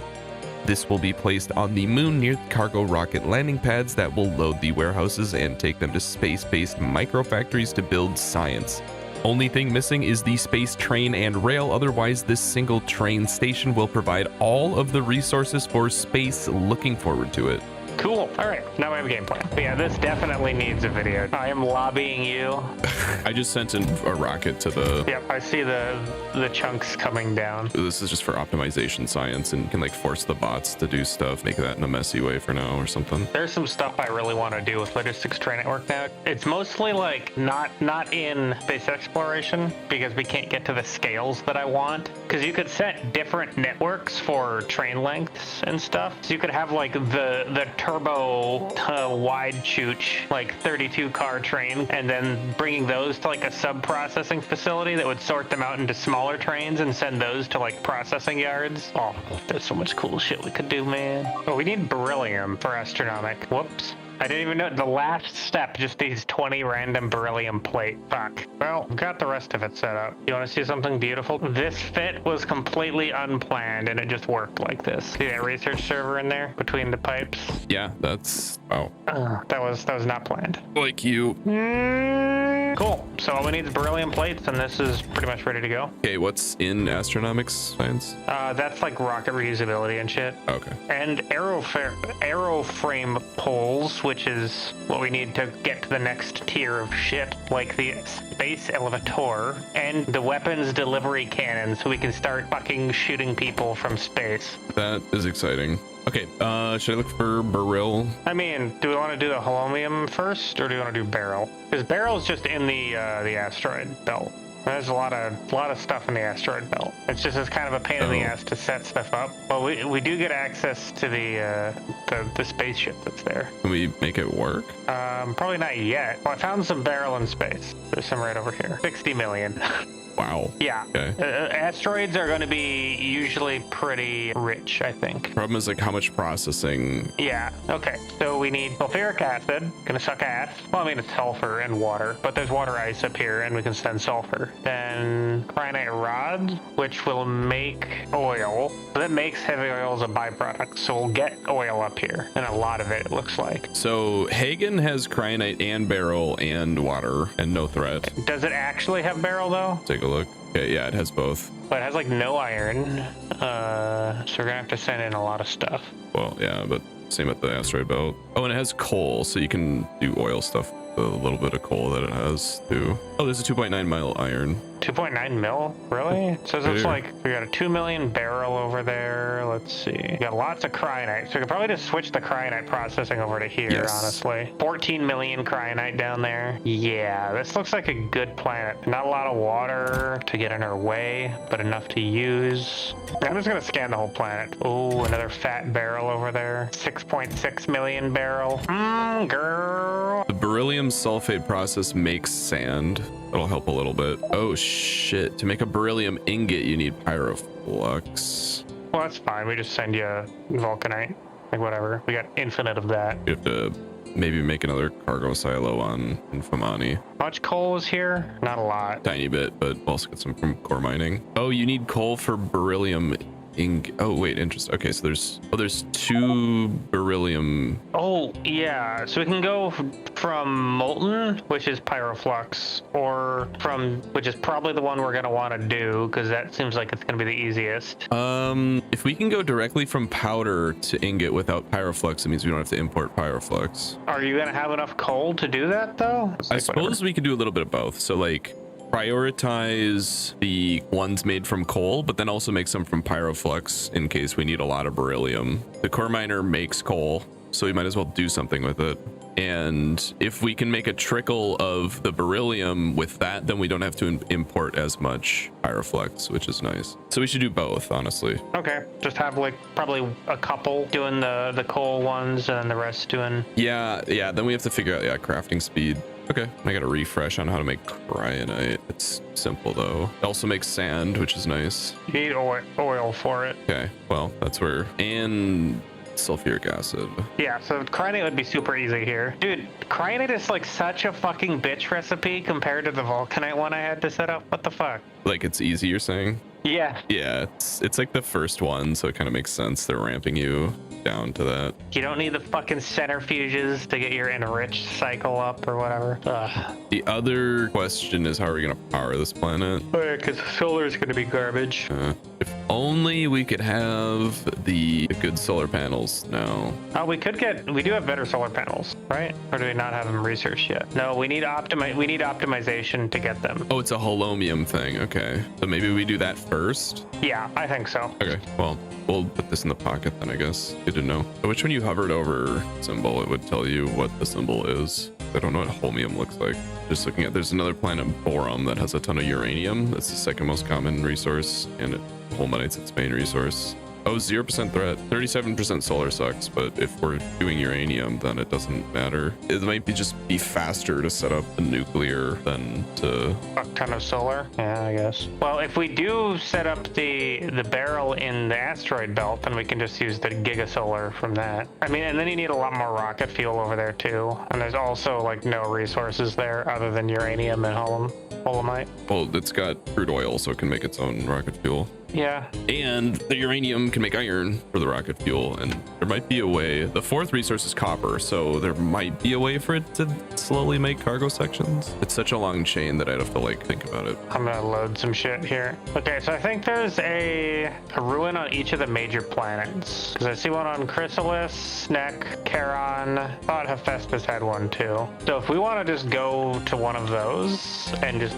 grab it and then fuck off. I think we got a lot of priorities. I mean, that's what this one, it's kind of nice. There's not a linear path to sciences. You can kind of like pick and choose what you want to focus on. I think Holmanite or Beryl. I think Holmanite makes sense because then we get better solar panels, and then when we go to the Beryl planet, it's like still shit, but like helps a little or something. They're 2.25 times better. But we do get a bunch of other weapon upgrades with optimization, so that's nice. So this planet is fucking cliff central. Holy fuck. Which one? Baroque.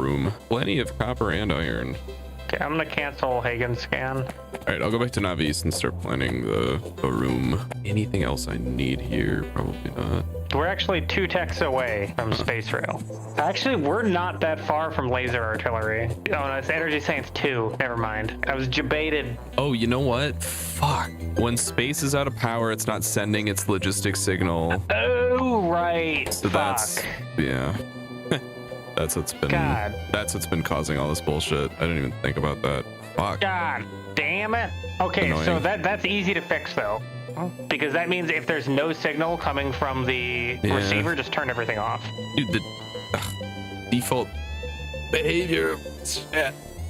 It's hard for a reason. It's No, intentional. it's not hard. It's annoying, and no one told me that that's how it worked, because constant combinators work when you have low power, but the deciders don't. Constant combinators don't work like decider combinators or signal transmitters. Good on signal transmitters and deciders for being similar. Great. I'm just saying constant combinators should also turn off if there's low power, but they don't, which is, you have to learn that the hard way, which is, it's not hard, it's just stupid. They should all act the same. I'm so triggered, but I think I'm justified here. So I decided to have 3 checks, 1 for the demand signal, 1 to make sure the planet has power, because if you weren't listening, constant combinators stay on with low power, while decider combinators turn off, which ruins everything, and 1 to check to see if the signal from the moon is blank due to it being out of power. A much better way to do this is to treat the moon like a requester chest, then there's less logic for each cargo rocket pad sending to the moon that we build in the future, and if there's no power on the moon, it just doesn't send a demand signal, so I wouldn't even need the extra failsafe I just added. But here it is. 3 layers of signaled belts. Add that to the pile of things that you've never seen. Oh my god, wait. There are 0 construction bots on Infamani. Oh no. I'm trying to edit stuff from orbit. Using my combinator skill, I was able to add the new failsafe to Infamani without combinators.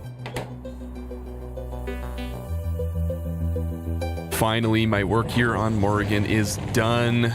Time to return home. I always forget how nice we have it on Navis.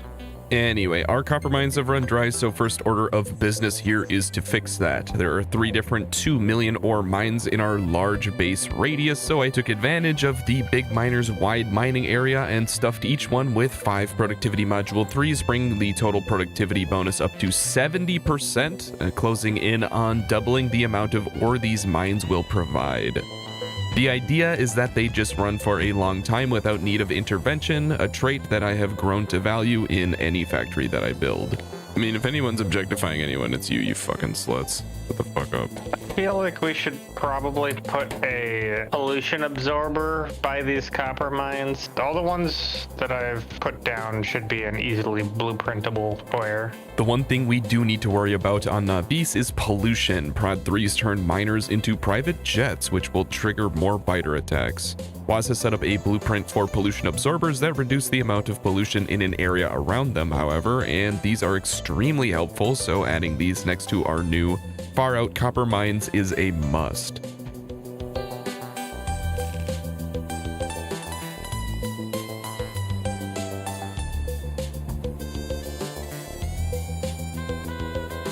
After much struggle, Iridite and Immersite have been conquered, and I'm back home. Next up is Beryl, Holmium, and if possible, a new cryonite factory on a planet that actually has water. Check that out next time. Bro, I'm doing the outro. Can you... What?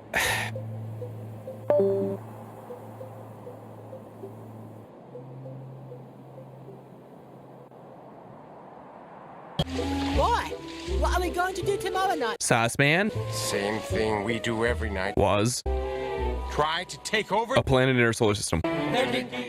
waffle fries. Hello, it is number 11. Last time we designed a space-friendly train setup, pounded our way through 2 new resources, iridium and imersite, and went hunting for the next resource to tackle. I'm truly hoping things will go smoother on the next planet we visit, but it's K2SE. You never know when the mod is suddenly going to suplex you from the top ropes. We've been playing this mod for so long that we're thoroughly cooked. Oh, who lives in a pinup under the sea? Me. M-E-E-E. Who's eating charred sweet potato fries? Probably you. No, they're really fucking like they're like not even joking. Fuck off, please. I don't want to see any comments about dementia, okay? I wish we did big boy trains for Navis LTN. I'm just thinking of how much better it would be. Here we are. I mean, we can always just run more trains too. This is the rocket that I'm loading up for the next planet we go to. We still haven't chosen between Beryl or Holmanite for the resource to focus on, but either way, the rocket load is going to look pretty similar. There are a lot of different things that are important to bring with: miners, assemblers, solar panels, accumulators, inserters, belts, underground splitters, speed, prod, and efficiency mods. Never thought I'd respect efficiency modules. Trains, beacons, 10 other types of buildings. Forgetting any of these is a massive pain in the ass, and it's been taking me 1 to 2 hours just to load these first launch rockets. I am drain bed. Oh, I meant to pick up some fucking ice cream and forgot. I'm sad now. Easy clip. I guess on Hagen can just burn some of the excess stuff from crude oil or power, maybe. I got hit once by a fucking biter and lost 75% of my jet's health. Speed. How's it going, fellas? Oh yeah. So my second instinct's like, I have 550,000 hours playing video games and board games, and like actually I'm the problem. I'm using all of my brain cells. It's so funny. They have this little, I think it's a Chihuahua Pomeranian mix who's like 13 years old, and he's got like a really bad back. He's just this tiny little bloopy little like happy dog. His breath was like nuclear. They gave him some sort of like bacon treat, and like holy shit, he would like walk up to you and like, you know, and you're just like, he's just like on the ground 5 feet away, but oh my god, he's got like a extended range attachment or something. I was dying. My brother in Christ. Brought an ACOG. You knew where my nose was. He's got the 8X. I think you're gonna be a dad someday. Already a fucking dad. You don't know people have comment sauce daddy. Oh, that's the most cringe thing you've ever said, but I'm here for it. Dude, I didn't start this shit, man. I'm just along for the ride. Oh boy, it's the man of the hour. Why are you degenerates still awake? Based. Is he just bleeding everywhere? Yeah, for like 2 seconds. Nice, dude. As far as I know, it was the only injury. What about emotional injuries? We don't keep track of those. Like and subscribe and hit that bell. No. Not today. When you go YouTuber full time, then you got to start shilling. You know, there's a turning point, and you know. This logistics train network how-to video sponsored by. Yeah. That's going in the video. You probably should not put that in the video. Dude, no, it's going in. Go to some more history class. Yeah, but I put your ass out of a job, brother. That's true. Okay. Rutherford B. Hazy IPA.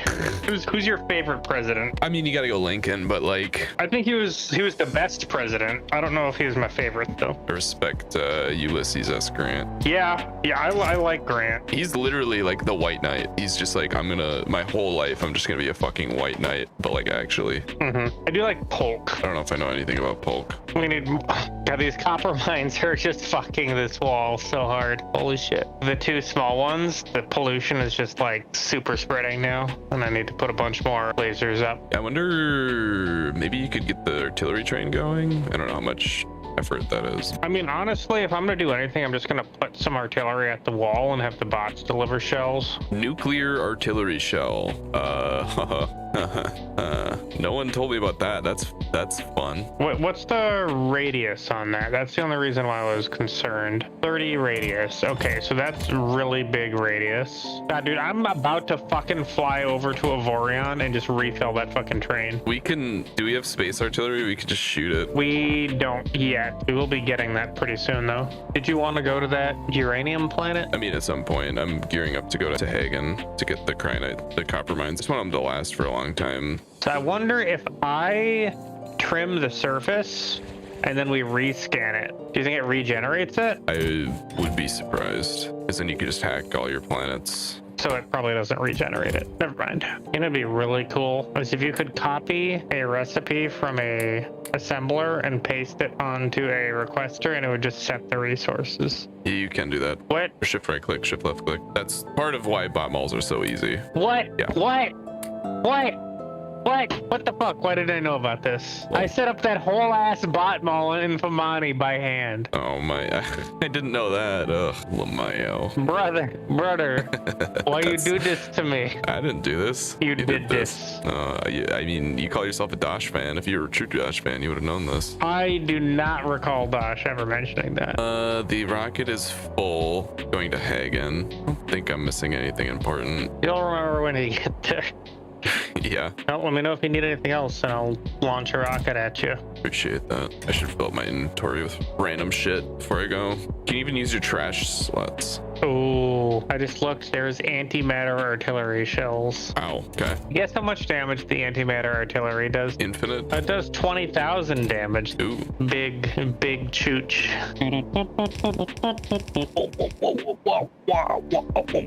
Alright, I'm about to take off. Have fun.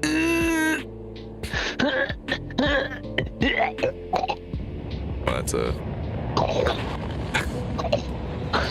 perfect thing to play in the background of this rocket taking off.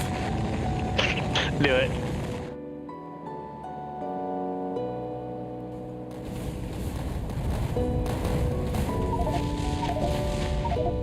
Alright, where are we crashing here?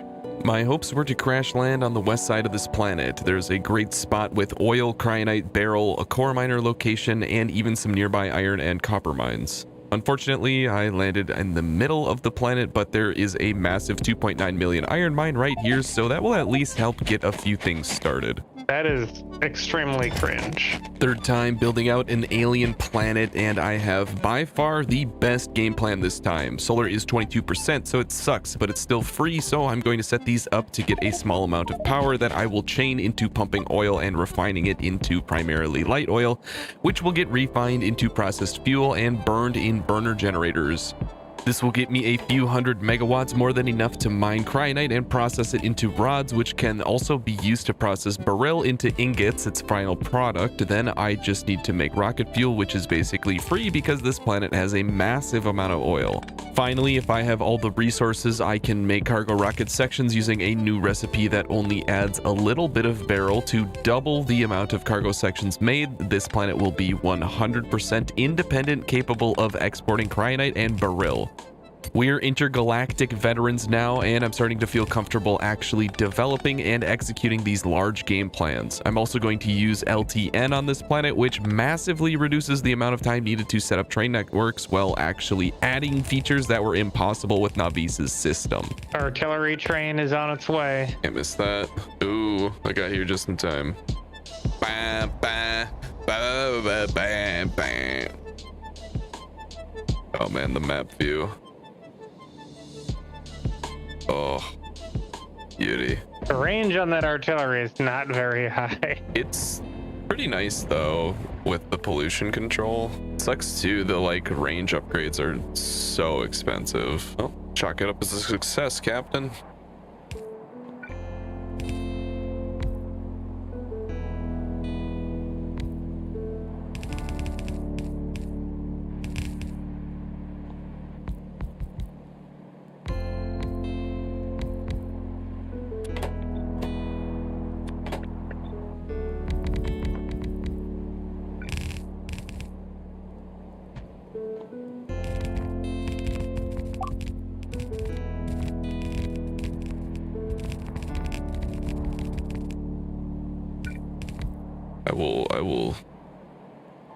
I will literally leave this server. It's the Christian Minecraft server. You know, it is very cathartic, literally just burning gas. You don't get to do that much in Factorio. You gotta be like, solar panels and nuclear, but here I get to just burn coal. Oh yeah. Where's the nuclear bombs? I could make some of those. Should I make a couple? Yeah, we should have the Dune 2 stockpile of nukes.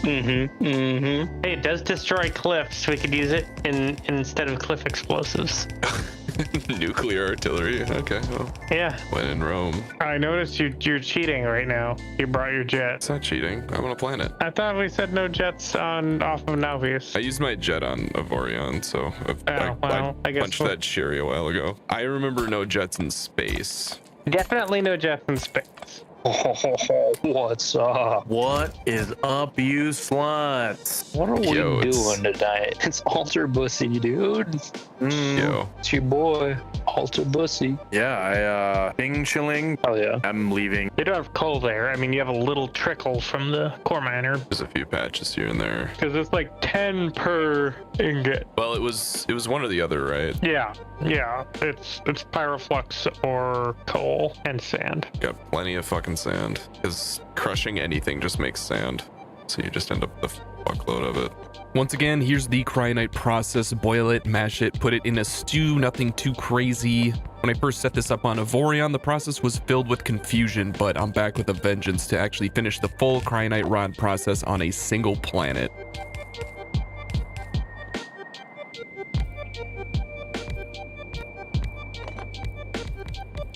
What up? You. What? I like your new completely black Discord icon. I changed it. I can't have a picture of Ice-T. Damn. I'm just reading a few of my comments. This one stuck out. Just imagine an anime profile picture. Bro, IFR just watched this and on God FR said hell yeah.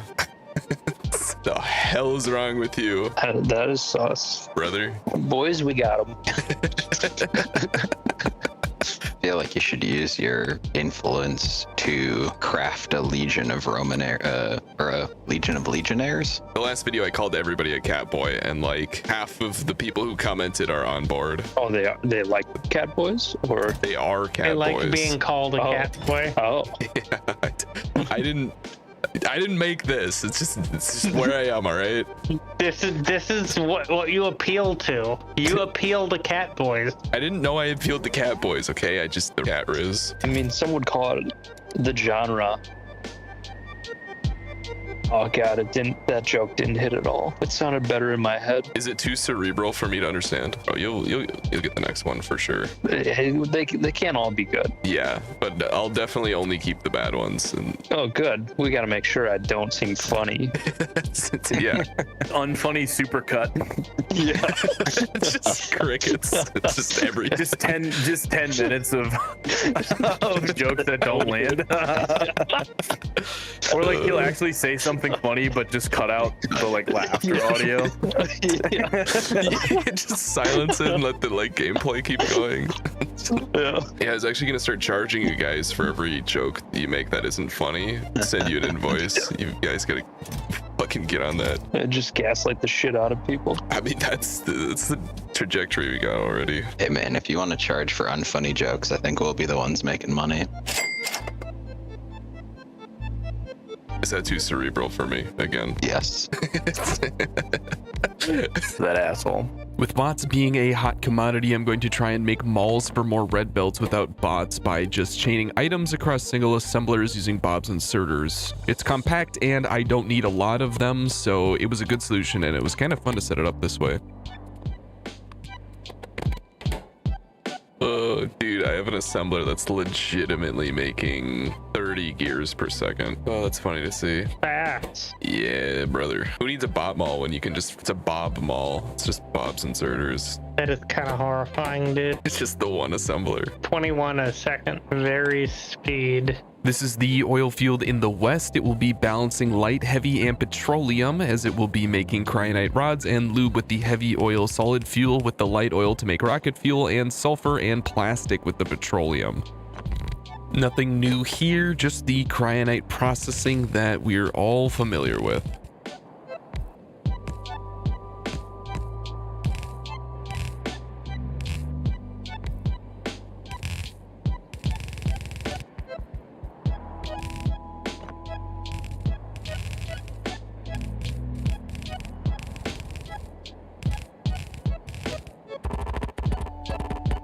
Like last time, I'm adding a landfill assembler. Unlike last time, I'm going to only turn it on if we're overflowing with sand. There are actually a lot of things I'm going to make with this sand, and I want to keep an ample supply around for it. On top of solid fuel and light oil, rocket fuel just needs oxygen, which is easy enough to air condense, and iron, which I'm already mining.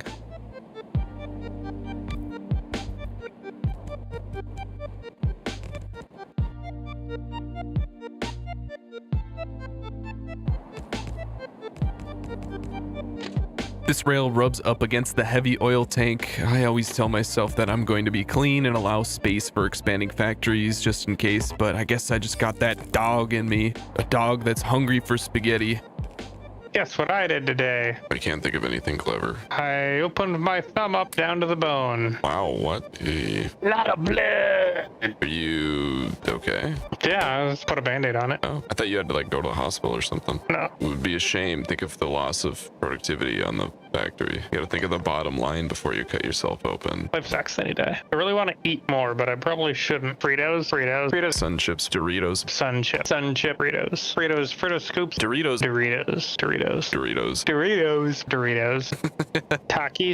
Takis. Oh wait, I can use the power of logistics trains. I was gonna make cookies. Should I go make cookies? Using LTN requires a depot, which is a train stop that trains go to when they're idling or need fuel. All you need to do is set a constant combinator to have the train stop signal going into the input of the train stop, and the train will figure out the rest.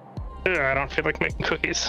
I want cookies, but I don't want to go make cookies. Just south of our base, I have set up core mining. The stone and core fragments are going to be trained out, while the cryonite will be crushed into crushed cryonite and sand, which will both be trained out separately. On a items per stack basis, this is slightly more efficient than training out the raw cryonite. Bad. Down to the bone. Semi-trashy isekai. I've spent the last 37 years memorizing agricultural. Close, 39 years. Oh my fucking god, I knew it. Oh my god, the cow is pregnant. 4 resource exports means 4 more compact train stops. It always feels good to see how tightly these can be packed together.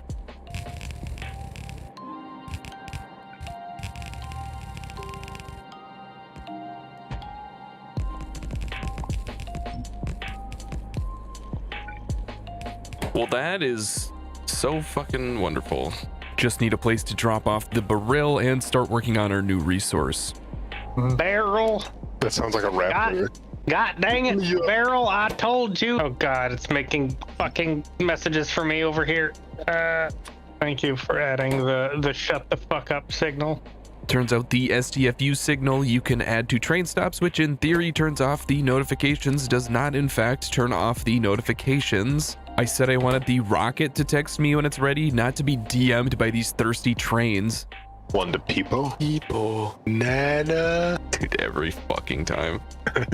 That's the Peepo. Why is that so fucking entertaining? Anyway, the first thing I want to make with our pile of sand is glass. This will be needed later for rocket cargo sections, and I have enough sand that I might even be able to send some directly to space to help with the astronomic science, which apparently needs tons of glass. You took the Peepo. Fucking rent free, dude. Dude. Both of those things are wrong. Oh. Second is quartz, so I can make silicon, also needed in cargo rocket sections, and shit, I need electric furnaces to make silicon. Yeah, industrial furnaces can't make certain things like silicon. I didn't bring any electric furnaces, so I guess I gotta make some. Not sure if this is intentional or just jank. I don't see why an industrial furnace wouldn't be able to. I suppose my intuition doesn't have a great track record, though. I basically don't know shit about physics or chemistry or engineering. I've been wrong about the density of steel and electricity needs of electrolysis.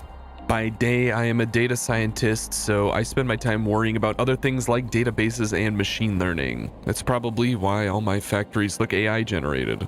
Well, I don't have enough heat shielding for electric furnaces right now, so I'm going to focus on crushing core fragments. This is the 3rd time setting these up, so it's a matter of filtered splitters and sending all 10 outputs to where they need to go, nothing crazy.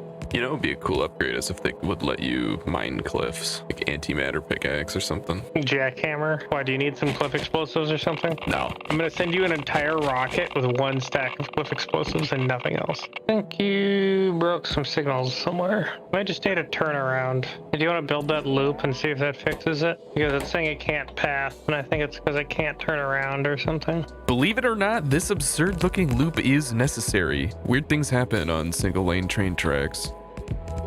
Yep. What?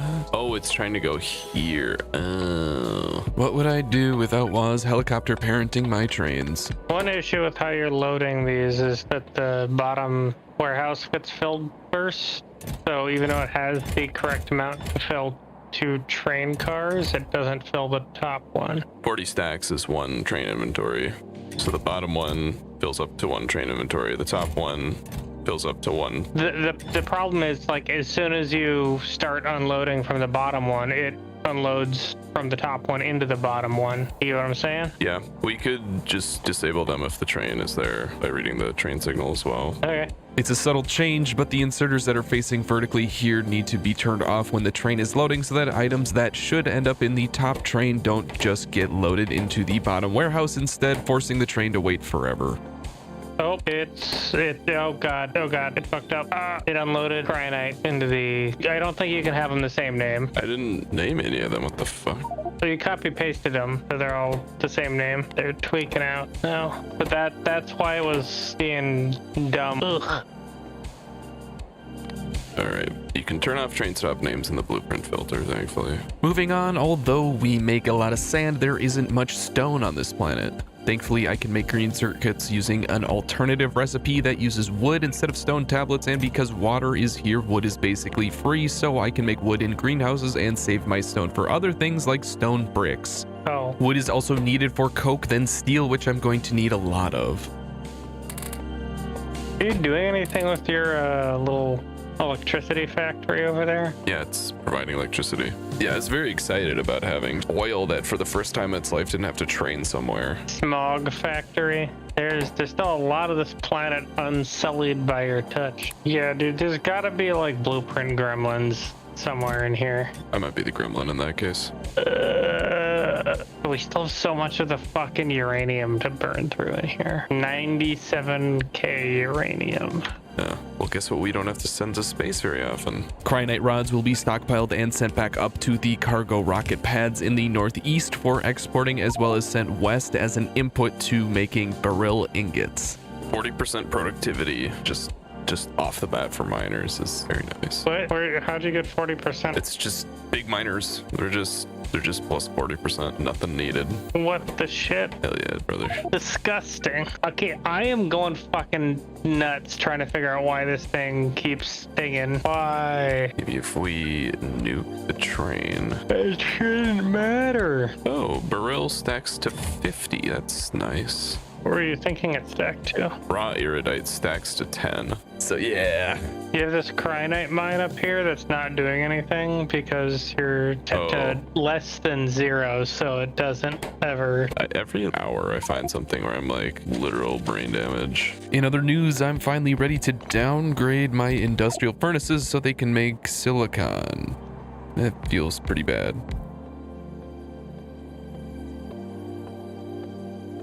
Like last night I got into like a huge flow state just building this cryonite factory. The map tab, and there's message level, and if you set that to 1, it'll only give us errors and warnings. I also need to build a long track out east to where my rocket crash landed. There's a lot of valuable stuff and even some scrap that can be recycled in the warehouses. I wisely built them parallel next to each other so they'll be easy to load onto a train. They're filled with lots of things, but thankfully LTN allows for me to connect the train request to inserters so they only pull what the train wants when it comes to load. I love the flexible functionality. What the fuck? LTN is a scam. Why are you talking to me, you bitch? Suffering is magic. Hey, guess how many load and stew structure one space provider train station takes 3,000. Wait, really? Yeah. Why? Who did this? Space loaders take 50 low density structure. Yeah, that's absurd. Oh, we're out of coal again? Yeah, we're out of coal again. Man, I just sent up 10,000 coal and we immediately use it all. What the fuck? I gotta up the coal percentage. Ooh, Hades, oh my god. Hades has a lot of coal. It's waterless and 100% threat, but it has a absolute fuck ton of coal. Waterless is so shitty because it's like you can't make rocket fuel. You can't do any oil. But it does have a 1,621% frequency, 367% size, and 358% richness on the coal. It's a lot of coal. Yeah, literally under the spawn, there's an 8 million coal, a 6.7 million coal, an 8.4 million coal, a 10 million coal, and a 7.6 million coal that's halfway off the map, so it's bigger than that, and then another 9 million coal. As soon as we get rocks to drop, we good. Beryl is the first new resource not to get crushed. It gets mixed with sulfuric acid to become beryllium sulfate. Somehow that still makes sand, but I'm not complaining. I've come to love all the extra sand that new resources spit out. Ooh, woo. In fact, it's enough sand to provide glass for the astronomic space science Woz is making. A great discovery for what is shaping up to be the most put together planet so far. Huh, could have sworn we turned those off, LTN. Nope, that didn't change it. Still has the noise. In any case, beryllium hydroxide is next. Just need cryonite rods and water. After setting up iridite, this is easy mode.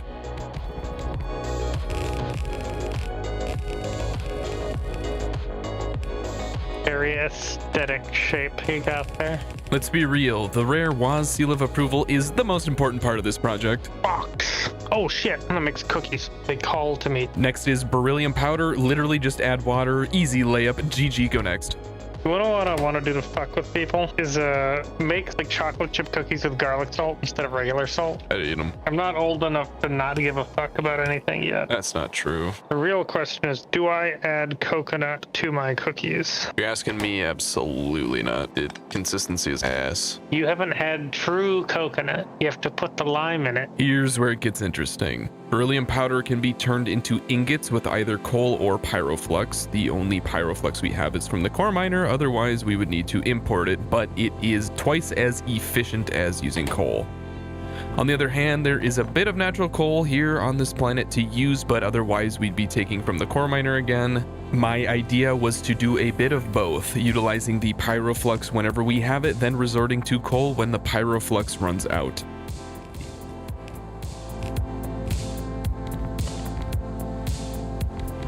Ever just eaten a stick of butter, just straight up?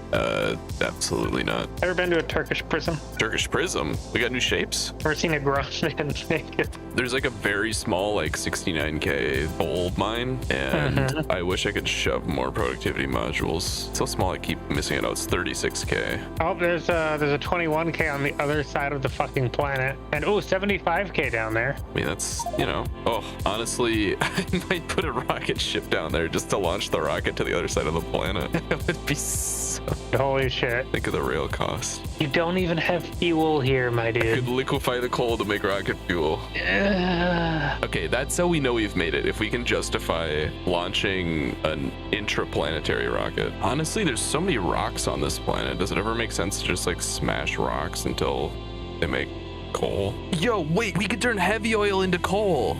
Yo, we have an absolute buckload of heavy oil here. We have like way too much. Yeah, because we have like a 4,000 oil field up here. Mostly focuses on heavy. It's all heavy oil. Oh, there's 5,000 north? Yeah, no, this planet's fucking cracked. Well, you're gonna have to crack it. You heard that right. We can make coal out of heavy oil. That means infinite coal. With oil being the third most prevalent resource on this planet, all we need to do is find a way to get Beryl over to the processing center as fast as we can. Dude, this fucking central water repository is just working overtime. I'm using more slots than I'm not on it because there's so many things that use water. That's crazy. I'm very excited about turning this heavy oil into coal. What's up, you fucking hoes? Just fucking chilling, eating some fucking rice. Spit it out, you fucking piece of shit. You don't love me like I love you. Stomach ulcers. Oh, Jesus, who's screaming? Jesus Christ. Did you guys hear that? Hang on. Shut the fuck up. All right. I think that helped. Was it someone outside screaming or what? Yeah, I got to use my bullhorn. We heard you yell, "Shut the fuck up!" Oh yeah, that's my bullhorn, bro. It's my megaphone. Some lady was in the street being like, "Give me my keys," and the guy was like, "Can you calm the fuck down?" And then she was like, "Help! Help!" And she it was like she's being murdered. And I was like, looking out the window, and she's just standing in the street screaming at this guy. And I don't know the situation, but anyway, I just told them to both shut the fuck up. Unfathomably based. Dude, I love this megaphone. It's my favorite. People are silenced by it. You too could yell at strangers with a megaphone. Dude, it's so funny. They just stopped. They're not yelling anymore. I'm just with a megaphone. Oh my god. Oh, I don't even know if I want to do this fucking project anymore. Okay, there's no way to transition out of that. Just look, we have 4 smelters using pyroflux to make beryl, and the rest use the coal recipe. For some reason, the coal furnaces can't use productivity modules, but the pyroflux ones can. A little weird. Always feel cheated when a game gives you a tool, then makes specific instances where you can't use it. But I get it, it's supposed to be expensive. It does take 100 beryl hydroxide to make 1 beryllium ingot if you're using the coal recipe. I get why. I'm just not a huge fan of it. On that note, I really like the ingot system. I think it feels good to have one item that is unpacked into 10. It makes it feel really valuable, like each beryl ingot we craft is a bar of actual gold. And I think it's also a sneaky way of getting better performance. Instead of rendering 10 beryl plates, we can render 1 beryl ingot and only make 10 entities when it's unpacked into plates. It's a really nice design there.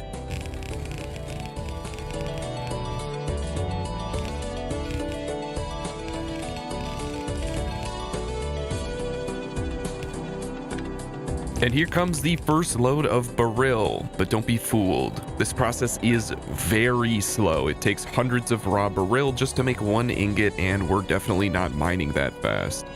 I have some other things to set up on this planet though, so it's a very nice process to get going and have running in the background. First, something truly psychotic. Our logistic bot supply is low, right? So I wanted to make cargo rocket sections without using bots. This is probably the longest production chain in the game, and the time it takes to set this up can't possibly be worth it. But I did it. I did it because I needed to know. I needed to experience the bot-free design. It took over 2 hours, and making it with bots would probably take 10 minutes. Oh shit, I burnt the fuck out of those cookies because I forgot they were in the oven. Oh no, I didn't. Haha, PogChamp.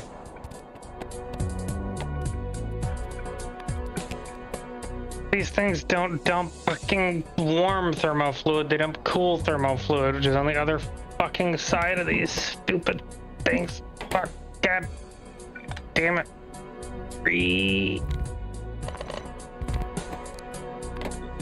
You might not like this, but this is the no bot cargo section build.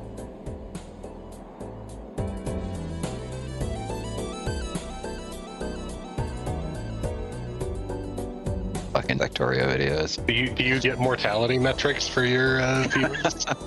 Dude, I mean, actually, I want to like try and fine tune a AI model on my comments to make like Sauceman commenter GPT. Yeah, you've curated a semi-unique demographic. The average would be like, ooh, hell yeah, I'm a cat boy. With like direct rips from the Factorio Wikipedia. Yeah, exactly. It's so circular. I like read a comment and I'm like, oh, this guy said the cat boy, and then I say it, and then that ends up in a video, and then 100 people comment, hell yeah, I'm part of the cat boy army. And here I am saying it again, and it's gonna end up in a video. What have you done? I can't stop, dude. They're stuck. They're unstoppable. The unstoppable Catboy army. Dude, I thought they would fight it. They're just like, yep, hell yeah. That's cat boys for you. We're in. You gotta watch out. They'll pull you in. They're like, oh, I'm a cat boy? Hell yeah. I swear, if I see leather boots, I'm leaving. I'm gonna put anime stickers on my leather boots. I need more anime stickers for my truck. Walking 6 miles, going to the cafe, and pounding like the cashier. No. I just imagining you saying that casually. Sorry. No. Making all these cargo rocket sections requires more copper, and it's a very long train extension, and this is where I realized that a 2-lane train track system would have worked a lot better here. As it stands, there are 2 LTN trains on a single lane track, and each has to wait until the other is loading or unloading. Obviously, this doesn't scale well at all, and the amount of minerals I can transport back up to my facilities is going to be very limited. We're also going to need to mine tons more beryl. This planet has several deposits of over 1 million, but with the extremely high cost per ingot, it's hard to really tell how long the beryl is going to last. A critical new science could end up requiring an extreme amount of beryl, and we'll have a hard time producing all of that. Hopefully, the new tech can help offset this. The more rocket reusability we research, the easier it is to justify rocket launches and truly connect our factories on an interplanetary basis. The giant 60 million beryl asteroid we found earlier might not currently be useful, but in a world where 80% or more of the cargo sections of a rocket are maintained when it lands, suddenly it becomes a lot more feasible to mine and launch the beryl en masse back to planet Hagen to satisfy our demands. Yeah, I know exactly what you're talking about. Yeah. That one Wu-Tang song where he's like, watch your step, kid. Is he talking to a divorced parent? You know, that's not an angle I've ever thought of for that song. Protect your neck. Watch your step, kid. Watch your step, kid. Watch your step, kid. It's just him at a daycare. Put you in a fucking hearse. That is a good song. They don't make rap like that anymore. In 2001, Dr. Dre was like, bruh, I ain't got problems. I got skis. Call Morgan. Have you been beheaded by clients who have money? Riddle me this. Never mind. I just figured it out. Anytime I can be of service. We're gonna need to like increase the amount of coal going up here though, because we keep running out of oil. Catboy is not known for their intellect. Yeah, they're more agility build. Do you know any Catboy lawyers? The cat boilers. I could probably also load glass to make so much sand here. I mean, it's going into a provider right now, so it can definitely handle it. I will add it. Fog. All these miners mining coal.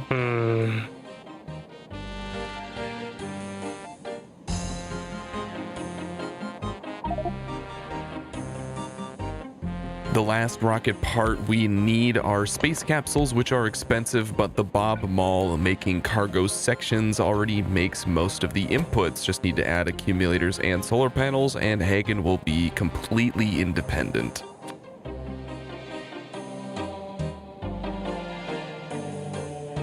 All this increased production has led to a similar brownout issue that plagued Morrigan. Low power means inserters can't grab, which means lower power, and so on.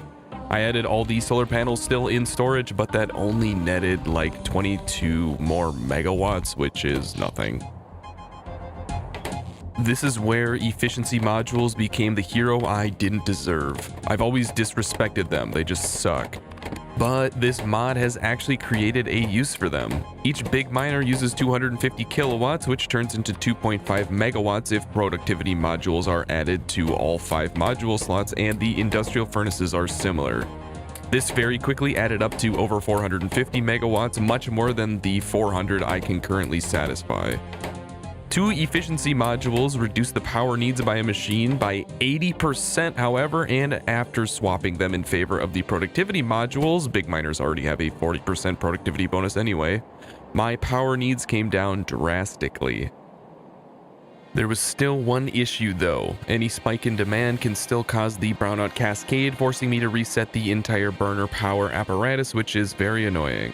I devised a circuit setup where these power plants disconnect if accumulators are below a 5% power threshold. This way the power plants will continue to power itself and allow the factory to idle.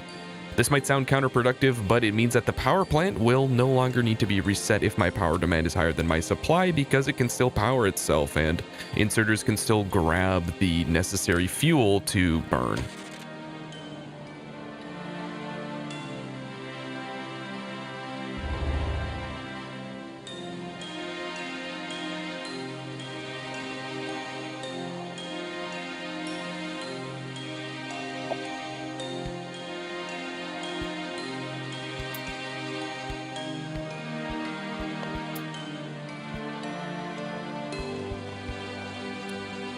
This won't be a Bob Mall, but it will center around a beacon, a design choice I've been favoring ever since we got them. 8 productivity module 2s is something like 4 times speed, and this can be applied to 11 assemblers at once. It's like compressing a whole factory down by 4 times. Plus, you can use the assembler module slots for productivity modules for things that get made very quickly, like copper cable and iron gears. This square will be making big miners, which I ran out of, but can resourcefully craft on this planet given the level of production we have achieved. Beryllium is set up. I'm just looking at ways to make it go faster and get it into orbit. Turns out efficiency modules are really, really good. It's not an argument, it's a fucking fact. Oh, look what we have on YouTube Discovery. How to become a high value man. Thanks, YouTube. Did you send a partial, even a partially filled rocket with beryllium ingot just so we can get started on the science? Yeah, I can stuff it full of like steel and glass. I have a new one set up. Okay, what's the name of that one? I have no idea. Let me check. I could just crash land it just in the middle of the... Is Morgan Navis orbit, which I need to change. You can just send it there for now. All right, Morgan to Navis orbit. Yep. And there it is, the first barrel in space. Check it off the box. This planet was a total success. Finally, some encouraging news. After more... For fuck's sake. Of fucking course it missed. Of fucking course. That has got to be the funniest shit. Should have just sent it with no target. 100% faith that would happen anyway. Oh, if you don't laugh, you'll cry. It's like a Ice Cube album. Well, the good news is I've almost got energy science set up as well. We just need the holomium plates. You know, something about pumping molten fluids feels... Seems wrong, yeah. Yeah, I agree. Fucking, Good luck finding a rhyme with synagogue. My giant hog. Just got back from the synagogue. Now I'm out back cranking my hog. I know why they don't have the prod mod in space, but it still makes me sad. I feel like it's just janky. Coward. All right, I'm going for survivability first. That's fine. Hit the fucking landing pad. I tried to subdivide the single rail for more throughput, and yeah, I need an adult, preferably was. Oh, we need the big labs. We can't use astronomic and the little ones. We did skip optimization, so that was the issue. I know we didn't skip optimization. Optimization is Immersite. We should have that one, right? Maybe I didn't. Did I just forget about that one? What the hell? Ew, that needs blank tech cards. Gotta send blank tech cards up to space. What does the optimization even give us? Move my balls to my buttholes again, baby. The thirst for copper in space is almost unquenchable. What's using it? I don't even know. I just know that we're keep running out of it and it's blocking things. I wonder if maybe it makes more sense to just start making those somewhere else and then sending them up. Well, once we get the fancy rail up and running, I think it'll be a lot easier because we can actually kind of organize the shit. Yeah. Don't mind this thing I'm making in the background. It's for science, I swear. As soon as I send the rocket up, we should have optimization science. Pretty easy to make. Not a lot of steps to it. All right, optimization. You want advanced solar panels first, I'm guessing? Yeah, that'd be great. Maybe I'll set up some advanced solar when we get the tech done. Oh, they need Immersite crystals. I'm just thinking like going to Holmanite planet, but there's a giant fucking list of things I have to make before I can justify going there. There is a small amount of Immersite in the corner, so you could make it there. But anyway, we're getting more worker speed and worker cargo capacity. Isn't that great? It's pretty great. Worker robot speed's pretty goated. Oh, that's why. I may or may not have cut off 90% of our solar power in space. The hunt for Red October. I am a Russian sea captain. Yes, it's very cold. And hard. The bots are faster, baby. Oh my god, mining productivity 5 costs a lot. Do we want advanced fuel? Is it expensive? It's 250 cents, but not really. Why does artillery shell get extra damage from projectile damage and not explosive damage? Is it not an explosive? Artillery go boom.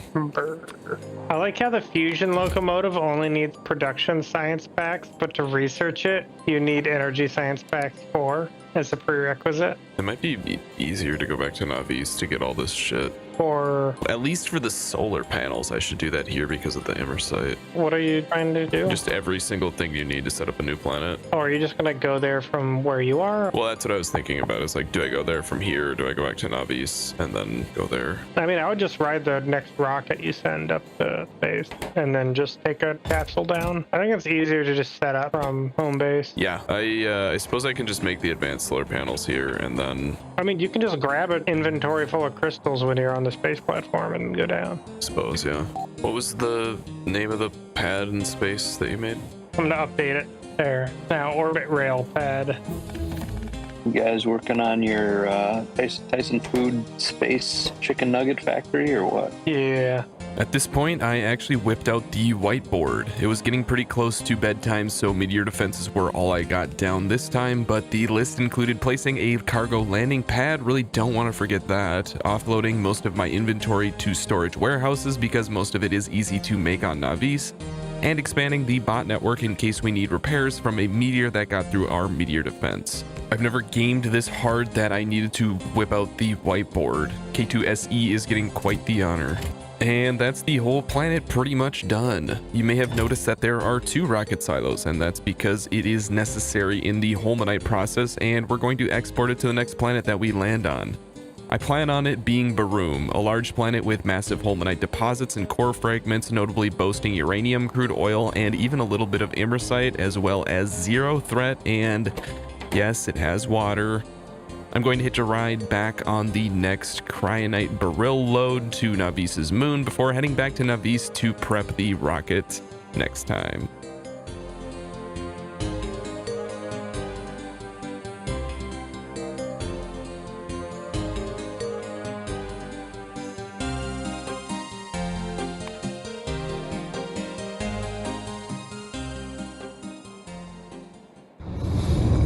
The Eye of Sauron now turns to space, the last free kingdom of men. Number 12 is upon us, still going strong. Last time we bent planet Hagen to our will, making it export Beryl and Cryonite, 2 fantastic additions to our science that WAS has been expanding on Navis's moon, and this time I plan to expand our reach, grabbing new resources for science starting with Holmanite. After re-reviewing each planet we are currently aware of, Baroque remained the top choice. Its main resource is Holmanite, and it has tons of uranium, the trifecta of basic resources in iron, copper, and stone, and even Immersite, which we recently learned can be used to make Immersite crystals for advanced solar panels, as well as generate some sulfur. But let's not get too ahead of ourselves. I'm still on Hagen, and there are tons of things I need to worry about before I have to take off. For example, there may be no biters on Baroque, but there sure are cliffs absolutely everywhere. Additionally, the ground is very swampy. I'll need to bring more cliff explosives and landfill than usual. Then there's the question of rocket number 2 on Hagen delivering to Baroque. At first I was going to send just Cryonite, but after looking at the recipe for Holmanite, I only need Cryonite to make anion exchange beads, which also stack to 200 and would be easier to use out of the box on Baroque. To make them on Hagen, I need rare metals and mineral water for the nitric acid, which Hagen actually has both of. But then to make ammonia, I would need to build the entire water electrolysis setup, which is not needed for anything else on this planet and has a huge power cost associated. Other steps in the Holmanite process require the electrolysis chemicals of hydrogen and chlorine, so if I did it on Baroque, I would be able to just take from what is already there. Baroque also has rare metals and mineral water, but the mineral water is by far the least prevalent resource on Baroque. But I'm also sick of being on Hagen. Nothing personal, I just want to go to another planet. I yearn for the ability to send rockets like they're trains, and although we're not quite there, it still biases my decision making. I can noodle on that though. I actually grabbed the list I made the other day and was thankful to remember to put down this landing pad. Forgetting this means that next time I come here, I would need to crash land to a random location on the planet, losing cargo and cargo rocket sections, and needing to recover and transport everything in the rocket, which takes a very long time. Do not forget to put a landing pad on every surface you go to. Dumping my inventory into this storage warehouse might also be helpful in the future. Everything I brought is easily regenerated over time on Navis with its constant core mining of standard cores, which have unexpectedly become by far the most important types of cores. Standard core mining produces standard cores much faster than resource-specific cores, meaning that the 10 free basic resources are generated much faster, and because these are the basis of everything on Navis, pretty much everything I make is free as long as I wait long enough. And I've been on this planet for like 12 hours. TLDR, core mining is based and makes free things, so I can just leave everything on planets I go to.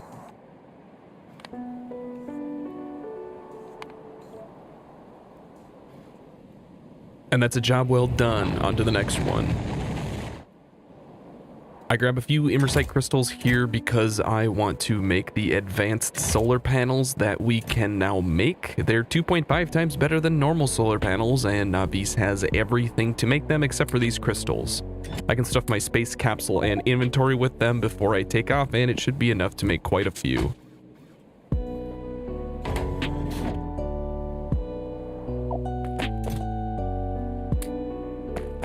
They need nitric acid because of course they do. Apparently everything cool needs nitric acid, the most esoteric pain in the ass pile of chemicals I can make. What even is nitric acid? I just googled it. It's a reagent in nitration. You know, the most important aspect of processing imersite, a fake resource. Whatever, I guess the bomb hull can look even more confusing now. That's good. Let's go. Dude, you might be able to replace the Mario voice actor, honestly. Yahoo!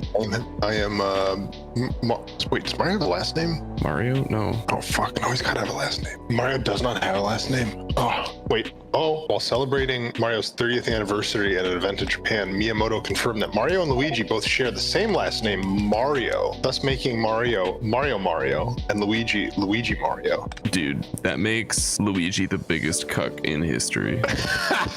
Like, are you kidding me? Yeah. Coming back to Navis is like coming back to your house after not logging into Animal Crossing for a year. Most things are the same, but some are completely broken. This time it's stone, so I expand out a little bit and grab a large 5.7 million that is on the border.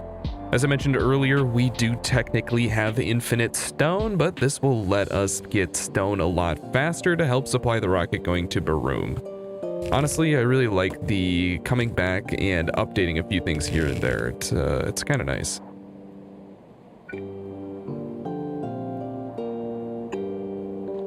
Oil has also backed up again because our ever-shifting demand doesn't need enough heavy oil, and we back up on light and petroleum, which now prevents heavy oil from being made. I tried using gas power stations for any excess petroleum, but like that meme about millennials, they just don't want to work. I guess I'll just never know how these work, that's fine. We also backed up on iron ore. That's right, over 100,000 banked from the core miner. This is actually good news though. I'm very happy to have the core miner join the sources of iron that provide for the greater trade network demanding iron products. How do you know that? I am him. Some of them are so bad at aiming. Now you know how I feel when I watch your Halo clips. Do you fuck off? I am the best Halo player in this group, okay? You like this game because it's like your job? You're like, sir, make sure your computer doesn't overload. Fuck, oh god. Hell yeah. Got that dog in it. Hell yeah. Hell yeah. Hell yeah. Hell yeah. You guys will see this and just think, hell yeah. It made a lot of sense to add a rocket silo near the bot mall. This is where about 90% of the stuff I want for rockets goes, and it even makes rocket fuel and cargo sections, so this will save me a lot of back and forth travel time. I built another stone mine and even another uranium mine. It's nice making straightforward progress without needing to look at a new complex recipe constantly. I added train stops for green and red chips near the rocket to lower the copper demand in space because previously we were making them in space if we needed them there, which is pretty inefficient, especially for red chips. And that does it for our chores back home. The rocket is loaded with all the essentials for Baroque, no time to lose.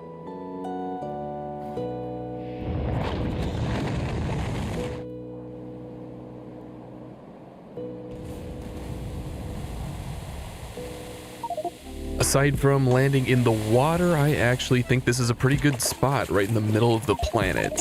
First step is a formality at this point, tell the bots to do their damn job and get all my crap out of the ocean. Step 2 is solar panels. This time I have the advanced kind. They're a little awkward though, being 1 tile by 1 tile larger than the standard solar panels makes this quote-unquote upgrade a little less straightforward. They're going to produce more power per tile on the ground, but now I need to make a fundamentally new blueprint. The one I use is simple, but wastes a total of 12 tiles in the perimeter around the substation. I'm sure there's a way to shove in a few accumulators and use those squares, but I really don't care. This planet's huge, space is not at a premium, and with other resources of power generation I'm going to use in the future, the ratio doesn't matter, and the space doesn't matter either. I just want to place down enough of these to get the basics completed. I took a look around to see if there was any obvious place to plop down. I'm looking for a spot close to a core miner, oil, holmanite, and nearby iron, copper, stone, and rare metals that can be trained in. Bonus points for uranium and immersite. These are nice to haves, but not mission critical right now. Nothing really stuck out to me though. In fact, the middle of the planet seems like a pretty good match, which is great both because I landed in the middle and because reaching out to any corner of this map in the future is equidistant from the center of the circle planet. There's a flat earth joke in there somewhere, I'm sure. I think I'm getting diffed. I'm looking for mineral water deposits, but I think they might be a color that I can't see. I will join. Like the other 10% of all human males, I am colorblind, mildly red-green to be specific. I also play with flux on, so anything color-coded is an absolute skill difference that I am unable to overcome. The mod gives no shits about your deficiencies. Suck on that. It turns out the last piece of this puzzle, mineral water, is both the least common and least visible resource on the planet. It was like playing Where's Waldo, but there were several invisible Waldos. Thankfully, Waz has leveled up his vision sufficiently and started marking the mineral water sites on the map with the mineral water icon, which is hilarious because I can barely see that too. But at least I can find them if I squint hard enough. See if I can find ones that are closer to you. Do you need it for holmanite processing or something? Yeah, I need them for anion beads. Oh, I found one close. 12%. We'll take it. Right across the little lake. Unless you ping it, I will never find it. So. Do you want me to label the tags so they're easier to see? If you just make the name also the thing, so it gets an even bigger icon. That's what I've been doing. Oh, yeah. It's mineral water with little baby mineral water. Not every enemy is a biter. Sometimes it's your own eyes. You're too far gone. Ooh, there's a big one down here. And by big, I mean like almost 50%. We're saved, boys. Now that the bots have finished cleaning up, I'm going to lead some rail north of here to a core miner location near all of the essentials.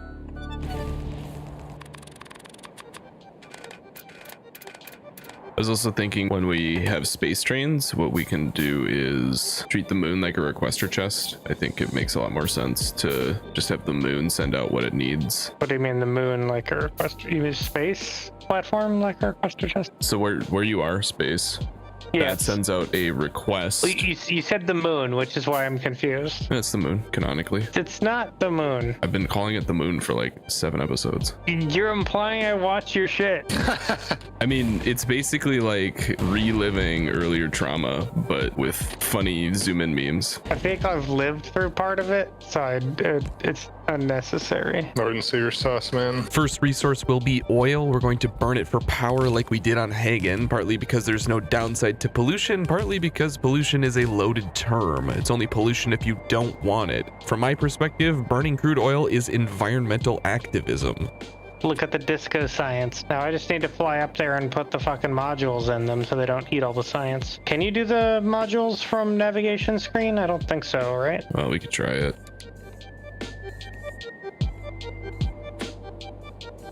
Nope, I cannot put modules in there. God, these research so fucking fast. Well, that's because they're they're like 32 science. So they're gonna start scaling exponentially, don't you worry. Oh, hey, we can get the cryo gun now? Oh, we can start getting the dirty weapon stuff. Oh, this is gonna be good. Oh, I forgot you can't just fly into space with a full inventory because this fucking mod is stupid as shit. It's accurate payload. Gravity's fucking fake. Oh yeah. Fuck that shit. Well, found a cryonite and barrel planet in a different star system. We already have one. But not in a different star system. Once we get Astro 2 and Energy 2, we get the flat solar panel 2 recipe. Oh, as soon as we get Energy Science, we can get... we get flat solar panels after you get the Holmium. Do they say what their output is? Yes, 400 versus 250 of advanced solar panels. It's pretty good. What are their production costs? 4 Holmium cable, 4 multispectral mirror, an advanced solar panel, and 4 Holmium plates. Jesus. Okay, so pretty much have to be made in space. Spectral mirror, that's from space, right? Yeah, it's only made in space manufactories. But after we can get the trains set up, we should be fine. Is there something in space that needs a ton of power? Because solar panels are already so good. I'm sure there will be. We're just scratching the surface of space. And once we have this more organized, we can really do an industrial capacity. Nice. Hell yeah. With all the water on this planet, the first stone mine I found is going to exclusively make landfill. I love doing this. I have no shame.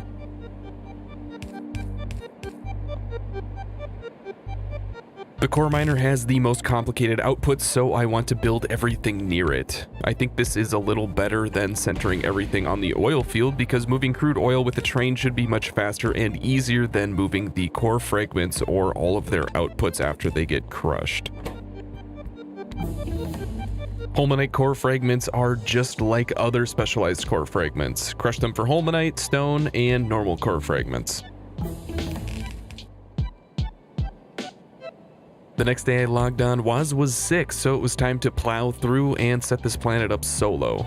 Let's take a minute to appreciate his contributions. He set up the last 3 space sciences, which I believe are optimization, energy, and astronomics, as well as build the new labs to actually research our next-gen sciences. I've been heads down on extracting from planets, so I haven't shown too much of space, but we'll get to those updates a little later. Having a partner is a large benefit, but there are trade-offs. This isn't Waz specific, just a point about context switching. When I'm building something and Waz wants me to see his new nuclear spaceship, or vice versa for Waz, I need to expend the energy to switch from what I'm doing to the new point of attention. From what I understand, this is a very costly thing for your brain to handle and can drain your energy very fast. This game is already packed with context switching between biter attacks, power running out, throughput issues, you name it.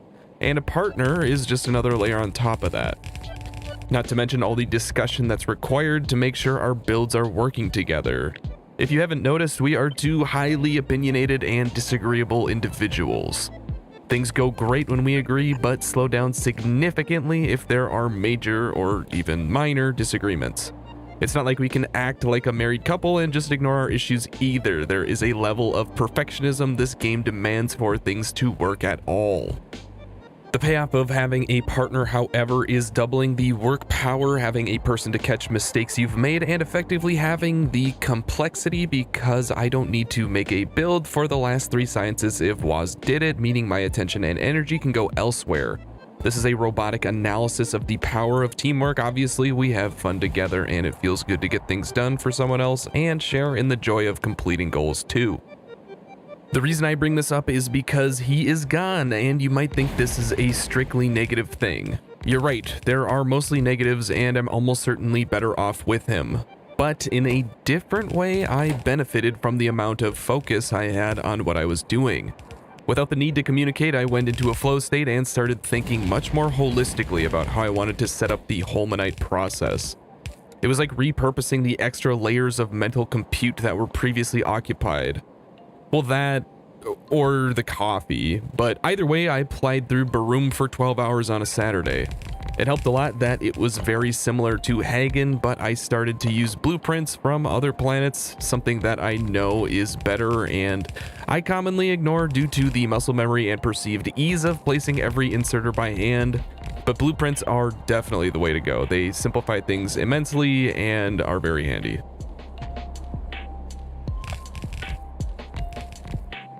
In fact, they are so fast that I built oil processing and iron mine, red belts, core mining, and all 10 resources associated, the entire shell of Holmanite processing that I'll come back to, and power generation without even switching subjects. There's one final aspect to my impromptu solidarity. If I'm not on Discord, then there aren't as many hell yeah, ooh, catboy, Nessa, Peepo, Sauce Daddy outbursts that you've no doubt become acclimated to if you've made it this far.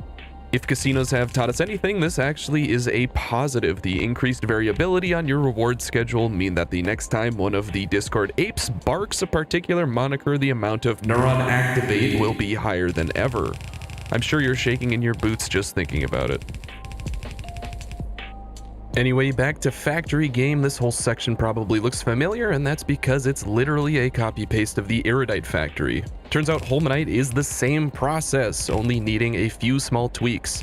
Just like with Iridite, I don't know how much we're going to need, and taking time to figure that out means taking time to not have this factory making Holmanite, which is a problem. I'm going to set this up, then have some other 20-hour project to take care of, and any is the correct amount to be processing if your time scale is per 20 hours instead of per minute. The key differences between Iridite and Holmanite is that Holmanite needs anion beads made from Cryonite instead of cation beads made from Vulcanite. Holmanite blast cakes require copper wire, and the smelting of the ingots is identical to Beryl, where you can use Vulcanite and then cast molten Holmanite into ingots for half the Holmanite blast cake cost, or you can make it with coal and sand. Otherwise, they're literally the same. I'm not sure how I feel about this. Is it convenient that I can copy and paste it? Is it clever to recognize the similarities of these two massive processes and save time by skipping the design phase? Is it lazy to just copy and paste the process when designing this mod? Is it annoying that the most complicated process so far is the one that gets reused? A little bit of everything, really.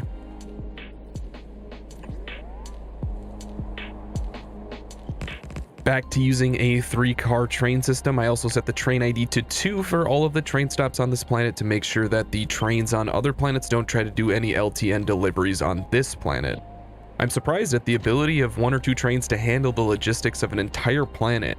Sure, this isn't the scale of Navis, but we have like 40 different trains there, and it seems like we could probably get away with only like 8 if we set things up correctly there. I'm also going to blueprint this mini bot mall surrounding a beacon. This design is really handy for manufacturing compactly on new planets where I don't want to screw around with belts. And just like on planet Hagen, the oil burning has a predictably beautiful effect on the environment. One small thing I'm updating in the Holmanite process is to reuse all my chemicals. This extra oxygen I get from separating hydrogen from oxygen in water can be used to make the rocket fuel for this planet, saving power on air condensers that would provide this otherwise. Most of what I ended up doing is boilerplate new planet things at this point. Handle core fragments, get stores of every basic resource, use those stores to make cargo sections and other objects I might need on this planet. It's not exciting, but being familiar is worth something. What you're looking at is a cargo rocket section mall that does use bots. It's still a mess, but much easier to configure, and I'm going to blueprint it for other planets because making cargo sections locally has been possible on every planet so far, much more resourceful than getting them delivered. At some point, we will start overflowing on cargo sections in space due to rocket reusability, and we'll actually need a place to drop all of that off. Not to mention the space capsules, so I have some loose plans for when we find a juicy planet or asteroid belt that we can't make our own cargo sections on. Hey, remember those mineral water locations? Well, it's their time to shine. I need them for the nitric acid used in Holmanite, and they're a little far away. But I'm a resourceful individual. There is a secret technique they don't talk about much. It's called Big Pipe. The big train lobby wants you to think that you need to make a railway that's compliant with their standards in order to transport fluids, but you can totally, legally, just make a big pipe. That's it. Especially if the mineral water site is small enough to only have 3 deposit sites. Big pipe. Waz is gonna fucking kill me when he sees this. Unlucky for him, I found another singular mineral water vein north of the original. When I said big pipe, I meant big hype.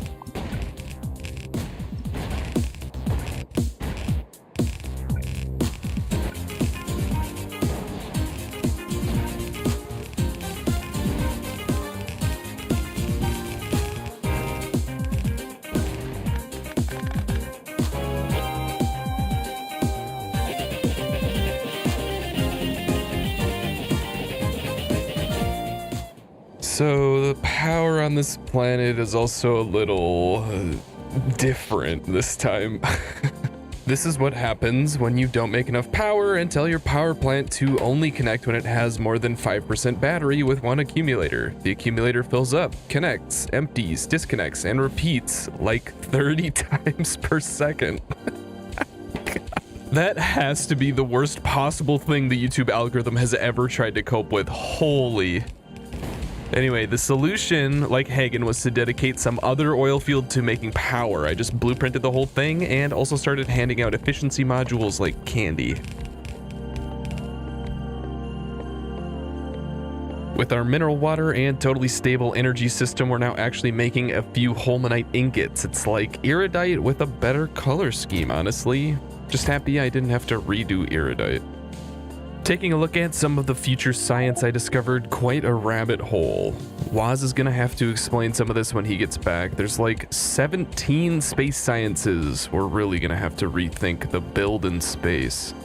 But some really cool upgrades, teleportation, turning things into matter, then turning matter back into that thing.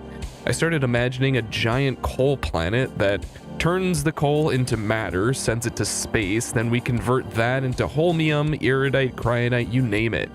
Suddenly, the whole economy of going to a planet just for a specific resource is flipped on its head. No idea how far away that is, but really looking forward to it. The last goal I had for this planet was to use some of the naturally occurring immersite. Immersite is needed for advanced solar panels, and space really wants them. They're great for space-efficient energy and also can eventually be upgraded even further. This planet is perfect for making them because there is some immersite, but not enough to generally supply space for everything else immersite crystals and plates are used for. Unfortunately, I can't big pipe immersite. It's a solid, but I would if I could. Somebody please add a mod where you can slide solids down pipes. We need that.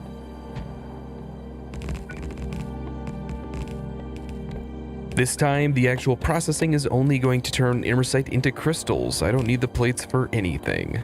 Immersite is cool and modular like that. Be like immersite.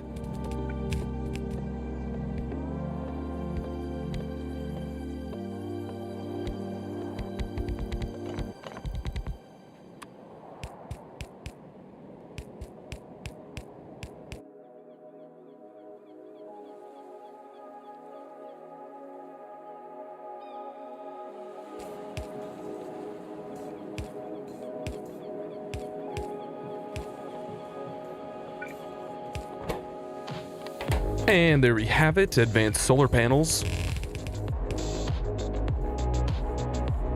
What the fuck do you put on tacos without like cheese and sour cream? Everything else. Honestly, just like more avocado. Ugh, man, good point. Ugh.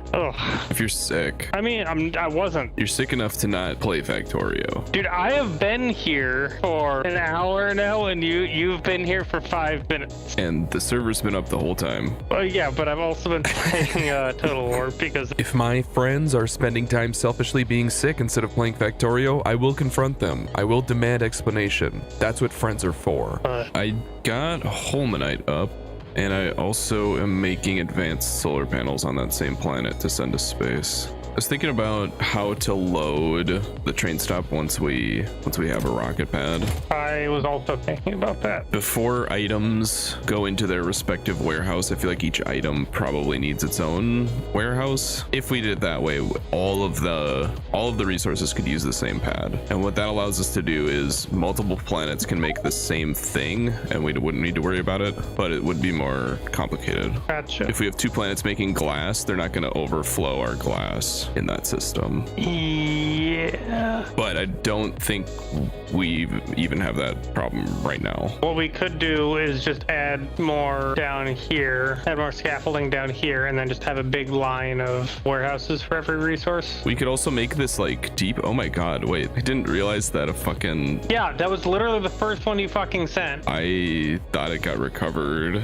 Oh my god, that's hilarious. That's why I was trying to get up to space, but I'm just lazy. Remember to grab grab some productivity mods if we still have them? There's some in the labs too. There are prod mods. I brought some 3s. You said that once I send up Holmanite gives us energy science. Yeah, do we still need to put the buildings up and shit for that? I've got most of it up. It's right here. Yeah, I was trying to figure out how it all worked, but there's obviously a lot to it. Yeah, so we've got the energy catalogs, which go into energy insights, which go into energy simulation, and then all 3 of those go into energy science. The different simulations all produce the same data. So we can do like astronomic simulations, energy simulations, biological or material, and it all produces significant data. Oh, okay. So it doesn't matter which one we're doing. For now, at least. Our actual issue right now is we just don't have enough thermal fluid. Yeah, thermal fluid heating, I think specifically, or cooling or whatever. Yeah, well, as soon as we get the trains up, then we can just... Are there some beacons up here? I don't think we can put stuff in the beacons, though. Oh, yeah. Well, this blueprinted beacon will sit here for a while then. How's the factory? You said that as I clicked on the look at pollution button, and it's just a big red cloud. Isn't it always? Yeah, this one is like maximum pollution for about maybe like a fourth of the planet, I guess, right in the middle, but there's no biters, so it doesn't matter. That's wild. This is the real goal, pollute the universe. Smogtorio. Yeah, my primary way of generating power is by not generating steam, but by just burning fuel raw. Pollution, any percent speedrun. I mean, pollution is just gas in a place you don't want it. That's true. This is actually environmental work by my standards. Yeah, and if you don't care about anything else on the planet, does it really matter where the gas is? Right. Like, it's all going to be factory eventually. I was also looking at the tech tree. I saw the part where you can just turn anything into matter and then back into anything you want. I was like, wait. That's Krastorio stuff. Also, the world's longest pipe is down here. It goes from one of the, well, actually 2 of the mineral water places that you marked. Why didn't you just make a train? Because it would take so long to fill up the station. I didn't want to like wait for just like one big chunk. You could just have it like wait for 100 or 200 or something. It'd probably still be faster than the fucking pipe. No, dude, this is definitely faster. What? It's the same speed. Fuck. It's the same speed. It's just more consistent, which I prefer. And getting a train all the way over there felt. No, you have no pumps here. Yeah, I do. They're just not everywhere. I don't see any. Oh, I see one. It's behind a... Yeah, but like mineral water isn't really like building up in the pipe. Like it kind of is because it's like 0.1 spread across 500 pipe. But the question here is, what's cheaper, pipe or rail? The answer may surprise you. You make me sad. It's literally a 6% mineral water with 1 pump jack. This is humanity's greatest achievement. You're having the wrong reaction. This is literally Nord Stream 3. Make me sad. Also, Krabbies. There is one last boon that planet Baroque will provide us, and that is uranium.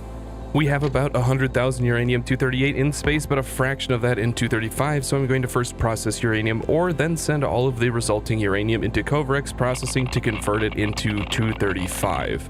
Remember that the chance of getting a uranium-235 per ore is under 1%, and 235 is necessary for the Covrex process, but just like the Holmanite processing, getting this started early means that in 20 hours we'll have a steady supply of 235, and uranium is the second most abundant resource here.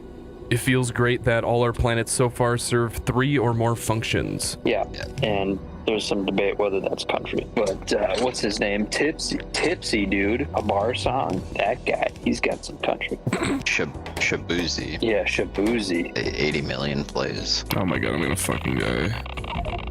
Dude, where the fuck is the fucking uranium in my fucking inventory? Oh, that's so annoying. Oh well, I can just respawn here. You're gonna die because you had uranium in your inventory? No, I died because I had 296 things that weren't uranium that I had to Where's Waldo the uranium with. The uranium actually wasn't the problem.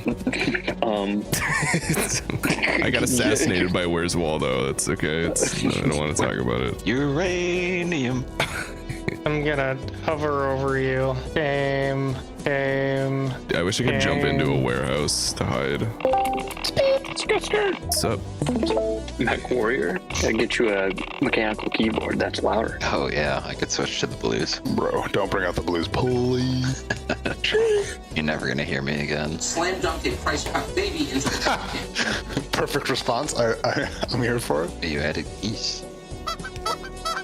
That's default. No, the quack is default. Oh. As soon as the soundboard came out. You have stolen my dreams, my childhood, with your empty words. Don't bother me, you. What? Where is the soundboard? In shambles, scrambling through his iPad.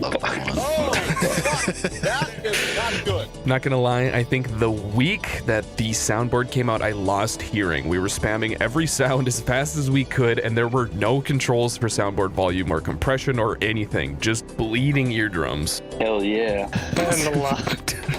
No. Yeah, welcome. Flip it and ship it. Welcome.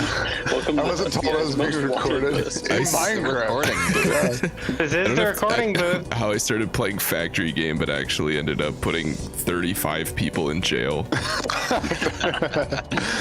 Shoo! Hell yeah. Hey, connect. Maria, Maria, ha ha. Trying to think if I can remember the name of that song. I know it. I got that shit on the dome. It's 3 words. How the fuck do you remember that but not the name of the song? And they're like short. They're like 4 or 5 letters each. It's not English. It's like Romanian or something. I've had the answer since 3 seconds after you said it. Numa, yeah. No, that is not the name of the song. Yes, it is. It is definitely not the name. Yeah. Not the name. No, the name is Dragostea Dintier. Yeah, that's what I said. It wasn't written by a fat guy who threw his arms in the air? That's you telling me. No, he was singing this song by Moldovan pop group Ozone. Oh yeah. Yeah, fucking. You don't remember? Copilot cannot tell you whether things are based or not. It's gonna have to ask it. Moldova, like any other country, has had its share of crime. Of crime? Yeah. All right, I'm gonna dump all my shit in here and get in the rocket, Lebowski. Kind of sus. Don't think of Eastern Europe.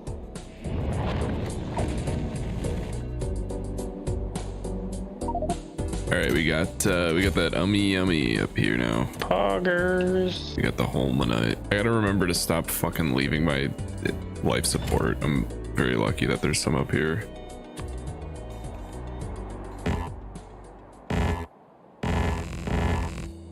Oh, dude, you can't even place jets in space. Okay. Oh, cool. Dude, all of the like restrictions we put on just don't work anyway. That's kind of sick. All right, we should have a trickle of shit. Oh, that's Infamani. How did it get past that? Oh my god. We have how many fucking... Are you shitting me? Literally? Holy fuck, dude. Where are the turrets? Oh yeah. They're fine. They just missed. Cause they're shit. Well, I guess I can head over there. You could bring a few cargo pads because it might be nice to have the ability for this to send stuff elsewhere. I could take the rocket from the science pad there. The fuck is Infamani on here? Okay, they don't take any damage, dude. You were in your jet? No, I didn't have my jet. Okay. I think that's all of them. Oh, I have the railgun. I'm just gonna use that. Not very accurate.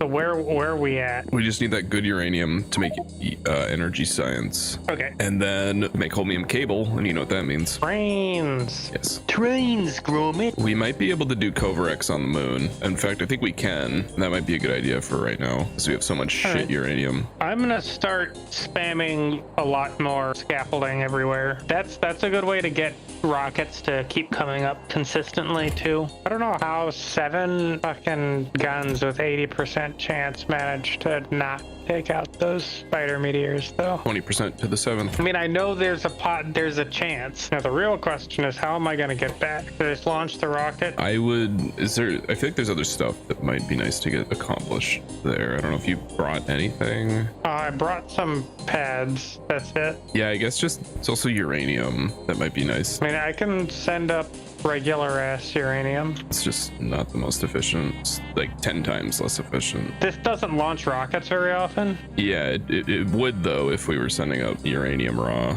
I imagine you should have all the stuff to make centrifuges there too. I don't have processing units. I mean, I could make some. Yeah, you could just bomb all them. Just need rare metals. Yeah, that's what I don't have. Well, I'm assuming the core miner. But then I need to go get all the hydrochloric acid and all that shit.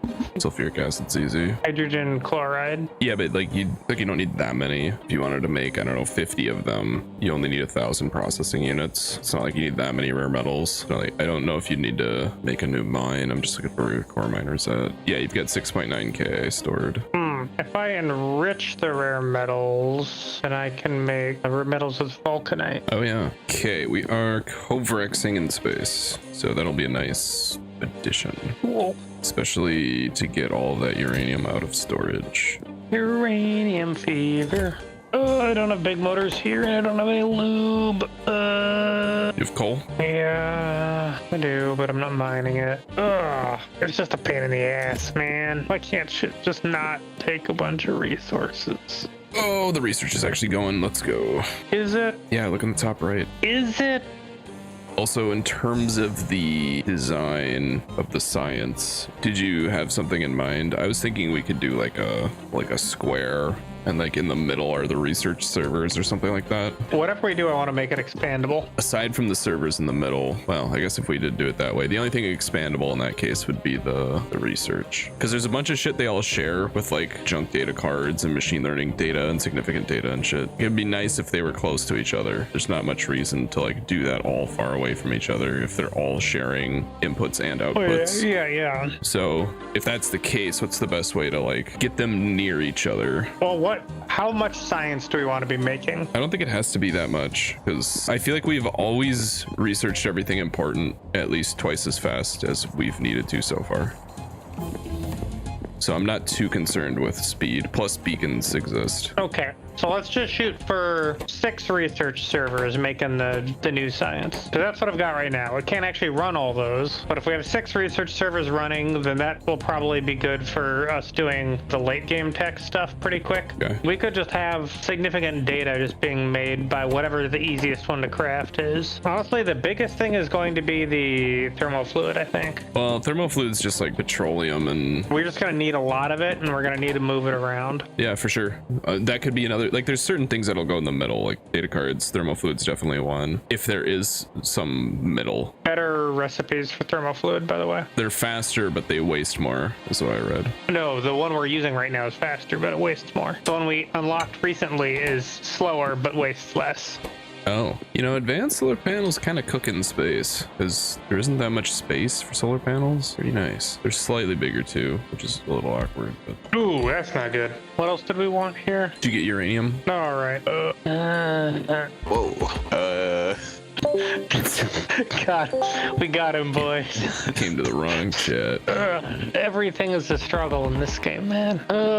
Why can't I like uncrack light oil into heavy paste? Okay, cool. So I've been thinking about the first step out of the cargo landing pad for the space landing place, and I was thinking about how to handle it with like the intermediate warehouses, and I was thinking with the loaders coming directly out of the landing pad, we could filter them, and you get 5 filter slots. So the intermediate warehouses could each, but that doesn't work because you could overfill on one resource in the warehouse. What we could do is just use train cars. What? What do you mean? I don't know. I was thinking, and then I realized that what I was thinking is not what the problem you were trying to solve. Oh, Lamau. I feel like putting down 48 warehouses is overkill, like one for each resource that would go in. Well, I thought we were gonna do 40 stacks of whatever resource in each warehouse on the station. Yeah, 40 stacks gives you 12 resources per. So I was planning on just having the cargo rocket just surrounded. Basically what you did over on the other one, and then have each one of those hold a resource or two, and then we can just split those off into the requisite. So we can fit 8 warehouses. So that means we can have double the amount of resources that would go into each station. Yeah, I'm just thinking about rocket launch cutoffs. So like if we have less than 500 stacks of storage per thing up here, then we could run into a situation where a rocket that only loads 1 resource would never launch because it would never fill up all the way. Or you know, we'd launch it at like about 1/4 cargo every time. Because if we launch more than that, then we overload. Gotcha. So we can fit 36 resources coming from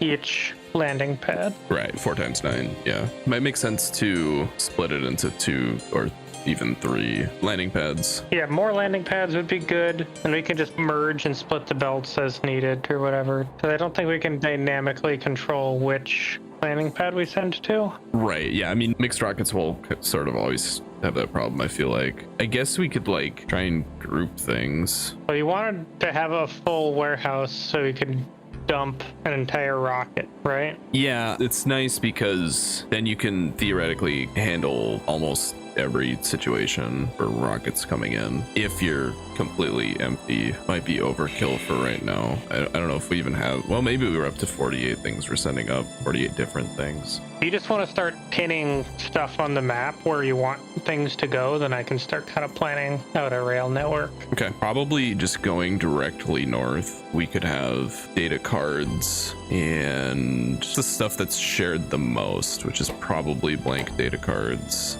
Oh, definitely the fluid. The fluid would also go somewhere in the middle, like lube. I mean, I think we should like really overbuild on all the stuff we know we're gonna need. Ah, man, there's like some way that they can be grouped together. I mean, group landing pads together with rocket launches and the resources that get landed there, and then subsequently how those get fed into warehouses. We've been discussing how to engineer a many-to-many items to rocket, many-to-many rocket to landing pad, and many-to-many landing pad to warehouse station in space. A paradigm shift, a new direction, something that is almost completely new in my long Factorio career. It's a really hard problem with tons of edge cases and incompatibilities, and with these types of challenges, I like to start just by prototyping. Whatever the solution is, it's going to be a massive system handling 48 different items, and I'm going to also try and make it look striking, symmetrical, distinct.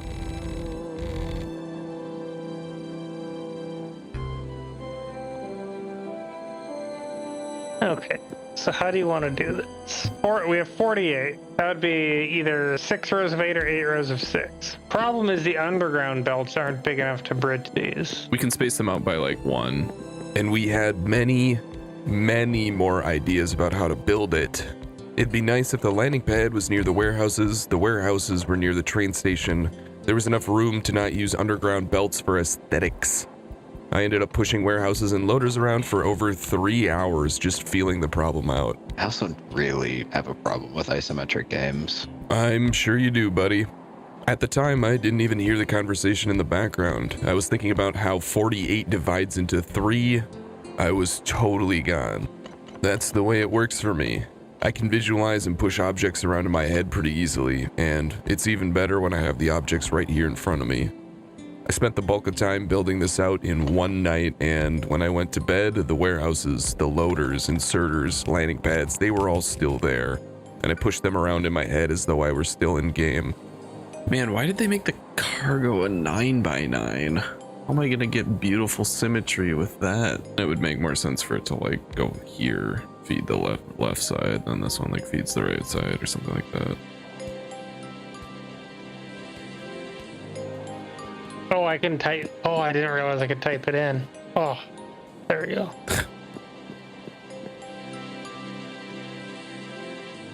Oh no, they're God fucking bots. I'm thinking about different ways of doing this. I'm thinking about like a 2-layer system now. Okay, I'm picking up what you're putting down. Good morning, Vietnam. Good morning. How are we doing?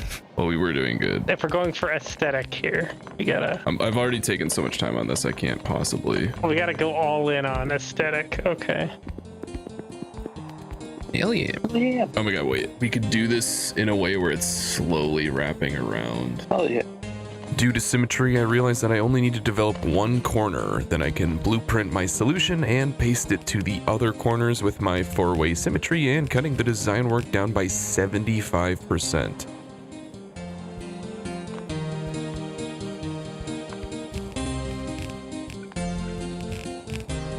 I ended up streaming this problem to my friend who is highly software pilled to see what he thought. So you have 12 tiles? Oh, like what's the what I'm so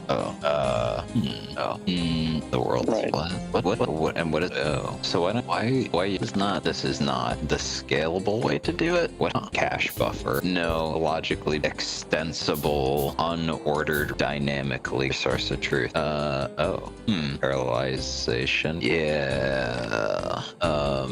No, as a software system, randomized data, an array. I mean, this just doesn't scale at all, right? X number of rockets into Y number of warehouses, Z number of caches, to N number of trains.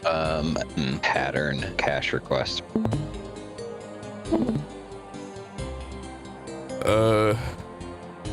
Yeah, okay, I'll run with that. Thanks. Okay, in all seriousness, he helped a ton. We had a long conversation that changed the way I thought about how landing pads relate to the warehouses that led me down the path of a solution for unloading landing pads into the outer ring. It's a solution I've made before, in fact. I made an entire video about it, handling big trains in Factorio. If you watch the video to the end, the solution is the same as what I found at the end, the simple one. Ah, no. When I made the video, I was just messing around with 32 length trains and what some solutions might look like. I never thought it would be applicable in real life, especially not in space. This will Be a minute. when it's done, it's done. It's just not done. You don't say.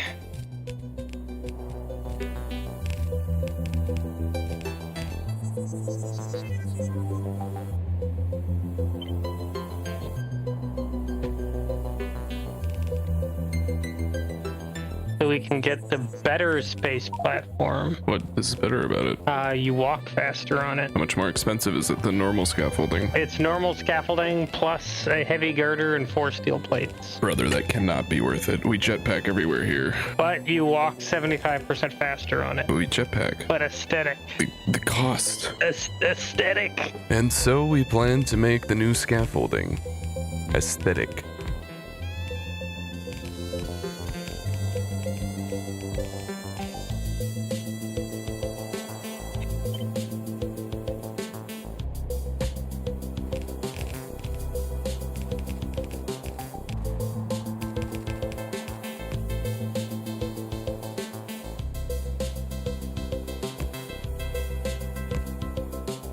It is looking very nice.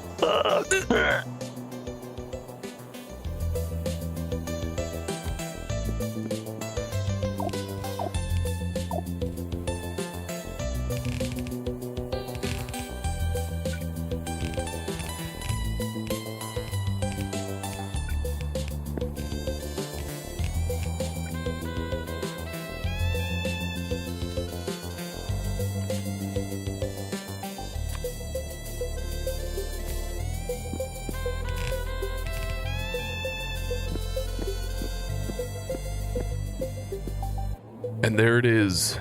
Behold the Eye of Sauron, our intergalactic loading dock. I especially love how it looks from the map view. This is without a doubt top 2 in terms of satisfying things I've built in this game. And it's not even done yet. We still have legacy processes on the left side that will be demolished in the name of our all-seeing Dark Lord. He demanded we finally update our clock to real time, and I happily obeyed the commands of our new leader. We were off by almost 10 hours. Unacceptable. He has other commands for us as well, and I'll cover those next time.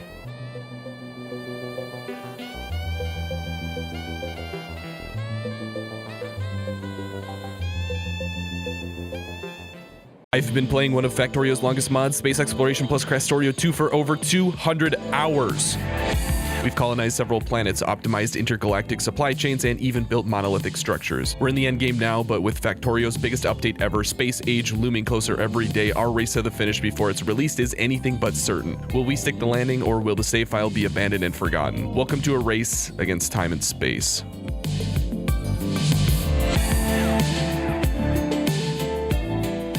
LeBron James. Scream if you love Race Against Time and Space.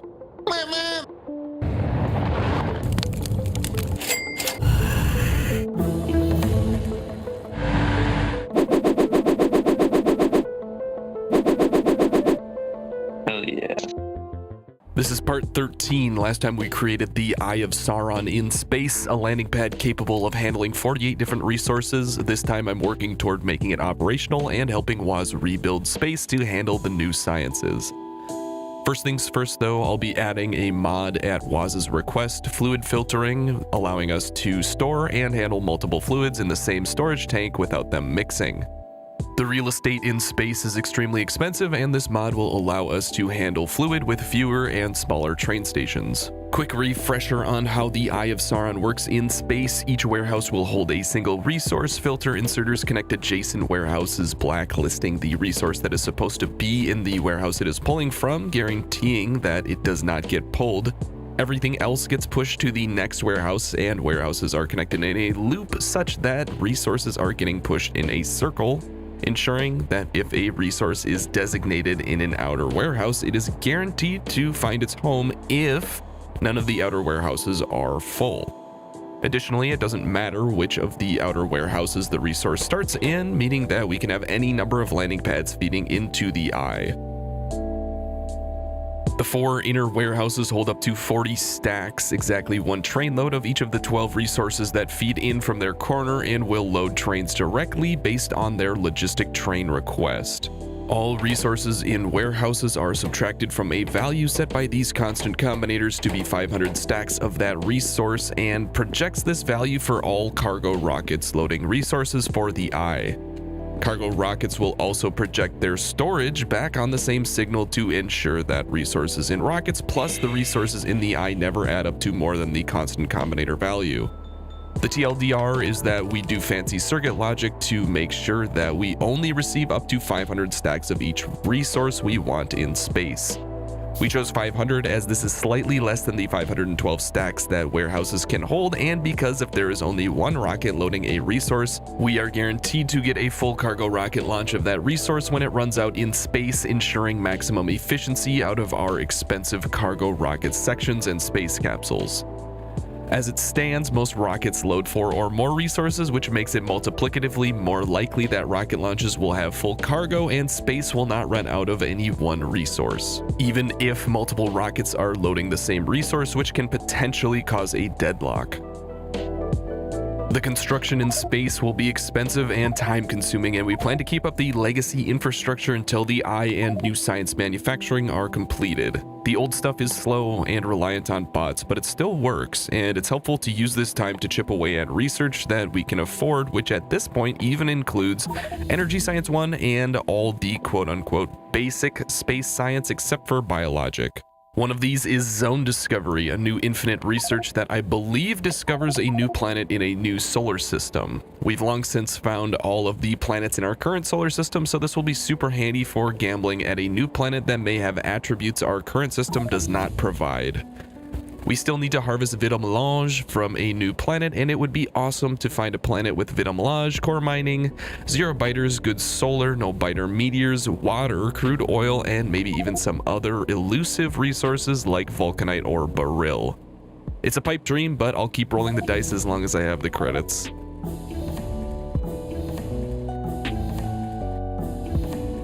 Well, would you look at that, a Vita Melange planet with most of the goodies in a new solar system. Solar power is passable and there are biter meteors, but otherwise this looks pretty sweet. If the generation includes the resources listed, I can make power from vulcanite or uranium, cryonite can make rods or water ice to send back to space, coal can make steel or oil things if I need it. This planet might be incredible. I'll keep this planet in the back pocket for now. The Eye has a list of edge cases that need to be addressed. The first is the cargo rocket sections from rocket reusability, as well as the space capsule that each rocket launch will leave behind.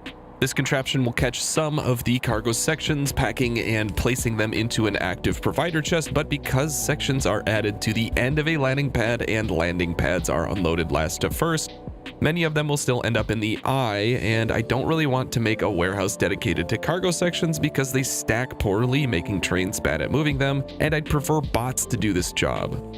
Also, nothing in space wants cargo sections or space capsules. They're effectively an export, and even at 48, spots in the Eye will be taken up fast and are at a premium. Other items that are more infrastructural and generally needed in smaller quantities, like inserters, warehouses, fluid tanks, and logistic train stops, also should have their own separate landing pad that unload into passive provider chests, because generally bots refill these in my inventory when they're running low, and it'd be nice to have a place for the bots to grab them when I run out instead of having to go all the way back to Navis. The third edge case is a terrestrial one, so I headed back to Navis.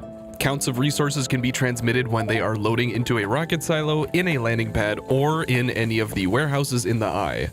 But they can't be directly transmitted while a cargo rocket is in flight, which takes somewhere between 20 and 30 seconds. This means that other cargo rockets that load these same resources as those currently in flight will cause overflows on resources that are not being counted for those 20 to 30 seconds. I found myself in the blueprint lab developing a solution. My idea was to have the rocket launch trigger an SR latch, which you can think of as a light switch, to start counting down a timer when it launches. The rocket launch will also trigger a memory cell to hold each resource that was in the rocket at a count of 1 and feed into an arithmetic combinator that multiplies these values by -1 billion and feeds into the main signal. This will guarantee that the value for said resources are below 0, stopping them from being loaded into any rockets on the same signal. When the timer attached to the SR latch hits a certain value, which I set to 30 seconds, an R signal, which you can think of as turning off the light switch I mentioned earlier, will zero out the memory cell and the timer, as well as disable the timer from counting up. And it turns out this works, except for one problem. It took me a while to catch it, but the F signal coming out of the rocket, which transmits the number of spots in the rocket that are full with cargo, never actually hits 0 because loaders are so fast. Instead of using the F signal, use the cargo rocket section signal, because these are usually loaded with an inserter that has swing delay, and the swing delay means the cargo section value will actually hit 0, which is a perfect trigger for signaling when the cargo rocket has launched.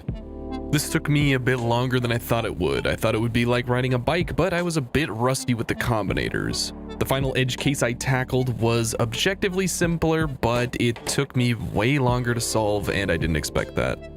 I probably spent a good 5 hours in the lab to come up with a solution that was 7 combinators in total.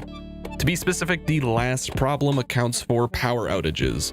When a rocket is loading and suddenly the power goes out for some reason, that base is no longer sending what is in the rocket as a signal, which can also lead to overloads when other rockets are loading the same resources that are already in the rocket where the power went out.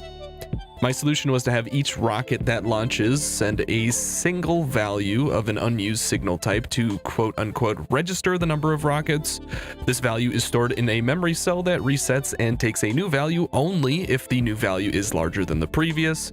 A final decider combinator compares this largest value of registered rockets to the current number of rockets transmitting the signal, and if the number of rockets currently transmitting a signal is less than the largest recorded number, one of the rockets is therefore out of power and the entire request from space turns off, meaning all rockets stop loading everything. This solution is a little less specific. It would be nice to turn off only the resources that the rocket had loaded, but this requires the overhead of separating signals for each rocket launch and or adding a new memory cell for each rocket launch beyond the blueprint on the ground, which sounded too complicated and less easily scaled, so I made it this way. In the end, it'll force the good habit of leaving enough power generation at each base, lest I want to be punished by not receiving any resources in space whatsoever. I had some anxiety about making this megalith, but I feel good about putting in these safety precautions. Most of what I make doesn't take nearly this much thought or planning, but I felt pretty confident about it going forward. I beat Blast Boss and Hades too, so now I can go back to playing Factorio until they add more content. Once I update the rocket launch stations wherever they are, the Eye of Sauron should be like complete, quote unquote, in the sense that it will work. I am excited. Oh, did you add the fluid filtering? Cool. I've never actually joined a server with mods before. God, that system is so good though. Holy shit. Which one? Just here's the mods you'd need that you don't have. Click here to download them all and join the server. You think we're ever gonna finish this? Well, we now have the tools to actually get progress done in a semi-linear fashion. Yeah, we have also officially hit the point where UPS has dropped below 60. Well, it seems like it's hovering at about 60. Oh no, oh my god, this looks amazing. Yeah, I got the power poles to line up so that it, when you look at it in the map, it's just like, see, if you're showing other people, you gotta get the drip right, you know? Yeah. Talking about the rail going south out of the eye. Yeah, that's what I was working on today. I was like, it would be better if they could come out either way, so I made it like that. Just faster. Yeah. Are we gonna process water somewhere, or are we just gonna ship ice around? I have it set up so that we can accept ice. But what I'm saying is, are we gonna just like have an ice processing thing where we just melt it and then ship the water around, or are we just gonna ship ice around? I don't actually know which is more dense. Yeah, I don't actually know. From the eye perspective, it can't handle fluids. At least coming out of the eye, it has to be water ice. I'm guessing pushing around water ice is more efficient. Okay, I will do that then. I might start transitioning all of the resources to go to the eye. Good, do it. I think we definitely should make another eye. We'll need one, I think. Let me see if the eye fits on the second. Oh, it doesn't quite fit. No, it's like two rail width off. It's so close, dude. It's so close. Well, we can move it down a little bit, maybe. What if you moved the rail just slightly over? These are all one train width. Yeah, but if it was to the right a little bit, it would be just slightly longer than the train width. But yeah, but then the one to the right wouldn't be a train width, but then I'd have to move the entire thing down. Well, I'm just thinking like, what's easier to move, the whole eye or? Oh no, I'm not saying move the whole eye. I'm just saying if you move the new eye, we could just make it to the north, I guess. If we just moved that rail over. Why don't we just put it to the north, and there's plenty of room up there. Because then we have two eyes that are stacked on top of each other instead of side to side like a face. God damn it. You make a point. You make a good point. Absolutely destroyed by facts and logic. I will cut and paste literally all of this. There. Oh, it's getting so big now. The space platform? Yes. Things are also going to get a little interesting when we can make a space elevator. Yeah, the trains just directly come up here. Yeah. When do we get the elevator anyway? Not sure. Oh, actually, it's pretty close. We get it at Material Science Pack 2. Based. Updating to the new rocket signal system is as easy as paste the blueprint, attach the rocket by green wire to where the giant letters tell you to, and attach the signal receiver, which is the giant dish TV thing, to the belts. Even a 4-year-old could figure it out. That's how you know you have a good system. Fuck. Just don't forget to set the correct values before you copy the blueprint like I did. Why do we have so much cryonite in the storage warehouse? The rocket crashed. Oh, that would do it. I hit the wrong button. I just fired my railgun and scared the shit out of myself. That's gonna ruin someone's day sometime. If you load more than 20 stacks for 2 resources that are loading into the same cargo, we might run into the issue where the stack inserter grabs the resource, has nowhere to put it. The next train that comes, it loads it into that instead. Okay. Yeah, I wish stack inserters didn't do that. I wish they were like, oh, you're done? I'm gonna put this back. Well, most people probably aren't using this kind of chuckle fuckery, so. The depot probably should be kind of specialized to handle multiple trains. That's just gonna be like a shit ton of rail lines. We can have like more than one depot. If we want the depots like spread out, so if a train's grabbing something from way the fuck out somewhere, it doesn't need to go from a central depot. It could go from like a branch depot or something. Oh, that's so janky, dude. What happened? The pump. It says you're being dropped from the game. It feels like it. Why is that? I opened up a pump menu, and now it is IP address and port already used for a different player. Let's try again. Weird champ. Filter pumps don't play great with multiplayer, it seems. Did it kick you again? Yep. Huh. Confirmed that it doesn't work for you, I suppose. Yeah. Okay. I successfully set the filter. I don't feel myself being dropped from my own game. I do see someone getting the same thing from 5 years ago. Huh. Yeah, I think it's just broken. There's literally a guy who said it might cause desyncs. That's so random. And then he said he fixed it, and I don't think it's gonna work. Oh, do we want to drop the fluid filtering then, and I'll figure out a different way of doing it? Yeah, I can drop that and try it again. I know almost nothing about modding this game, but getting desynced for setting a filter on a pump is absolutely hilarious. We need more chaos like this in games. Like you place down an inserter and it deletes the first file in your downloads folder. I might make that mod.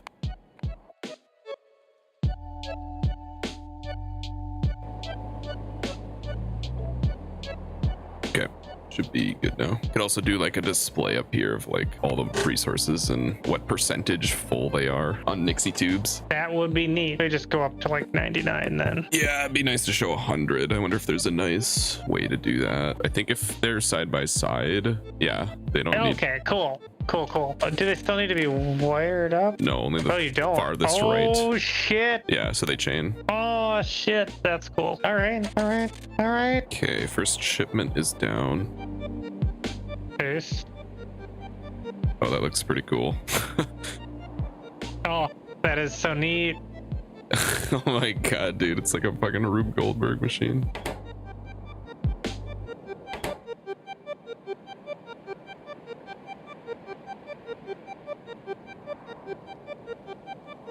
How does this work? So That's the neat part, it doesn't. Yeah. Like, I get that it's passing everything around in a loop, but I don't get where it's transferring from the outer loop to the inner loop. It is it's like a power button. Is its shape. Okay. Yeah, so it gets to the top and then goes Gets back to the top, down the inside. goes to the inner loop, Okay. goes all the way around, then goes back up to the top ring. So Oh god, that's so inefficient, but I love it. well, it's the same efficiency as doing it the other way because it all has to be in one direction. So no matter how you order the warehouses, it doesn't matter. It's the same efficiency. It just has to go in one long line, at least for this setup. Well, whatever it is, it's cool. It's this eye sparking. I'm like looking at inserters that are like that can be configured to move faster based on like the Bob's inserters. Is that a thing? Yeah, because if they have to change how far they're extending, they swing It's a slower. lot slower. Yeah, I know that. But So when they're going at weird curves like this, it's hard to tell.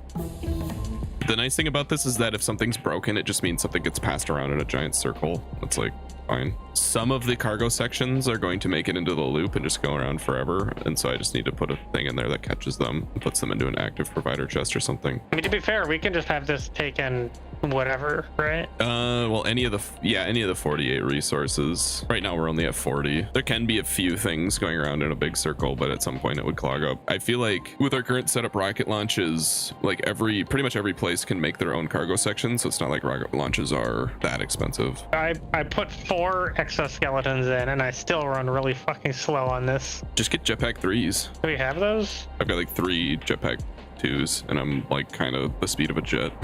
Oh, I didn't realize you could put multiple ones on. Does it just boost your speed? Yeah. Oh my god, it's still fucking sorting. I feel like something's buggy with it. There might be a resource that it can't handle that I didn't think about flying around in there. Oh, you know what it is? It's the cargo sections, of course. That's one of them. They go so fast that sometimes it doesn't have a chance to grab them. Oh, we can't blacklist stuff on the loaders. I was just gonna add multiple places where they get taken out. You gotta know at this point that I don't word good. Come on. I understand that. I just don't understand what the not good word. When a rocket launches, I don't know if it sends out the F signal. I should have checked that when it launched. The F signal? It's paying respect? Well, up to 500 times, yes. No, F just shows you how many sections in the cargo rocket are full. And so I'm setting it to when F equals 0, start the 30-second countdown of not loading the resources that were loaded. Oh, did we want to do nuclear trains up here? I feel like they'd last longer. Yeah, if we have the, I don't know how expensive they were. It makes more sense than like a train burning coal or something. Huh. Okay, that's interesting. Oh, used up uranium fuel cells can be recycled into tritium. We can't even make tritium yet. So that's the only way we can get tritium? Interesting. I kind of want to start deconstructing parts of what's currently making science. I think that's the last thing we should deconstruct. What was the other one that you went to? The first one? Orion. I just don't really need to go back there. Yeah, that's the one without water. You're just like, fuck that planet. Dude. So do you want to run down to Hagen and hook that shit up? I might be able to do it from space. When did we unlock water ice? A while ago. We actually managed to make it this far without running out of water ice from the water ice mine on the moon. We've been able to make it with cryonite for a while now, and it is certainly deserving of a spot in the eye. I'm very thankful for leaving my supplies on Hagen. I can just kludge together some chemical stations, and this should make the critical amount of water ice we need. Some amount. We still haven't touched Vital Melange, so with Hagen's cargo sections being half off and no real problems on the planet, we'll hit the 100,000 maximum of water ice in space before we even need it.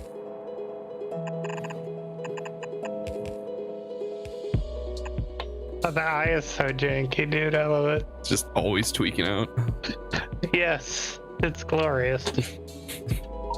Optimal. The eye has added that magic spark to rocket launches again. They now give a golden opportunity to watch it land, unload, and sort in space, which I found myself mesmerized by on several occasions. Oh, baby. Oh! So many resources. Are all the pads supposed to be named the same? So the ones around the eye, yes, because it doesn't matter which a rocket lands at, and it means that you can have multiple landings at the same time. And I got the thing that stops resources from loading to work correctly. Trust me, it took a lot to not make this entire video just a montage of rockets unloading. I have the footage. These rainbow waves of resources are a total accident of how rockets are loaded, but my god, they are so great. All right, we got both trains hooked up, one for cargo, one for fluids. Nice. And space for 6 total trains. That should be probably fine. Also, the depot is easily copy pastable. Nice. All right, the Navis one already loaded and is on its way. Damn, son. Dude, we're interplanetary now, baby. Thank God none of these have fucking crashed. Oh my God, look at the spaghetti. Oh, that's so beautiful. So many colors. I like that it just kind of switches every like 4 resources. Yeah, I don't know why. Well, it's just going from the bottom to the top. Oh, it was just loaded like that then, which makes sense because they all loaded at the same time. So they would like each take a slot, fill it up, and then each take another slot, fill it up. That actually, we get like a rainbow unloads and like it doesn't matter, but it looks awesome just naturally. That's so cool.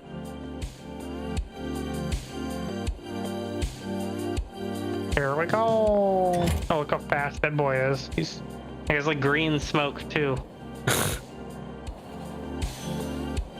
It's the best kind of smog. You know what I kind of want to do though? Is put a bunch of solar panels on there and afterburners. Oh, on the train? That would be sick. Yeah, gotta go fast. There's like a singular item that's like moving through the eye, and it's moving so fast I can't see what it is. Here comes more. Ooh. Oh, so beautiful. Oh man.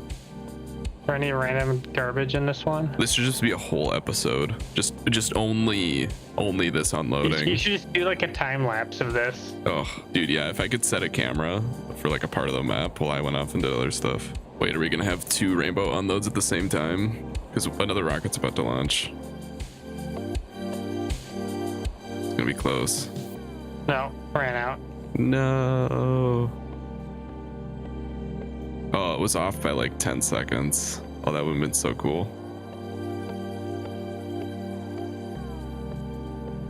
We're probably at a place where like the train station can't possibly unload fast enough to warrant multiple landings at the same time anymore. Just enjoy this while it lasts.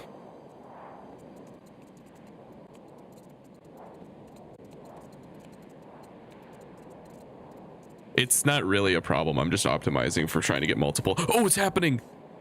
Oh, we're so lucky. We're blessed on this blessed day. The double rainbow unload. Oh. Let's go. Oh, dude, the eye just working overtime. Like a double rainbow in real life, you don't plan for it. It just hits you, and you have to enjoy it while it lasts. From pure practicality emerged unmatched beauty. This 20-second clip is the best thing I have ever captured in Factorio.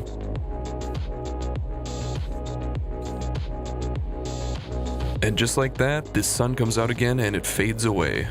With rockets unloading significantly faster than trains, it's likely we'll never see two rockets landing at the same time again. All you can do is be happy that you experienced something that incredible. Don't dwell on how you could have made it better or how you could force it to happen again. Just be happy it happened and hope one day you'll be that lucky again. You never know when a triple rainbow unload might happen, and being mired in the past will only make you miss the incredible, unpredictable future. Remember, that's how you got here in the first place. Oh, hello, Mr. Train. Do you happen to need things? We got things. Dude, I can't stop watching these fucking rocket landings. I know, right? It's great. Remember when I told myself I wasn't going to make the entire video just rockets unloading? Oh, here's another one. Yeah, they're firing fast now, aren't they? Holy shit. Yeah, space needs a lot of stuff. The Newbie's rocket has so many different things to load too that it's going to take a lot of different launches. Yeah.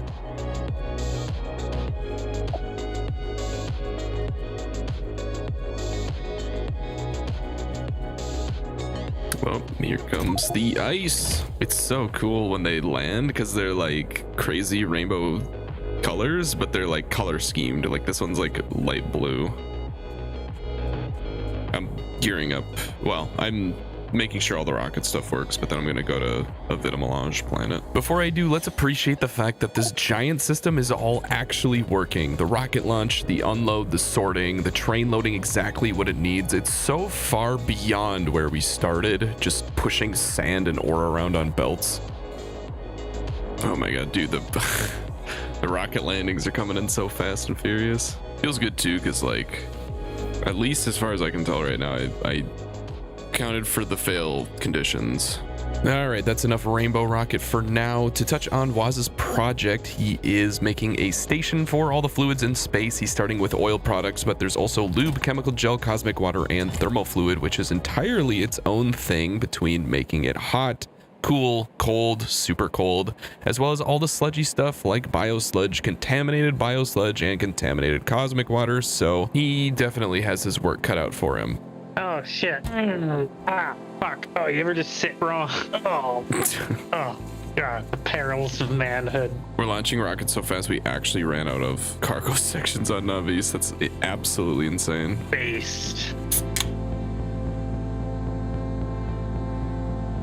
I am loading a rocket to go to Vitamelange. And while doing so, realize steel ingots are 250% more efficient per stack to send to space than regular steel.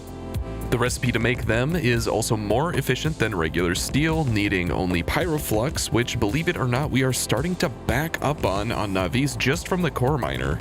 They're slow to craft, but that's a perfect thing to set up just before going through the time-consuming process of going and setting up a new planet. The one I scanned earlier, Horatum, I'll give myself points for even trying. Anyway, it's huge, like really huge, way bigger than Baroque. It's so big, I started marking important resources on the map so I can actually find them later. It's also incredible, boasting snowy mountains juxtaposed with volcanic land, lakes, and lush forests. I imagine it's hard to go wrong with generating terrain. Any way you splice it, it looks like, ooh, pretty colors. That, or alien biomes in the context of this mod, is doing an amazing job at generation, and I'm just ignoring the incredible skill it takes to make this realish terrain. I'm a big fan. It's got Cyanide, Vulcanite, and Melange. Oh, base. I didn't know that could happen. Fucking hit the jackpot. It has biter meteors, but other than that, like 7% threat. Water, pretty nice. It's really fucking big.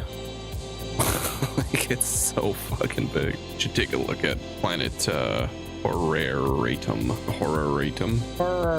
That's so fucking far. Holy shit. That's a big planet. Also, in case you thought everything is going well, Baroom is out of power and Hagen's LTN is misbehaving because of network ID things, sending Beryl to iron ore drop-offs.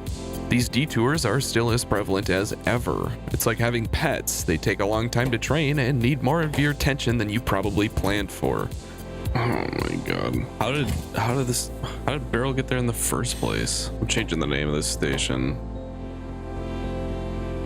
It might have try to go to like a station on a different planet or some shit. You ever just like to flex by walking around when it's just like pitch black out because you know where all the furniture is? I feel like you're just gonna fucking die. I realized I had the oven on and I forgot to turn it off, and it's been on for a couple hours now. When I go to the new planet, I think I'm gonna use power armor because you can actually use your self-defense. We are at 200 hours. Do you have any comments for the people? Get the gun. For them or for yourself? They'll find out. There you have it, folks. This is like if what was that like weird game for the DS, like Brain Age? This is like if Brain Age was fucking real. This is how you become the Giga Chad. Brain Age is real. It is real, but it doesn't work. It's just kind of like, hey, do a Sudoku puzzle, you'll get a higher IQ, and it's like that's not how it works. Man. Yeah. Do you want to show me the published study on this? Yes, I can show you. Professor Was. It says right here that I can say whatever the fuck I want. Okay. That is in the contract. That's true. The only things that I can't say are because then you'll have to bleep them out or just cut them entirely. You know what I'm gonna do? I'm gonna keep that in. It's gonna be like the only thing I can't say, and then there's just gonna be like 10 seconds of like a beep and like your name like flashing in the top left. Beep. Should give you just a huge bass boost. That would be funny, but it's too late. I'll just get a custom voice more for something. just get a vocoder. That'd be hilarious. Yeah, just have like a deep bassy voice, and then you just put like whenever I'm talking, you just put like the Chad head in the corner. What's up? What's up? You know, just committing eco-terrorism. Oh, good. In Minecraft. Oh, I did it. Yes! Okay. The train didn't overload. Thank God. Good. This means the eye doesn't need any crazy tweaking. I was actually theory crafting a way to get 2 rails in the middle so that 2 different trains can load, and it like kind of is sick, but it also it would be weird because you'd need to have both rails flare out at the end, because if they're perfectly adjacent, there's no room for the second logistic train stop unless it loaded from the other side. But the problem is that things coming in one way don't line up going the other way. Oh. Yeah, I'm not sure what the fuck's up with that. So how's your guys' chicken nugget factory coming along? Actually, I'm gearing up to do some killing for basically the first time. Well, I guess 120 hours ago I did some killing. I mean, what was the Vitamelange ones you were gonna get? It's Horaratum. There's another Vitamelange planet. I just like this one better. They both have biter meteors. They both have 7% threat. Well, you should see how far or how much fuel it will take to get the rocket there. Oh no, I can get there. I just need 661,000 rocket fuel. That's so much. I mean, it doesn't matter because we can make infinite of it here. It's just hilarious. This faraway planet also has 7% threat. The threat might be small, but on a big planet, there are so many more places for biters to squirm away and build bases, so I'm going to be using power armor and some new equipment in Adaptive Armor Mark III and personal defense lasers, both automatic and sniper, both at level 2, powered by a portable RTG, which provides infinite power. I decided to test them out on the locals.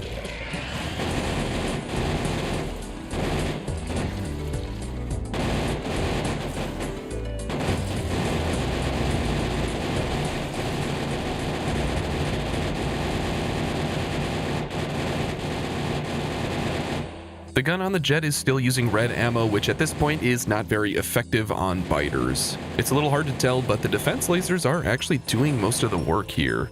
We have rockets though, which really should be my weapon of choice when I take matters into my own hands because of their splash damage, and the mix of explosive and energy damage is really synergistic for dealing with biters that might have a resistance to one or the other.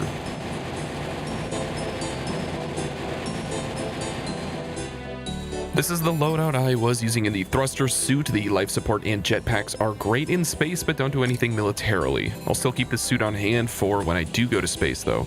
In contrast, this is my new Power Armor Mark II setup: energy, armor, roboport, and gun. And then I found Power Armor Mark III.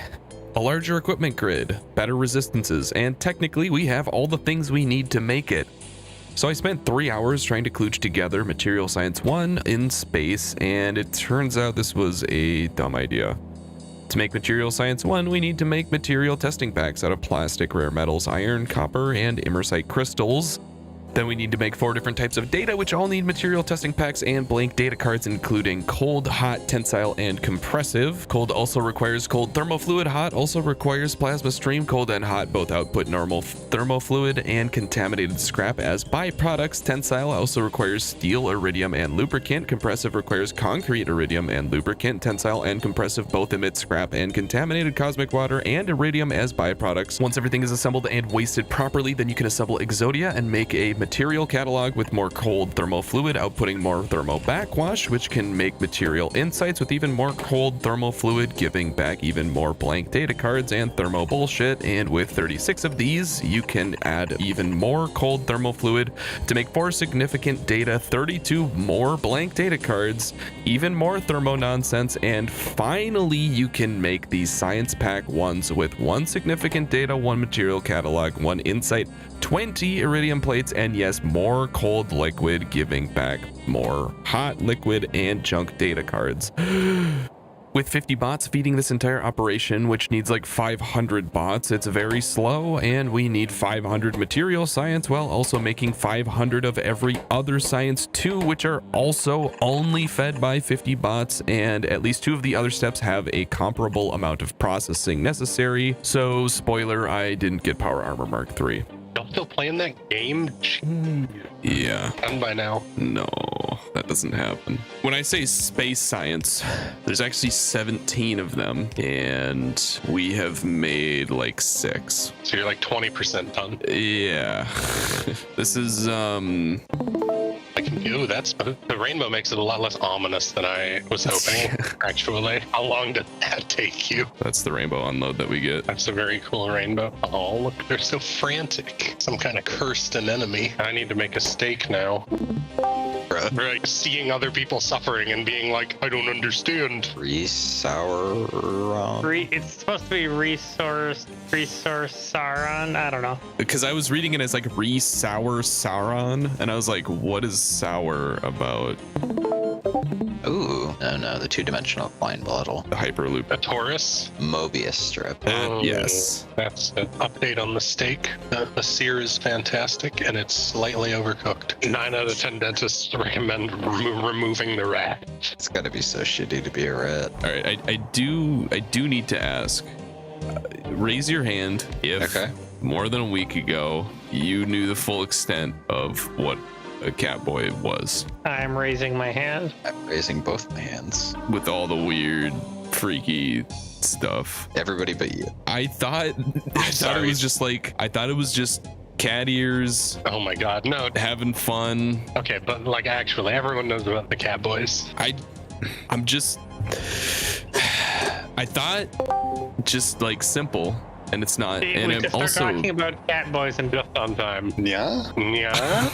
You fucking asshole. It's still a cat. whatever you're into. Fuck, you're a bitch. I just asked who knew the full extent of what cat boys were. I don't fucking know. See? I mean, it used to be. I mean, I feel like with a lot of those sorts of things, it used to be pretty simple. You know, it's like, but now it's like. I thought it was just like the kids who wore the tail to school and fucking. Why do you think people choose to dress up like animals? Sexual. It's because okay, they're- but what about when you go to fucking Disney World? Is every kid there a furry? Not yet. Secretly. Hey, did you get the pamphlet? Oh, you gotta get up to speed, man. One final question is, how did the YouTube algorithm push all of those people to my video? Your videos are like crack for neurodivergent people. Just, you know what? That kind of makes sense, actually. It's just OnlyFans with more nuance. OnlyFans, but it's a guy. OnlyFans with more nuance and slightly less nudity. Only slightly, though. You need to sneak into office buildings and pretend like take over a conference room and be pretending to be productive while playing Factorio and see how long it takes before they kick you out. How are you getting out of this cat boys thing? I don't think I am. You gotta monetize it. You need to sell saucepan branded cat ears. Yeah, do you need help with the merchandising? Yeah. We want to cut. I think you could do something extremely cringy with Sauce Man as the brand name. I think we're already there. And cat boys. Yeah, you do cat boy sauce. Yeah. Yeah, cat boy sauce, and it's like butter's creamy goo. Yeah. I think the thing I'll need the most help with is actually just personal security. How dangerous are these people on average? As long as there's not more than two of them, they, just don't let them surround you. You gotta start learning how to break holds. Yeah, I wouldn't do a meet and greet, that's for sure. You just need to be assertive, and then they'll then run away. Yeah, they like that. Yeah, they like that. Yeah, what if I was just like, hey, what the fuck is wrong with you guys? That might be that's what the they hard want. part. You can't insult them or compliment them. You just gotta get them fighting. I was just gonna tell you I'm going to that really, really far away planet. If there's any last words. The last words are, I hope you don't run out of gas. That would be funny. Just shows you your oxygen meter. Technically, it's not gas. What happens if you die? Start over. Yeah, this is actually hardcore mode. Hardcore, yeah. It's one life. Is it? No.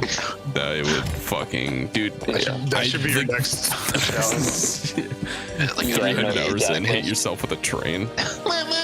Using wordplay, you could slowly alter the identity of your audience. PsyOp, dude. PsyOp time. Yeah. Mm-hmm. With a little good PsyOp. Hell yeah. And I'm finally done collecting everything I need for, I'll just call it the big planet. The biggest difference is the advanced solar panels and the laser turrets. I'll actually need to think about defense on this planet. It's honestly a great luxury so far. None of the planets we've landed on have any biters, just Navis. In some ways though, I'm excited to go killing again.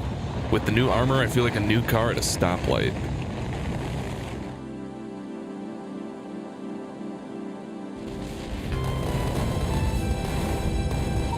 Hitting the launch button to come to this planet gave me fear like the first time.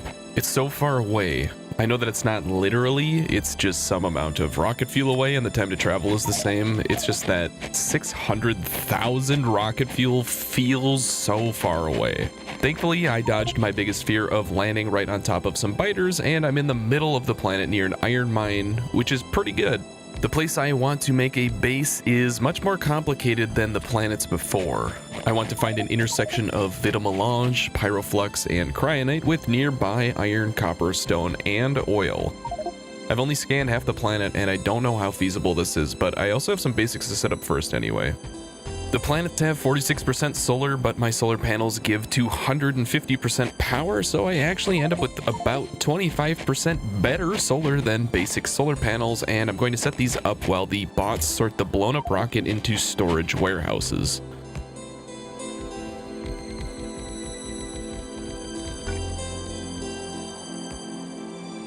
Alright, enough peace. Time to test this baby out.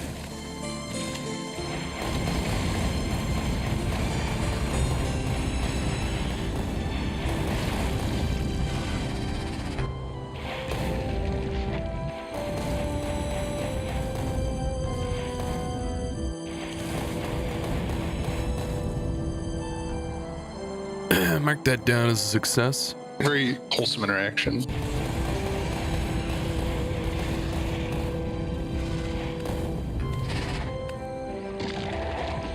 I then found some tactical places to put turrets to defend the edges of my power generation, hidden in the trees and behind cliffs. You can't even see them. I wish this gave them a stealth attack bonus.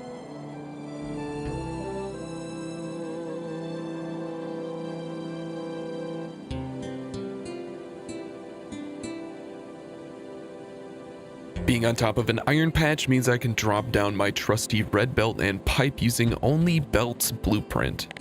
I found that I use way more red belts than I expect on new planets, and having a blueprint that is bought independent making them is very handy.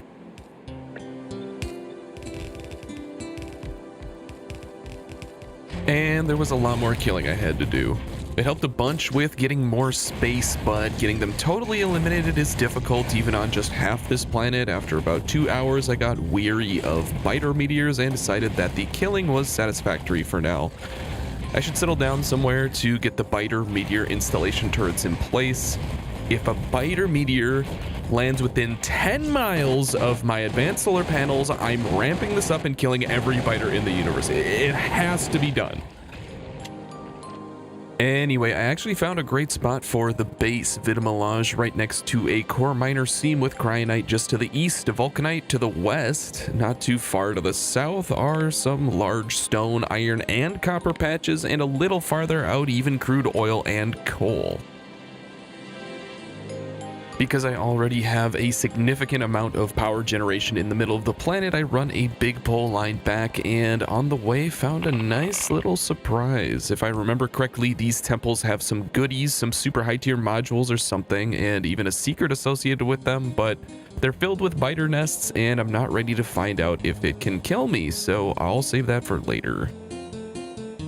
Back in the northeast, everything starts with the core miner, and you've heard this story before. X resource core fragment into that resource stone and core fragments, then all the normal core fragment stuff. This time X resource is Vitamelange. I made a blueprint for handling core fragment outputs, which I can just throw down so I can quickly move on to the next piece of the Vitamelange puzzle, which is crushing it into Vitamelange nuggies, stone, and wood. Stone and wood get thrown into the recycle pile. I begin a train track so that I can start crucial resource gathering processes, first of which is crude oil. It's easy to pump and store in a giant tank while I set everything else up, and this base is going to be very petroleum hungry.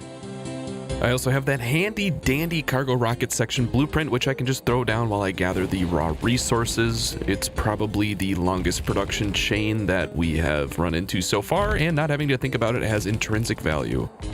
With this oil refinery blueprint, I'm starting to feel less like an engineer and more like a product manager.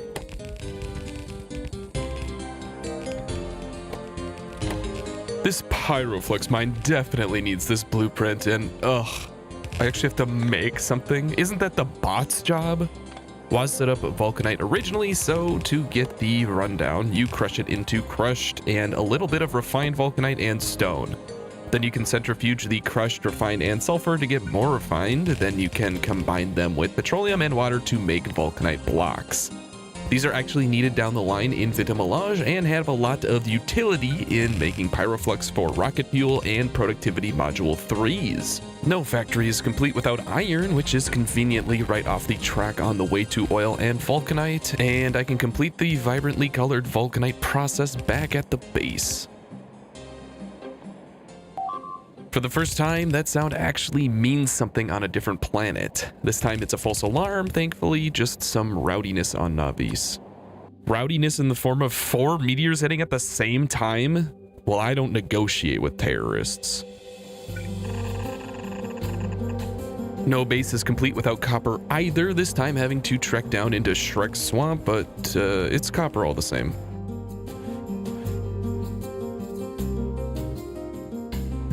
No base is complete without stone, especially when it's so close I don't even need a train.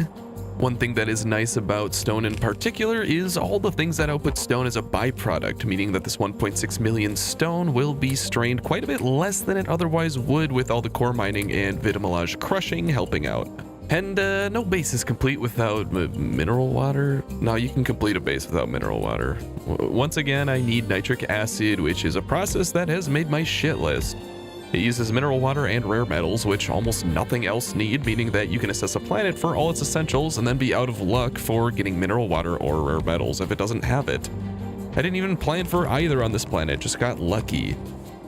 Then there's the ammonia, which needs water electrolysis, the bane of any energy grid, and the oxygen output is nice, but you also need to vent it because you can make too much of it, which is annoying. So yeah, fuck you, nitric acid. There is a pyramid on this new planet, and I'm scared to go inside, but I kind of want to go in. I mean, can you jump out really fast if you... I don't know. I've never been on one. You could put a chest down and put all your non-armor stuff in there, so if you do die, it's not the end of the world. Because I think you just respawn on the planet, right? Yeah. There you go. I also have some defender capsules, so those might do the needful.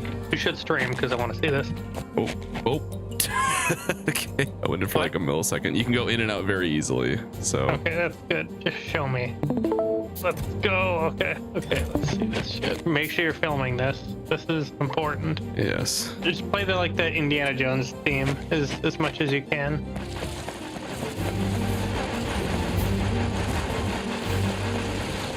Get them, boys. Okay, I think you're probably good now. Maybe? I'm not sure. Oh no. Get out of the way. Oh, you gotta get the nest. I do. Oh, you're dead as fuck. Nope. Oh, I hope you put a landing pad down. I did. Kind of far away. Oh my god. There. Wah, wah. Wah, wah, wah. Let's see if a good old Informatron tells us about getting absolutely fucking mogged. It almost never comes up that you can't move through biters. Turns out you can't. They push you. I watched back the footage. I'm not sure it's true that biters can push players. I think I was just coping. No, they were like pushing me back. Either way, going into the pyramid rewards you with a Death Stranding demo. That's right. Space Exploration was the first Strand type game. You might have missed it, but the pyramid was actually plastered with the Monster Energy logo. Honestly, the random spawn on this map might have been better. Like, if I hadn't put a landing pad down, I could have spawned on this world in like a random location, I think is how it works. No jet, no jetpack, no exoskeleton. Oh my god. Fucking hell. How am I gonna get back in there? You could probably just go in and grab your stuff and then jump out. I'm sure you have some extra... I just drop a landing pad next to it. Man, this is rough, dude. Man. How close are you? About halfway. Fucking.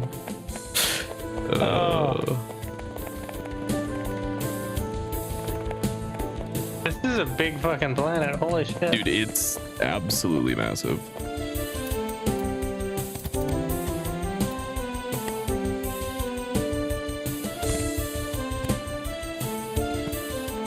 You can take your shit in there. I was thinking about it, but I was like, I probably don't have time to drop it and get in. Yeah, I think you should just go in and see if you can grab your corpse and get out. Okay. Nope. It's in there, but I have to think a little bit about none of this like helps. Okay, nope, that it's not gonna work. That's way too much. Can you go on the other side? Oh my fucking god. I'm scared. I instantly died. Yeah. Dude, that's so fucked. What the fuck? What even are these? They're just behemoth spiders. And now you don't even have your thruster suit. Yeah, the thruster suit wasn't gonna help too much. It does fucking suck though. I had one of these on when I went in the first time. It helps. That's probably why you lived as long. Yeah. Yeah. Okay, yeah, jet does not go in there. Probably for the better. Obviously, I wasn't a fan of getting destroyed in the temple. Going in the side door and instantly dying felt like one of those things that can only happen in a mod. I get that it's supposed to be dangerous in there, but man is it janky seeing 100 biter nests smashed into the tiny room just to get one tapped. I hear you, I could have looked up how a pyramid works before I went in, but that's not really why I'm playing this game, or any game for that matter. I've said this before, I want to experience the game, not a Wikipedia page.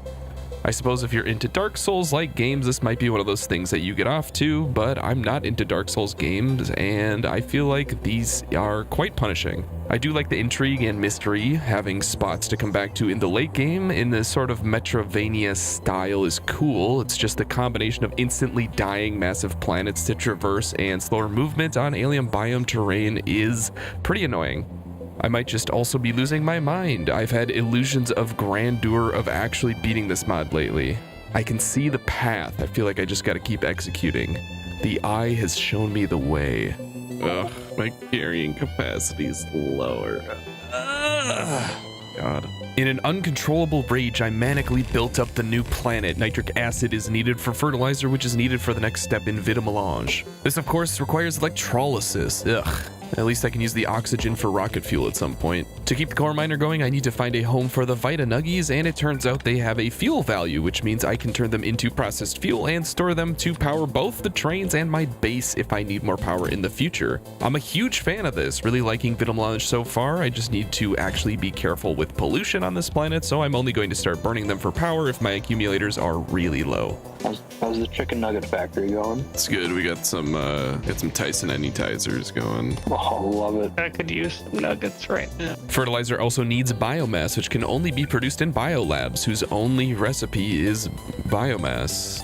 So I made some. I also made some air filters and put together that because dirty filters can be cleaned and produce dirty water, pollution is actually a natural resource that can provide iron, copper, rare metals, and even stone if you vent it off. See what's up By here. some metrics, I should be polluting more and harvesting the iron that is floating around in the air. I love these mechanics that can provide resources in weird ways. It makes me start theory crafting a ton. In fact, this kind of sounds like how Pyblock got made, but Jesus Christ, let's not talk about that. We've almost hit an hour already. There's the fertilizer, check. Fertilizer plus water plus Vita Nuggies makes Vita Blooms, check. And Vita Blooms plus Pyroflux makes Vita Spice, Vita Extract, and even methane gas, which is new. Keep in mind this takes 200 Vita Blooms, so I'm going to want to try and use some productivity modules here. This is the final step, although there is an enrichment process to convert Vita Spice into Vita Extract, as you get about 400 times more spice. My understanding is that these are currently the 2 exports needed for bioscience in space, so now I just need to ramp this up appropriately and get it into space. Rocket sections have been producing in the background, thankfully, and all I need to do is make rocket fuel, which should be easy with all the pyroflux and extra oxygen I have. I should also turn the methane into methane ice with cryonite slush, because I get the feeling that this will be needed in space soon. It's all meshing so well. I'm executing on all cylinders and excited to show what we're able to do in the next one.